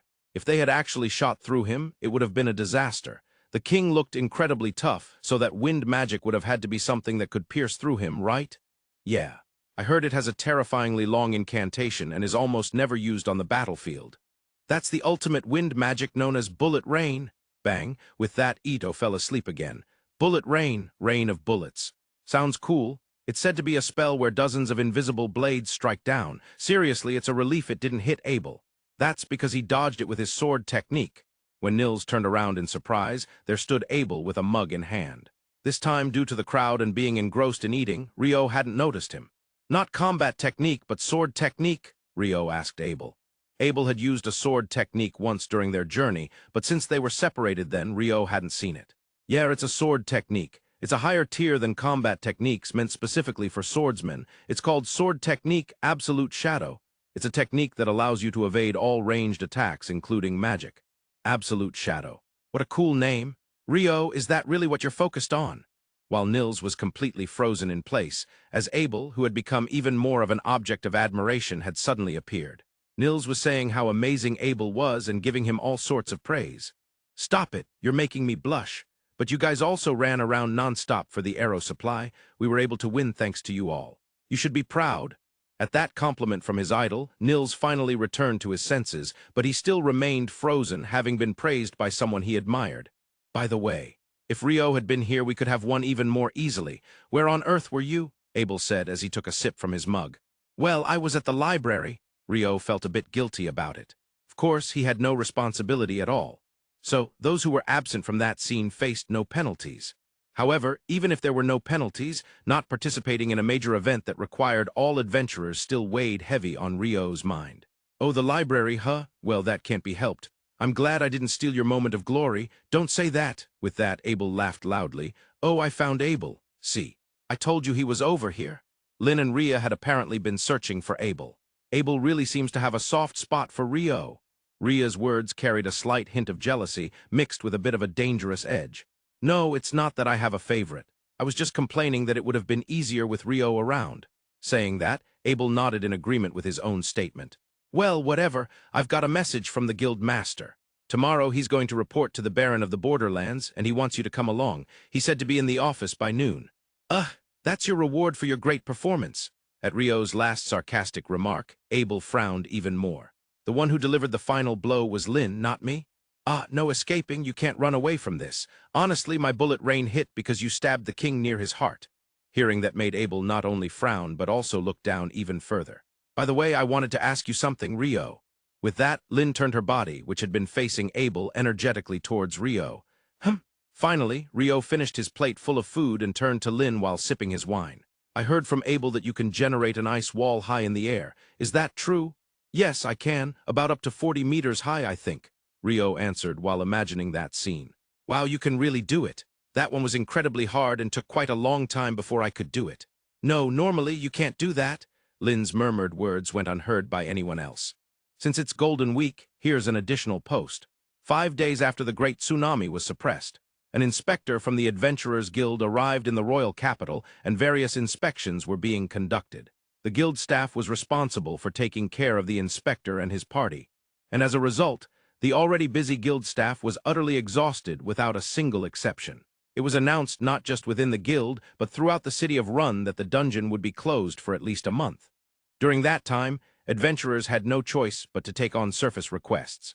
It was only adventurers with considerable reserves who could afford to rest comfortably, and their numbers were certainly not many. Normally, there would be 1 or 2 subjugation requests left on the bulletin board, but now there were none at all. Guard requests were even scarcer. In the first place, requests that would come around to F-rank adventurers were limited to the ever-posted herb collection or mineral collection. And yet this is troublesome. Scratching his head, Nils averted his eyes from the bulletin board. To his surprise, even the requests for herb collection and mineral collection, which were supposed to be always posted, had been halted. "I'm sorry, Nils. It seems that the E-rank and F-rank adventurers all rushed to gather herbs and minerals yesterday and the day before, so the purchasing department put a stop to it." "Why, yes. No, it's not your fault, Nina. The purchasing department is to blame," and, not realizing that his admired receptionist, Nina, was right next to him, Nils ended up grumbling. Ido, who was quietly chuckling without making a sound, and Amon, who was smirking beside him, were also there. The 3 of them were not in such dire straits that they couldn't eat enough to last today and tomorrow. However, since it had been declared that they wouldn't be able to venture into the dungeon for at least a month, they didn't want to deplete their reserves any more than necessary. While the 3 of them were in this situation, Rio passed by, coming out of the purchasing department. "Oh, you 3, what about requests? It seems even the collection requests have been halted." Ito answered in place of Nils, who was still frozen and unable to react to others. "Are you looking for something, Rio? You just came out of the purchasing department." Yes, I came to see if there were any ores for alchemy practice, but they aren't selling any. There are none at the general store in town, and the alchemy workshop seems to be closed. I was planning to easily get what I needed in the dungeon on the 5th layer, so I didn't prioritize it. This is a problem. The 5th layer, so magic copper ore? Yes, that's the one, Rio nodded. That stuff sells for quite a high price in town, doesn't it? When I saw it at the general store before, a fist-sized piece was 500,000 florins, 50 gold coins. Amon, who had been listening to Rio and Ito's exchange, was stunned. It is produced on the 5th layer of the dungeon, but the Adventurers Guild doesn't buy it. They say it's because they don't have a good relationship with the Alchemy Guild in town. That's why it's not stocked in the purchasing department here either, and it becomes a surprising amount in town. Ito explained the reasons for the high price. Hearing that, Rio nodded thoughtfully. After a moment of contemplation, he opened his mouth. Would you three like to take my request? The two, excluding Nils, who still hadn't rebooted, expressed their surprise in unison. There's a possibility that magic copper ore can be collected nearby other than the dungeon, and, yeah, the abandoned mine in Ruse village, which is a half-day's walk west of the city of Rune. 4 gold coins per person, 12 gold coins for the 3 of us. I'll pay even if we can't collect it. For each fist-sized piece of magic copper ore, it'll be 25 gold coins. If it's larger, we can negotiate a bit more, and if it's smaller, we'll discuss it then. The condition is to return safely to the city of Rune as a group. What do you think? All right, I'm in, Nils, who had somehow rebooted, replied. Well, it's a good condition, but are you okay with this, Rio? Yes. In total, it'll be 37 gold coins. It's cheaper than buying it in town. Plus, it's currently out of stock. It won't count as a success since we're not going through the guild, but no problem. The 3 bought some preserved food and set off immediately. Although Rio could have gone by himself, well, money is a circulatory thing. It felt a bit awkward to enjoy a decent meal while the other 3 had no earnings. On the other hand, treating them was, well, it would be fine occasionally, but doing it for several days in a row would certainly be inappropriate, Rio thought.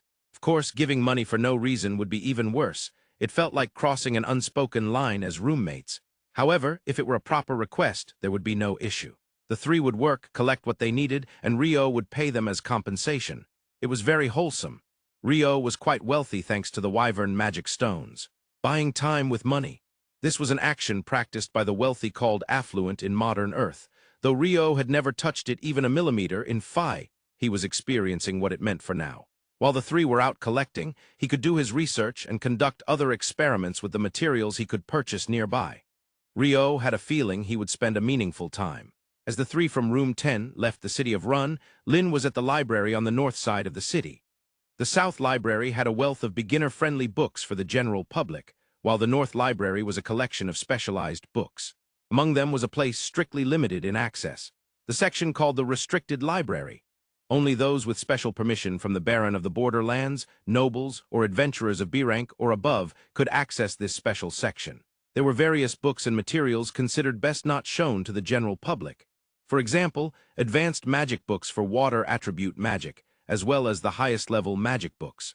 What Lin was looking at was a magic book containing those kinds of spells, commonly referred to as forbidden spells. Of course, it's not there. However, she could not find the spell she was hoping for. Naturally, she had thought from the beginning that it probably wouldn't be there. A spell that generates an ice wall far away from oneself. In the Central Nations, all spells used by mages were compiled into magic books, with the incantations to activate those spells included. Beginner, intermediate, advanced, and then the highest level. The bullet rain Lin used to defeat the Goblin King is also listed in the highest level Wind Magic Book, accompanied by a lengthy incantation that is hardly realistic. Advanced and highest level spells require considerable magical power and can only be used by mages who are accustomed to magic. If a mage lacking in power tries to recite the incantation, the spell may run wild, or the mage themselves may be engulfed by the magic and disappear. That is why advanced and highest-level magic books are kept in places like this, where general people cannot see them. Among those advanced and highest-level spells, there was no spell that Rio had supposedly used. In other words, original magic, something that is fundamentally impossible in magic. Magic is activated or generated by reciting a predetermined incantation, resulting in a specific phenomenon. If someone has an aptitude for magic, by reciting the incantation of a spell that matches their attribute, anyone can activate a predetermined magic, at least for beginner spells. As they progress to intermediate and advanced levels, they become able to activate spells as their bodies become accustomed to magic. That is how magic is neatly categorized, but original magic, which falls outside of that framework. To begin with, it's unclear how magic can be generated without recitation, so the concept of original magic is nonsensical. If it were in the past, Lin would have dismissed it as some kind of mistake. However, in the current Central Nations, there is a famous mage who seems to wield something akin to original magic. It's like the water attribute version of the Blazing Flame Mage. Mages wielding high-power spells that no one has ever seen or heard of before, fire attribute mages. The title they received was Blazing Flame Mage. The moment Lin sighed, she was called out to, "Oh, Lin, long time no see." Looking up from her magic book, she saw an absolutely stunning beauty. With large green eyes, platinum blonde hair, and a height of about 170 centimeters, which was more than a head taller than small Lin, and an outstanding figure. Her long platinum blonde hair, tied up at the back, revealed her characteristic ears. Slightly pointed ears, a feature of elves. She was the only elf residing in Rune, as Abel would say. The only member of the B-rank party, Wind. "Hello, Miss Sera." Lin found herself a bit uncomfortable around Sera. It wasn't that she had done anything in particular. It was just that facing Sera made her feel various inferiority complexes. As a fellow Wind attribute mage, as a fellow B-rank adventurer, and as a fellow woman. It's rare to see you in a place like this, looking at something unusual. In private, Sera was known as the Master of the North Library, a bookworm. Sometimes she could be found in the Great Reading Room, and other times, like today, in the Restricted Library. She was also well aware that what Lin was looking at was the highest-level magic book for water attribute magic. "I'm just doing some research, but in the end I couldn't find anything." "I see, that's unfortunate." For a brief moment, Lin was tempted to ask Sera something. It is said that elves have lifespans exceeding 1,000 years. She didn't know how old Sera was, but she was certainly more knowledgeable about magic than Lin. More knowledgeable than Lin, who could chant the highest-level wind magic. However, Lin couldn't bring herself to ask. She didn't know why, but she somehow didn't want to hear it. What she ended up asking was something else. "Miss Sera, you were away from Rune on a request in the royal capital, right?" "Yes. I just returned yesterday." With that, Sera offered a slight smile. To Lin, that smile was dazzling. "Oh, I'm sorry, I'm keeping the librarian waiting. Well then, see you again." With that, Sera turned and walked back toward the great reading room. Lin let out a deep sigh, returned the book, and left the library. Adventurers Guild Dormitory. This is the dormitory where those registered with the Adventurers Guild within 300 days are allowed to reside. Thus, many of the residents are beginners as adventurers. Of course, even though they are beginners, many who aspire to become adventurers are strong-willed or have some skills, though that's based on their own standards. Dormitory Room 10 is located at the end of the first floor. From there, one can see the outdoor training grounds of the Adventurers Guild and the courtyard of the dormitory. And just now, in Room 10, Rio had finally succeeded in alchemizing a detoxifying herb. Aside from having asked Nils and the others for collection, Rio had been experimenting with the basics of alchemy. In the forest of Rondo, he was unable to find the detoxifying herb even once, but he found it at the herb shop in the city of Rune. Moreover, right next to it, they were also selling the leaves of the phosphorescent flower. By combining these two through alchemy, he could create a detoxifying agent. This must surely be divine guidance. Without delay, he bought them, returned to his room, and isolated himself to write the magic circle from the basic recipes of alchemy on paper. With this in mind, he laid out the pestle, mortar, and other alchemical tools that he had purchased from the town's tool shop on the desk and began to grind them. After grinding, he measured and mixed them together, and finally, it was time to channel his magical power into the magic circle of alchemy. However, this proved to be difficult. If the amount of magical power was too much or too little, it wouldn't work. Yet the expression in the recipe book was too vague, saying a certain amount of magical power. Well, since it's not like water or electricity, quantifying it might be hard. He focused intently for 30 minutes to find the appropriate amount of magical power. Finally, he succeeded in alchemy. It was the moment of his first success in alchemy. "Humph, I won." Yes, Rio had won. But what exactly he had won against was unclear to anyone. In such a good mood, right in front of Rio, it seemed that some trouble was occurring in the dormitory courtyard. Since the window was open, he could hear the voices. It seemed to have been going on for a while, but Rio hadn't noticed since he was focused. "Hey, you guys, she doesn't want it. Stop it. We are the Royal Night Order. If you serve us, you can have a fun night tonight. We might even keep you while you're in the city of Rune. And no, please let me go." It seemed that the knights were bothering a woman who had just become an adventurer. That woman looked underage, more like a girl, about the same age as Amon. And trying to protect that girl was none other than Dan from Room 1 and his entourage. Well, it was possible that Dan and his group were the ones who had initially taken interest in the girl. But Rio, who was not very informed about the dormitory's dynamics, could not make that judgment. Girl, being in the dormitory means you're still a novice adventurer, right? You probably don't have much money, so let us treat you, be grateful, and serve us. And we need a nighttime companion, too. With that, the 5 knights burst into lewd laughter. I refuse, please let me go. Hey, she's refusing. If you keep acting cocky, I'll hit you. The girl was reluctant, and Dan was trying to save her. It would be too tactless for Rio to jump in. Nevertheless, it was clear that the knights appeared to be stronger. They were probably knights accompanying the inspector of the Great Tsunami. There must be establishments for that in the city. They should just go there. What peculiar knights they are. Rio's thoughts were limited to that. However, the tension in the courtyard was gradually increasing, and finally it seemed they were about to cross a line. Scum! I'll teach these adventurers some manners. With that, the knight who was holding the girl's hand pushed her towards Dan and drew his sword. I'm not going to kill you, I'll just teach you some manners. With that, he took a big step forward and slipped and fell. Neither the knights nor Dan and his group realized that a brief ice path had formed under the weight of his foot. Damn, don't move, I'll teach you some manners. Ice path, the knight slipped and fell again. What have you done? The other knights questioned Dan. No, I haven't done anything, you're the ones who keep falling on your own. Dan was bewildered. He had been prepared to fight, but the knight who tried to approach him suddenly fell. Moreover, it happened twice. Of course, he looked at his entourage, but everyone was shaking their heads. No one understood what had happened. These bastards, the knight got up and, abandoning the method of slowly approaching to intimidate, rushed in to slash, but again slipped and fell. At this point, no one could think it was just a coincidence. All the knights' eyes were filled with both hatred and fear. It was true that they were being humiliated by the adventurers before them, that hatred, but it was also a fact that something inexplicable was happening, that fear. Just before that hatred and fear was about to explode, "All right, that's enough." A voice intervened. Rio did not know the owner of the voice. However, Dan and the others did. Phelps' son, the owner of the voice, was Phelps A. Heinlein, the B-rank party leader of the White Brigade. What do you want? The knights glared at Phelps with eyes filled with hatred. What on earth are you doing as members of the Royal Knight Order? Have some shame. There's a word called rebuke, to scold loudly. The last "have some shame" was indeed a rebuke. The hatred of the 5 knights was instantly blown away and replaced by fear.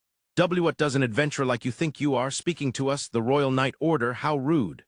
Even so, they felt compelled to say something, likely out of bravado. Silence, it doesn't matter if you're an adventurer or not. Act like a knight if you are one.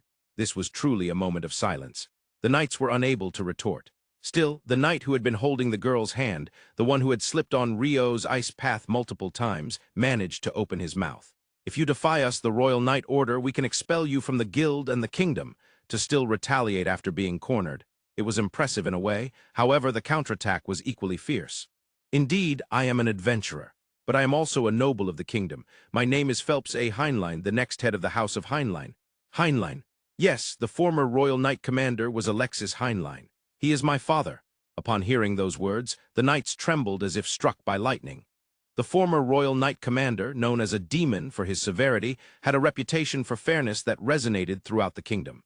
Even now, his influence over the kingdom's core was immense. If the heir of such a person, no less a marquis, was glaring at them.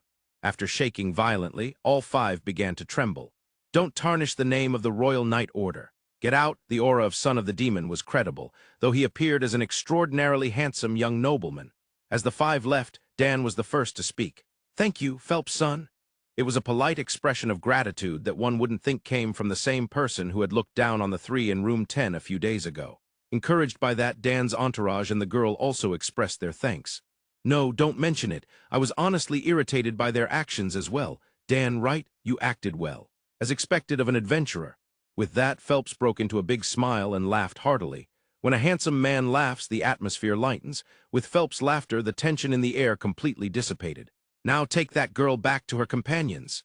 With those words, Phelps led Dan and the others out of the courtyard. Then he walked towards the window of dormitory room 10, in other words, towards Rio. Hey, hello. You must be Rio, right? Ah, yes, nice to meet you. Phelps, son? Yes, I'm Phelps, the leader of the White Brigade. I heard from Abel that you use some really interesting magic, Phelps said with a smile. In other words, he knew that Rio had caused the knights to fall with his ice path. Oh, no need to say anything. I have no intention of spreading anything. At least those knights fell on their own, and Dan's group didn't intervene. It was thanks to you. As an adventurer in the city of Rune, I appreciate it. He then bowed his head. No, please, raise your head. Well, I had a bit of a fate with Dan, so honestly I was hesitant to help him normally, so I took that approach. Rio said while scratching his head. As Abel said, you are quite interesting. What did Abel say?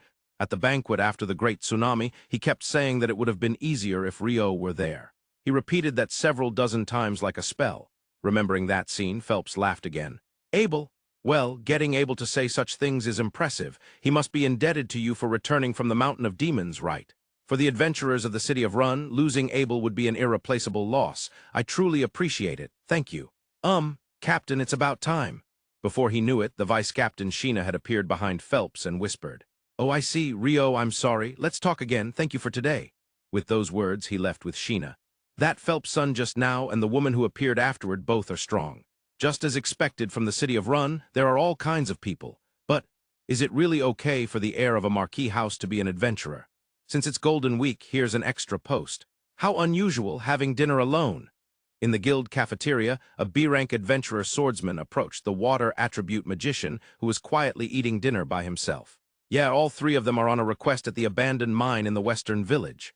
The swordsman who approached took a seat right in front of the magician. Even if you sit there, I won't treat you, you know. I'm not expecting my junior to treat me. As expected, the swordsman Abel intended to pay for his own meal properly.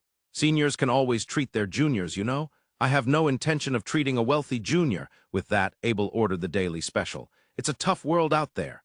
Is that really something to say at this moment? By the way, it's rare for you to be here, Abel. Having dinner at the guild cafeteria at this hour. Where are the other members? I like the food here, so I come often. Indeed, Abel was enjoying the daily special that had just been served. Well, it is certainly delicious, but just because we're party members doesn't mean we're always together. Abel spoke only when he had swallowed his food, ensuring there was no rice in his mouth. How skillful. I understand now why Abel is out alone at this hour. Huh, you plan to have a meal here and then head out to the pleasure district, right? Wow, what are you talking about? With that, Abel hurriedly covered Rio's mouth with both hands and looked around. It seemed there were people he shouldn't let know about that. You never know who might be listening. The walls have ears and the shoji have Mary. I get the walls have ears, but who the hell is Shojini Mary? In any case, Abel confirmed that no one who shouldn't hear had, and he felt relieved. I'm not actually going to the pleasure district. Could it be for a specific woman? Idiot, that's not it either. Abel, trying to get involved with Lynn would make you a pedophile, you know? Hey, stop. Lynn is Warren's. Just as he said that, Abel suddenly realized. Forget that last part. What a mismatched duo. One was a towering giant over 2 meters tall, and the other was a little kid around 150 cm. Well, if there's love, height doesn't matter. Nodding earnestly, Abel looked forlornly at the now empty daily special plate. So that means you and Rhea are... Idiot, it's not like that. Abel denied it with a bright red face. Is he in middle school or something? Ito seems to have lost his chance before confessing. What a shame. However, Rio thought back to his own situation. Since coming to Phi, he had completely lost any so-called sexual desire. That meant he was no longer attracted to anyone, male or female, in that way. It wasn't really a problem since he didn't have any issues with it, but thinking of the blushing Abel, Nils, and Ito, Rio felt a bit dazzled. Abel, if one meal isn't enough, you can always have two, you know? No way if I eat 2 meals for dinner that'd be a bit much. You just need to move around as much as you eat. Huh, you just have to do some night work, Rio said as he nodded gravely. Night work, like being a pimp in the pleasure district or something? No, it's the job of sneaking into the den of a shady merchant, stealing the ill-gotten gains and distributing them to the poor. Rio, that makes you a thief. Even if you call it a righteous thief, at the end of the day, you're still a thief. Abel, you're acting like a pseudo-hero. Don't use pseudo to describe me. Rio's expression turned to despair, while Abel was arguing against what he felt was an unfair accusation. Abel, more importantly, I wanted to ask you something. More importantly, isn't that what you brought up? Well, whatever, what is it? I couldn't get anywhere in the South Library, so I want to go to the North Library, but are there any usage restrictions? Rio had heard rumors that ordinary people weren't allowed into the North Library. Even though he planned to go tomorrow anyway, if Abel knew, it would save him some unnecessary trouble. Unlike the South Library, there are restrictions. If you belong to the Adventurers Guild, you can use it if you're D rank or higher. When you show your guild card at the reception, you'll be given an entrance pass, and you have to keep it pinned to your chest while you're inside. The Adventurer's entrance pass was completely black, if I remember correctly. Abel replied, looking up as he recalled. Then I can get in too. However, you can't enter the restricted library unless you're B rank or higher. Restricted library? What an exhilarating term. That said, he just hoped to find some materials regarding demons and alchemy, so he likely wouldn't go to the restricted library this time.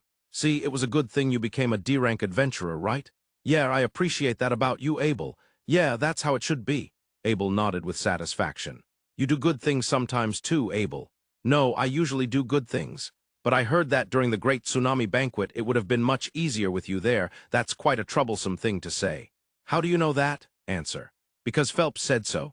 Phelps, who had informed Rio of the truth, was having dinner at his favorite restaurant in town and was leisurely returning to the White Brigade's headquarters, without any followers, alone. There were 5 shadows following him from the restaurant all the way. If anyone had been in the courtyard of the guild dorm during the day, they would have realized that the 5 shadows were knights. This situation, it could only be interpreted as 5 people planning to attack Phelps to repay a debt from the day. And the situation moved when they reached a place where there were hardly any people. At almost the same time, the 5 drew their swords and attempted to ambush Phelps from behind, but all 5 of their bodies froze. Wow, what's going on? I can't move my body. Something is stuck in me. Needles, a woman's voice was heard within the barely audible range of the 5. Even though Lord Phelps kindly overlooked you foolish ones. May the trash burn? That was all they heard. The chant of the spell was too quiet for the 5 to grasp, but it was surely being woven. For them, it was akin to a death sentence, and they experienced a long, long moment of fear. Inferno, the moment the trigger word was heard, infernal flames erupted, incinerating the knights completely. When the townspeople gathered, what remained were just 5 piles of ash. Thank you for your hard work, Sheena, Phelps said without looking back, but with a slight smile. Confirming that, Sheena, the deputy leader of the White Brigade, bowed and disappeared into the darkness. The next day, Rio's plans went awry from the morning. Initially, he intended to go to the North Library early in the morning, but his plans fell apart when he tried to have breakfast at the guild cafeteria. Out of stock already? He arrived at the cafeteria at the usual time, just after 7 in the morning, only to find that they had run out of food. I'm sorry, Rio. The academic research team from the royal capital came and took all the breakfast food. As for lunch, I'll go to the market and buy the ingredients, so it will be fine. Sorry to everyone else, too. The head chef, who usually cooked happily in the back of the kitchen, bowed his head apologetically. The head chef was, of course, a former adventurer, a bit older than the guild master, and a former C-rank adventurer. To the young adventurers, he was like a father figure who always prepared delicious meals. When someone like him bowed his head, it was hard to say anything strongly against it. On the contrary, the impression of the so-called academic research team, which had caused such a situation that made the head chef bow, had already turned to the worst at this point. The academic research team is dispatched from the royal capital to investigate any abnormal occurrences within the kingdom, examining the cause, the progress, and future outlook. Scholars from the Royal Central University, researchers from the Magical University, or even the Royal Magic Guild itself may lead the investigation. This time, due to an unprecedented large tsunami occurring in the only dungeon of the Central Nations after about 10 years, the scale of the academic research team was unprecedentedly huge. The Royal Central University, the Magical University, and the Royal Magic Guild sent as many members as they could. The total number was 5,000. Normally, an investigation team would consist of about 50 people, at most exceeding 100. But with 5,000, the city's accommodations were completely overwhelmed. Many who couldn't find lodging, often lower-ranking members of the research team, porters, and escorts, ended up having to sleep outside the city. What on earth do you think you're doing? Hugh's angry voice echoed in the guild master's office. Before Hugh stood 3 executives of the research team. Clive Staples, president of the Royal Central University. Christopher Bratt, chief professor of the Magical University. Arthur Velaces, advisor of the Royal Magic Guild. All of them could be considered big shots in the academic world of the royal capital. Especially the president of the Royal Central University was personally leading the investigation team, showing their commitment. Clive Staples, the president, exuded both an academic and bureaucratic aura. Without a doubt, he was one of the top figures in the academic world of the royal capital. However, such matters were of no concern to Hugh. While he understood that opposing them would lead to troublesome consequences, he felt that this was simply too much. Upon arrival, you confiscated all the food from the Adventurers Guild. And now you're asking to lift the blockade on the dungeon because you're going in. Moreover, you're asking us to send adventurers as escorts. Enough is enough. Hugh's angry voice seemed to have little effect on the 3 in front of him. President Clive wore a cold expression, Chief Professor Christopher looked elsewhere, and Advisor Arthur sipped the tea that had been served with a weary demeanor. Master McGrath, for this investigation, His Majesty the King has appointed Secretary of Internal Affairs Count Harold Lawrence as the leader of the research team. We have received full power of attorney from Count Harold Lawrence, the team leader. McGrath is Hugh's family name. His full name is Hugh McGrath. With that, President Clive presented a sealed letter and the full power of attorney. Full power of attorney, huh? This literally meant that those holding the power of attorney had full authority. In other words, the three before him were not individuals to be disregarded, just like their leader, Count Harold Lawrence, and the king who appointed him. Hugh then looked at the sealed letter. The seal was made by sealing with wax and stamping it with a signet, indicating who had presented it. The seal presented was from Secretary of Internal Affairs Count Harold Lawrence. It does indeed say that we should provide you with as much convenience as possible. I'm glad you understand, President Clive replied, smiling, albeit with a somewhat cold demeanor. However, there are still things that can and cannot be done. We cannot provide food from the guild. Master McGrath, do you understand the meaning of providing convenience? Clive Staples, do you understand the meaning of as much as possible? Their glaring contest was interrupted by another voice. Clive, Hugh, both of you stop it. We are important figures in the same kingdom. Regarding the guild's food, it is reasonable for Hugh to be concerned. I apologize for the confiscation of food from the guild cafeteria. In the future, we will not enter the guild cafeteria or demand food from the guild. Let's arrange to have food transported from the neighboring towns of Kairadi or Acre. Would that be acceptable? The one who mediated was probably the oldest of the four, Advisor Arthur Velasquez. With a long white beard, he wore a gray robe typical of a mage and held a large staff. He looked every bit the part of a mage. Yes, thank you. When it came to Arthur Velasquez, he was still one of the top mages in the kingdom. Having been an adventurer in his youth, even Hugh couldn't disregard the mediation of such a senior adventurer. Understood, I will defer on the food issue as per Advisor Velasquez's suggestion. However, I cannot concede on the matter of lifting the blockade on the dungeon. If we do not lift it, it defeats the purpose of our coming here. President Clive refused to yield on the matter of lifting the blockade. We don't know what is happening inside. To lift the blockade on such a place. As if mocking Hugh's slight resistance, or perhaps actually mocking him, President Clive countered. We investigate precisely because we don't know what is happening, right? That's the purpose of the research team. This made Hugh actually go mugugu. Fine. However, when you enter the dungeon, you must take full responsibility. Whatever happens, neither the City of Run nor the Adventurers Guild or the Adventurers will bear any responsibility. And regarding this matter, I will require all three of you to sign a written agreement. What? If you don't like it, then I won't lift the blockade on the dungeon. Once again, Clive and Hugh glared at each other. Clive, that's unavoidable. Hugh, it should not be a problem to hire adventurers as escorts and pay them a legitimate fee, right? They are adventurers after all, and earning money is necessary. Advisor Arthur, a former adventurer, accepted one side while getting the other to accept as well. The fundamentals of negotiation were being executed properly. For Hugh, that only made things more troublesome. Understood. That will depend on each adventurer. However, please do not forget this. After the Great Tsunami, there is almost no documentation on what is happening inside the dungeon. Unprecedented events may occur, which applies to the current adventurers as well. Please proceed with extreme caution. Thus, on the fourth day after the Great Tsunami, the blockade on the dungeon was lifted. Because Chapter 60 was long, it has been split into two parts. Since it's Golden Week, here's an extra post. Rio, who missed breakfast at the guild cafeteria, was walking down the street searching for a place to eat. When the dungeon was open, the street leading to the entrance in the city center was lined with numerous stalls. But ever since the Great Tsunami, only a handful had remained. This was partly due to a decrease in adventurers around the dungeon, leading to declining sales, but more significantly, the supply of monster meat from the dungeon had diminished. The meat from the goblins on the 4th and 5th floors of the dungeon was inedible, but the other layers up to the 10th floor yielded quite delicious meat. And now that the dungeon was closed, even the few stalls open were not ready at this hour. Thus, Rio was looking for a restaurant along the street, but those were also still closed. Could it be no breakfast for me? Breakfast is important. A day's vitality stems from breakfast. I can't get by without eating. While thinking that, he arrived in front of the Golden Wave Pavilion. This was the place where the Abel's Return Thanksgiving Festival was held and where Rio had gotten drunk. The taste is guaranteed. Moreover, it was also a regular lodging for Abel and the Red Sword. As you enter the Golden Wave, you first see the inn's counter right in front. To the right, there is the dining area. What? The Red Sword is already gone?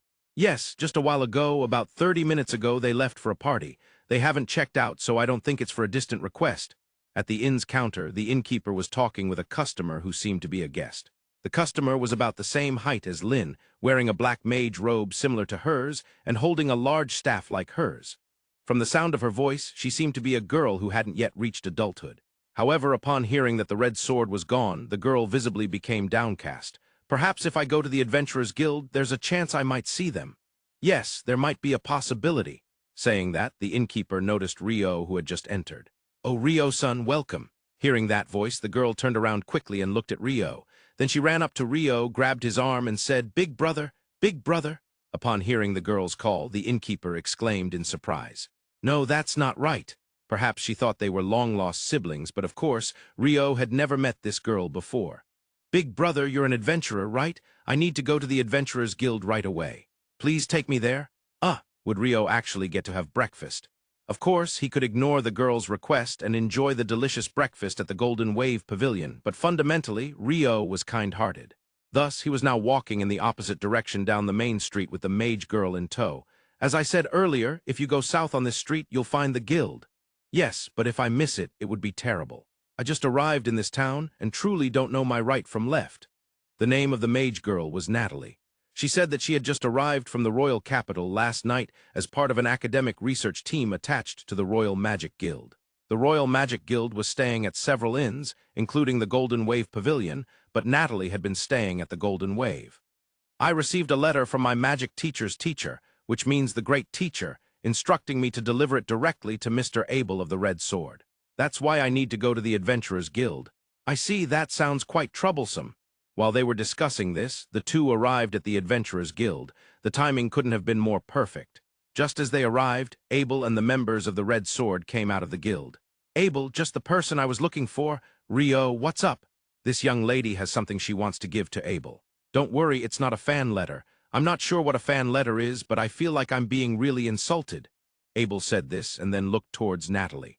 This is a letter from Professor Elalian in the royal capital." With that, Natalie handed a sealed letter to Abel.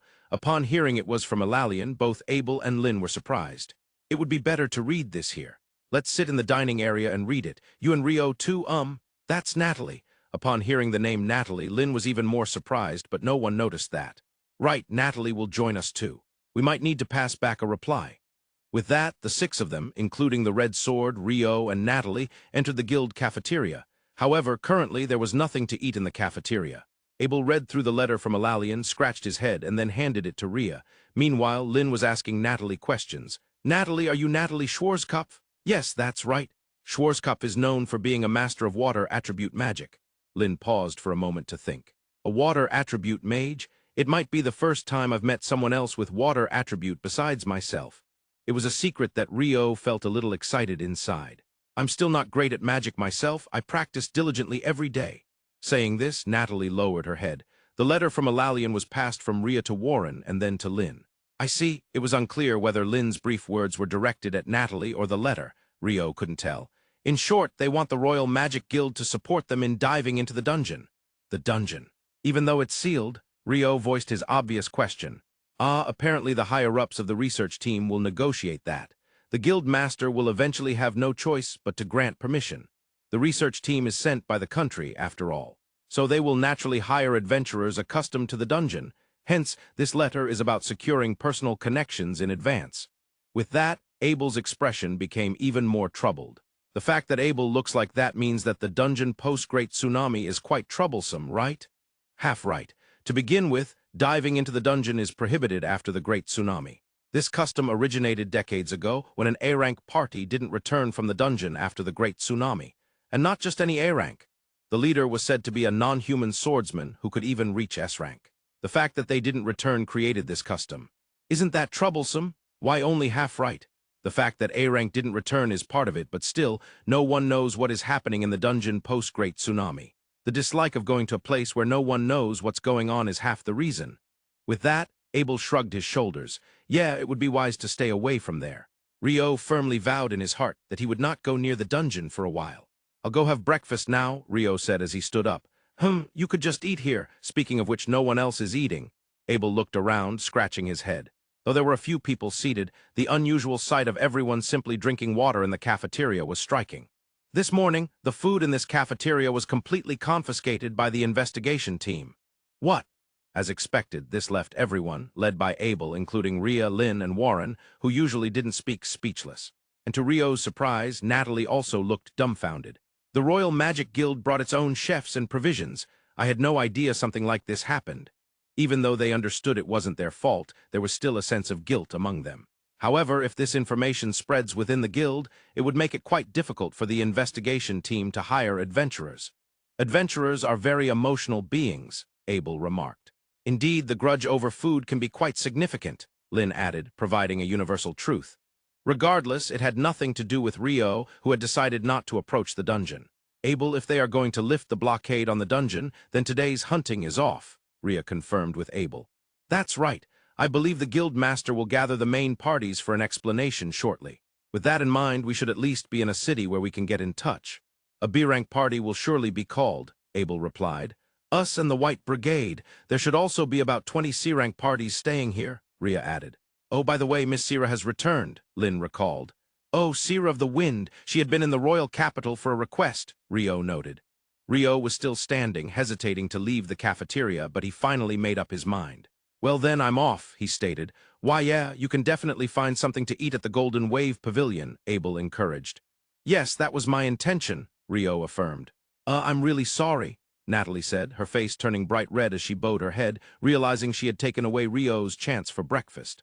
No, it seemed like you were in a hurry, so it can't be helped. Well then, Rio replied as he exited the guild and set off for the Golden Wave Pavilion in search of breakfast. Rio-san was going to the Golden Wave Pavilion for breakfast. And I brought him here, Natalie murmured apologetically after Rio had left. Don't worry about it. Rio doesn't mind that kind of thing, Abel said with a laugh.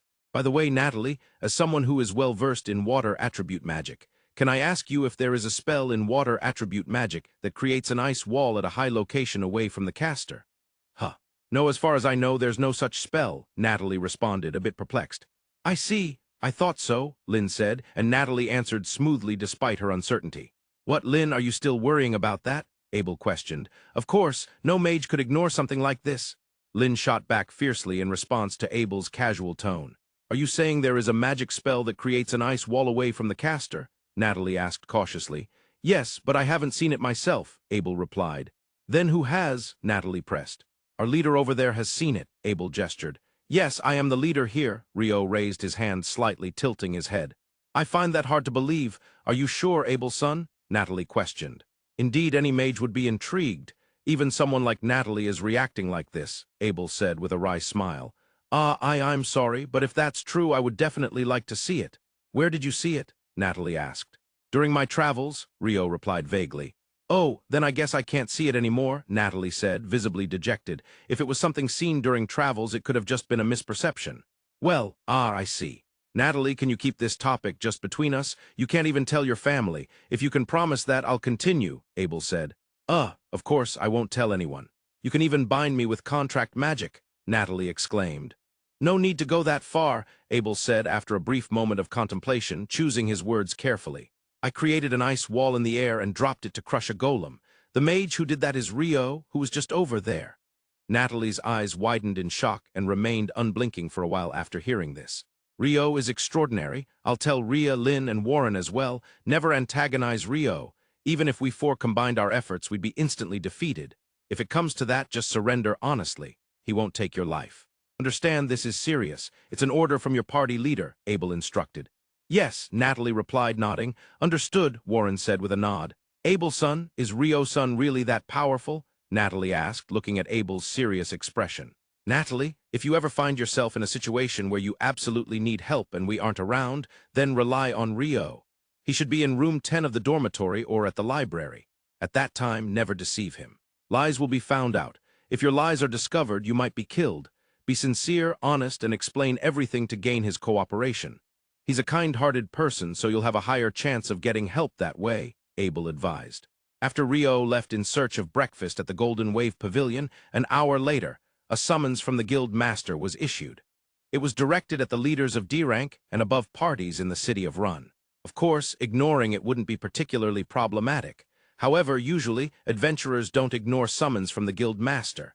Naturally, one cannot gather without the summons reaching them. For example, a D-rank adventurer who is a water attribute magician might be found on the main street heading from the Golden Wave Pavilion to the North Library. Rio arrived at the North Library shortly after 10 o'clock. However, there was no one at the entrance. The South Library always had 3 or more librarians present to collect entrance fees, but this North Library had only a single sheet of paper. "We are currently away. Please wait a moment." It seemed someone was supposed to return. After about 15 minutes, a young man wearing a monocle returned and said, "Thank you for waiting." Rio paid the entrance fee, hung a black entrance permit for adventurers around his neck, and entered the Great Reading Room. While the Great Reading Room of the South Library was an enormous space, like a giant dome, the North Library was not. Rio felt it had the impression of an old European university library. The bookshelves were quite tall, requiring a built-in movable ladder to access the higher books. Rio fell in love with it at first sight. While the vastness of the South Library was exhilarating, the atmosphere of the North Library, where one could feel at one with the vast collection of books, was exceptional. At first, Rio was absorbed in the ambience of the Great Reading Room, but at one moment, he found himself unable to look away from a specific point. Soft light streaming from the high windows, illuminating a single woman. The surrounding air was suffused with light, making it impossible for him to avert his gaze. With platinum blonde hair, translucent white skin, a straight nose, and beautifully shaped lips. The most striking feature was her large green eyes. It was an otherworldly sight, a vibrant tapestry of colors. How long had Rio been staring blankly at her? The woman suddenly looked up and met Rio's gaze. After staring for a moment, her eyes widened in surprise. At that moment, Rio finally snapped back to reality. He realized he had been watching the woman for quite some time. The woman stood up and walked over to Rio. "Hello. You're an adventurer too, right? I'm Sera, nice to meet you," she said, extending her hand. "Yes, I'm Rio the adventurer," he replied, shaking her hand. During this exchange, Sera watched Rio, but her gaze was not on his face. It was focused on his robe. After a moment of observing the robe, she finally looked at Rio's face and smiled brightly. "Right now, all the librarians in this library have been taken away by the academic investigation team, so they aren't here. If you are looking for a specific book, I can help you. I know the general locations of most books." "Ah, that's why there was no one at the entrance," Rio remarked. "A young man wearing a monocle came, right? He's not a librarian. He was just dispatched from the castle for management purposes, so he doesn't know where the books are," Sera explained, pursing her lips in disappointment as she tilted her head. "Asking Miss Sera about demons might be a bit. Honestly, I don't know how she would react, so I'll skip that today. I'm looking for books on alchemy, intermediate level, although that might not be enough, but eventually related to moving golems." Sera seemed taken aback by this and widened her eyes even more. "Golems? That's an ambitious goal. There aren't any alchemical books that directly cover golems, but there should be some related ones. Follow me." For the next few hours, the two of them searched through a number of alchemical books that seemed connected to golems. While there were quite a few books, Rio found it to be an incredibly comfortable time. Originally, Rio had loved reading since he was on Earth. However, in Phi, while living in the forest of Rondo, the only things he could call books were Monsters Encyclopedia Beginner's Edition and Plants Encyclopedia Beginner's Edition. During his time living in the forest of Rondo, he didn't particularly find it troublesome, nor did he have a craving for printed words. But upon arriving in the city of Rune and spending time surrounded by books in the South Library, the lost traits of a book addict were revived within him. For Rio, the moderate size of the North Library, the vast number of books, and the serene atmosphere were all incredibly pleasant. Moreover, he was being assisted by an unparalleled beauty at the moment. It was truly a blissful time. Since it's Golden Week, here's an additional post. While Rio was spending a happy moment at the North Library, the lecture room on the 3rd floor of the Adventurers Guild was in turmoil. "I can't accept this. Why do we have to be used like that by those guys? After stealing our food, what kind of face do they have to hire us? Isn't the dungeon after the great tsunami connected to another world? I don't want to go to a place like that. The country's wishes, we're not the country's slaves. Let them go diving without us, we don't care. But honestly, it's nice to get paid." That last comment came out as a whisper and was cut off as the surrounding adventurers glared at him. It was a place for heated discussions, more like a venue for adventurers to express their dissatisfaction. The morning's food confiscation by the counter-investigation team from the guild cafeteria had become known to most adventurers. News like that spreads quickly. Because of that information, about 90% of them had turned into a counter-investigation team. As the guild master, Hugh understood the adventurers' feelings all too well. Moreover, he understood that asking them to cooperate with the dungeon investigation team that had taken their food wouldn't yield a positive response.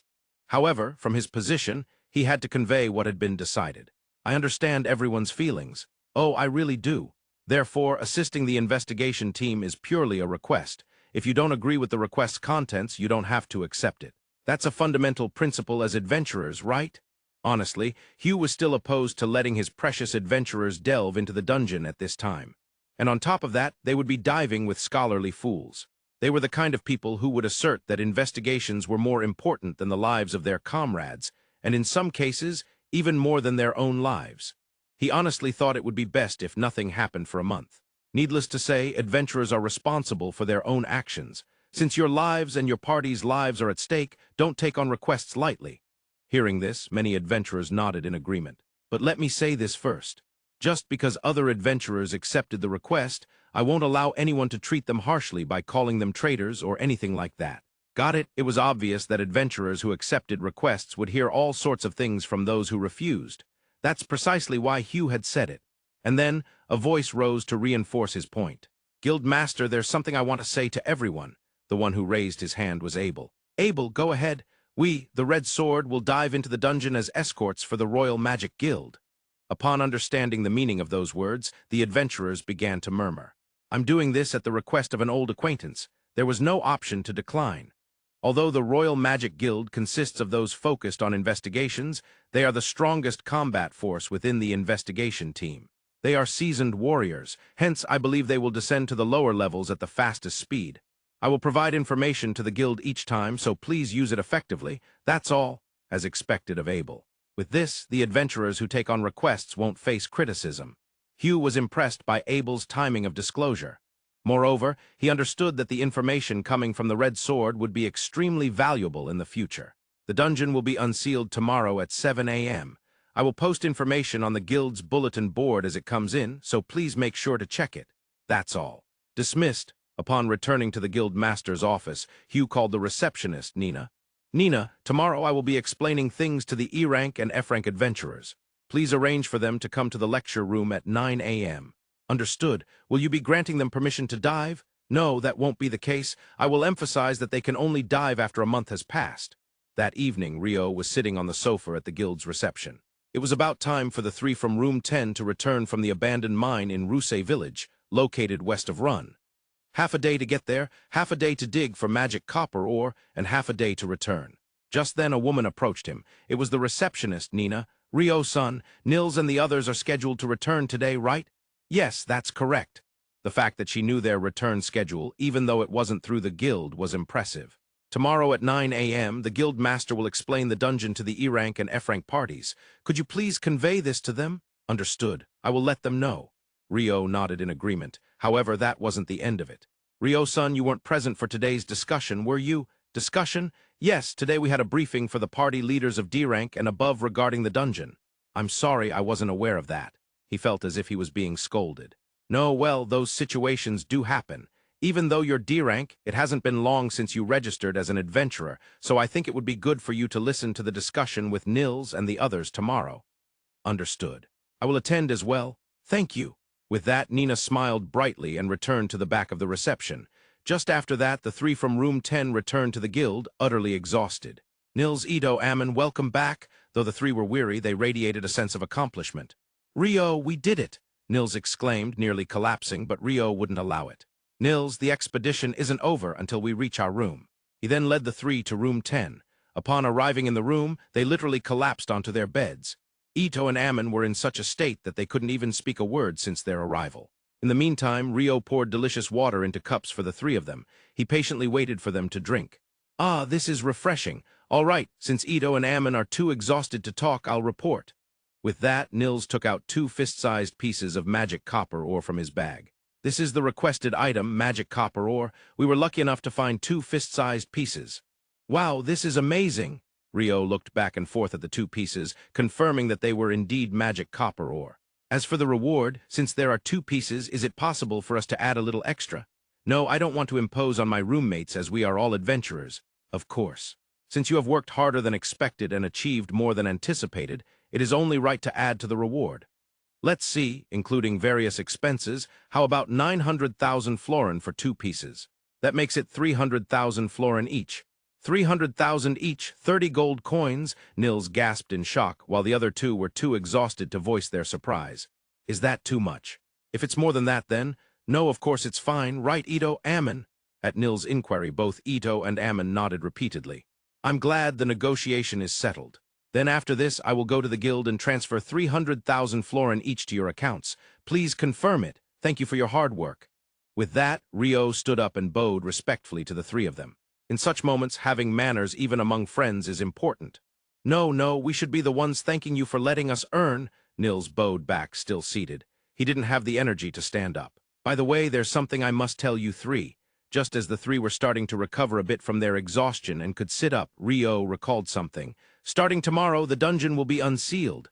What? That was bound to surprise them. The announcement had stated that it would be sealed for at least a month before they left.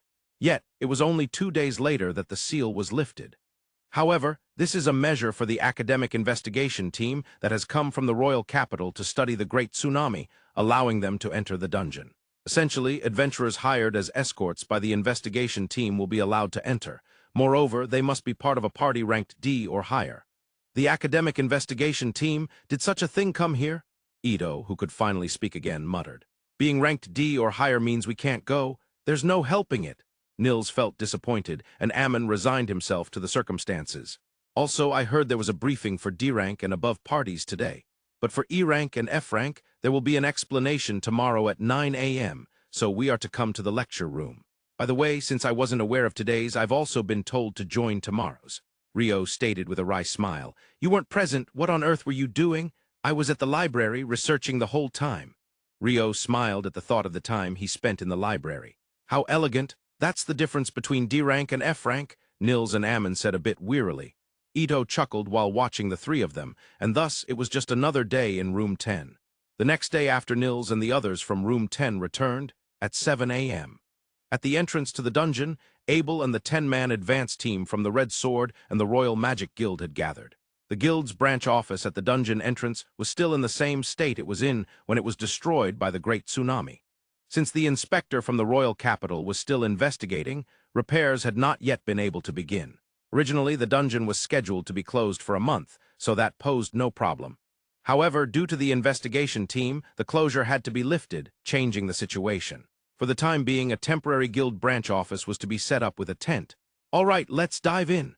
At Abel's command, the 10 mages from the Red Sword and the Royal Magic Guild nodded. But first, let's conduct a search. Lynn, I'm counting on you.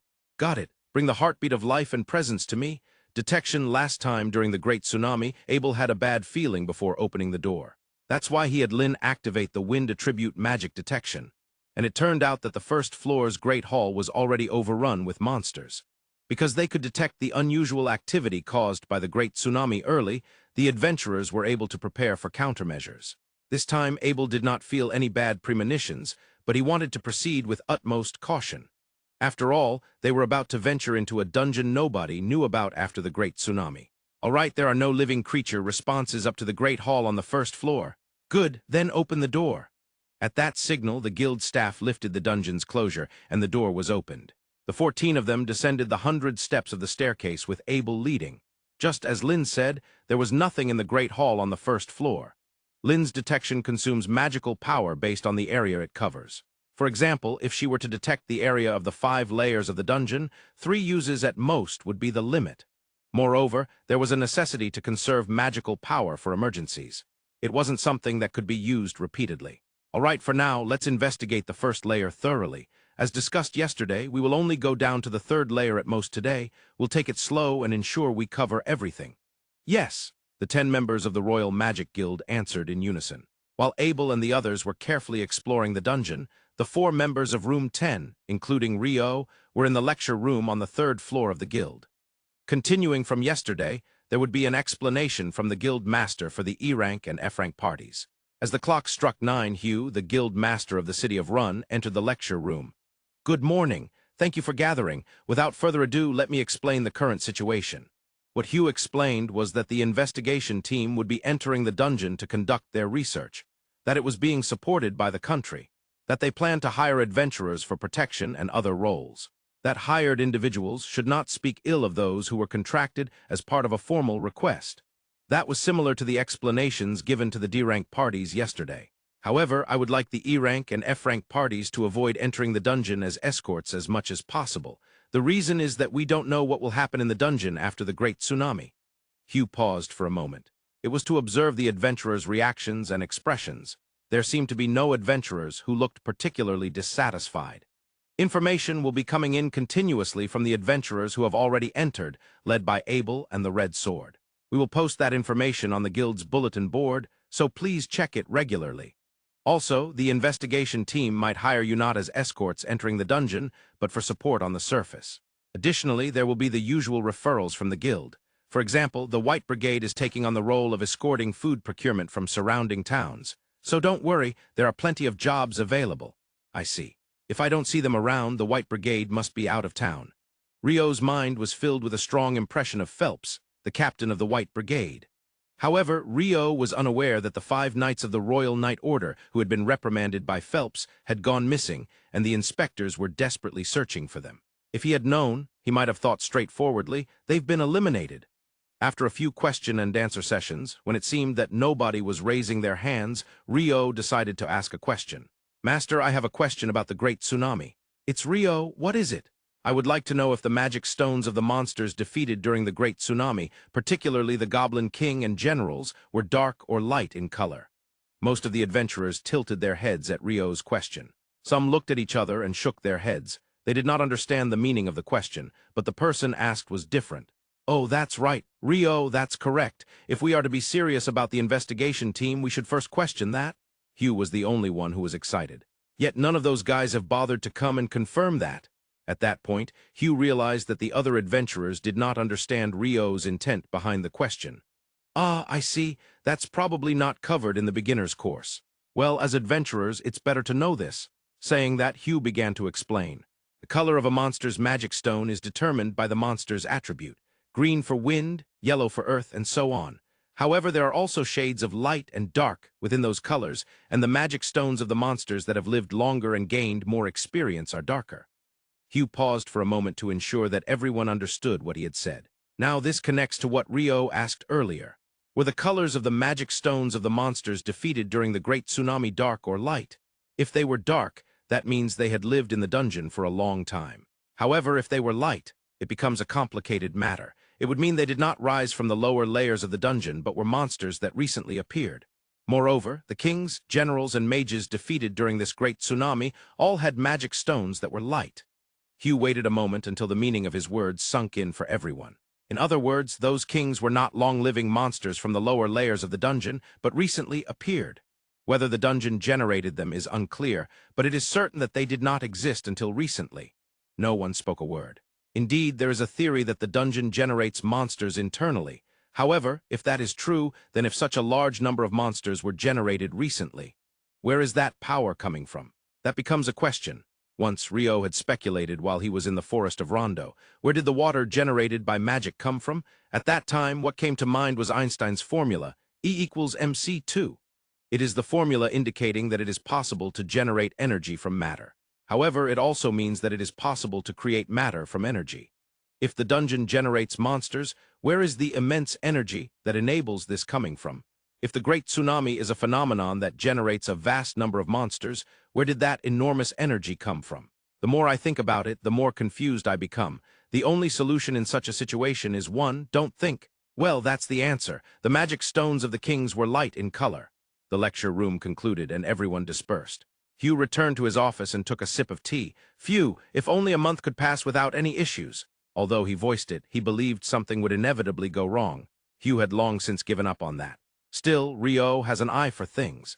Isn't he much more suited for investigation than any of those investigation team members who haven't even come to confirm anything? As expected, Abel chose him for a reason. Unbeknownst to Rio, his evaluation had quietly increased.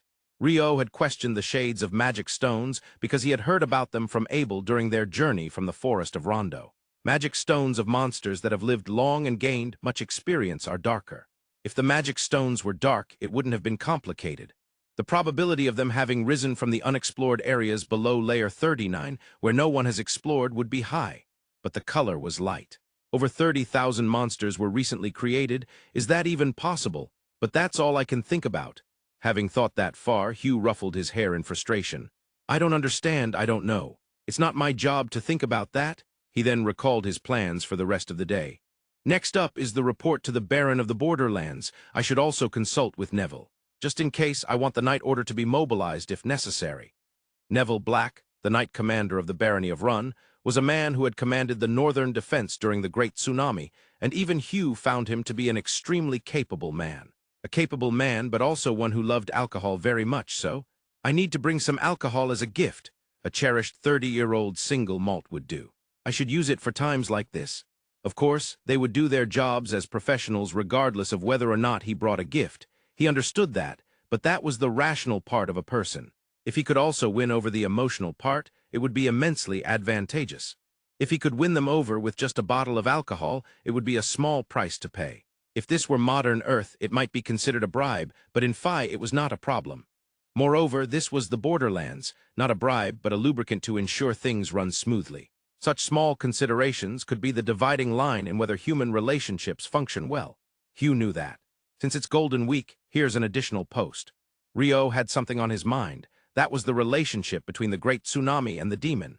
2 days before the Great Tsunami emerged on land, a solar eclipse occurred in the city of Run, and Rio fought the demon Leonor in a place that resembled subspace. Leonor referred to it as the Sealed Corridor. These two events were too coincidental to be mere accidents. It was unclear whether the demon caused the Great Tsunami. Perhaps the demon merely came after knowing the tsunami would occur.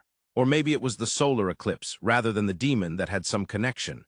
Of course, he didn't know any of that, but it made him curious. I wonder if I can look it up at the library. He thought about this while eating lunch in the guild cafeteria. Of course, he wasn't alone. He was with the 4 members of Room 10. Rio, son, you're deep in thought, aren't you? Maybe it's something about alchemy using magic copper ore. Why, you can't be thinking about asking for money back now. Even if it's Rio, that's impossible. These words came from Amon, Ito, and Nils in that order. But Nils, the oldest at 20, made the most disappointing comment. I wouldn't say something like that. Rio shook his head with a wry smile. Nils looked visibly relieved. Rio then noticed a gold chain peeking out of Nils' tunic pocket. Nils, what's that in your pocket? Oh, this is just something a decent adventurer should have. What he took out was a pocket watch. In this world, clocks already existed. A large clock was installed in the square's tower, and the sound of bells rang every 3 hours. Many citizens relied on that for their daily lives, but a good number of adventurers carried pocket watches. This was because they couldn't afford to be late for meetings or appointments with clients. No matter the world or the job, being unable to keep time would earn someone a low evaluation. Clocks themselves measured time using devices that continued to move at a constant speed, like water clocks or hourglasses. It wasn't inherently complicated. The problem arose when trying to create a portable size and mechanism. On Earth, this was solved with the invention of the spring. This was during the 16th century. However, in this Phi, there were things that didn't exist on Earth. Those were magic and alchemy. In particular, creating a mechanism that could mark time at regular intervals using alchemy was not particularly difficult, to put it plainly. If such technology existed, it wasn't too hard to produce a portable clock.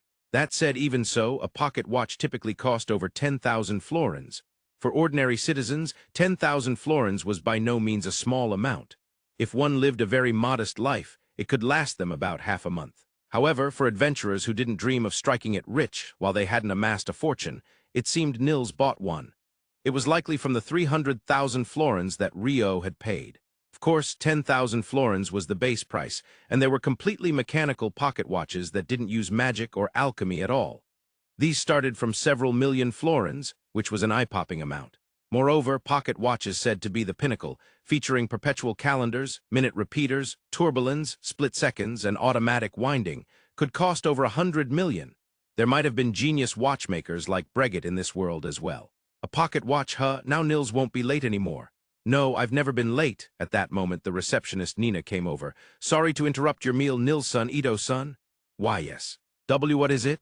Nils, who admired Nina a little, instantly maxed out his excitement, only to become stiff with nervousness. I don't think he was this stiff when she guided him to the lodgings at first. His feelings for Nina have progressed rapidly. Rio thought something cruel like that. Nils-son and Ito-son have become E-rank adventurers due to their achievements during the recent Great Tsunami. Congratulations, she said with a bright smile. E-rank, yes. Thank you, Nils-san, Ito-san, congratulations. Both of you, congratulations. Nils, who could hardly find his words, Ito, who expressed his joy honestly, and Amon and Rio, who praised them. Therefore, please come to the reception later to update your guild card. You'll also be able to register your party at that time, so if you plan to register, please decide on a party name. With that, Nina returned to the guild reception. A party name? Rio asked Ito. Nils, of course, was still frozen and couldn't speak. Yeah, from E rank, it's possible to register as a party. Until now, since all three of us were F rank, we couldn't register as a party, but as long as there's one E rank, it becomes an E rank party. And from an E rank party, you can register the party name with the guild. It seems to signify that you've graduated from being beginners. Ito replied with a smile. Then he began to ponder, what should we choose? I need to work hard to become E rank too. Amon, who of course participated in the Great Tsunami, should have received some extra evaluation for that, but since he had just registered as an adventurer, he likely needed a bit more time to reach E rank. Amon is in a party with Nils and Ito. In the future, he will probably be able to take on E rank requests, so he'll likely reach E rank soon. Rio wasn't worried at all. In the afternoon, the 3 members of Room 10 were training at the guild's outdoor training ground.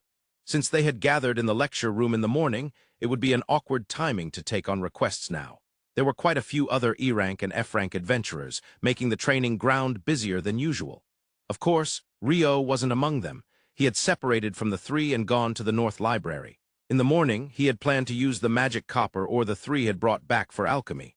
But he couldn't shake off the concerns about the timing of the Great Tsunami, the Demon, and the solar eclipse. The receptionist at the North Library was a different person from the one he had encountered yesterday. After paying 2,000 florins and wearing the black admission pass for adventurers around his neck, Rio entered the great reading room. The place where the elf Sera had been sitting and reading a book yesterday was empty. Rio felt a bit disappointed. Of course, he hadn't come just to see Sera, but everyone has an affinity for beauty, and Sera reading a book was undeniably beautiful. As he scanned the great reading room, there was no one else but Rio. At that moment, Rio realized, there's no librarian, and Sera, who helped me look things up yesterday, isn't here either. How am I supposed to research the past records of the solar eclipse and the Great Tsunami? He hadn't considered that at all. Moreover, realizing it after having paid 2,000 florins to enter was quite a blunder. While he was racking his brain over how to research, he heard a voice from behind. "HM, isn't that Rio? It's been a while." A goddess of salvation appeared. When Rio turned around, he saw a beautiful woman that could only be described as a goddess of the heavens. It was the elf adventurer, Sera. "Sera-son," Rio's words were tinged with happiness. Sera, called by name, was taken aback. What's wrong?" So Rio began to explain various things, including that he had forgotten there was no librarian and had come to the North Library, and that he was feeling a bit despondent about it. Hearing this, Sera let out a small laugh. After all, it was a library, just a small one, though. "If I can help you, it's no trouble at all. You're looking for records of past solar eclipses and the Great Tsunami, correct?" At that point, Sera emphasized the solar eclipse and the Great Tsunami meaningfully. "You believe the solar eclipse and the Great Tsunami are related, don't you?" Hearing those words, Rio was astonished. Sera is sharp, too sharp. "Indeed, it seems there was a significant solar eclipse a couple of days before the recent Great Tsunami." That significant solar eclipse likely referred to the recent total solar eclipse. In fact, to put it bluntly, in the case of the Dungeon of Run, it is highly likely that there is a connection between the solar eclipse and the Great Tsunami. Sera answered nonchalantly. Rio was left speechless in astonishment. To be precise, before a great tsunami occurs, there is always a solar eclipse. However, it's not always a significant eclipse like this time, often just a partial one. Total solar eclipses or annular eclipses, where almost all of the sun is obscured by the moon at a single location, occur only once every few decades. However, partial eclipses can happen every few years, sometimes even as often as once every 2 years. Given that, it wouldn't be impossible for a solar eclipse and a great tsunami to coincide, even if it were coincidental. "Why do you think they are related?" "That's because I researched it before." Sera's smile blossomed, a smile with incredible destructive power. "Wow, she's beautiful, but I'm interested in why you focused on that connection between the two." "Oh, well, it's just something that popped into my head." It was hard to admit he had fought against a demon. Perhaps she, being an elf, might have some information about demons, but he still didn't want to talk about this to others yet. Rio didn't have much experience being scrutinized with such a gaze by a beautiful woman. "As Sera-san, you know about the reason for the color intensity of magic stones, right?" He desperately tried to change the subject. "Well, I'll humor your diversion." Sera said with a smile. "Of course I know. The color of a magic stone from a long-lived monster is darker. What about the color of the magic stones from the monsters of this great tsunami? Could it be they were light?" "Yes. They were light. How did you know?" Sera nodded as she answered. "Why do I know they were light? That's because I have seen records of magic stones from monsters subjugated during past great tsunamis also being light. This record isn't in great condition, and most of the librarians probably don't even know about it since it's on parchment. Would you like to see it, Rio?" "Yes, please." "Then let's go. Follow me." With that, Sera started to walk. On the third day since the dungeon was unsealed, Abel and the investigation team from the Red Sword and the Royal Magic Guild had reached the 7th layer of the dungeon. So far, there had been no issues. To be precise, they had not encountered any monsters at all. The 1st to 3rd layers were inhabited by wolf-type monsters, while the 4th and 5th layers were home to the goblins that had caused the recent great tsunami. Abel and his team believed that if they penetrated to the 4th and 5th layers, they might obtain some kind of clue. However, there was nothing, and there was no one. But to find absolutely nothing is quite unexpected. Abel's companion, Arthur Velasquez, who was an advisor of the Royal Magic Guild, muttered beside him. Arthur had been an adventurer in his younger days.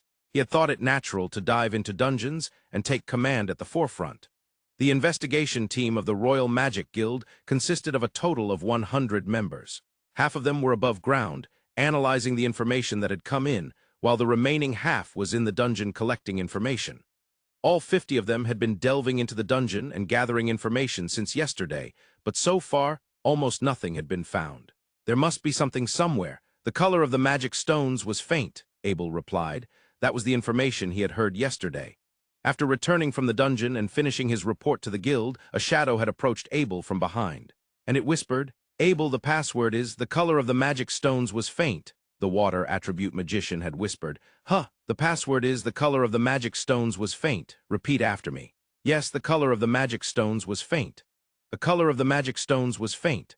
When Abel repeated it, as if satisfied, he left. After that, it was only natural for Abel to go check the color of the magic stones collected from the tsunami's monsters with Guild Master Hugh. Only then did he finally understand. The monsters were not beings that had lived in the lower layers. They were things that had emerged recently. Considering that there were many goblins mixed in, it should be assumed that they originated from somewhere in the upper layers up to the 15th layer.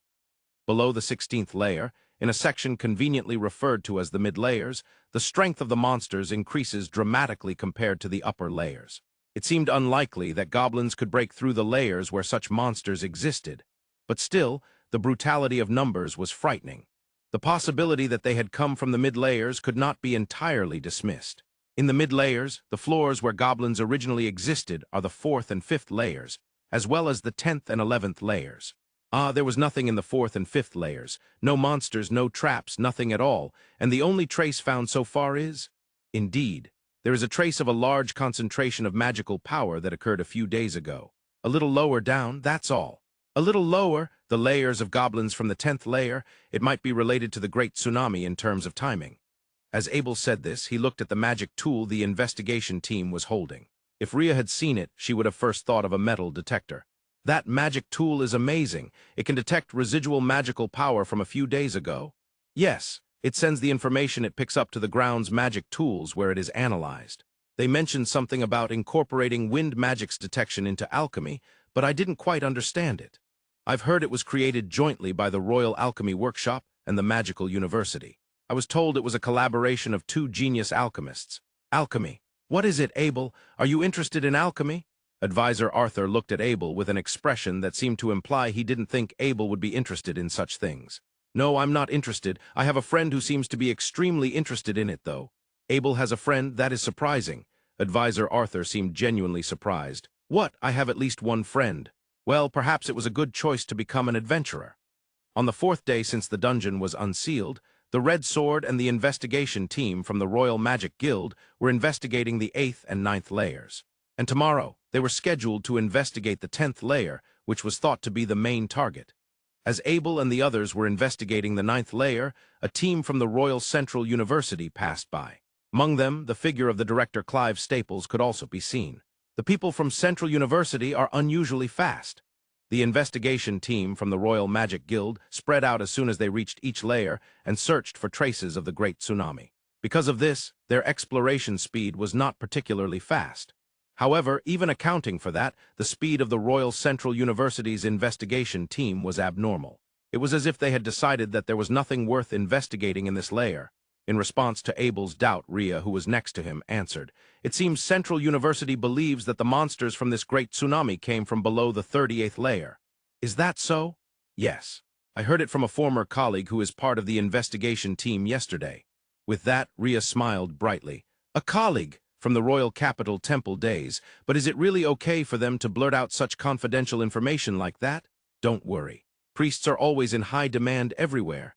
Good mages themselves were not that common. Among them, the healing personnel who could use light magic were always in a situation where demand exceeded supply. Also, those guards from earlier at Central University were people I hadn't seen before, right? Yeah, they're not adventurers from this city." Abel had noticed that too. Central University had sent an investigation team exceeding 3,500 members. Among them were adventurers serving as guards and porters, but they had also hired adventurers locally here in the city of Rune. However, not a single one of the adventurers who had come down earlier was from this city. It seems they brought adventurers from the royal capital. The adventurers hired in Rune were mostly D-rank adventurers, and it seems they are basically tasked with maintaining contact with the surface and securing food for the entire investigation team. That seems like a waste. Royal capital adventurers are probably not used to dungeons. Well, if it means that the adventurers from the city of Rune can earn money without being put in a weird pinch, then that's fine." Abel shrugged and said, "Depending on how you look at it, it could be said that it was a request with little risk, even if it lacked a sense of purpose. There probably weren't many adventurers who would willingly want to dive into a dungeon after the uncertain great tsunami. Abel, Clive, and the others are moving swiftly. They won't just barge into the 10th layer like that, will they?" After looking around at his subordinates, Advisor Arthur returned to Abel with a grumble. According to Rhea, they seem to assume that this time's monsters came from below the 38th layer, so they might just charge into the 10th layer like they are now. What? Even Advisor Arthur was momentarily speechless. However, being seasoned, he quickly shifted his thinking. "Well, in that case, perhaps I'll get Clive to become the canary of the mines." With that, he grinned. The investigation team led by Clive Staples from the Royal Central University was about to step into the 10th layer, leaving behind the Red Sword and Royal Magic Guild, who were investigating the 9th layer. "Director, this 10th layer is where the goblins reside. It doesn't matter. Those monsters came from lower layers. Let's move quickly." The secretary's report was of little concern to Clive. "I must solve the mystery of the great tsunami and become the next director of academia at all costs." The Director of Academia is considered the top position in academic administration within the kingdom, similar to the Finance Minister in finance and the Military Minister in military affairs.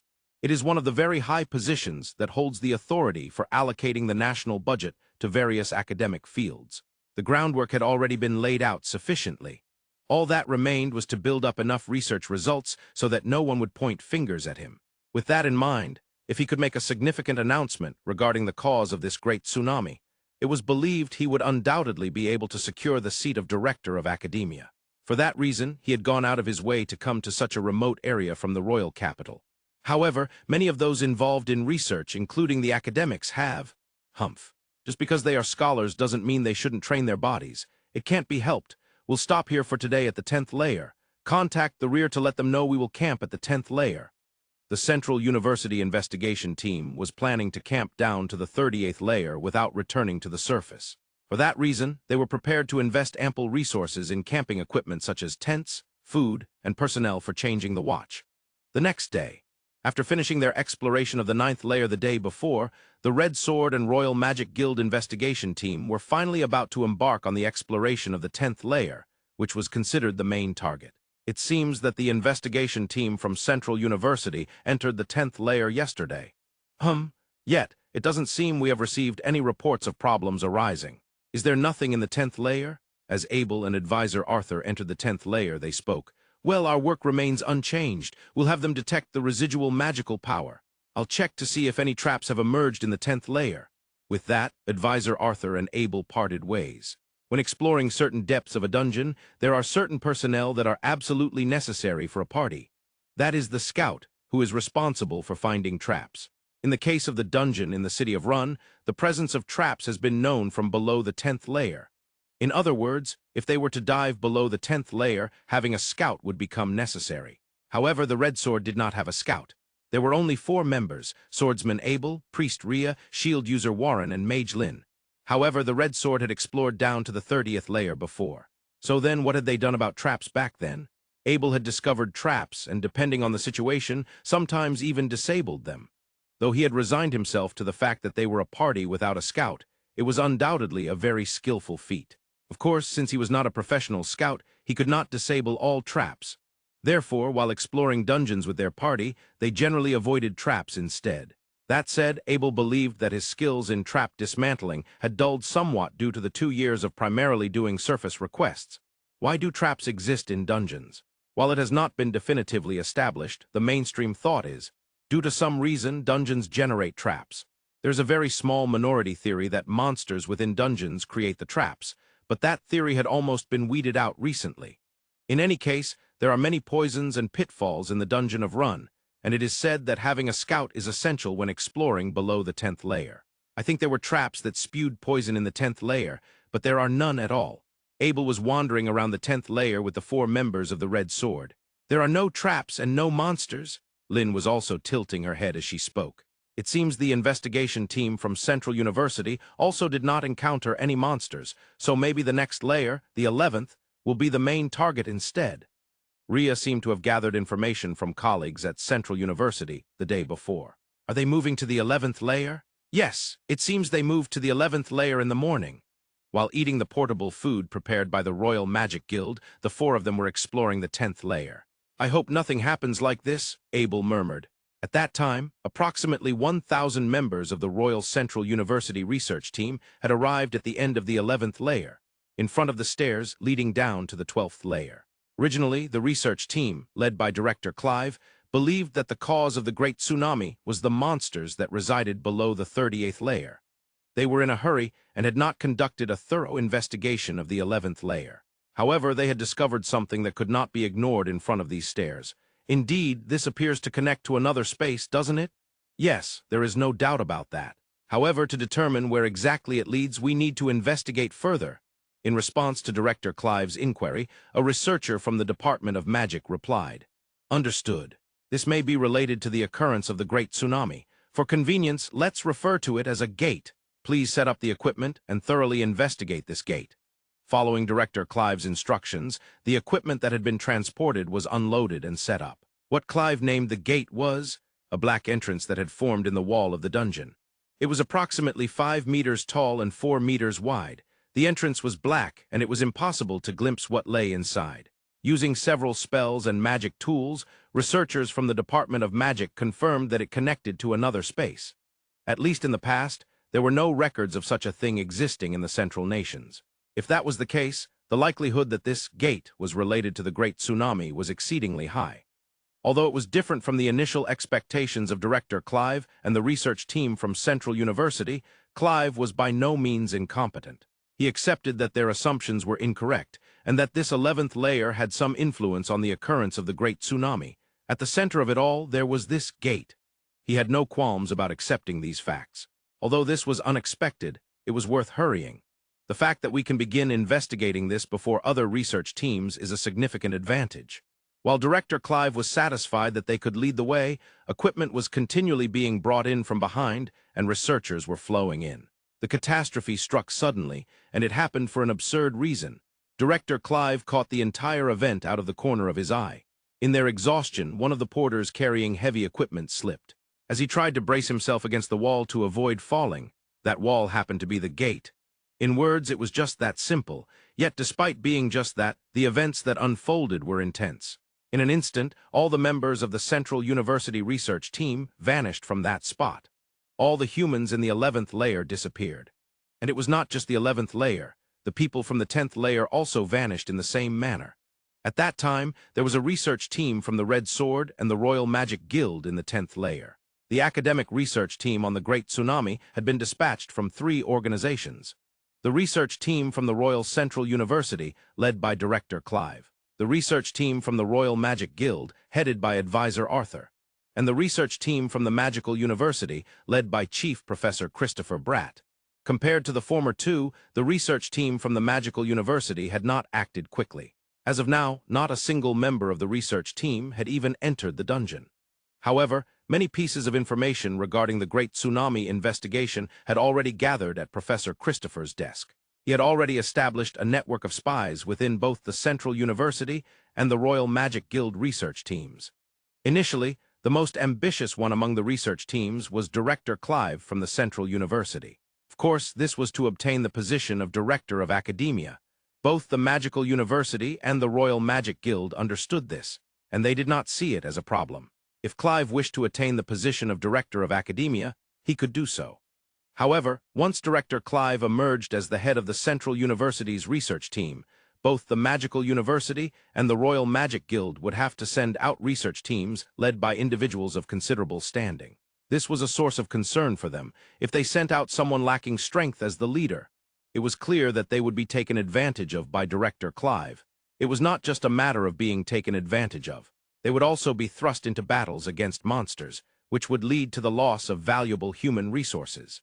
Considering that the personnel from the Magical University and the Royal Magic Guild had more combat experience than those from Central University, they would likely be used in this manner. To avoid that, both factions were troubled, and they reached a conclusion. The Royal Magic Guild appointed the renowned advisor Arthur, known for his achievements and experience as a mage, as their leader. With Arthur at the helm, even Director Clive would not easily be handled. He was a notable figure in the nation.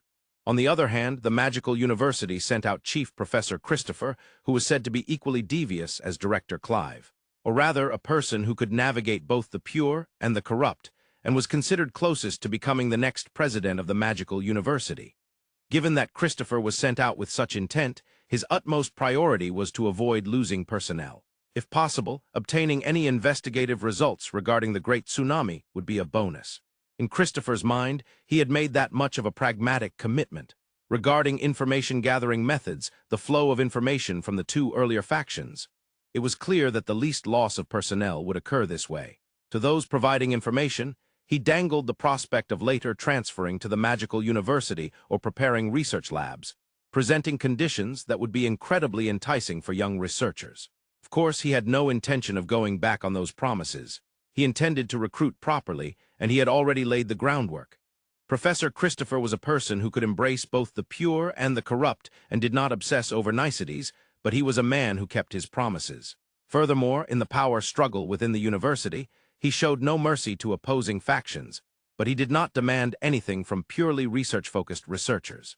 Distributing research funds based on research content and achievements had garnered him significant popularity among the pure researchers. There was a reason why he was viewed as the likely next university president without any need for undue effort. Under the leadership of Professor Christopher, the research team from the Magical University was about to enter the dungeon. The reason for entering at this timing was, of course, because information about the gate discovered by the Central University research team had reached them. Let the Central University conduct the investigation itself. We can just stay close by.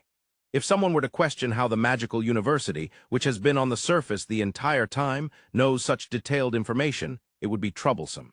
Professor Christopher let out a very slight smile that no one noticed. The number of members in the Magical University research team exceeded 1,000.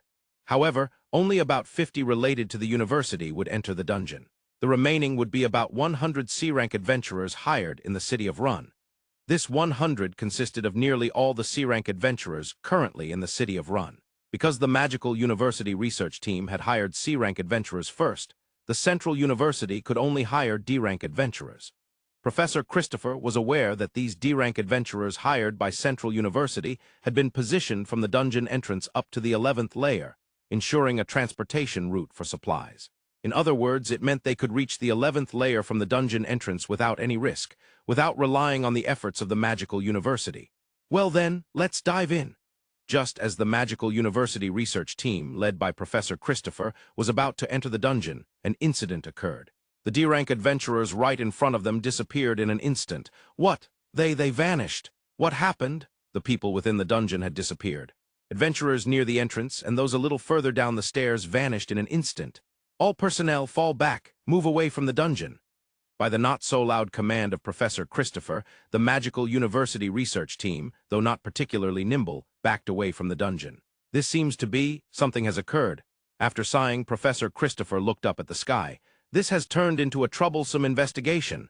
The murmured words did not reach anyone's ears.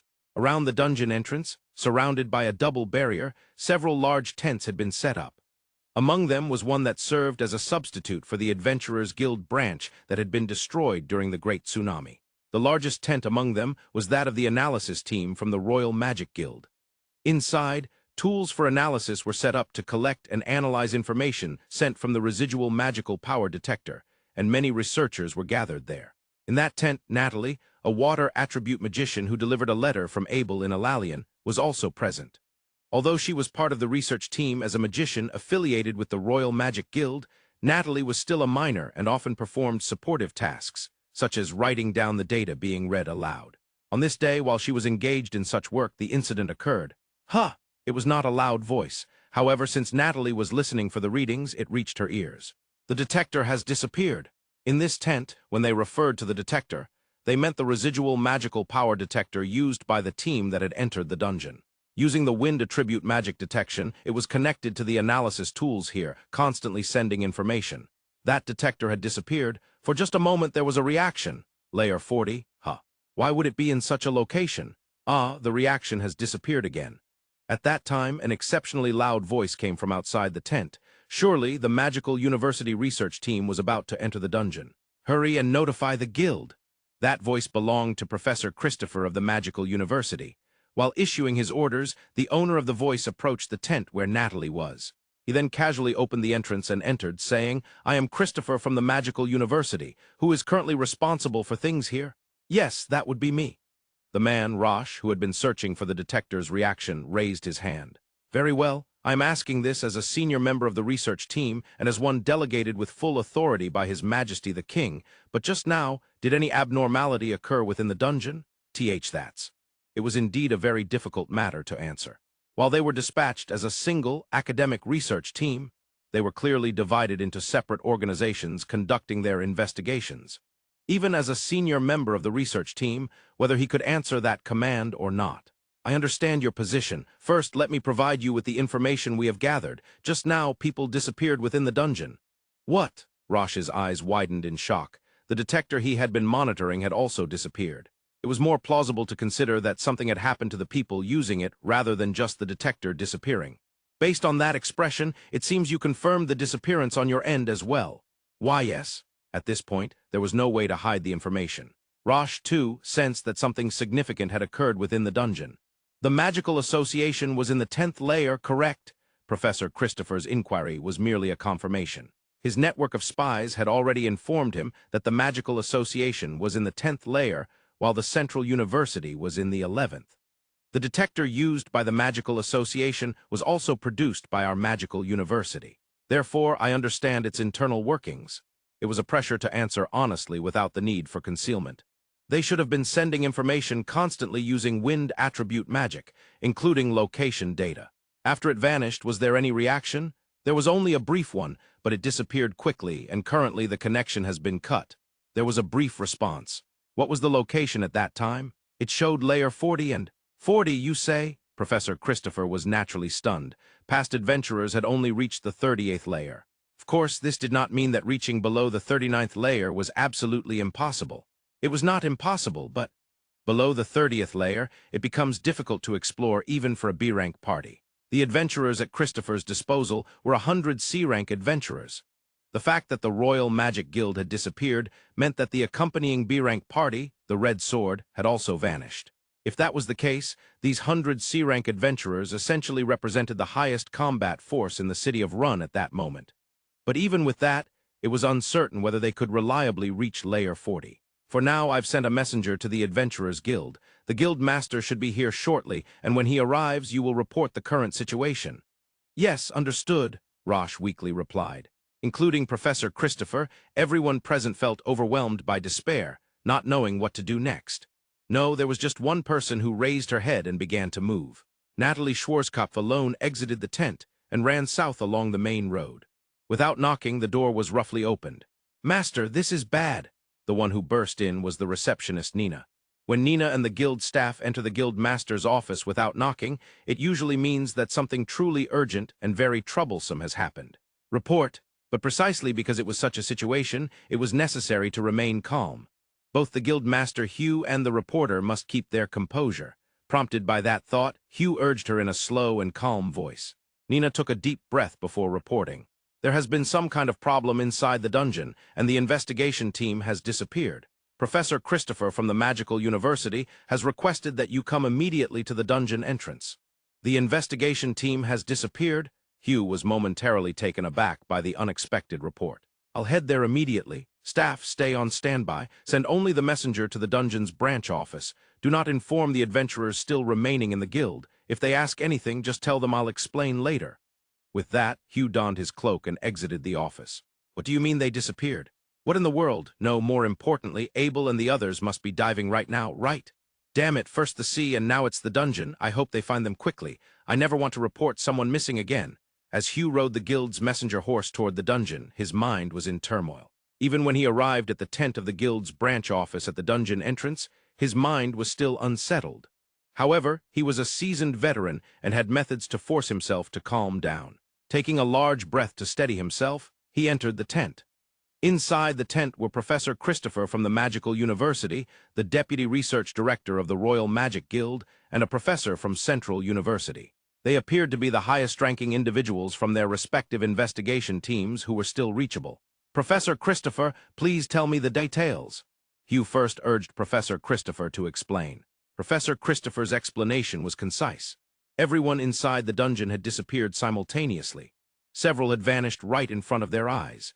In the 11th layer, about 1,000 people from Central University, including the head Clive, and in the 10th layer, about 50 members from the Royal Magic Guild, including Advisor Arthur and the Red Sword, had been diving. Additionally, there were adventurers hired from the city of Rune assigned to secure supply routes from the entrance to the 11th layer, but they were also believed to have disappeared. However, it was not clear what exactly had happened to those in the 11th layer. The members of the Royal Magic Guild in the 10th layer had confirmed their disappearance through the reaction of the magic tools they were using. That magic tool had registered a reaction for just a moment in the 40th layer. The 40th layer? Even Hugh could not help but be surprised at this. He understood that the 100 C-rank adventurers present here were essentially all of the remaining combat strength in the city of Rune. Considering that, the 40th layer was a place that was normally unreachable. Yes, normally. I heard that there were no monsters from the 1st to the 11th layer. Is that true? If, due to the Great Tsunami, there were indeed no monsters below the 12th layer, then reaching the 40th layer would not be impossible. Since there were no maps of the layers below 30 in the Adventurers Guild, discovering the stairs to the lower layers would take time, but he thought that could be dealt with using sheer manpower. Yes, that is true. Therefore, it is certainly possible that there are no monsters below the 12th layer. So, it was a possibility. There could be none, but there could also be some. However, the problem is that we have no idea why they disappeared. And there is a high possibility that the same thing could happen again. We don't know if those who were sent away are alive. I'm sorry, but in such an uncertain situation, I cannot lead my subordinates into the dungeon. Professor Christopher stated firmly. Hugh had anticipated this response. If he were in the same position, he would have made the same judgment. Ah, that's right. I have no authority to command the people from the Magical University. Therefore, what I desire is for the Magical University to cancel the contract with the C-rank adventurers from the city of Rune that they employed. Well, that's understandable. Our Magical University will amicably terminate the contract with them. Thank you. With that, Hugh bowed his head. Abel did not know what was happening. One moment he felt as if he were floating, and in the next he felt like he was placed back on the ground. The next moment the scenery before his eyes had changed. It was an endless meadow. He felt a little relieved to confirm that Rhea, Lynn, and Warren were with him on either side. Moreover, he could see Arthur and the investigation team from the Royal Magic Guild nearby. Rhea, Lynn, Warren, are you all okay? Yes. Warren nodded.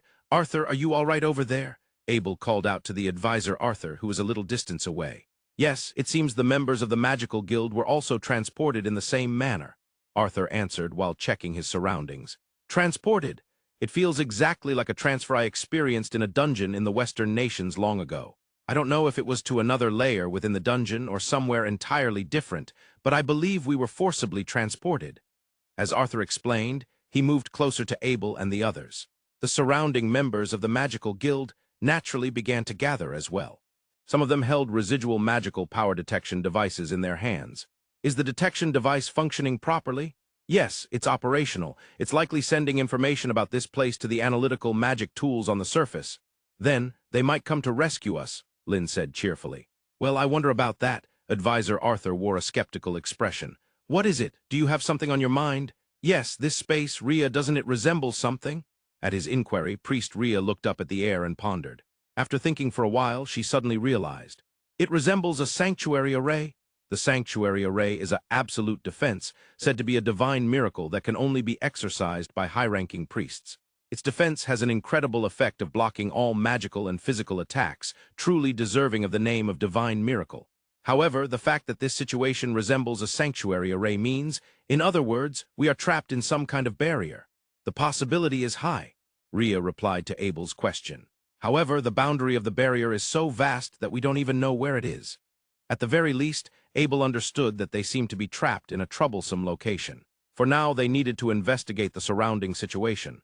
Lynn, I'm sorry, but please use scan to see if there's anything around. Got it. Bring the heartbeat and existence to me. Scan. Lynn's scanning spread through the air.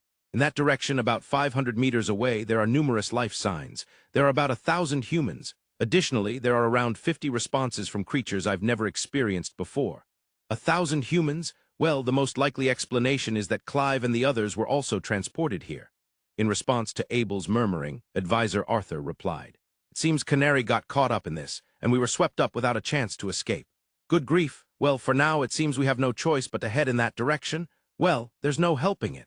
Thus, the Red Sword and the investigation team from the Royal Magic Guild began to walk toward the direction where the Central University's investigation team was believed to have been transported. When I cut the chapter at a good stopping point, it ended up being a bit longer than intended. In the direction that Abel and the others were heading, there were investigation teams from Central University. However, they were not given any leeway to assess their surroundings. This was because dozens of fire attribute magic spells were flying towards them, aimed at those who had no idea what was happening. Ugh! It's hot. It's hot, the sound of despair filled the air. Such a situation rarely applies to their circumstances. They were, after all, mere researchers. Moreover, not all of them were involved with magic. In fact, there were more who couldn't use magic than those who could. This is because researchers skilled in magic usually conduct their studies at the magical university, and very few had experience in the battlefield. There was no way they could respond to a sudden attack. It was the adventurers who could manage that. Magicians, deploy the magic barrier. The magic barrier is a type of attributeless magic that can deflect many attack spells, making it an incredibly useful tool. Even beginner magicians can use it, and it's one of the first spells learned by magicians who go on adventures or into battle. However, its durability cannot be considered high. Thus, once magicians reach a certain level of proficiency, they generally use their own attack magic to negate enemy spells. This method is called annihilation. However, in a situation like this, where they needed to protect many non-combatants, it was true that they had no choice but to rely on the magic barrier. Damn it, what the hell is that? I don't know. It's a monster I've never seen before. It's got a tail, so it's definitely a monster. Walking upright on two legs, some of them were clad in what looked like armor, while others wore what seemed like robes.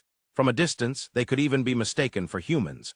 But the significant difference from humans was that they had large, reptilian tails protruding from their bodies. They could be described as a kind of aberration. The adventurers had no clear answers for each other's questions. However, one figure stood frozen with wide eyes. It was the guild leader, Clive, and Clive murmured, "That's a devil." His murmur was very quiet, but it was heard by the nearby adventurers. He was the leader of the C-rank adventurers hired as escorts from the royal capital. Did you just say devil, Clive's son? Why, yes. I've only read about them in books, but their characteristics match exactly. While Clive answered, he couldn't take his eyes off the devils. Damn it! 50 devils, this isn't a joke. The leader had indeed heard the legends about the devils. They are said to be adversaries of gods and angels. They are said to be creatures that magic does not affect. They are said to be beings that cannot be defeated by humans. They are said to embody despair. The adventurers hired by the Central University investigation team were fighting bravely. They protected the investigation team with the magic barrier while coordinating their counterattacks with magic. But as the legends foretold, all of their spells were deflected. In that case, the only option left was close combat. However, since the devils were not approaching, the adventurers had no choice but to attack first. The distance between them was about 100 meters. it would take several seconds to close that distance. In the meantime, they had to avoid the devil's magic attacks. They had to dodge the spells, defend against them, or deflect them with their shields. Each party had established the know-how needed to weave through magic and get into close combat. There are monsters that primarily use long-range attack magic, and sometimes it's necessary to hunt them down. All right, let's go. Yeah, and the adventurers began to run. The magicians were protecting the non-combatants with their magic barriers. The priest was healing the injured. The frontliners were making a final push to engage the devils in close combat. With a distance of 100 meters, it would take them just a few seconds to close in. If they could withstand just 2 or 3 attacks, they could dive into close range. As expected, many of the frontliners successfully engaged the devils in close combat. However, the devils were strong in close combat as well. The adventurers were cut down by the very swords they had received. The strong shield user was sent flying, shield and all. The high-speed spear attacks were dodged, and swords were thrust into their bodies. Meanwhile, the devil's backline unleashed relentless attack magic on the investigation team. The magic barrier was repeatedly re-established, and the magicians suffering from mana depletion fell to the ground. They were overwhelmed in magical combat, and close combat was ineffective. They were in complete dire straits.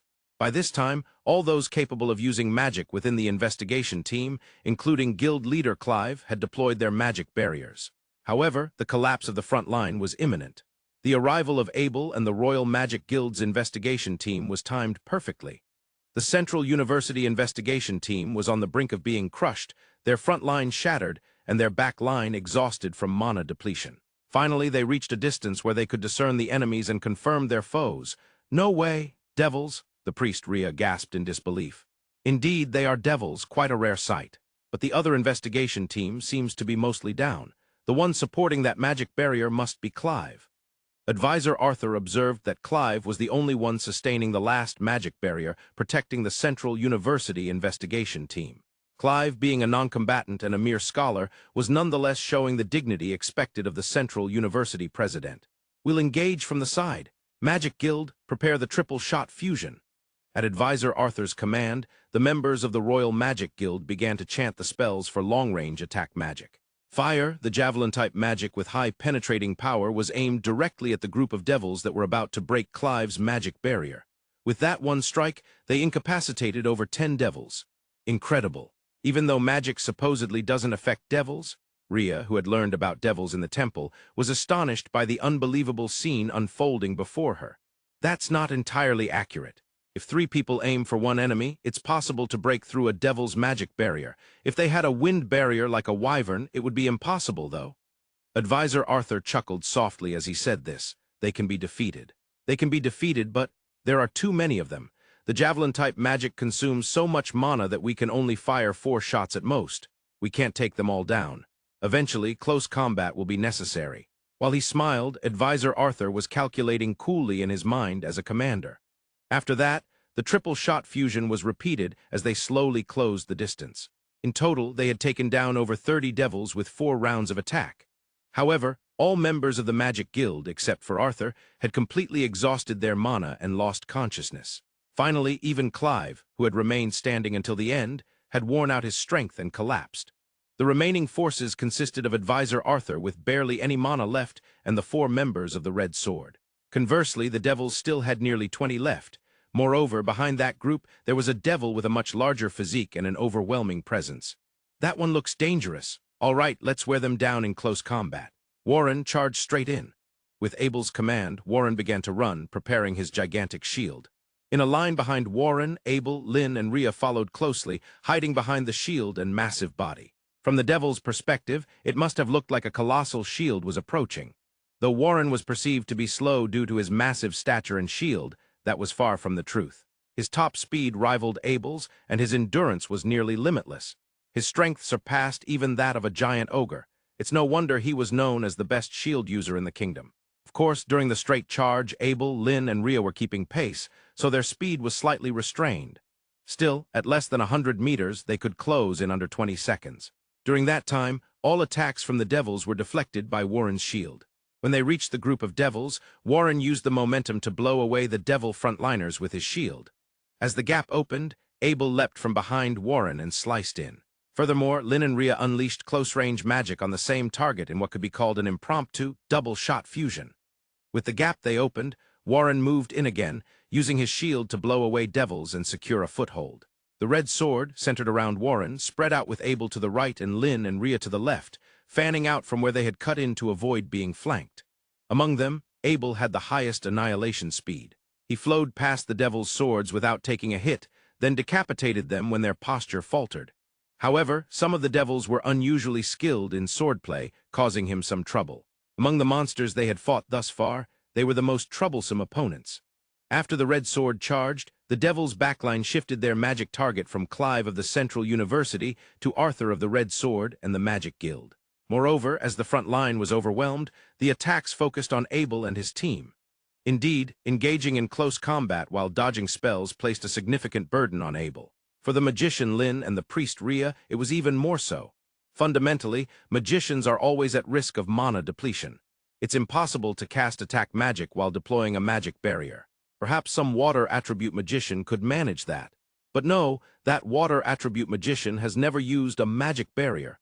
In the Central Nations, the technique for simultaneous activation of magic has not been established. That meant they had to fight by switching between a barrier and attack magic in a short time.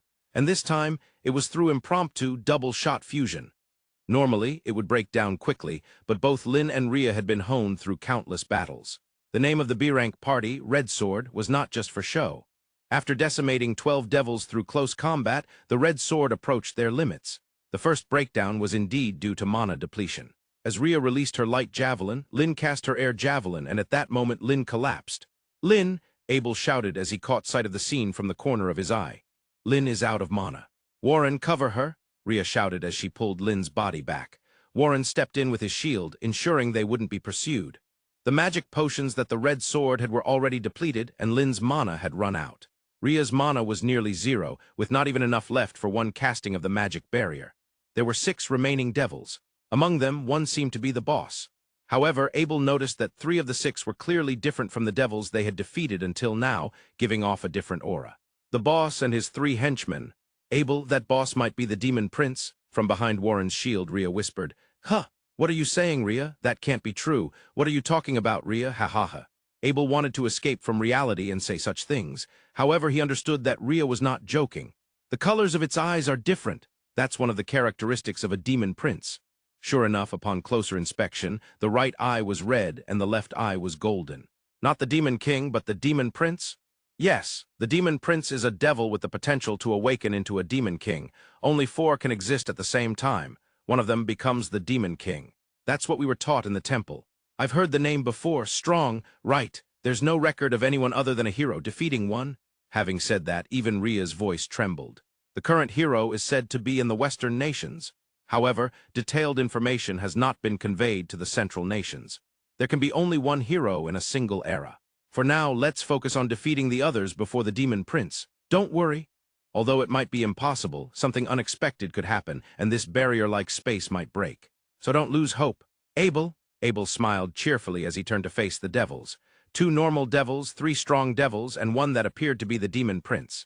Even among the 3 strong devils, Abel didn't think he could win one-on-one, let alone against the Demon Prince, whose strength was entirely unknown. Despairing?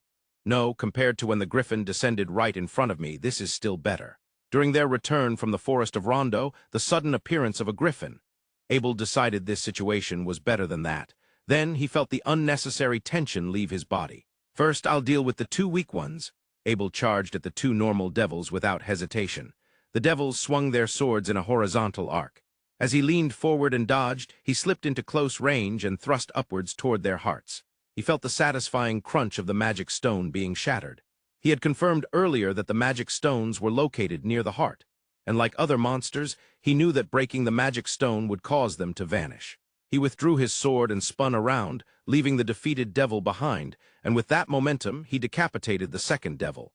If he wanted to take down a devil in one strike, he either had to shatter the magic stone or sever its head. Abel had learned that from experience, and finally he could confront the last trial. However, something unexpected happened. The Demon Prince raised his hand and unleashed magic. The target was Warren's shield. Warren was sent flying, along with Rhea and Lin, who he had been protecting. "Rhea," Abel shouted instinctively. "I'm fine, all 3 of us are fine," Rhea shouted back. Why did the demon prince do such a thing? The reason quickly became clear. The demon prince restrained the three henchmen and stepped forward with his sword. It seemed he wished to engage Abel in a duel. Did you just send them flying to secure your position? Devils are truly barbaric. Though he didn't think they could communicate, Abel couldn't help but voice it. The demon prince seemed to smirk slightly. Well, it's not like a lesser being would think about dueling. Whether it was out of respect for a seemingly strong opponent or simply boredom, Abel couldn't discern. But this is truly serendipity. Normally, I would have to defeat the three henchmen to reach the demon prince, yet here I can fight him directly. Well, whether I can win or not is another matter. Abel stood ready, sword drawn. The demon prince held a sword in his right hand, with that hand lowered. However, Abel understood that he was definitely not being careless. Unlike the swords wielded by the previous devils, this one was slender. It was not a giant sword. The blade's length was about 1 meter, and considering the devil's physical prowess, it could be swung at considerable speed. The simmering silence was broken by the demon prince. In an instant, he closed the distance, cutting upwards from below with his sword. So fast! The speed exceeded Abel's expectations, and thinking he wouldn't be able to dodge, he attempted to press down on the demon prince's ascending sword from above. No, he tried to press it down, but was blown back by the demon prince's strength. Superhuman speed combined with superhuman power. This is troublesome.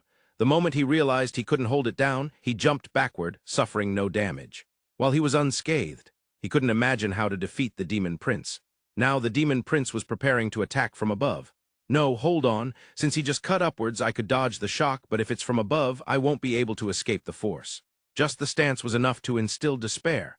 Normally, Abel would be the one on that side. The technique itself isn't incredible, but the sword is one that fully utilizes speed and power. However, from the way he moves his feet, he clearly isn't an amateur. He must have confidence, given that he took down his henchmen to challenge me to a duel. Abel also readied his sword and slowly closed the distance.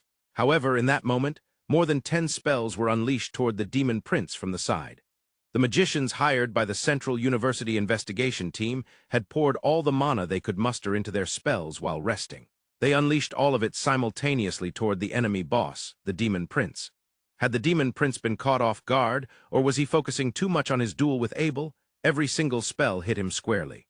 The magicians fell into total mana depletion, losing consciousness the moment they cast their spells. In that sense, they were fortunate not to know the outcome, because this magical attack dealt absolutely no damage. All the magic was deflected. Rhea, who had been blown away alongside Warren, murmured in disbelief as she witnessed the scene. If it were a normal devil, we could take it down with a triple-shot fusion, but it seems that won't work on that one. With a pale face, drained of mana, Advisor Arthur involuntarily spoke. The devils reacted violently. The three henchmen began bombarding the Central University investigation team with long-range fire magic attacks one after another. Damn! No one had any mana left to deploy a magic barrier. Not just the Central University investigation team, but also the Magic Guild and the Red Sword. Having no means to stop the devil's attacks, Arthur bit his lip and endured. Rhea crumbled to her knees, tears streaming down her face without restraint. Yet despite the dire situation, Abel's focus remained solely on the battle before him. The demon prince, sword poised high, would undoubtedly charge. There was only one chance, and that chance arrived. Warren was sent flying, and the demon prince, with a swift and even faster approach, came down. However, that was within Abel's expectations. What came was an even swifter downward strike from the demon prince. That was Abel's target. Sword technique, zero spin. As the advancing enemy attacked, Abel dodged it at zero distance, pivoting around his right foot and rotating to the side, stabbing his sword into the demon prince's left side. Truly, this was a technique that embodied the word deadly, as he circled around and thrust his sword from the demon prince's left. But it met only air. The demon prince had slightly leaned back, dodging the attack. This can't be, words slipped out involuntarily. It was a fatal flaw in swordplay. The demon prince struck Abel's chin from below with his left hand, which was holding no sword. Though Abel instinctively dodged the backhand strike, it barely grazed his chin. His brain shook violently. Just before it connected, he tilted his body and jumped backward to create distance, but he was still left with a concussion. Due to the structure of the human brain, there are weaknesses that cannot be overcome even with training. As he landed from the jump, he found he could not stand. He barely managed to keep hold of his sword. Now kneeling on one knee, Abel glared at the approaching demon prince with his sword ready. "Abel!" He heard Rhea's voice calling from a distance. "Sorry, Rhea, this might be impossible." But at that moment the battle took a sudden turn. The ceiling cracked and rocks began to fall. Even the demon prince and his 3 henchmen looked up in surprise. Simultaneously, Abel heard a familiar voice in his ear. Ice Wall Layer 10. Continuing from yesterday, today it's just under 7,000 words. When trying to take a breath until a nice stopping point, it ends up like this. There's nothing I can do about it. 40 minutes earlier. Natalie burst out of the Royal Magic Guild's tent set up at the dungeon entrance, heading towards the Adventurers Guild. More precisely, she was heading to the dormitory attached to the Adventurers Guild. For an ordinary person, her speed might not seem impressive, but for Natalie, it was her once-in-a-lifetime, unprecedented, full-throttle speed. In Natalie's mind, the words Abel had once said echoed repeatedly. Natalie, if you ever find yourself in a situation where you desperately need help and we're not around, then rely on Rio. Now was that moment. When Natalie jumped into dormitory room 10, only Rio was inside.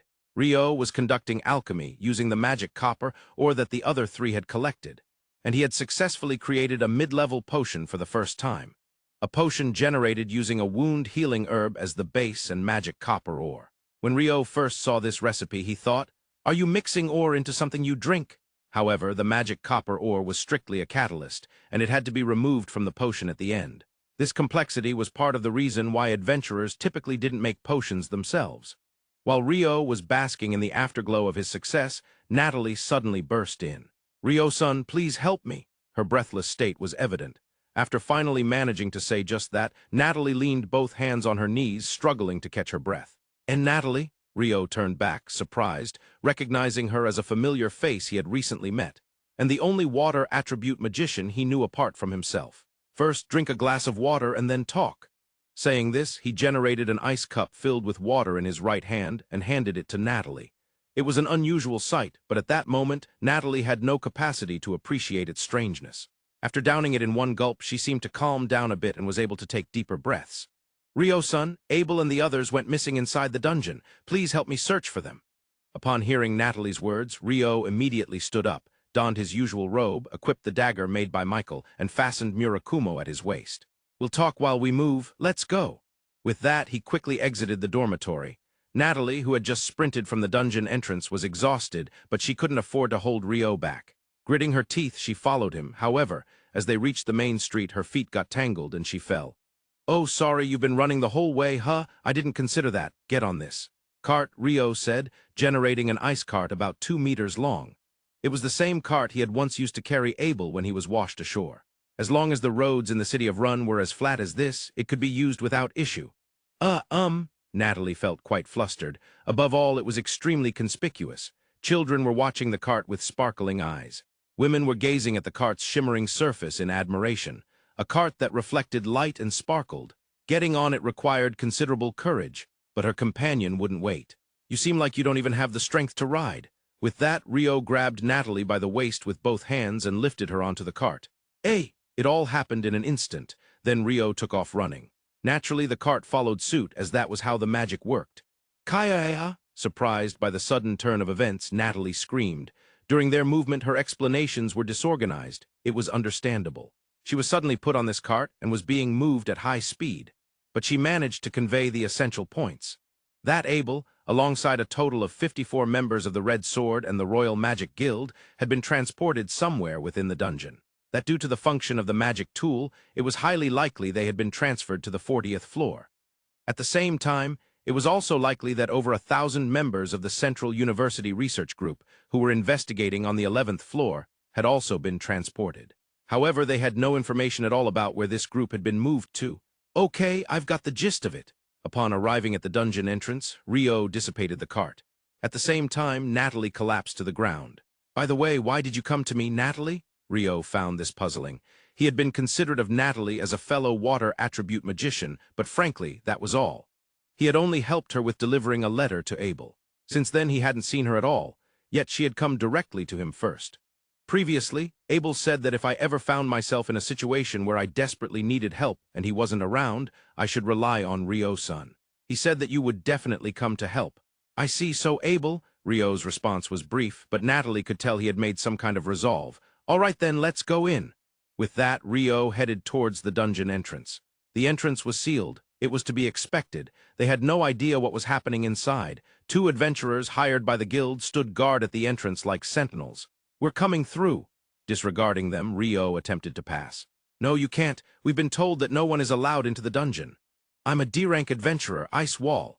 With that, Rio erected an ice wall between himself and the adventurers to avoid being detained and secured the path to the dungeon.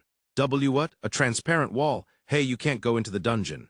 Ignoring their shouts, Rio quickly dashed down the 100 steps to the first floor, the large hall of the first floor. Active sonar. Using the surrounding water molecules, he spread out stimuli, and it bounced back upon hitting objects. Indeed, there's nothing here. It had been reported up until 9 floors that there were no monsters. The active sonar was merely a confirmation of that. Even if there were no monsters, the various floors of the dungeon were vast. The configuration of the stairs leading down to lower floors also took a considerable amount of time. In fact, the guild had no maps for floors below the 30th, and the locations of the stairs weren't fully understood either. Just how long would it take to reach the 40th floor if he went down there? At that moment, Rio was considering a method to break through the bottom of the layers, something often seen in anime and manga. Rio recalled seeing it in some work. The problem was that the walls and bottom of the dungeon were abnormally tough or had an incredible regeneration ability. But then he remembered the soldier ants. When he had discussed seeing soldier ants on the first floor, Abel had said, "The soldier ants have dug a vertical hole and come up to the first floor." If ants could dig holes, then humans could too. It might be difficult for ordinary people, but Rio could manage it. After all, he was a water attribute magician. Abrasive Jet 6. Creating a hole with a diameter of about 2 meters, he drilled into the vertices of a regular hexagon with an abrasive jet. Then he rotated them 60 degrees clockwise. The bottom broke away. A 2-meter-wide hole opened up, and Rio dove in without hesitation. The height was about 10 meters. Even if he fell straight down, as long as he took the proper landing stance, he wouldn't be injured, although he might strain his legs. At the moment he reached the ground, he shot a water jet from the soles of his feet, gaining just a little bit of lift. Of course, it wasn't easy, but compared to thrusting through with jets from his whole backside, this was simpler. After all, the technique of shooting water jets from the soles of his feet had saved Rio's life many times before, mostly in battles against underwater monsters, to be fair. Using this method, Rio descended smoothly to the 39th floor. It was truly strange that he hadn't encountered a single monster along the way. That said, it's not my job to think. What Rio needed to do now was to reunite with Abel and safely bring him back to the surface. This below is the 40th floor. Then active sonar. The stimuli spread throughout the 39th floor, reaching the stairs to the 40th floor. Just as he was about to descend the stairs, the expansion stopped. Is there some sort of barrier? At this point, Rio recalled the information Natalie had provided. There had been a brief response from the 40th floor, but it had quickly cut off. "I don't know what's happening, and it's unsettling, but it can't be helped." Muttering this, he chanted his usual spell. Abrasive Jet 6. The bottom of the 39th floor collapsed. Rio leapt into the opened hole. As he passed through the hole, he felt just a slight resistance, and then a sensation as if the world had flipped upside down. A sensation reminiscent of the battle with the demon Leonor. Was it called a sealed corridor? But it feels, how should I say, thinner in density than that time. Is this a failed sealed corridor? Passing through what appeared to be a barrier, he looked down to see a grotesque figure closing in on Abel, who was on his knees. Moreover, Abel, while on his knees, was holding his sword at the ready. "Abel, can't you stand up?" "Well then, let's reset the situation," Rio chanted. "Ice wall layer 10. An ice wall was generated between Abel and the grotesque creature, separating the two.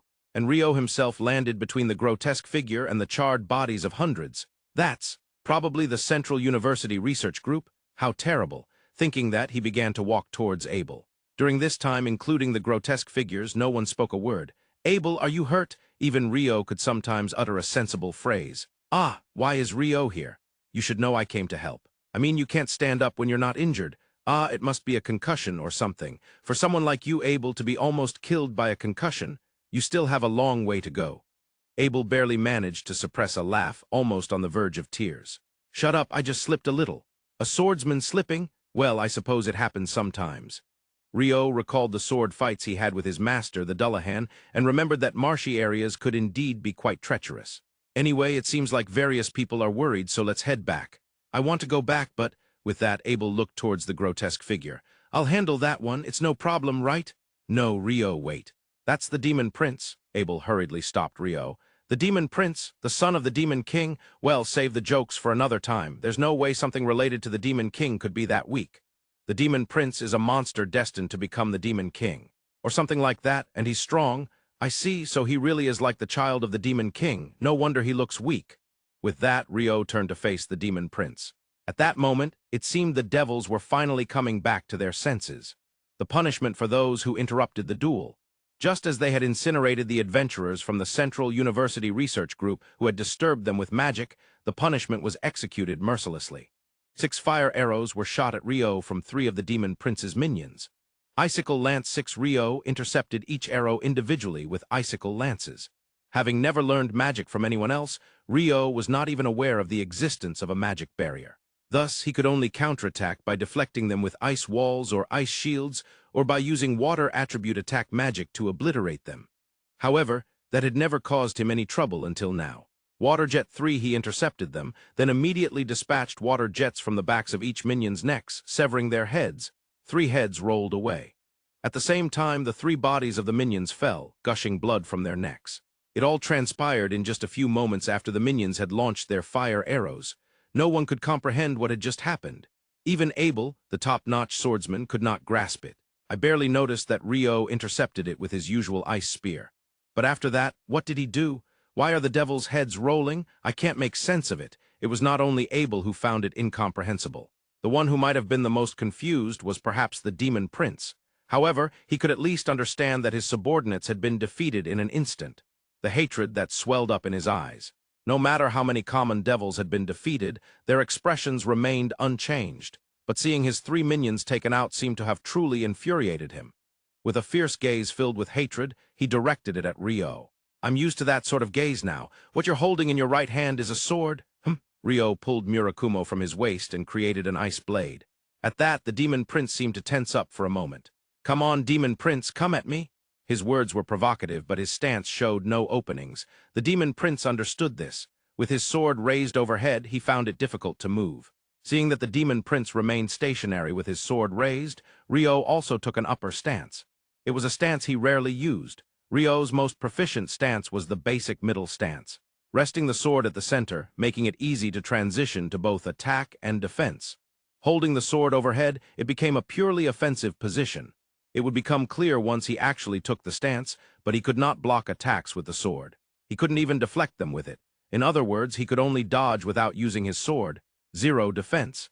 That was what made it a complete offensive stance. Maintaining that complete offensive stance, Rio slowly inched closer with shuffling steps. Initially, the Demon Prince had taken a slight step back but decided to face him head-on. And then, the Demon Prince closed the distance in one go and swung down. Too slow. Rio sidestepped the Demon Prince's downward strike by taking a half step to the right, then moved beside the off-balanced Demon Prince and severed his head from behind. The Demon Prince's charge, as well as his downward strike, was indeed fast, but Rio had anticipated. Leonor was much faster. Yes, the charge of the demon Leonor could be described as a breakdown charge, likely exceeding the speed of sound using wind magic. Once that one-eyed assassin hawk had also displayed a charge that exceeded the speed of sound.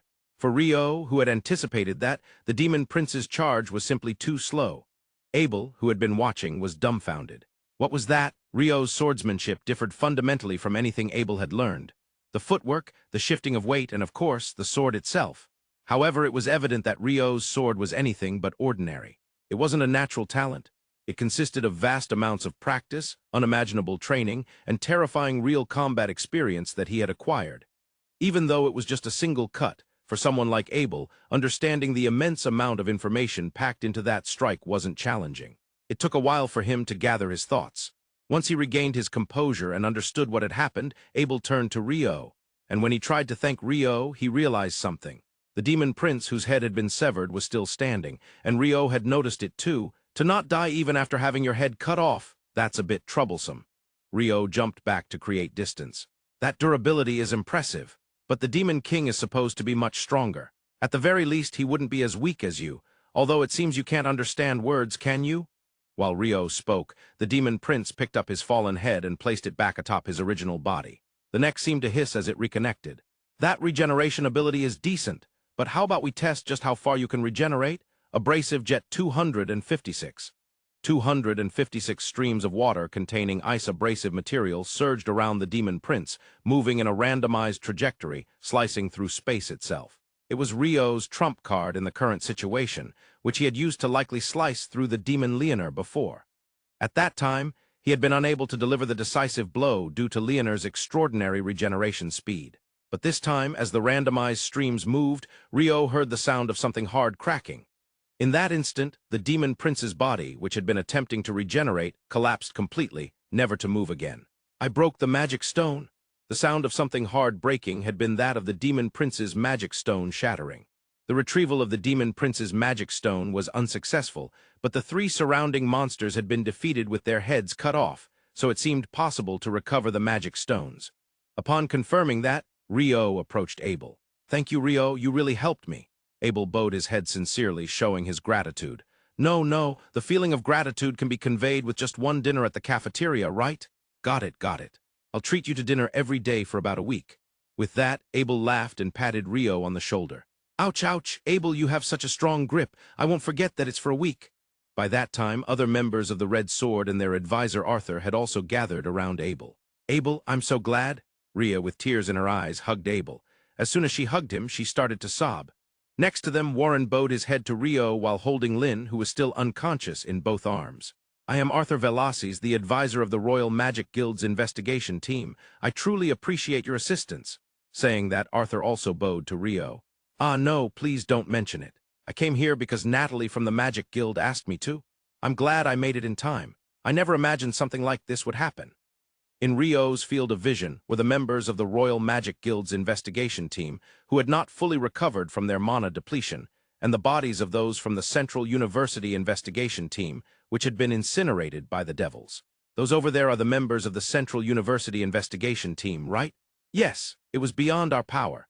Even if we can't recover the bodies, should we at least bring back some belongings? Our Magic Guild members should wake up soon, so once they do, we can start collecting any belongings." Advisor Arthur answered while looking toward the Magic Guild. "Rio, let's go collect the magic stones from the devils." Accompanied by the tearful Ria, Abel proposed to collect the magic stones.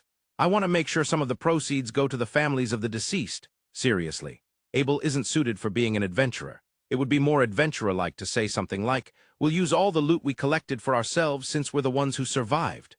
Rio, despite being considerably junior as an adventurer, had a rather condescending tone. Well, I suppose that's quite typical of Abel. It was a condescending thought to the end. However, he kept it to himself, realizing that saying it out loud might provoke anger. But then he caught an unexpected word. "Did you just say devil? Those earlier ones were devils." As Rio looked around the battlefield, he noticed the grotesque figures scattered about. "Yes, it's our first encounter with devils as well. It's said that devils hadn't appeared in the Central Nations for hundreds of years. I have no idea why they are here."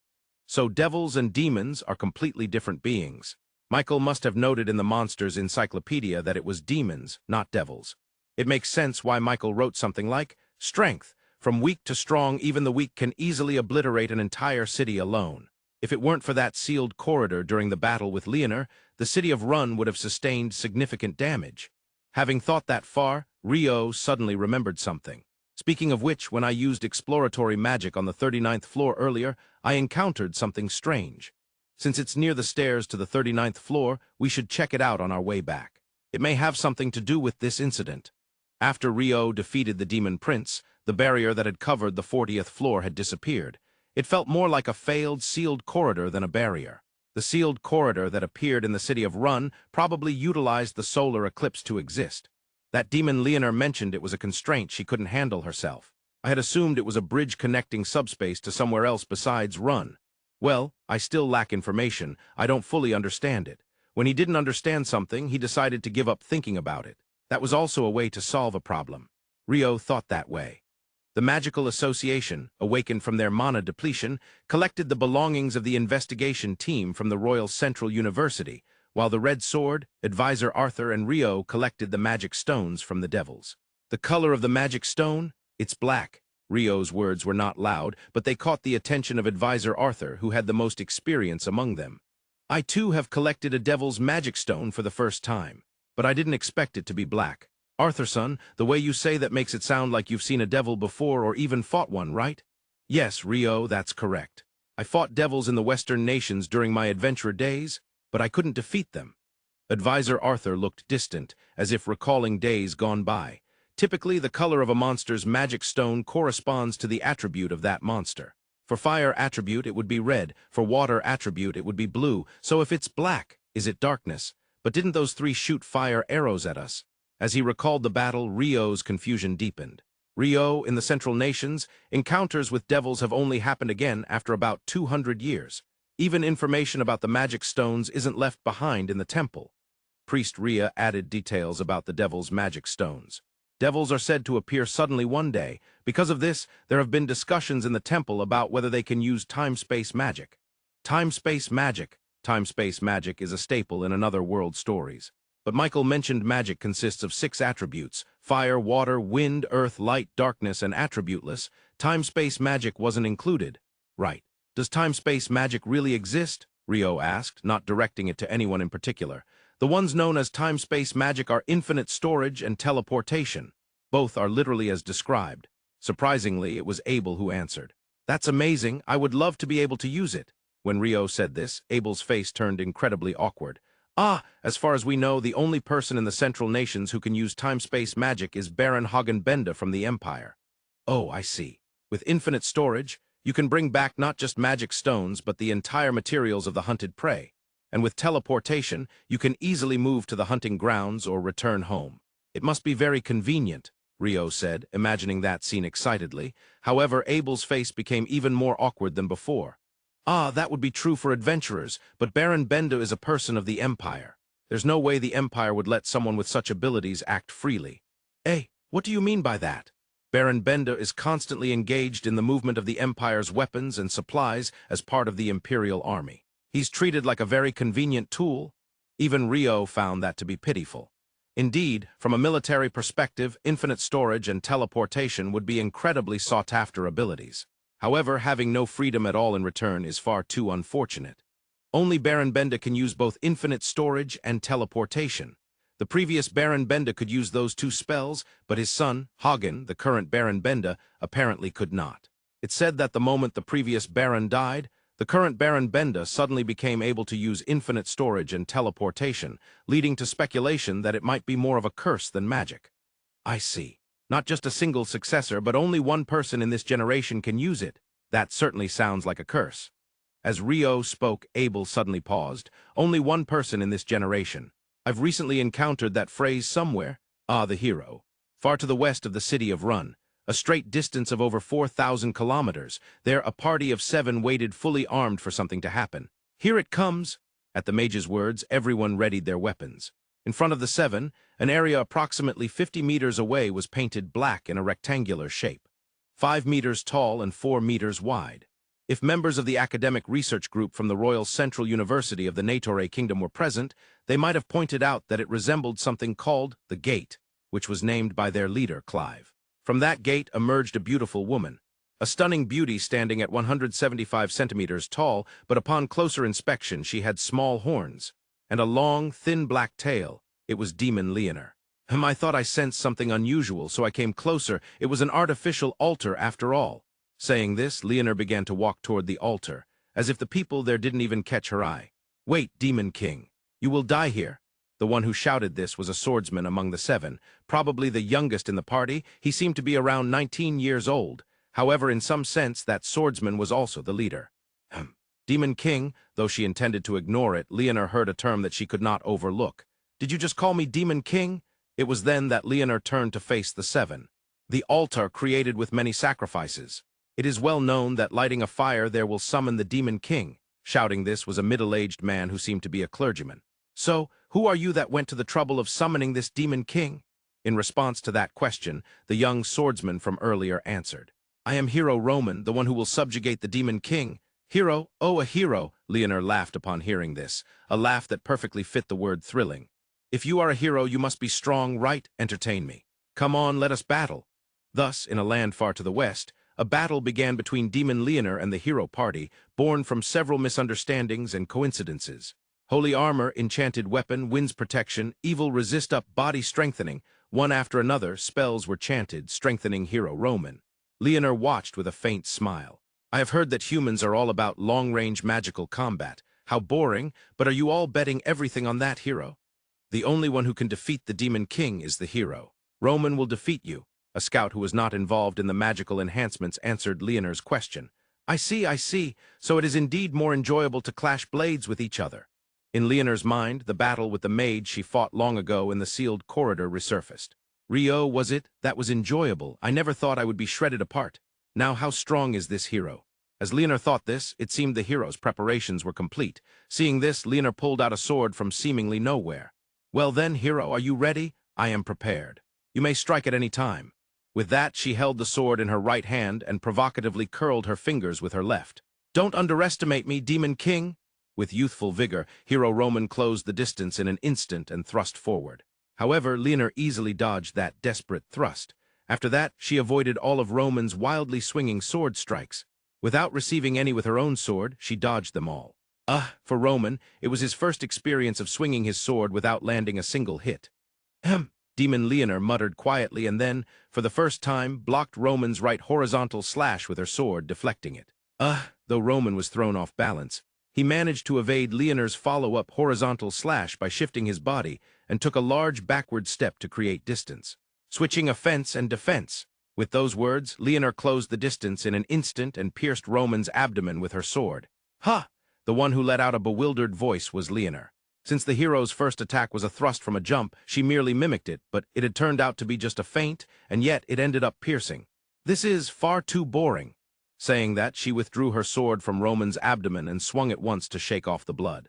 You fiend! Oh, you may attack me if you wish, but if you do, I will retaliate, you know? For now, isn't it better to help that hero of yours? With that, Leonor lost all interest in the hero party and turned toward the artificial altar. On the altar was a large crystal about the size of a human head. This is a nice gem. The battle may have been dull, but if I can obtain this, then my trip was not in vain. As she placed her hand over the gem, it vanished. Wait, Demon King, perhaps due to the effects of the healing magic cast by the clergyman, Hero Roman had recovered enough to stand. Now, let me correct you, I am not a Demon King. Nonsense. With that level of strength, what else could you be but a Demon King? The one who shouted this was a female mage. Even if you ask me what I am, well, I can only say I am not a Demon King. With your combined strength, you could likely defeat a Demon King of my caliber. Also, there are humans who possess strength on par with mine, you know? Yes, that battle was enjoyable. I would like to have such a battle again. Leonor smiled as she recalled her battle with Rio. A Demon King, not a Demon King, you say? Hero Roman groaned. Indeed, my name is Leonor. Hero, you should strive to become stronger. At the very least, you must become the strongest among humans. After all, you are a hero. There are people stronger than me. About 10,000 times stronger than you, I would say. You still have a long way to go. With that, Leonor entered the gate. At the same time, the gate vanished, leaving only the hero party and the now gemless altar behind. Something is approaching. The first to notice this was Rio. Hearing his words, Abel and the advisor Arthur stopped collecting magic stones and took up a combat stance again. It's humans. They don't seem to be monsters, but there seem to be quite a few of them. After Rio announced this, 3 minutes later, Abel and the others also spotted them. Isn't that an adventurer from the city of Rune? Yeah, they look like adventurers, but it seems that adventurers from other cities are mixed in as well. Abel and Rhea noticed that many of the incoming group were D-rank adventurers from the city of Rune. Perhaps they are the adventurers that Clive hired in this town. They were supposed to secure the passage up to the 11th floor. Advisor Arthur recognized those adventurers. Among them were some who had come as escorts for the Central University investigation team from the royal capital. So it wasn't just the 11th and 10th floors that were transported. Saying this, Abel stood up and raised his hand. When the approaching adventurers recognized this, they shouted in excitement. It seemed there had been no battles before arriving here, but being suddenly transported to an unknown location must have made them anxious. Their shouts seemed to blow away that anxiety. With the help of about 100 adventurers who joined them, the group was finally able to return home after collecting the magic stones from the devil and recovering the relics of the Central University investigation team. 3 hours had passed since Rio had entered the dungeon. We should check if there are any other adventurers who were transported to this floor, Abel muttered as he looked over at Lynn. However, upon receiving his gaze, Lynn shook her head. I'm sorry, but it's not possible to investigate with scan for a while longer. Then, shall I try to check with water magic? It's a bit tricky, but I should manage somehow. I'm sorry, please do, Abel nodded at Rio's offer. Active sonar, Rio's stimulus, spread through the water molecules in the air on the 40th floor. After a while, that stimulus reached the walls of the 40th floor and bounced back. There are none. Everyone here is accounted for. But the strange reaction I saw at the stairs to the 39th floor, did they die? Did they stop functioning? The response was completely different from what I detected with active sonar earlier. Well, it won't help to say anything, so we'll have to check it out together. He decided not to mention that change. Okay, let's head out then. With Abel's command, the group started walking toward the surface, the stairs from the 40th floor to the 39th floor. There lay a black crystal orb about the size of a human head, but it seemed to be cracked. Beside it was a clump of sand that looked like something had collapsed. I've never seen this before, what is it? Advisor Arthur's words summed up everyone's feelings. None of them could comprehend what it was. Looking at the reaction of the residual magical power detector that had been transported together when they moved from the 10th floor, there were indeed traces of magical power that had just been emitted until recently. Well, the barrier has disappeared, so the information I just read should be transmitted to the surface. Saying this, Arthur put the black crystal-like orb into his pouch. Rio wondered if it was really okay to put something so uncertain into a pouch and take it to the surface. This is called a barrier pouch. It blocks magical power from inside and outside. Bringing it back to the surface, well, it's the only evidence we have. He said this as a rather weak justification, trying to avoid suspicion. After that, the group walked through the monster-free dungeon towards the surface. After climbing the stairs from the 12th floor, they finally reached the 11th floor, where 20 C-rank adventurers who had received requests from Guild Master Hugh were waiting. Mr. Abel. Welcome back. The loudest voice belonged to the swordsman Ra, who regarded Abel as his mentor. Hey, Ra, I'm sorry, but could you help carry some of the Magical Association's cargo? Of course. Leave it to me. With that, Ra and his party, Switchback, went to assist a group that was carrying the largest load among the Magical Association's cargo. With the addition of the 20 C-rank adventurers, the group continued walking toward the surface. Amidst this, Abel had somehow walked beside Rio, who was near the front of the group. Rio, you really helped me this time, thank you, Abel said in a whisper-like small voice. Abel, that topic has been settled over a week's worth of dinners. Rio slowly shook his head as he said this. Well, I understand that. If you do, then let's act on it. Oh, by the way, if you really are grateful, please give me some important information. If it's within my knowledge, Abel flustered at Rio's sudden request. Before we returned to the city of Rune, we stopped at Kairadi. We ate curry there, remember? Curry? Curry, right, I remember. Indeed, his pronunciation was quite proper. You mentioned that there is a delicious curry shop in the city of Rune. Please tell me about it. It's no trouble at all if that's all you want. I'll take you and treat you. Oh, you better keep your word, okay? If you break that promise, I'll chop you up even more finely than that devil earlier. That's not funny. Imagining the scene of the demon prince being chopped up, Abel's cheeks twitched. As long as you don't break your promise, it'll be fine, Rio said with a big nod. Seeing that, Abel smiled just a little. At the entrance of the dungeon, they found Guild Master Hugh, along with other key figures like Professor Christopher from the Magical University, waiting for the group to return. In fact, the moment Rio defeated the demon prince, the barrier that had covered the 40th floor was lifted, allowing information from the residual magical power detector to reach the surface. This confirmed the group's safety and their movement to the surface. Everyone, thank you for your hard work in returning. For now, drinks and food are prepared. Please take your time to relax. Detailed reports will be taken later, Hugh said in a clear voice. However, inside he was not so calm. I'm really glad Abel came back. For real, I thought I might be done this time. Missing in action? Why does this keep happening? Last time it was a smuggling ship. This time a dungeon. Maybe I don't need to dive into dungeons anymore. Yeah, I have enough accomplishments and I'm a B rank, so I can just handle surface requests. I allow it. Hugh's heart was in turmoil. Then he spotted Rio. He approached quickly and firmly placed a hand on his shoulder. Rio, what do you mean by diving into the dungeon despite the gatekeeper's orders? I'm sorry. That was a fact, so Rio couldn't argue at all. Hugh, don't say that. Thanks to Rio, we were able to return alive like this. Please cut him some slack. Advisor Arthur stepped in to help. Oh, is that so? I see. Well done, no, but I can't just completely exempt you from punishment, however. All right, I'll provide a detailed report. Hugh, let's head to the tent. So Rio can go now, right? No, Rio, I'll still do something about this. Well, I appreciate your help, thank you. Saying this, Hugh was pulled away by Advisor Arthur and taken to the tent in the back. I was saved by Arthur, that's good. Rio felt relieved to avoid unnecessary censure and was thankful to Arthur. Judging that it seemed fine to leave now, Rio set off toward the Adventurers Guild. When he started writing the previous chapter 71 intermission, he intended for the hero and his party to have little involvement afterward. Yet, surprisingly, they became quite involved in the story. At this point, no names other than the hero had been established. What was meant to be a minor role began to take on a significant presence. This is part of the fun of writing a novel. Currently, we are in Part 1, Central Nations Arc, but the second part will be Western Nations Arc. Just considering that alone, the heroes from the Western Nations cannot be overlooked as we continue. The heroes will also appear in the Central Nations Arc, so please look forward to it. 72 has turned out to be a bit long, so I split it into 2 parts. In the tent, Arthur, please tell me in detail what happened on the 40th floor. Hugh poured water into their cups and handed it over before sitting down. Well then, let's start from when we were transferred. Arthur took a sip of water and began his story. We were suddenly transferred to the 40th floor.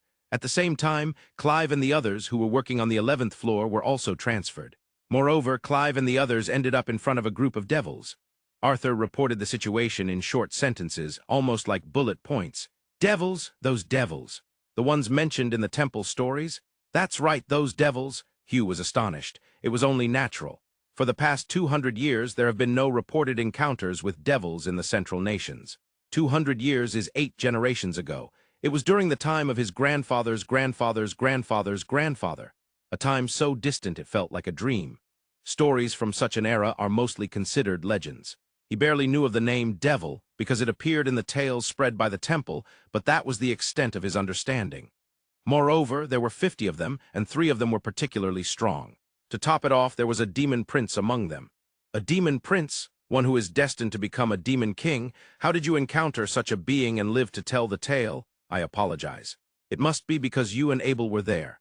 Hugh shook his head, thinking it would be impossible for anyone else. However, Arthur, the advisor, also shook his head in denial.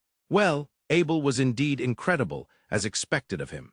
If it weren't for him, we would have been wiped out quickly. However, even Abel was on the verge of being killed by the demon prince. And how did that happen? No way. Yes, that's when Rio appeared. The scene of Rio breaking through the ceiling of the 40th floor and descending from the sky left even Arthur in shock. First of all, he had never heard of someone breaking through the floor of a dungeon. Later, he learned that Rio had descended all the way down to the 40th floor using that method. Ridiculous. It was truly ridiculous. Among Arthur's acquaintances, there were top-tier water attribute mages. There were several. Yet none of them could likely break through a dungeon floor. Not with fire attribute, not with wind attribute. In fact, even earth attribute couldn't do it. He had witnessed the failures in the past to know for sure. While it was possible to chip away a little, it would eventually regenerate after a while. Dungeon floors and walls are just like that. For someone to perform such an unheard-of and unseen feat using water attribute magic was beyond comprehension. Hugh, what in the world is that young man Rio? This question had lingered in Arthur's mind throughout the battle with the devils. However, of course, he couldn't find a satisfying answer. As for what he is the one who brought Abel back from the south of the Mountain of Demons. With that, Hugh shared the story of Abel's return with Arthur the advisor. I see, so that's Abel's friend? Yes, they certainly seem to get along well. For Arthur, who had known Abel since he was young, the fact that Abel had made a friend after becoming independent was something very special. At the same time, it also made him somewhat happy. For Abel, Rhea, Lynn, and Warren are, of course, his most important companions. They are irreplaceable comrades. However, they are still not friends. Perhaps there is a romantic relationship, but they are not friends in that sense. Friendship must be an equal relationship. Unfortunately, those 3 know too many circumstances to have an equal relationship with Abel, nor would they want to. And aside from those 3, there is no one in the city of Run who could build an equal relationship with Abel. There are a few in the royal capital. But even they, how much can they truly be called friends? Abel is respected by his juniors, but that does not mean they are friends. Perhaps Phelps from the B-rank party, the White Brigade, might be able to become a friend, but he probably does not desire that. Even if they get along easily to Phelps, Abel is fundamentally someone to be respected. Amidst this, Rio, who was called a friend by Abel, that was very pleasing to Arthur. Moreover, that young man is incredibly strong. In this world, and indeed in any world, strength is justice. No matter how righteous the words spoken, without the strength to enforce that righteousness, it will not be acknowledged. It can be overturned by the strength of the opponent. It's not even a matter of good or bad, it's simply how things are. After considering this, Arthur shook his head slightly and stopped his thoughts. Rio is incredibly strong. No, he was incredibly strong. To the extent that he could instantly kill a demon prince. Huh! Hugh couldn't follow the reasoning. He knew Rio was strong. Abel had said so, and he had heard it from others too, but to kill a demon prince in an instant. Is that even possible? He did it, so whether or not it is possible is irrelevant. Arthur's words were valid, but for Hugh, it was hard to accept so easily. By the way, he also instantaneously killed 3 of the Demon Prince's subordinates, all 3 at the same time. I have no idea how he managed to defeat them. At this point, Arthur could only laugh at the situation. He had asked Abel about it on the way back, and Abel said he couldn't see how it happened either. Abel mentioned it. Rio is out of the ordinary. Is that really all it takes to explain it? However, what else can we do? For me, the most important thing is that this extraordinary mage seems to be friendly with Abel and likely won't become an enemy of our country. You must feel the same, Hugh. Likewise, there is also the expectation that he won't become an enemy of the city of Rune for the same reason. Saying this, Hugh let out a large sigh. Thanks to his personal friendship with Abel, we can call him an ally, but if foolish nobles were to interfere with Rio, it would become a troublesome situation. I intend to deliberately leave Rio's name out of the report. Understood, understood. I will also ensure that Rio's name does not appear in our report. Thus, the situation where Rio could be dragged into the power struggles of the nobles was temporarily avoided. The day after Abel and his party returned from the 40th floor of the dungeon, Rio had been running outside the city since morning. Of course, he had eaten a proper breakfast. He felt a lingering unease from the battle yesterday, so he decided to shake it off by running. At first, the other 3 from room 10 had followed Rio, but gradually fell behind, ultimately ending up exhausted. Come on, Nils, how can the frontliner go down so quickly? Just keep running, even if it's slow. No, Rio, just how much stamina do you have? While the other 2 were completely spent, Nils, being the sword fighter and frontliner, stubbornly began running again, albeit at a slow pace. That's right, it's important to keep moving, even if it's slow. With that, Rio increased his speed and moved ahead. Why, yeah. Outside the city, Nils's words went unheard by anyone. By early afternoon, the 3 spoke in unison. I can't do it, not yet. They couldn't eat. Reluctantly, Rio searched for a cafeteria alone, but nothing caught his eye. He had no desire for a specific food. His stomach was quite hungry. After all, running since morning would naturally lead to that, but what exactly did Rio's stomach crave? On the main street he usually walked, he couldn't find anything appealing, so he wandered into back streets he normally wouldn't enter near the east gate. It was completely by chance that he stumbled upon that scent. The seductive aroma of various spices centered around cardamom and coriander. Curry. Drawn by the smell, Rio entered a shop. It wasn't a curry specialty store, as the displays inside featured hamburgers and spaghetti as well. Welcome, he heard the voice of a middle-aged woman from the back of the shop. Looking around the store, perhaps because it was a little past meal time, there was only one customer present, with platinum blonde hair and green eyes. The customer looked at Rio with wide eyes. After a moment, the woman moved. Holding a spoon in her right hand, she brought curry to her mouth while beckoning Rio with her left hand. Following that gesture, Rio approached her. Hello, Miss Sera. Ah, Rio, you know about this place too? No, I just happened to be drawn in by the smell of curry. Oh, you know it well. If you're going to eat curry and run, it's got to be this shop. For now, come sit next to me. With that, Sera patted the seat next to her, inviting Rio over. Once Rio sat down, Sera resumed eating.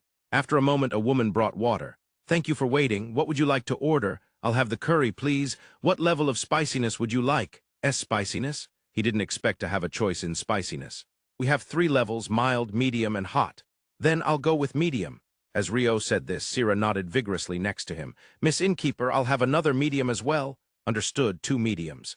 With that, the innkeeper returned to the kitchen. Rio looked at Sera, surprised by her order. Noticing his gaze, Sera hurriedly explained. Elves have poor stamina. It's not that I'm particularly greedy or anything. No one said that. The sight of the beautiful woman hurriedly making excuses was quite adorable. Clearing her throat theatrically, Sera forcefully changed the topic.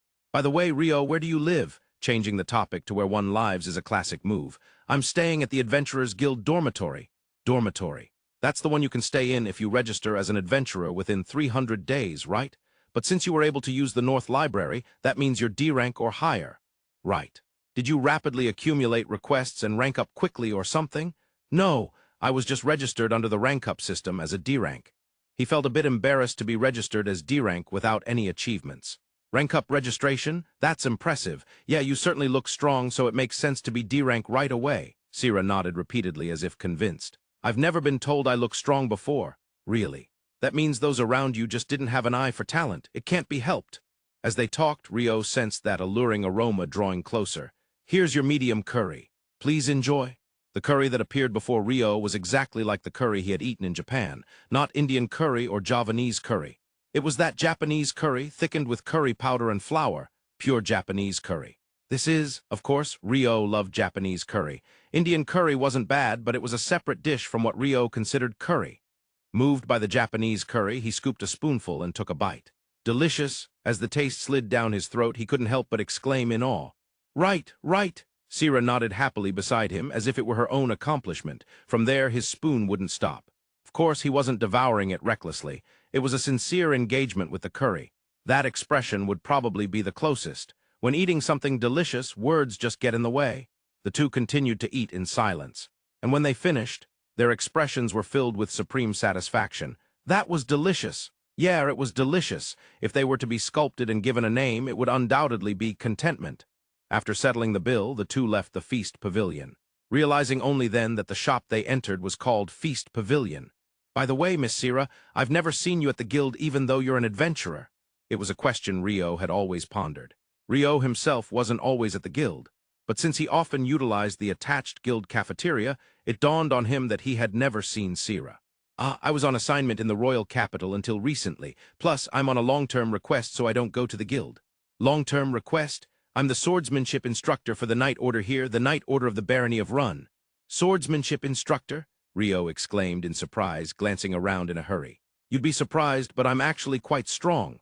She said this while looking up at him, as if peering into his face. Her expression and movement had an enormous charm. This is bad, she's incredibly captivating. With sheer willpower, he desperately tried to avert his gaze from Sera. Since that's my job, I'm allowed to live in the Lord's manor adjacent to the Night Order's dormitory. The Lord, the Baron of Rune. Now that I think about it, I've never heard anything about him. Oh, Rio, do you have any plans after this? No, not particularly. I was thinking of returning to the dormitory to continue my alchemy. Your goal was golem creation. Hey, if you don't mind, how about having a mock battle with me? Sera's suggestion was sudden. When you walked into the feast pavilion, you were filled with dissatisfaction. It's like your fighting spirit inside was unexpressed. That hit the nail on the head. The battle with the demon prince yesterday was the cause. That was why he had been running since morning to relieve his stress. But since Sera had noticed, it must mean he hadn't fully relieved it. If I'm with you, we can use the Night Order's training ground. It has a constantly active magic barrier, and there's a skilled priest assigned to the Night Order, so it's safe even if you get injured. It's a place that ordinary adventurers rarely access. What do you say, want to check it out? How could he refuse when a beautiful woman said, want to check it out? Yes, let's go. On the way, Sera explained various things about the Night Order.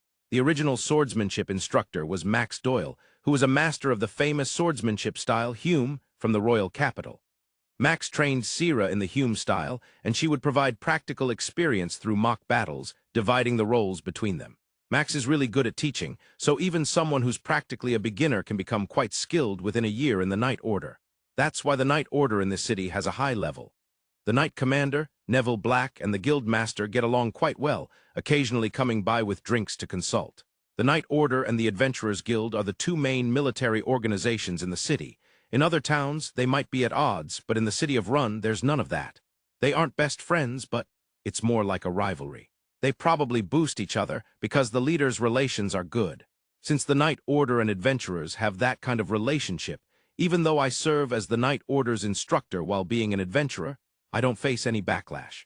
Plus, I have quite a bit of free time, which makes it nice to go to the library or the feast pavilion. Sera spoke happily, sharing various things. The Lord's Manor and Night Order dormitory were located at the northernmost part of the city. The entrance displayed the Barony of Rune's emblem, the female deer. Naturally, it was heavily guarded, and entry for the general public was restricted. However, since Sera was the Night Order's instructor and lived in the Lord's Manor, she had free access. Welcome back, Miss Sera. The guard greeted her with a genuine bow, not a mere formality. I'm back, Nash. This is Rio, an adventurer. We'll be having a mock battle in the training ground. Please take care of the procedures. Understood. Lord Rio, may I have your guild card, please? After completing the procedures without any issues, they were allowed entrance. The Night Order's training ground. There was a separate training area, but the Night members could relatively freely use this facility for group mock battles. One might say it resembled a smaller version of the Roman Colosseum. Just as the clock struck 3, Rio and Sera entered the waiting room of the training ground. There, a priest was stationed for emergencies. Sorry, but we'll be using the training ground for a mock battle now. I'd like the healers to remain on standby. Sera called out and proceeded into the training ground. Rio, let's use the training weapons. All the weapons in this mock armory have dulled edges, so feel free to choose any you like. With that, Sera selected a sword that resembled a thin sword she had at her waist. Ryo usually used Murakumo. It was more of a katana than a sword, and its shape was closest to the real Japanese sword Mikazuki Munichika. Of course, there were no katanas in this armory, but he selected something with a similar length and balance. However, he suddenly wondered, "Miss Sera, why do you think I would use a weapon? I should look like a mage at first glance." Indeed, Ryo didn't have any visible weapons on him. Mikkel's custom knife and Murakumo were tucked away in his robe, not visible from the outside. Yet, Sera seemed to have assumed from the very beginning that Ryo could engage in close combat. Even Abel had only discovered that Ryo could fight in close quarters when he spoke to him in the city of Rune. "That's because of the way you move your feet and how you carry yourself, someone who can use both magic and a sword. I'm one of those too." Yes, Sera was undoubtedly an excellent mage, and likely one with wind magic. Her party name was Wind, so if anyone else heard that, they would make that judgment, but Ryo actually didn't know that Sera's party name was Wind. In fact, he didn't even know that Sera was a B-rank adventurer. Just like a fantasy trope, he merely thought, elves excel in wind magic. Anyway, let's get started. In the center of the training grounds, at a distance of about 20 meters apart, the two faced each other.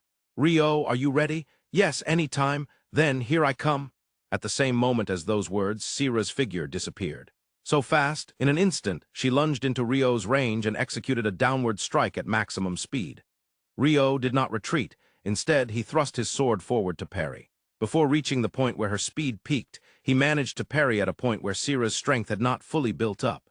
If he didn't do this, he could end up having his sword broken by the powerful downward strike of his opponent. He deflected the strike and aimed for Sera's hand. However, Sera slipped one hand off the sword to evade it. With just one hand, she swung her sword horizontally. Ryo shifted his weight back and dodged like a sway back. Without changing his foot position, he returned his weight forward and struck down. Sera evaded this by bodying away, then followed up with a double thrust.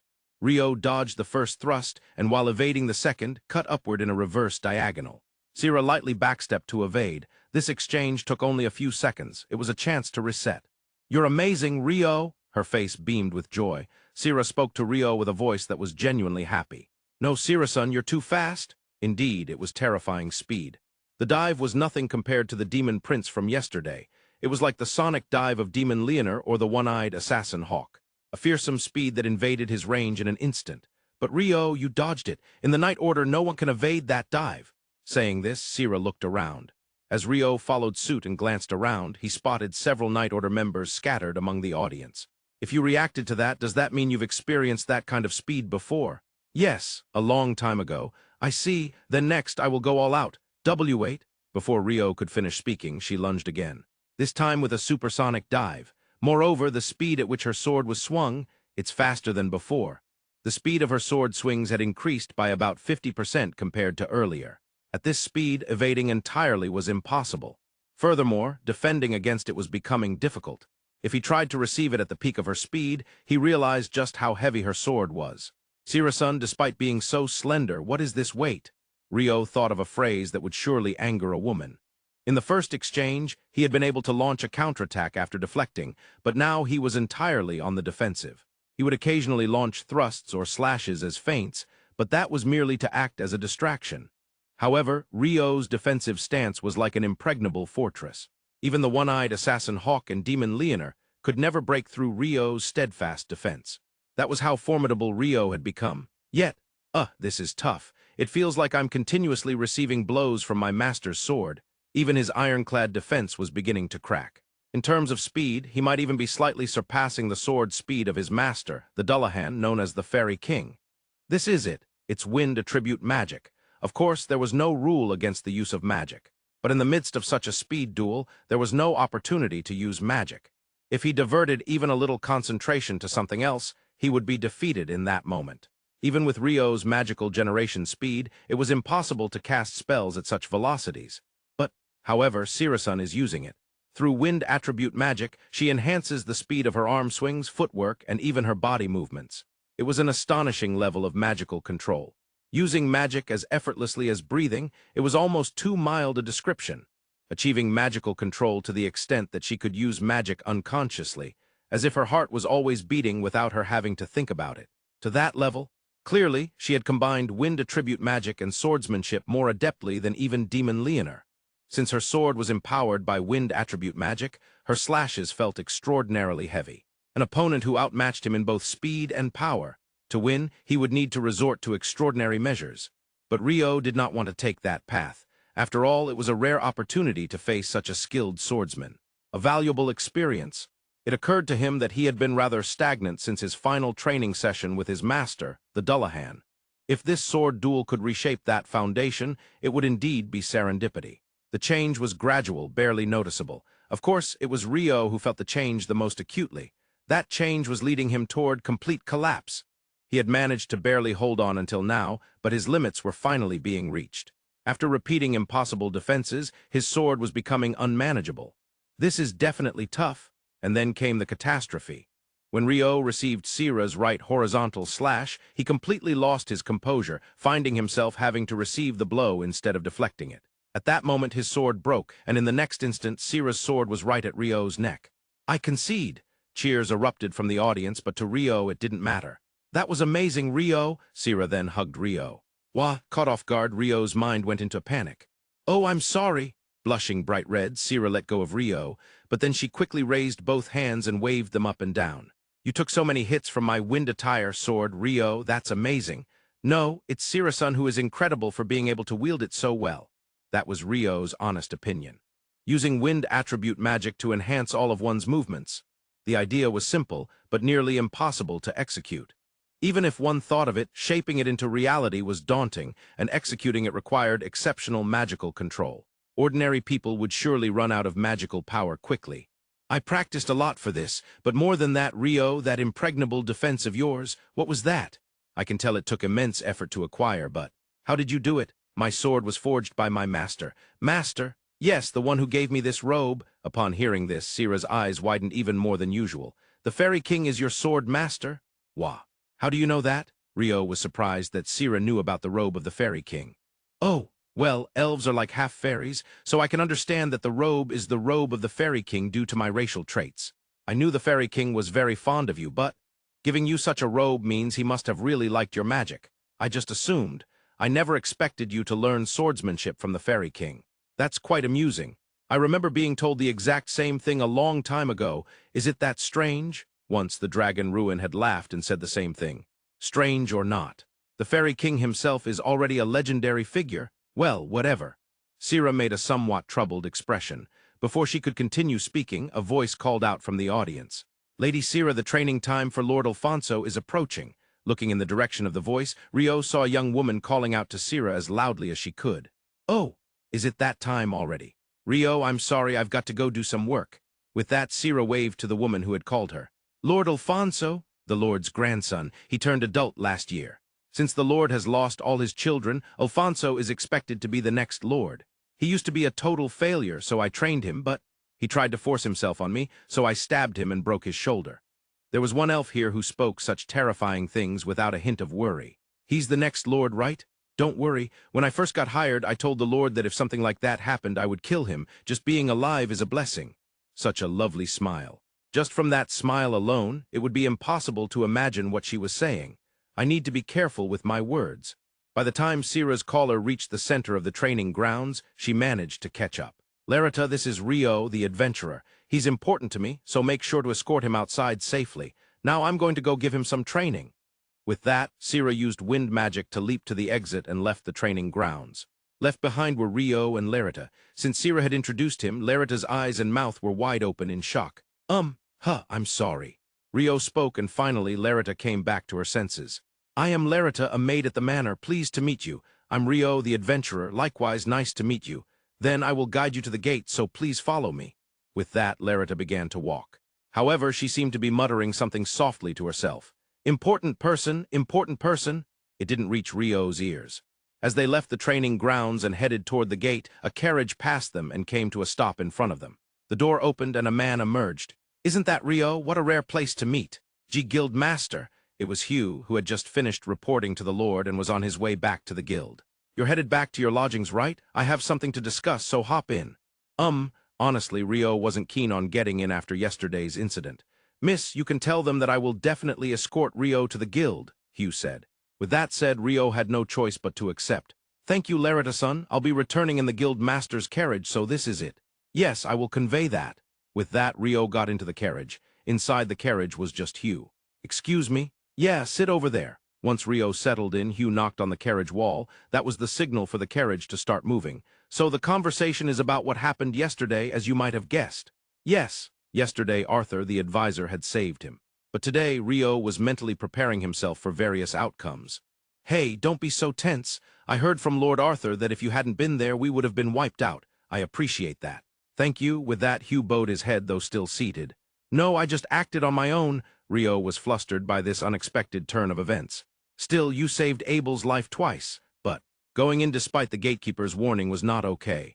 If that becomes a common occurrence within the guild, it would be a problem. Therefore, as punishment, I want you to accept a request. A request? Yeah, you haven't taken a surface request since you registered, right? Thinking back, he hadn't accepted a single request. Well, it wasn't something that needed much thought. There's a possibility I haven't. You haven't, for sure, Hugh declared confidently. He could assert that since he had checked at the guild before heading to the Lord's Manor. That said, I don't have an urgent request for you, so I want you to complete 3 requests within the next 2 months. You can choose any requests you want. It's a fair enough punishment, right? It was a surprisingly light punishment. I hate to say it, but is such a light punishment really okay? It's fine. This way, no one gets hurt. The guild would benefit from having the requests completed. Rio would gain experience. And those saved, like Abel, would just be completing ordinary requests, which could be seen as a benefit, right? Well, it wouldn't lead to any losses. By the way, Rio, what were you doing at the Lord's Manor? Oh, just a mock battle, Rio answered lightly, but at that moment he caught sight of Hugh's eyes widening in shock. Why, you didn't break anything? Right, that's not what happened, right? Come on now, Guildmaster, there's no way I would do something like that. Rio brushed it off as a joke. Hugh, however, was not laughing at all. It was just a mock battle with swords, so it wouldn't turn into something like that. I see. As long as you're okay, that's all that matters. Hugh nodded with a look of heartfelt relief. Just as he said that, the carriage finally arrived at the guild. In the next chapter, there will be an extra interlude, essentially an SS followed by the new chapter from 75. So tomorrow, I will post the interlude at 9 a.m. and the next 75 Port Festival at 9 p.m. planned. Thank you. Interlude so-called SS, so I will post 2 today. The next chapter, 75 Port Festival, will be posted at 9 p.m. as usual, in the suburbs of the Debuhi Empire's imperial capital at the 3rd Magic Training Ground. There, a mock battle was currently being conducted by the Imperial Mage Brigade. The exercise was divided into groups of 20. If the court mages of the Natore Kingdom had seen that scene, they would have undoubtedly been astonished, their faces contorted in disbelief. Firstly, no one was chanting spells. Moreover, the power of each attacking spell was vastly different from the magic known to the kingdom's mages. Furthermore, they were not activating magic while standing still. They were doing so while moving, shooting fireballs while running, or intercepting oncoming fireballs with air slashes to nullify them. 6 people were watching over this. The Imperial Mage Brigade Commander Fiona Rubenborn-Amissa, the Vice Commander of the Imperial Mage Brigade Oscar Lusk, Fiona's aide Marie, Oscar's aide Jurgen Bartle, and the commanders of the 2 squads currently engaged in the exercise. The one casting the most severe gaze upon the exercise was the Vice Commander, Oscar.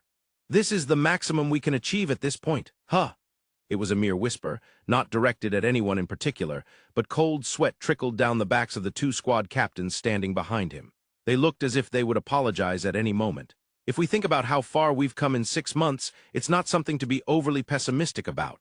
Commander Fiona's words were gentle, but her gaze upon the exercise was anything but kind. Yes, and how long will it take to reach the scale of a brigade with only 2 more squads? For now, let's conclude this exercise here. Indeed, that sounds right. At Fiona's signal, Oscar fired a magical bullet of 3 colors that could be described as a signal for the end of combat, and it burst in the air. The 2 squads that had been in the middle of the exercise stood up straight upon confirming the signal for the end of battle and faced the audience. Only one person seemed to have collapsed, having sat down exhausted. Idiot, it was unclear who had uttered those words. In an instant, a thin arrow of flame grazed the right cheek of the collapsed individual and struck the ground.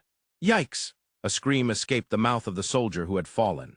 The flame arrow had been shot from the hand of Vice Commander Oscar. Fool, just because combat has ended, don't let your guard down. The moment you think it's over is the time you need to be most vigilant. Yes, all the members of the squad responded. We'll hear words from the commander. Everyone pay attention. With that, Oscar nodded slightly toward Fiona. Everyone, you did well in the exercise. You have improved since last time, but I cannot yet say it meets the passing mark." Upon hearing Fiona's words, the members stood even more rigidly. "Starting tomorrow, the Vice Commander and I will be heading to the port town of Witnash in the Natore Kingdom with His Highness the Third Prince, Conrad. Our return is scheduled for a month later. When we come back, I expect to see you all improved once again in the next exercise. I believe I will be able to witness your further progress. That is all." With the words, "That is all," everyone performed an imperial-style salute, placing their right hands on their left chests. Though there were just over 50 of them, not many at all, it was a sight that was fittingly impressive, making it clear that each of them was elite. After the four, including Commander Fiona, retired to the commander's room, the members of the Imperial Mage Brigade began cleaning up the training ground. There were no fools among them who would slack off here. By the smooth progress of daily training, they could expand their own powers. As a result, they could survive on the battlefield. Everyone present had experienced that as a real-life lesson. And for daily training to proceed smoothly, the training ground must always be maintained. However, casual conversation during this time was not strictly prohibited. "Honestly, who sits down the moment it ends? Yeah, at that moment I thought I was dead." They were referring to Oscar's thin arrow of flame from earlier. I didn't sit down because I wanted to. But Vice Commander, you were kind today. The last time someone sat down like that, wasn't it someone from the third squad who got both legs shot? Yeah, right. The flame arrows that pierced his thighs burned his legs from the inside. Sounds painful. Imagining that scene, the brigade members shuddered. However, there was a misunderstanding in this story. It was true that both legs were shot, but since the flame arrows were designed not to ignite the surroundings, he was not burned from the inside, and he was treated immediately by a healer present, so the pierced member was currently training without any issues. That being said, stories of this nature always tend to get exaggerated. But it's true that if we follow the training, we will become stronger, and if we become stronger, we'll survive. Taking it seriously is the best way to go. Yeah, that's right. But in reality, how strong is the Vice Commander? With our current abilities, we might be able to... Idiot, the dimensions are different. Even if the entire brigade ganged up, we'd be annihilated in an instant. In fact, I bet if we faced the brigade commander, we'd all end up dead together. That brigade commander even said he couldn't hold a candle to the Vice Commander, so you can imagine. As expected, the title of Blazing Flame Mage isn't just for show. By the way, Witnash is quite far away. Returning to the commander's room in the training ground, Fiona absent-mindedly muttered while spreading out a map of the entire Central Nations. Indeed, we were invited as guests to the Witnash Port Festival held every 5 years. Fiona's aide, Marie, picked up the words while pouring tea. Yes, His Highness the Third Prince, my brother Conrad, is set to go as a representative, but for some reason, His Majesty the Emperor told me to go with him as well. With a puzzled look, Fiona pondered for a moment before turning to Oscar, who was seated in his usual chair, and said, "Master, what do you think it means?" "Your Highness, how many times must I say that you shouldn't speak that way? There are only the usual 4 of us. Isn't it fine?" The 4 present were Fiona, Oscar, and each of their aides, Marie and Jurgen. Indeed, they were the most trusted individuals by Fiona and Oscar within the court. Oscar let out a huge sigh. "To begin with, I don't understand much about politics or such matters. I'm just a mage." Fiona, who had been silently observing Oscar, nodded and said, "I thought something felt off, and it was because of your way of speaking. Master, why are you speaking so formally?" "Because after this, I'll be spending a month with other nobles and members of the royal family. If I don't get used to it now, I can't switch as smoothly as you Highness and the others." I think His Majesty the Emperor, including other members of the royal family, have all given up on that." When Fiona said that with a hint of disappointment, Oscar looked at her with a shocked expression, then at Marie, and finally at his aide Jurgen, noticing that all 3 shared the same opinion. "My efforts? Exactly, Master, you fit that style better. It makes me feel itchy just hearing you use polite language." "Shut up, this is easier for me too."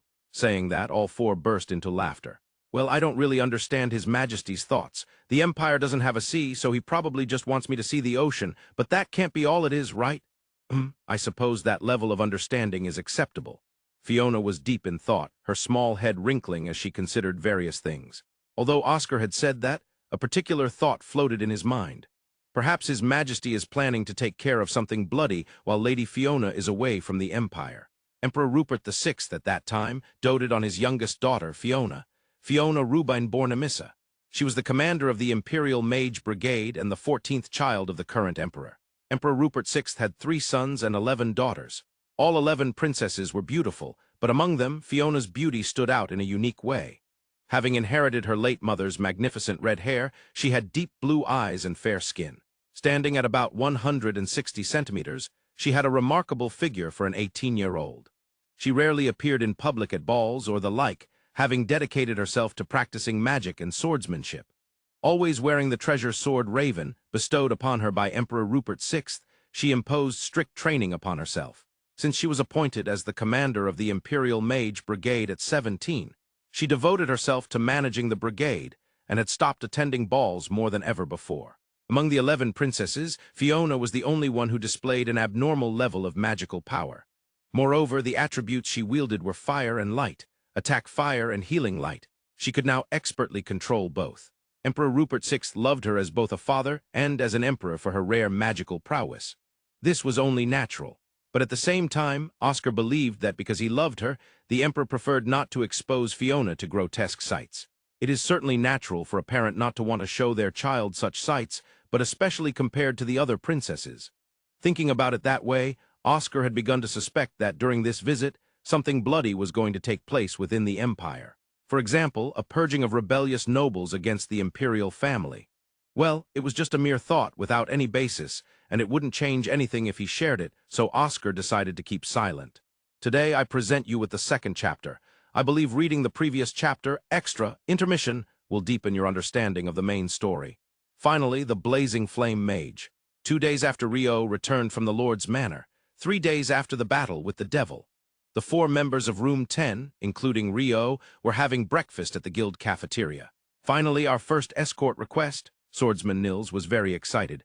"Hey Nils, if you're this excited now, you won't last," Rio warned as he noticed Nils was struggling to finish his meal. "But I'm so glad. With Rio joining us, we'll be fine no matter what happens," Priest Ito said, showing a hint of refinement as he continued to eat. "It's my first time partnering with other party members as well." Amon, who was the only F-rank adventurer among them and a swordsman apprentice, couldn't hide his excitement. "If we follow what Abel told us last night, we'll be fine. He is, after all, the leader of a B-rank party, so he must have plenty of experience." Indeed, the 4 had met Abel by chance in the cafeteria last night, where he had taught them the basics of escort requests. With 10 people for the escort, that means there will likely be 5 carriages. Well, it might go up to 7 depending on the situation, but the method remains the same. 3 people at the front carriage, 3 at the last carriage, and the remaining 4 spread out to guard in between, which is the standard. "We can't rest in the carriages, huh? That's disappointing." "Yeah, Rio, you won't tire easily, so keep walking. The carriages are naturally filled with goods, so there's no place for the escorting adventurers to ride. As for the guard placement I just mentioned, it may change depending on the makeup of the members. Generally, it varies based on the number of priests or long-range attack jobs like magicians and archers. This time it's Dullahan we're teaming up with, right? He's experienced with escort requests, so you can leave the placements to him." Since everyone had learned about what to bring during the beginner's seminar, there were no particular issues. The beginner's seminar was really excellent. Abel's mutterings went unheard by anyone. After finishing their breakfast, the 4 headed towards the meeting spot for the escort request a bit earlier than necessary. More importantly, is it really okay for our party name to be Room 10? Rio asked the same question for what felt like the umpteenth time since yesterday. With Nils and Ito having advanced to E-rank, they were now allowed to name their party, and they had chosen Room 10 as their name. "Of course, it fits us the best," Nils declared confidently. It was clear whose idea it was just from that alone. Well, even without his statement, one could kind of understand. Ito watched with a wry smile. Amon, who looked troubled but didn't deny it, was also present. In any case, despite all the chatter, it was still centered around Nils, and they were Room 10. There are no specific regulations on party names. Anything that disparages someone or something is a no-go. For example, a party name like Abel's Idiots would likely not be accepted. Additionally, if a party name includes something like King or Royal Family, the guild would demand a change. It's somewhat similar to how the name, Royal, cannot be used freely in England. With relatively loose regulations, there seems to be a wide variety of party names among adventurers affiliated with the city of Run. Of course, there are names like Red Sword and White Brigade, Red Dragon and Blue Wolf, Craze and Friends, Armor Brigade. Let's all become blacksmiths, coffee maker, switchback, devil, and so on. It seems that the last one had recently requested a chat with the guild staff regarding the dungeon transfer incident. Of course, this had nothing to do with them, and they had just chosen a name that sounded somewhat strong, with no members resembling devil worshippers. In fact, it's unclear whether there even is such a thing as a devil religion. And this time, the party consisting of Room 10 plus Rio was led by D-rank adventurer Dullahan and was called Coffee Maker. Although there were still more than 30 minutes until the meeting time, 6 carriages had already lined up at the meeting place near the south gate. As the 4 approached, a man who seemed to be a merchant came up to them. "You must be the adventurers who will take on this escort. I am Hugo, the coordinator for this trading company. It's a pleasure to meet you."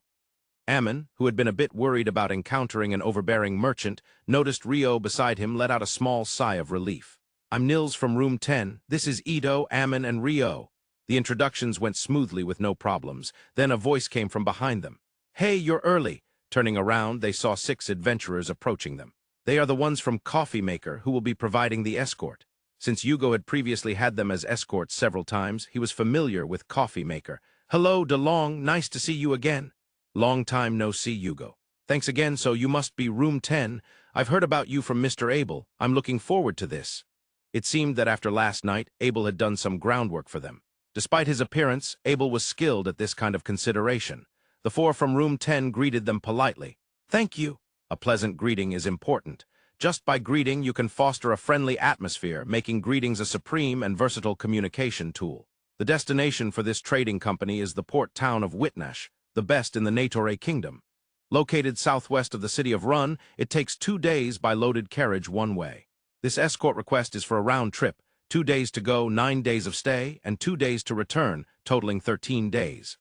A 9-day stay is considerably longer than for a typical trading company, and due to the extended time commitment, the reward was 5 gold coins per person. However, during their stay in Whitnash, they would be exempt from escort duties and could spend their time freely, making it not so troublesome. For a D-rank or E-rank escort request, this would be considered a very good deal. The 3 members of Room 10 were quite lucky to draw this request, and Rio managed to slip into the last open spot for 10 people, because he wanted to eat seafood after such a long time. Back when they were in the forest of Rondo, obtaining seafood had been extremely difficult. Rio had nearly died in a battle with a bait ball, fainted after being struck by a giant mantis shrimp, and had almost been killed by something that resembled a kraken. Those were Rio's memories of the sea. Maybe the last time I ate seafood was when I was on Earth. Rio realized this terrifying fact and felt blood drain from his face. At that moment, he heard DeLong's voice from Coffee Maker. "Rio, please stick with our Gan and John at the last carriage." Before he knew it, the guard placements had been decided. "Then we will depart." The lead carriage began to move, followed by the others. That said, the adventurers assigned to guard would be walking, and the speed of the goods-carrying carriages was very slow. "Hey, Rio, you're a magician, right? What attribute do you have?" "Water." Positioned at the last carriage, Rio was quickly approached by Gan from Coffee Maker. "Water, that's rare. I feel like there aren't many water attribute magicians in the guild. Hey, John, is there anyone from Run who has a water attribute?" "No, I don't think so. Fire, wind, earth." "Well, healing is light, but it seems like there's no water or dark. No wonder I never meet any other water attribute magicians." As Rio said this, Gan and John burst into laughter. "But Rio, you're awesome. Mr. Abel said so yesterday, so we have high expectations." "Yeah, if he says it, it must be true."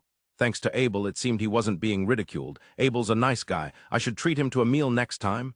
"Oh, I hope he hasn't forgotten the promise to treat me to dinner for a week. By the way, this request has a 9-day gap in the other town, right? That's really long."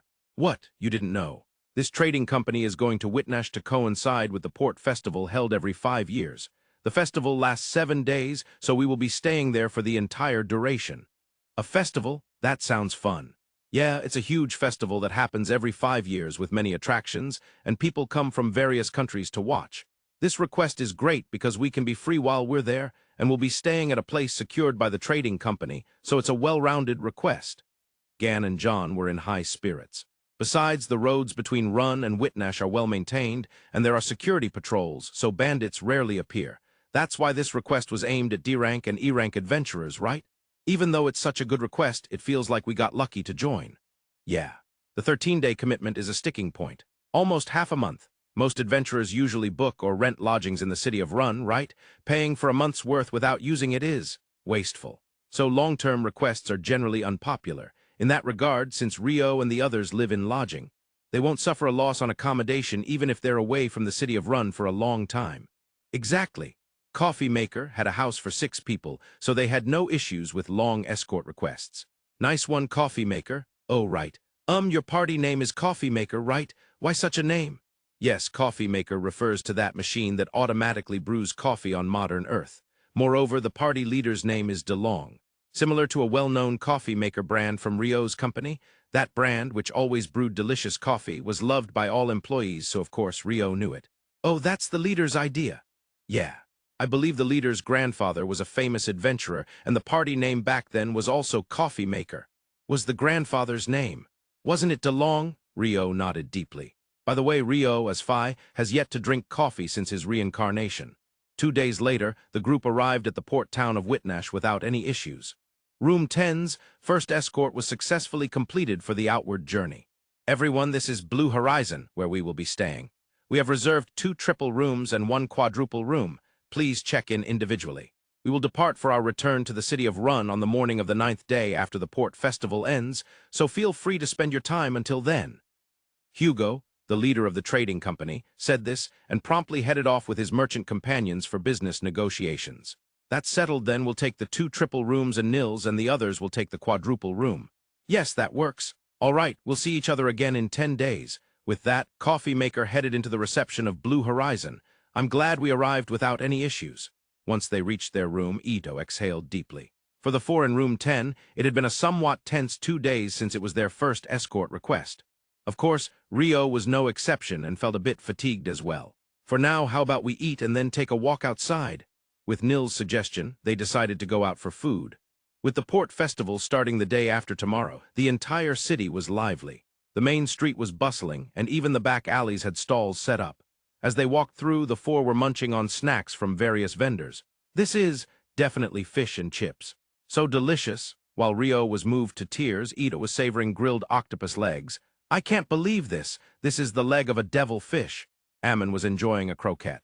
This croquette has ground shrimp in it, and it's delicious. Nils was relishing grilled mini kraken. In the end, the 4 of us in room 10 filled our stomachs with street food without ever entering a restaurant that night. The next day, the entire city was busy with the final preparations for the port festival starting tomorrow. The last group of guests from various countries were arriving to view the festival. Among them, there was a particularly eye-catching group. They were guests from the Debuhi Empire's imperial capital. Within their entourage, there was a more luxurious carriage, adorned with the imperial crest on the door. Rand, what's wrong? Is there a problem? No, Your Highness. It seems the carriage from the Kufaris kingdom that entered ahead is having some procedural delays. What should we do? If it's not our problem, then I don't mind. Each country has its own circumstances. It's not our place to interject. Let's just wait patiently. With that, the 3rd prince, Conrad Stein, born Misser of the Empire, sank deeply into the sofa of the carriage. This is the scent of the sea. How nostalgic it feels. Conrad murmured as he caught the scent of the sea drifting in through the carriage window. It's interesting to feel nostalgic about the scent of the sea when our empire has no ocean. Acquiring the sea has been the longing of His Majesty the Emperor, or rather, a desire for several generations. But if we were to obtain it, it would bring its own set of troubles. Just as he was pondering this, the carriage began to move. Your Highness, we will head directly to the Lord's Manor where we will be lodging. Ah, Rand, thank you. There's a meeting with the city's representatives afterward, isn't there? Yes, exactly. Following that, there will be a dinner hosted by the Lord. Since they were representing the Empire, there were many scheduled activities. Well, it can't be helped. That night, a pre-festival celebration was held throughout the city, and a dinner hosted by the Lord was taking place at the Lord's Manor. I'm sorry, Fiona. I know this kind of occasion isn't your forte. You must be tired. Brother, please don't worry about me. The 3rd Prince Conrad spoke to the 11th Princess Fiona, who was greeting guests next to him. The Lord Loxley will be departing shortly.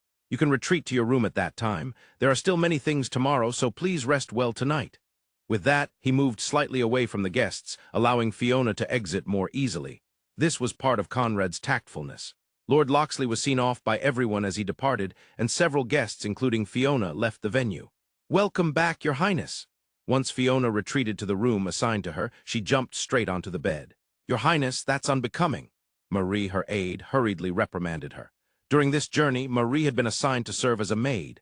She was capable of fulfilling both her role as an aide in the military and as a maid for the princess without issue. Marie, I'm so tired. Yes, I can see that. Fatigue is oozing from every part of you, so I understand without you needing to say it. While saying this, she helped Fiona sit up and started to remove her dress. I'm glad that Brother Conrad said it was okay for me to leave. I really am not suited for those kinds of occasions. The brigade commander's office is 1,000,000 times better. Fiona sighed as she changed into her loungewear. Normally, a maid would help her change into her loungewear, but for Fiona, who had always been in the military and handled most things herself, it felt more bothersome. Prince Conrad has always been kind to you, hasn't he? Yes, he is indeed kind, but this time it was more than that. I'm a distraction when I'm there. That's not true. You're not a distraction at all, Marie exclaimed involuntarily. Oh, I didn't express myself well. In this delegation, I am also carrying the name of the imperial family alongside my brother. In other words, I am also a representative of the delegation, if I were to say something detrimental. It would create a troublesome situation if they took it as a statement. That's why I think he let me leave first. I see. So Prince Conrad was considering that? Really, he's only 3 years older than me. It's amazing. With that, Fiona shook her head slightly. Lady Fiona possesses unmatched swordsmanship and magic, Marie encouraged her beloved superior Fiona. Being a woman with skills in sword and magic is quite interesting. With that, Fiona smiled. You are amazing for listening to chapters -19 to 80 of Water Magician. If you are enjoying this story, please consider subscribing and supporting the channel.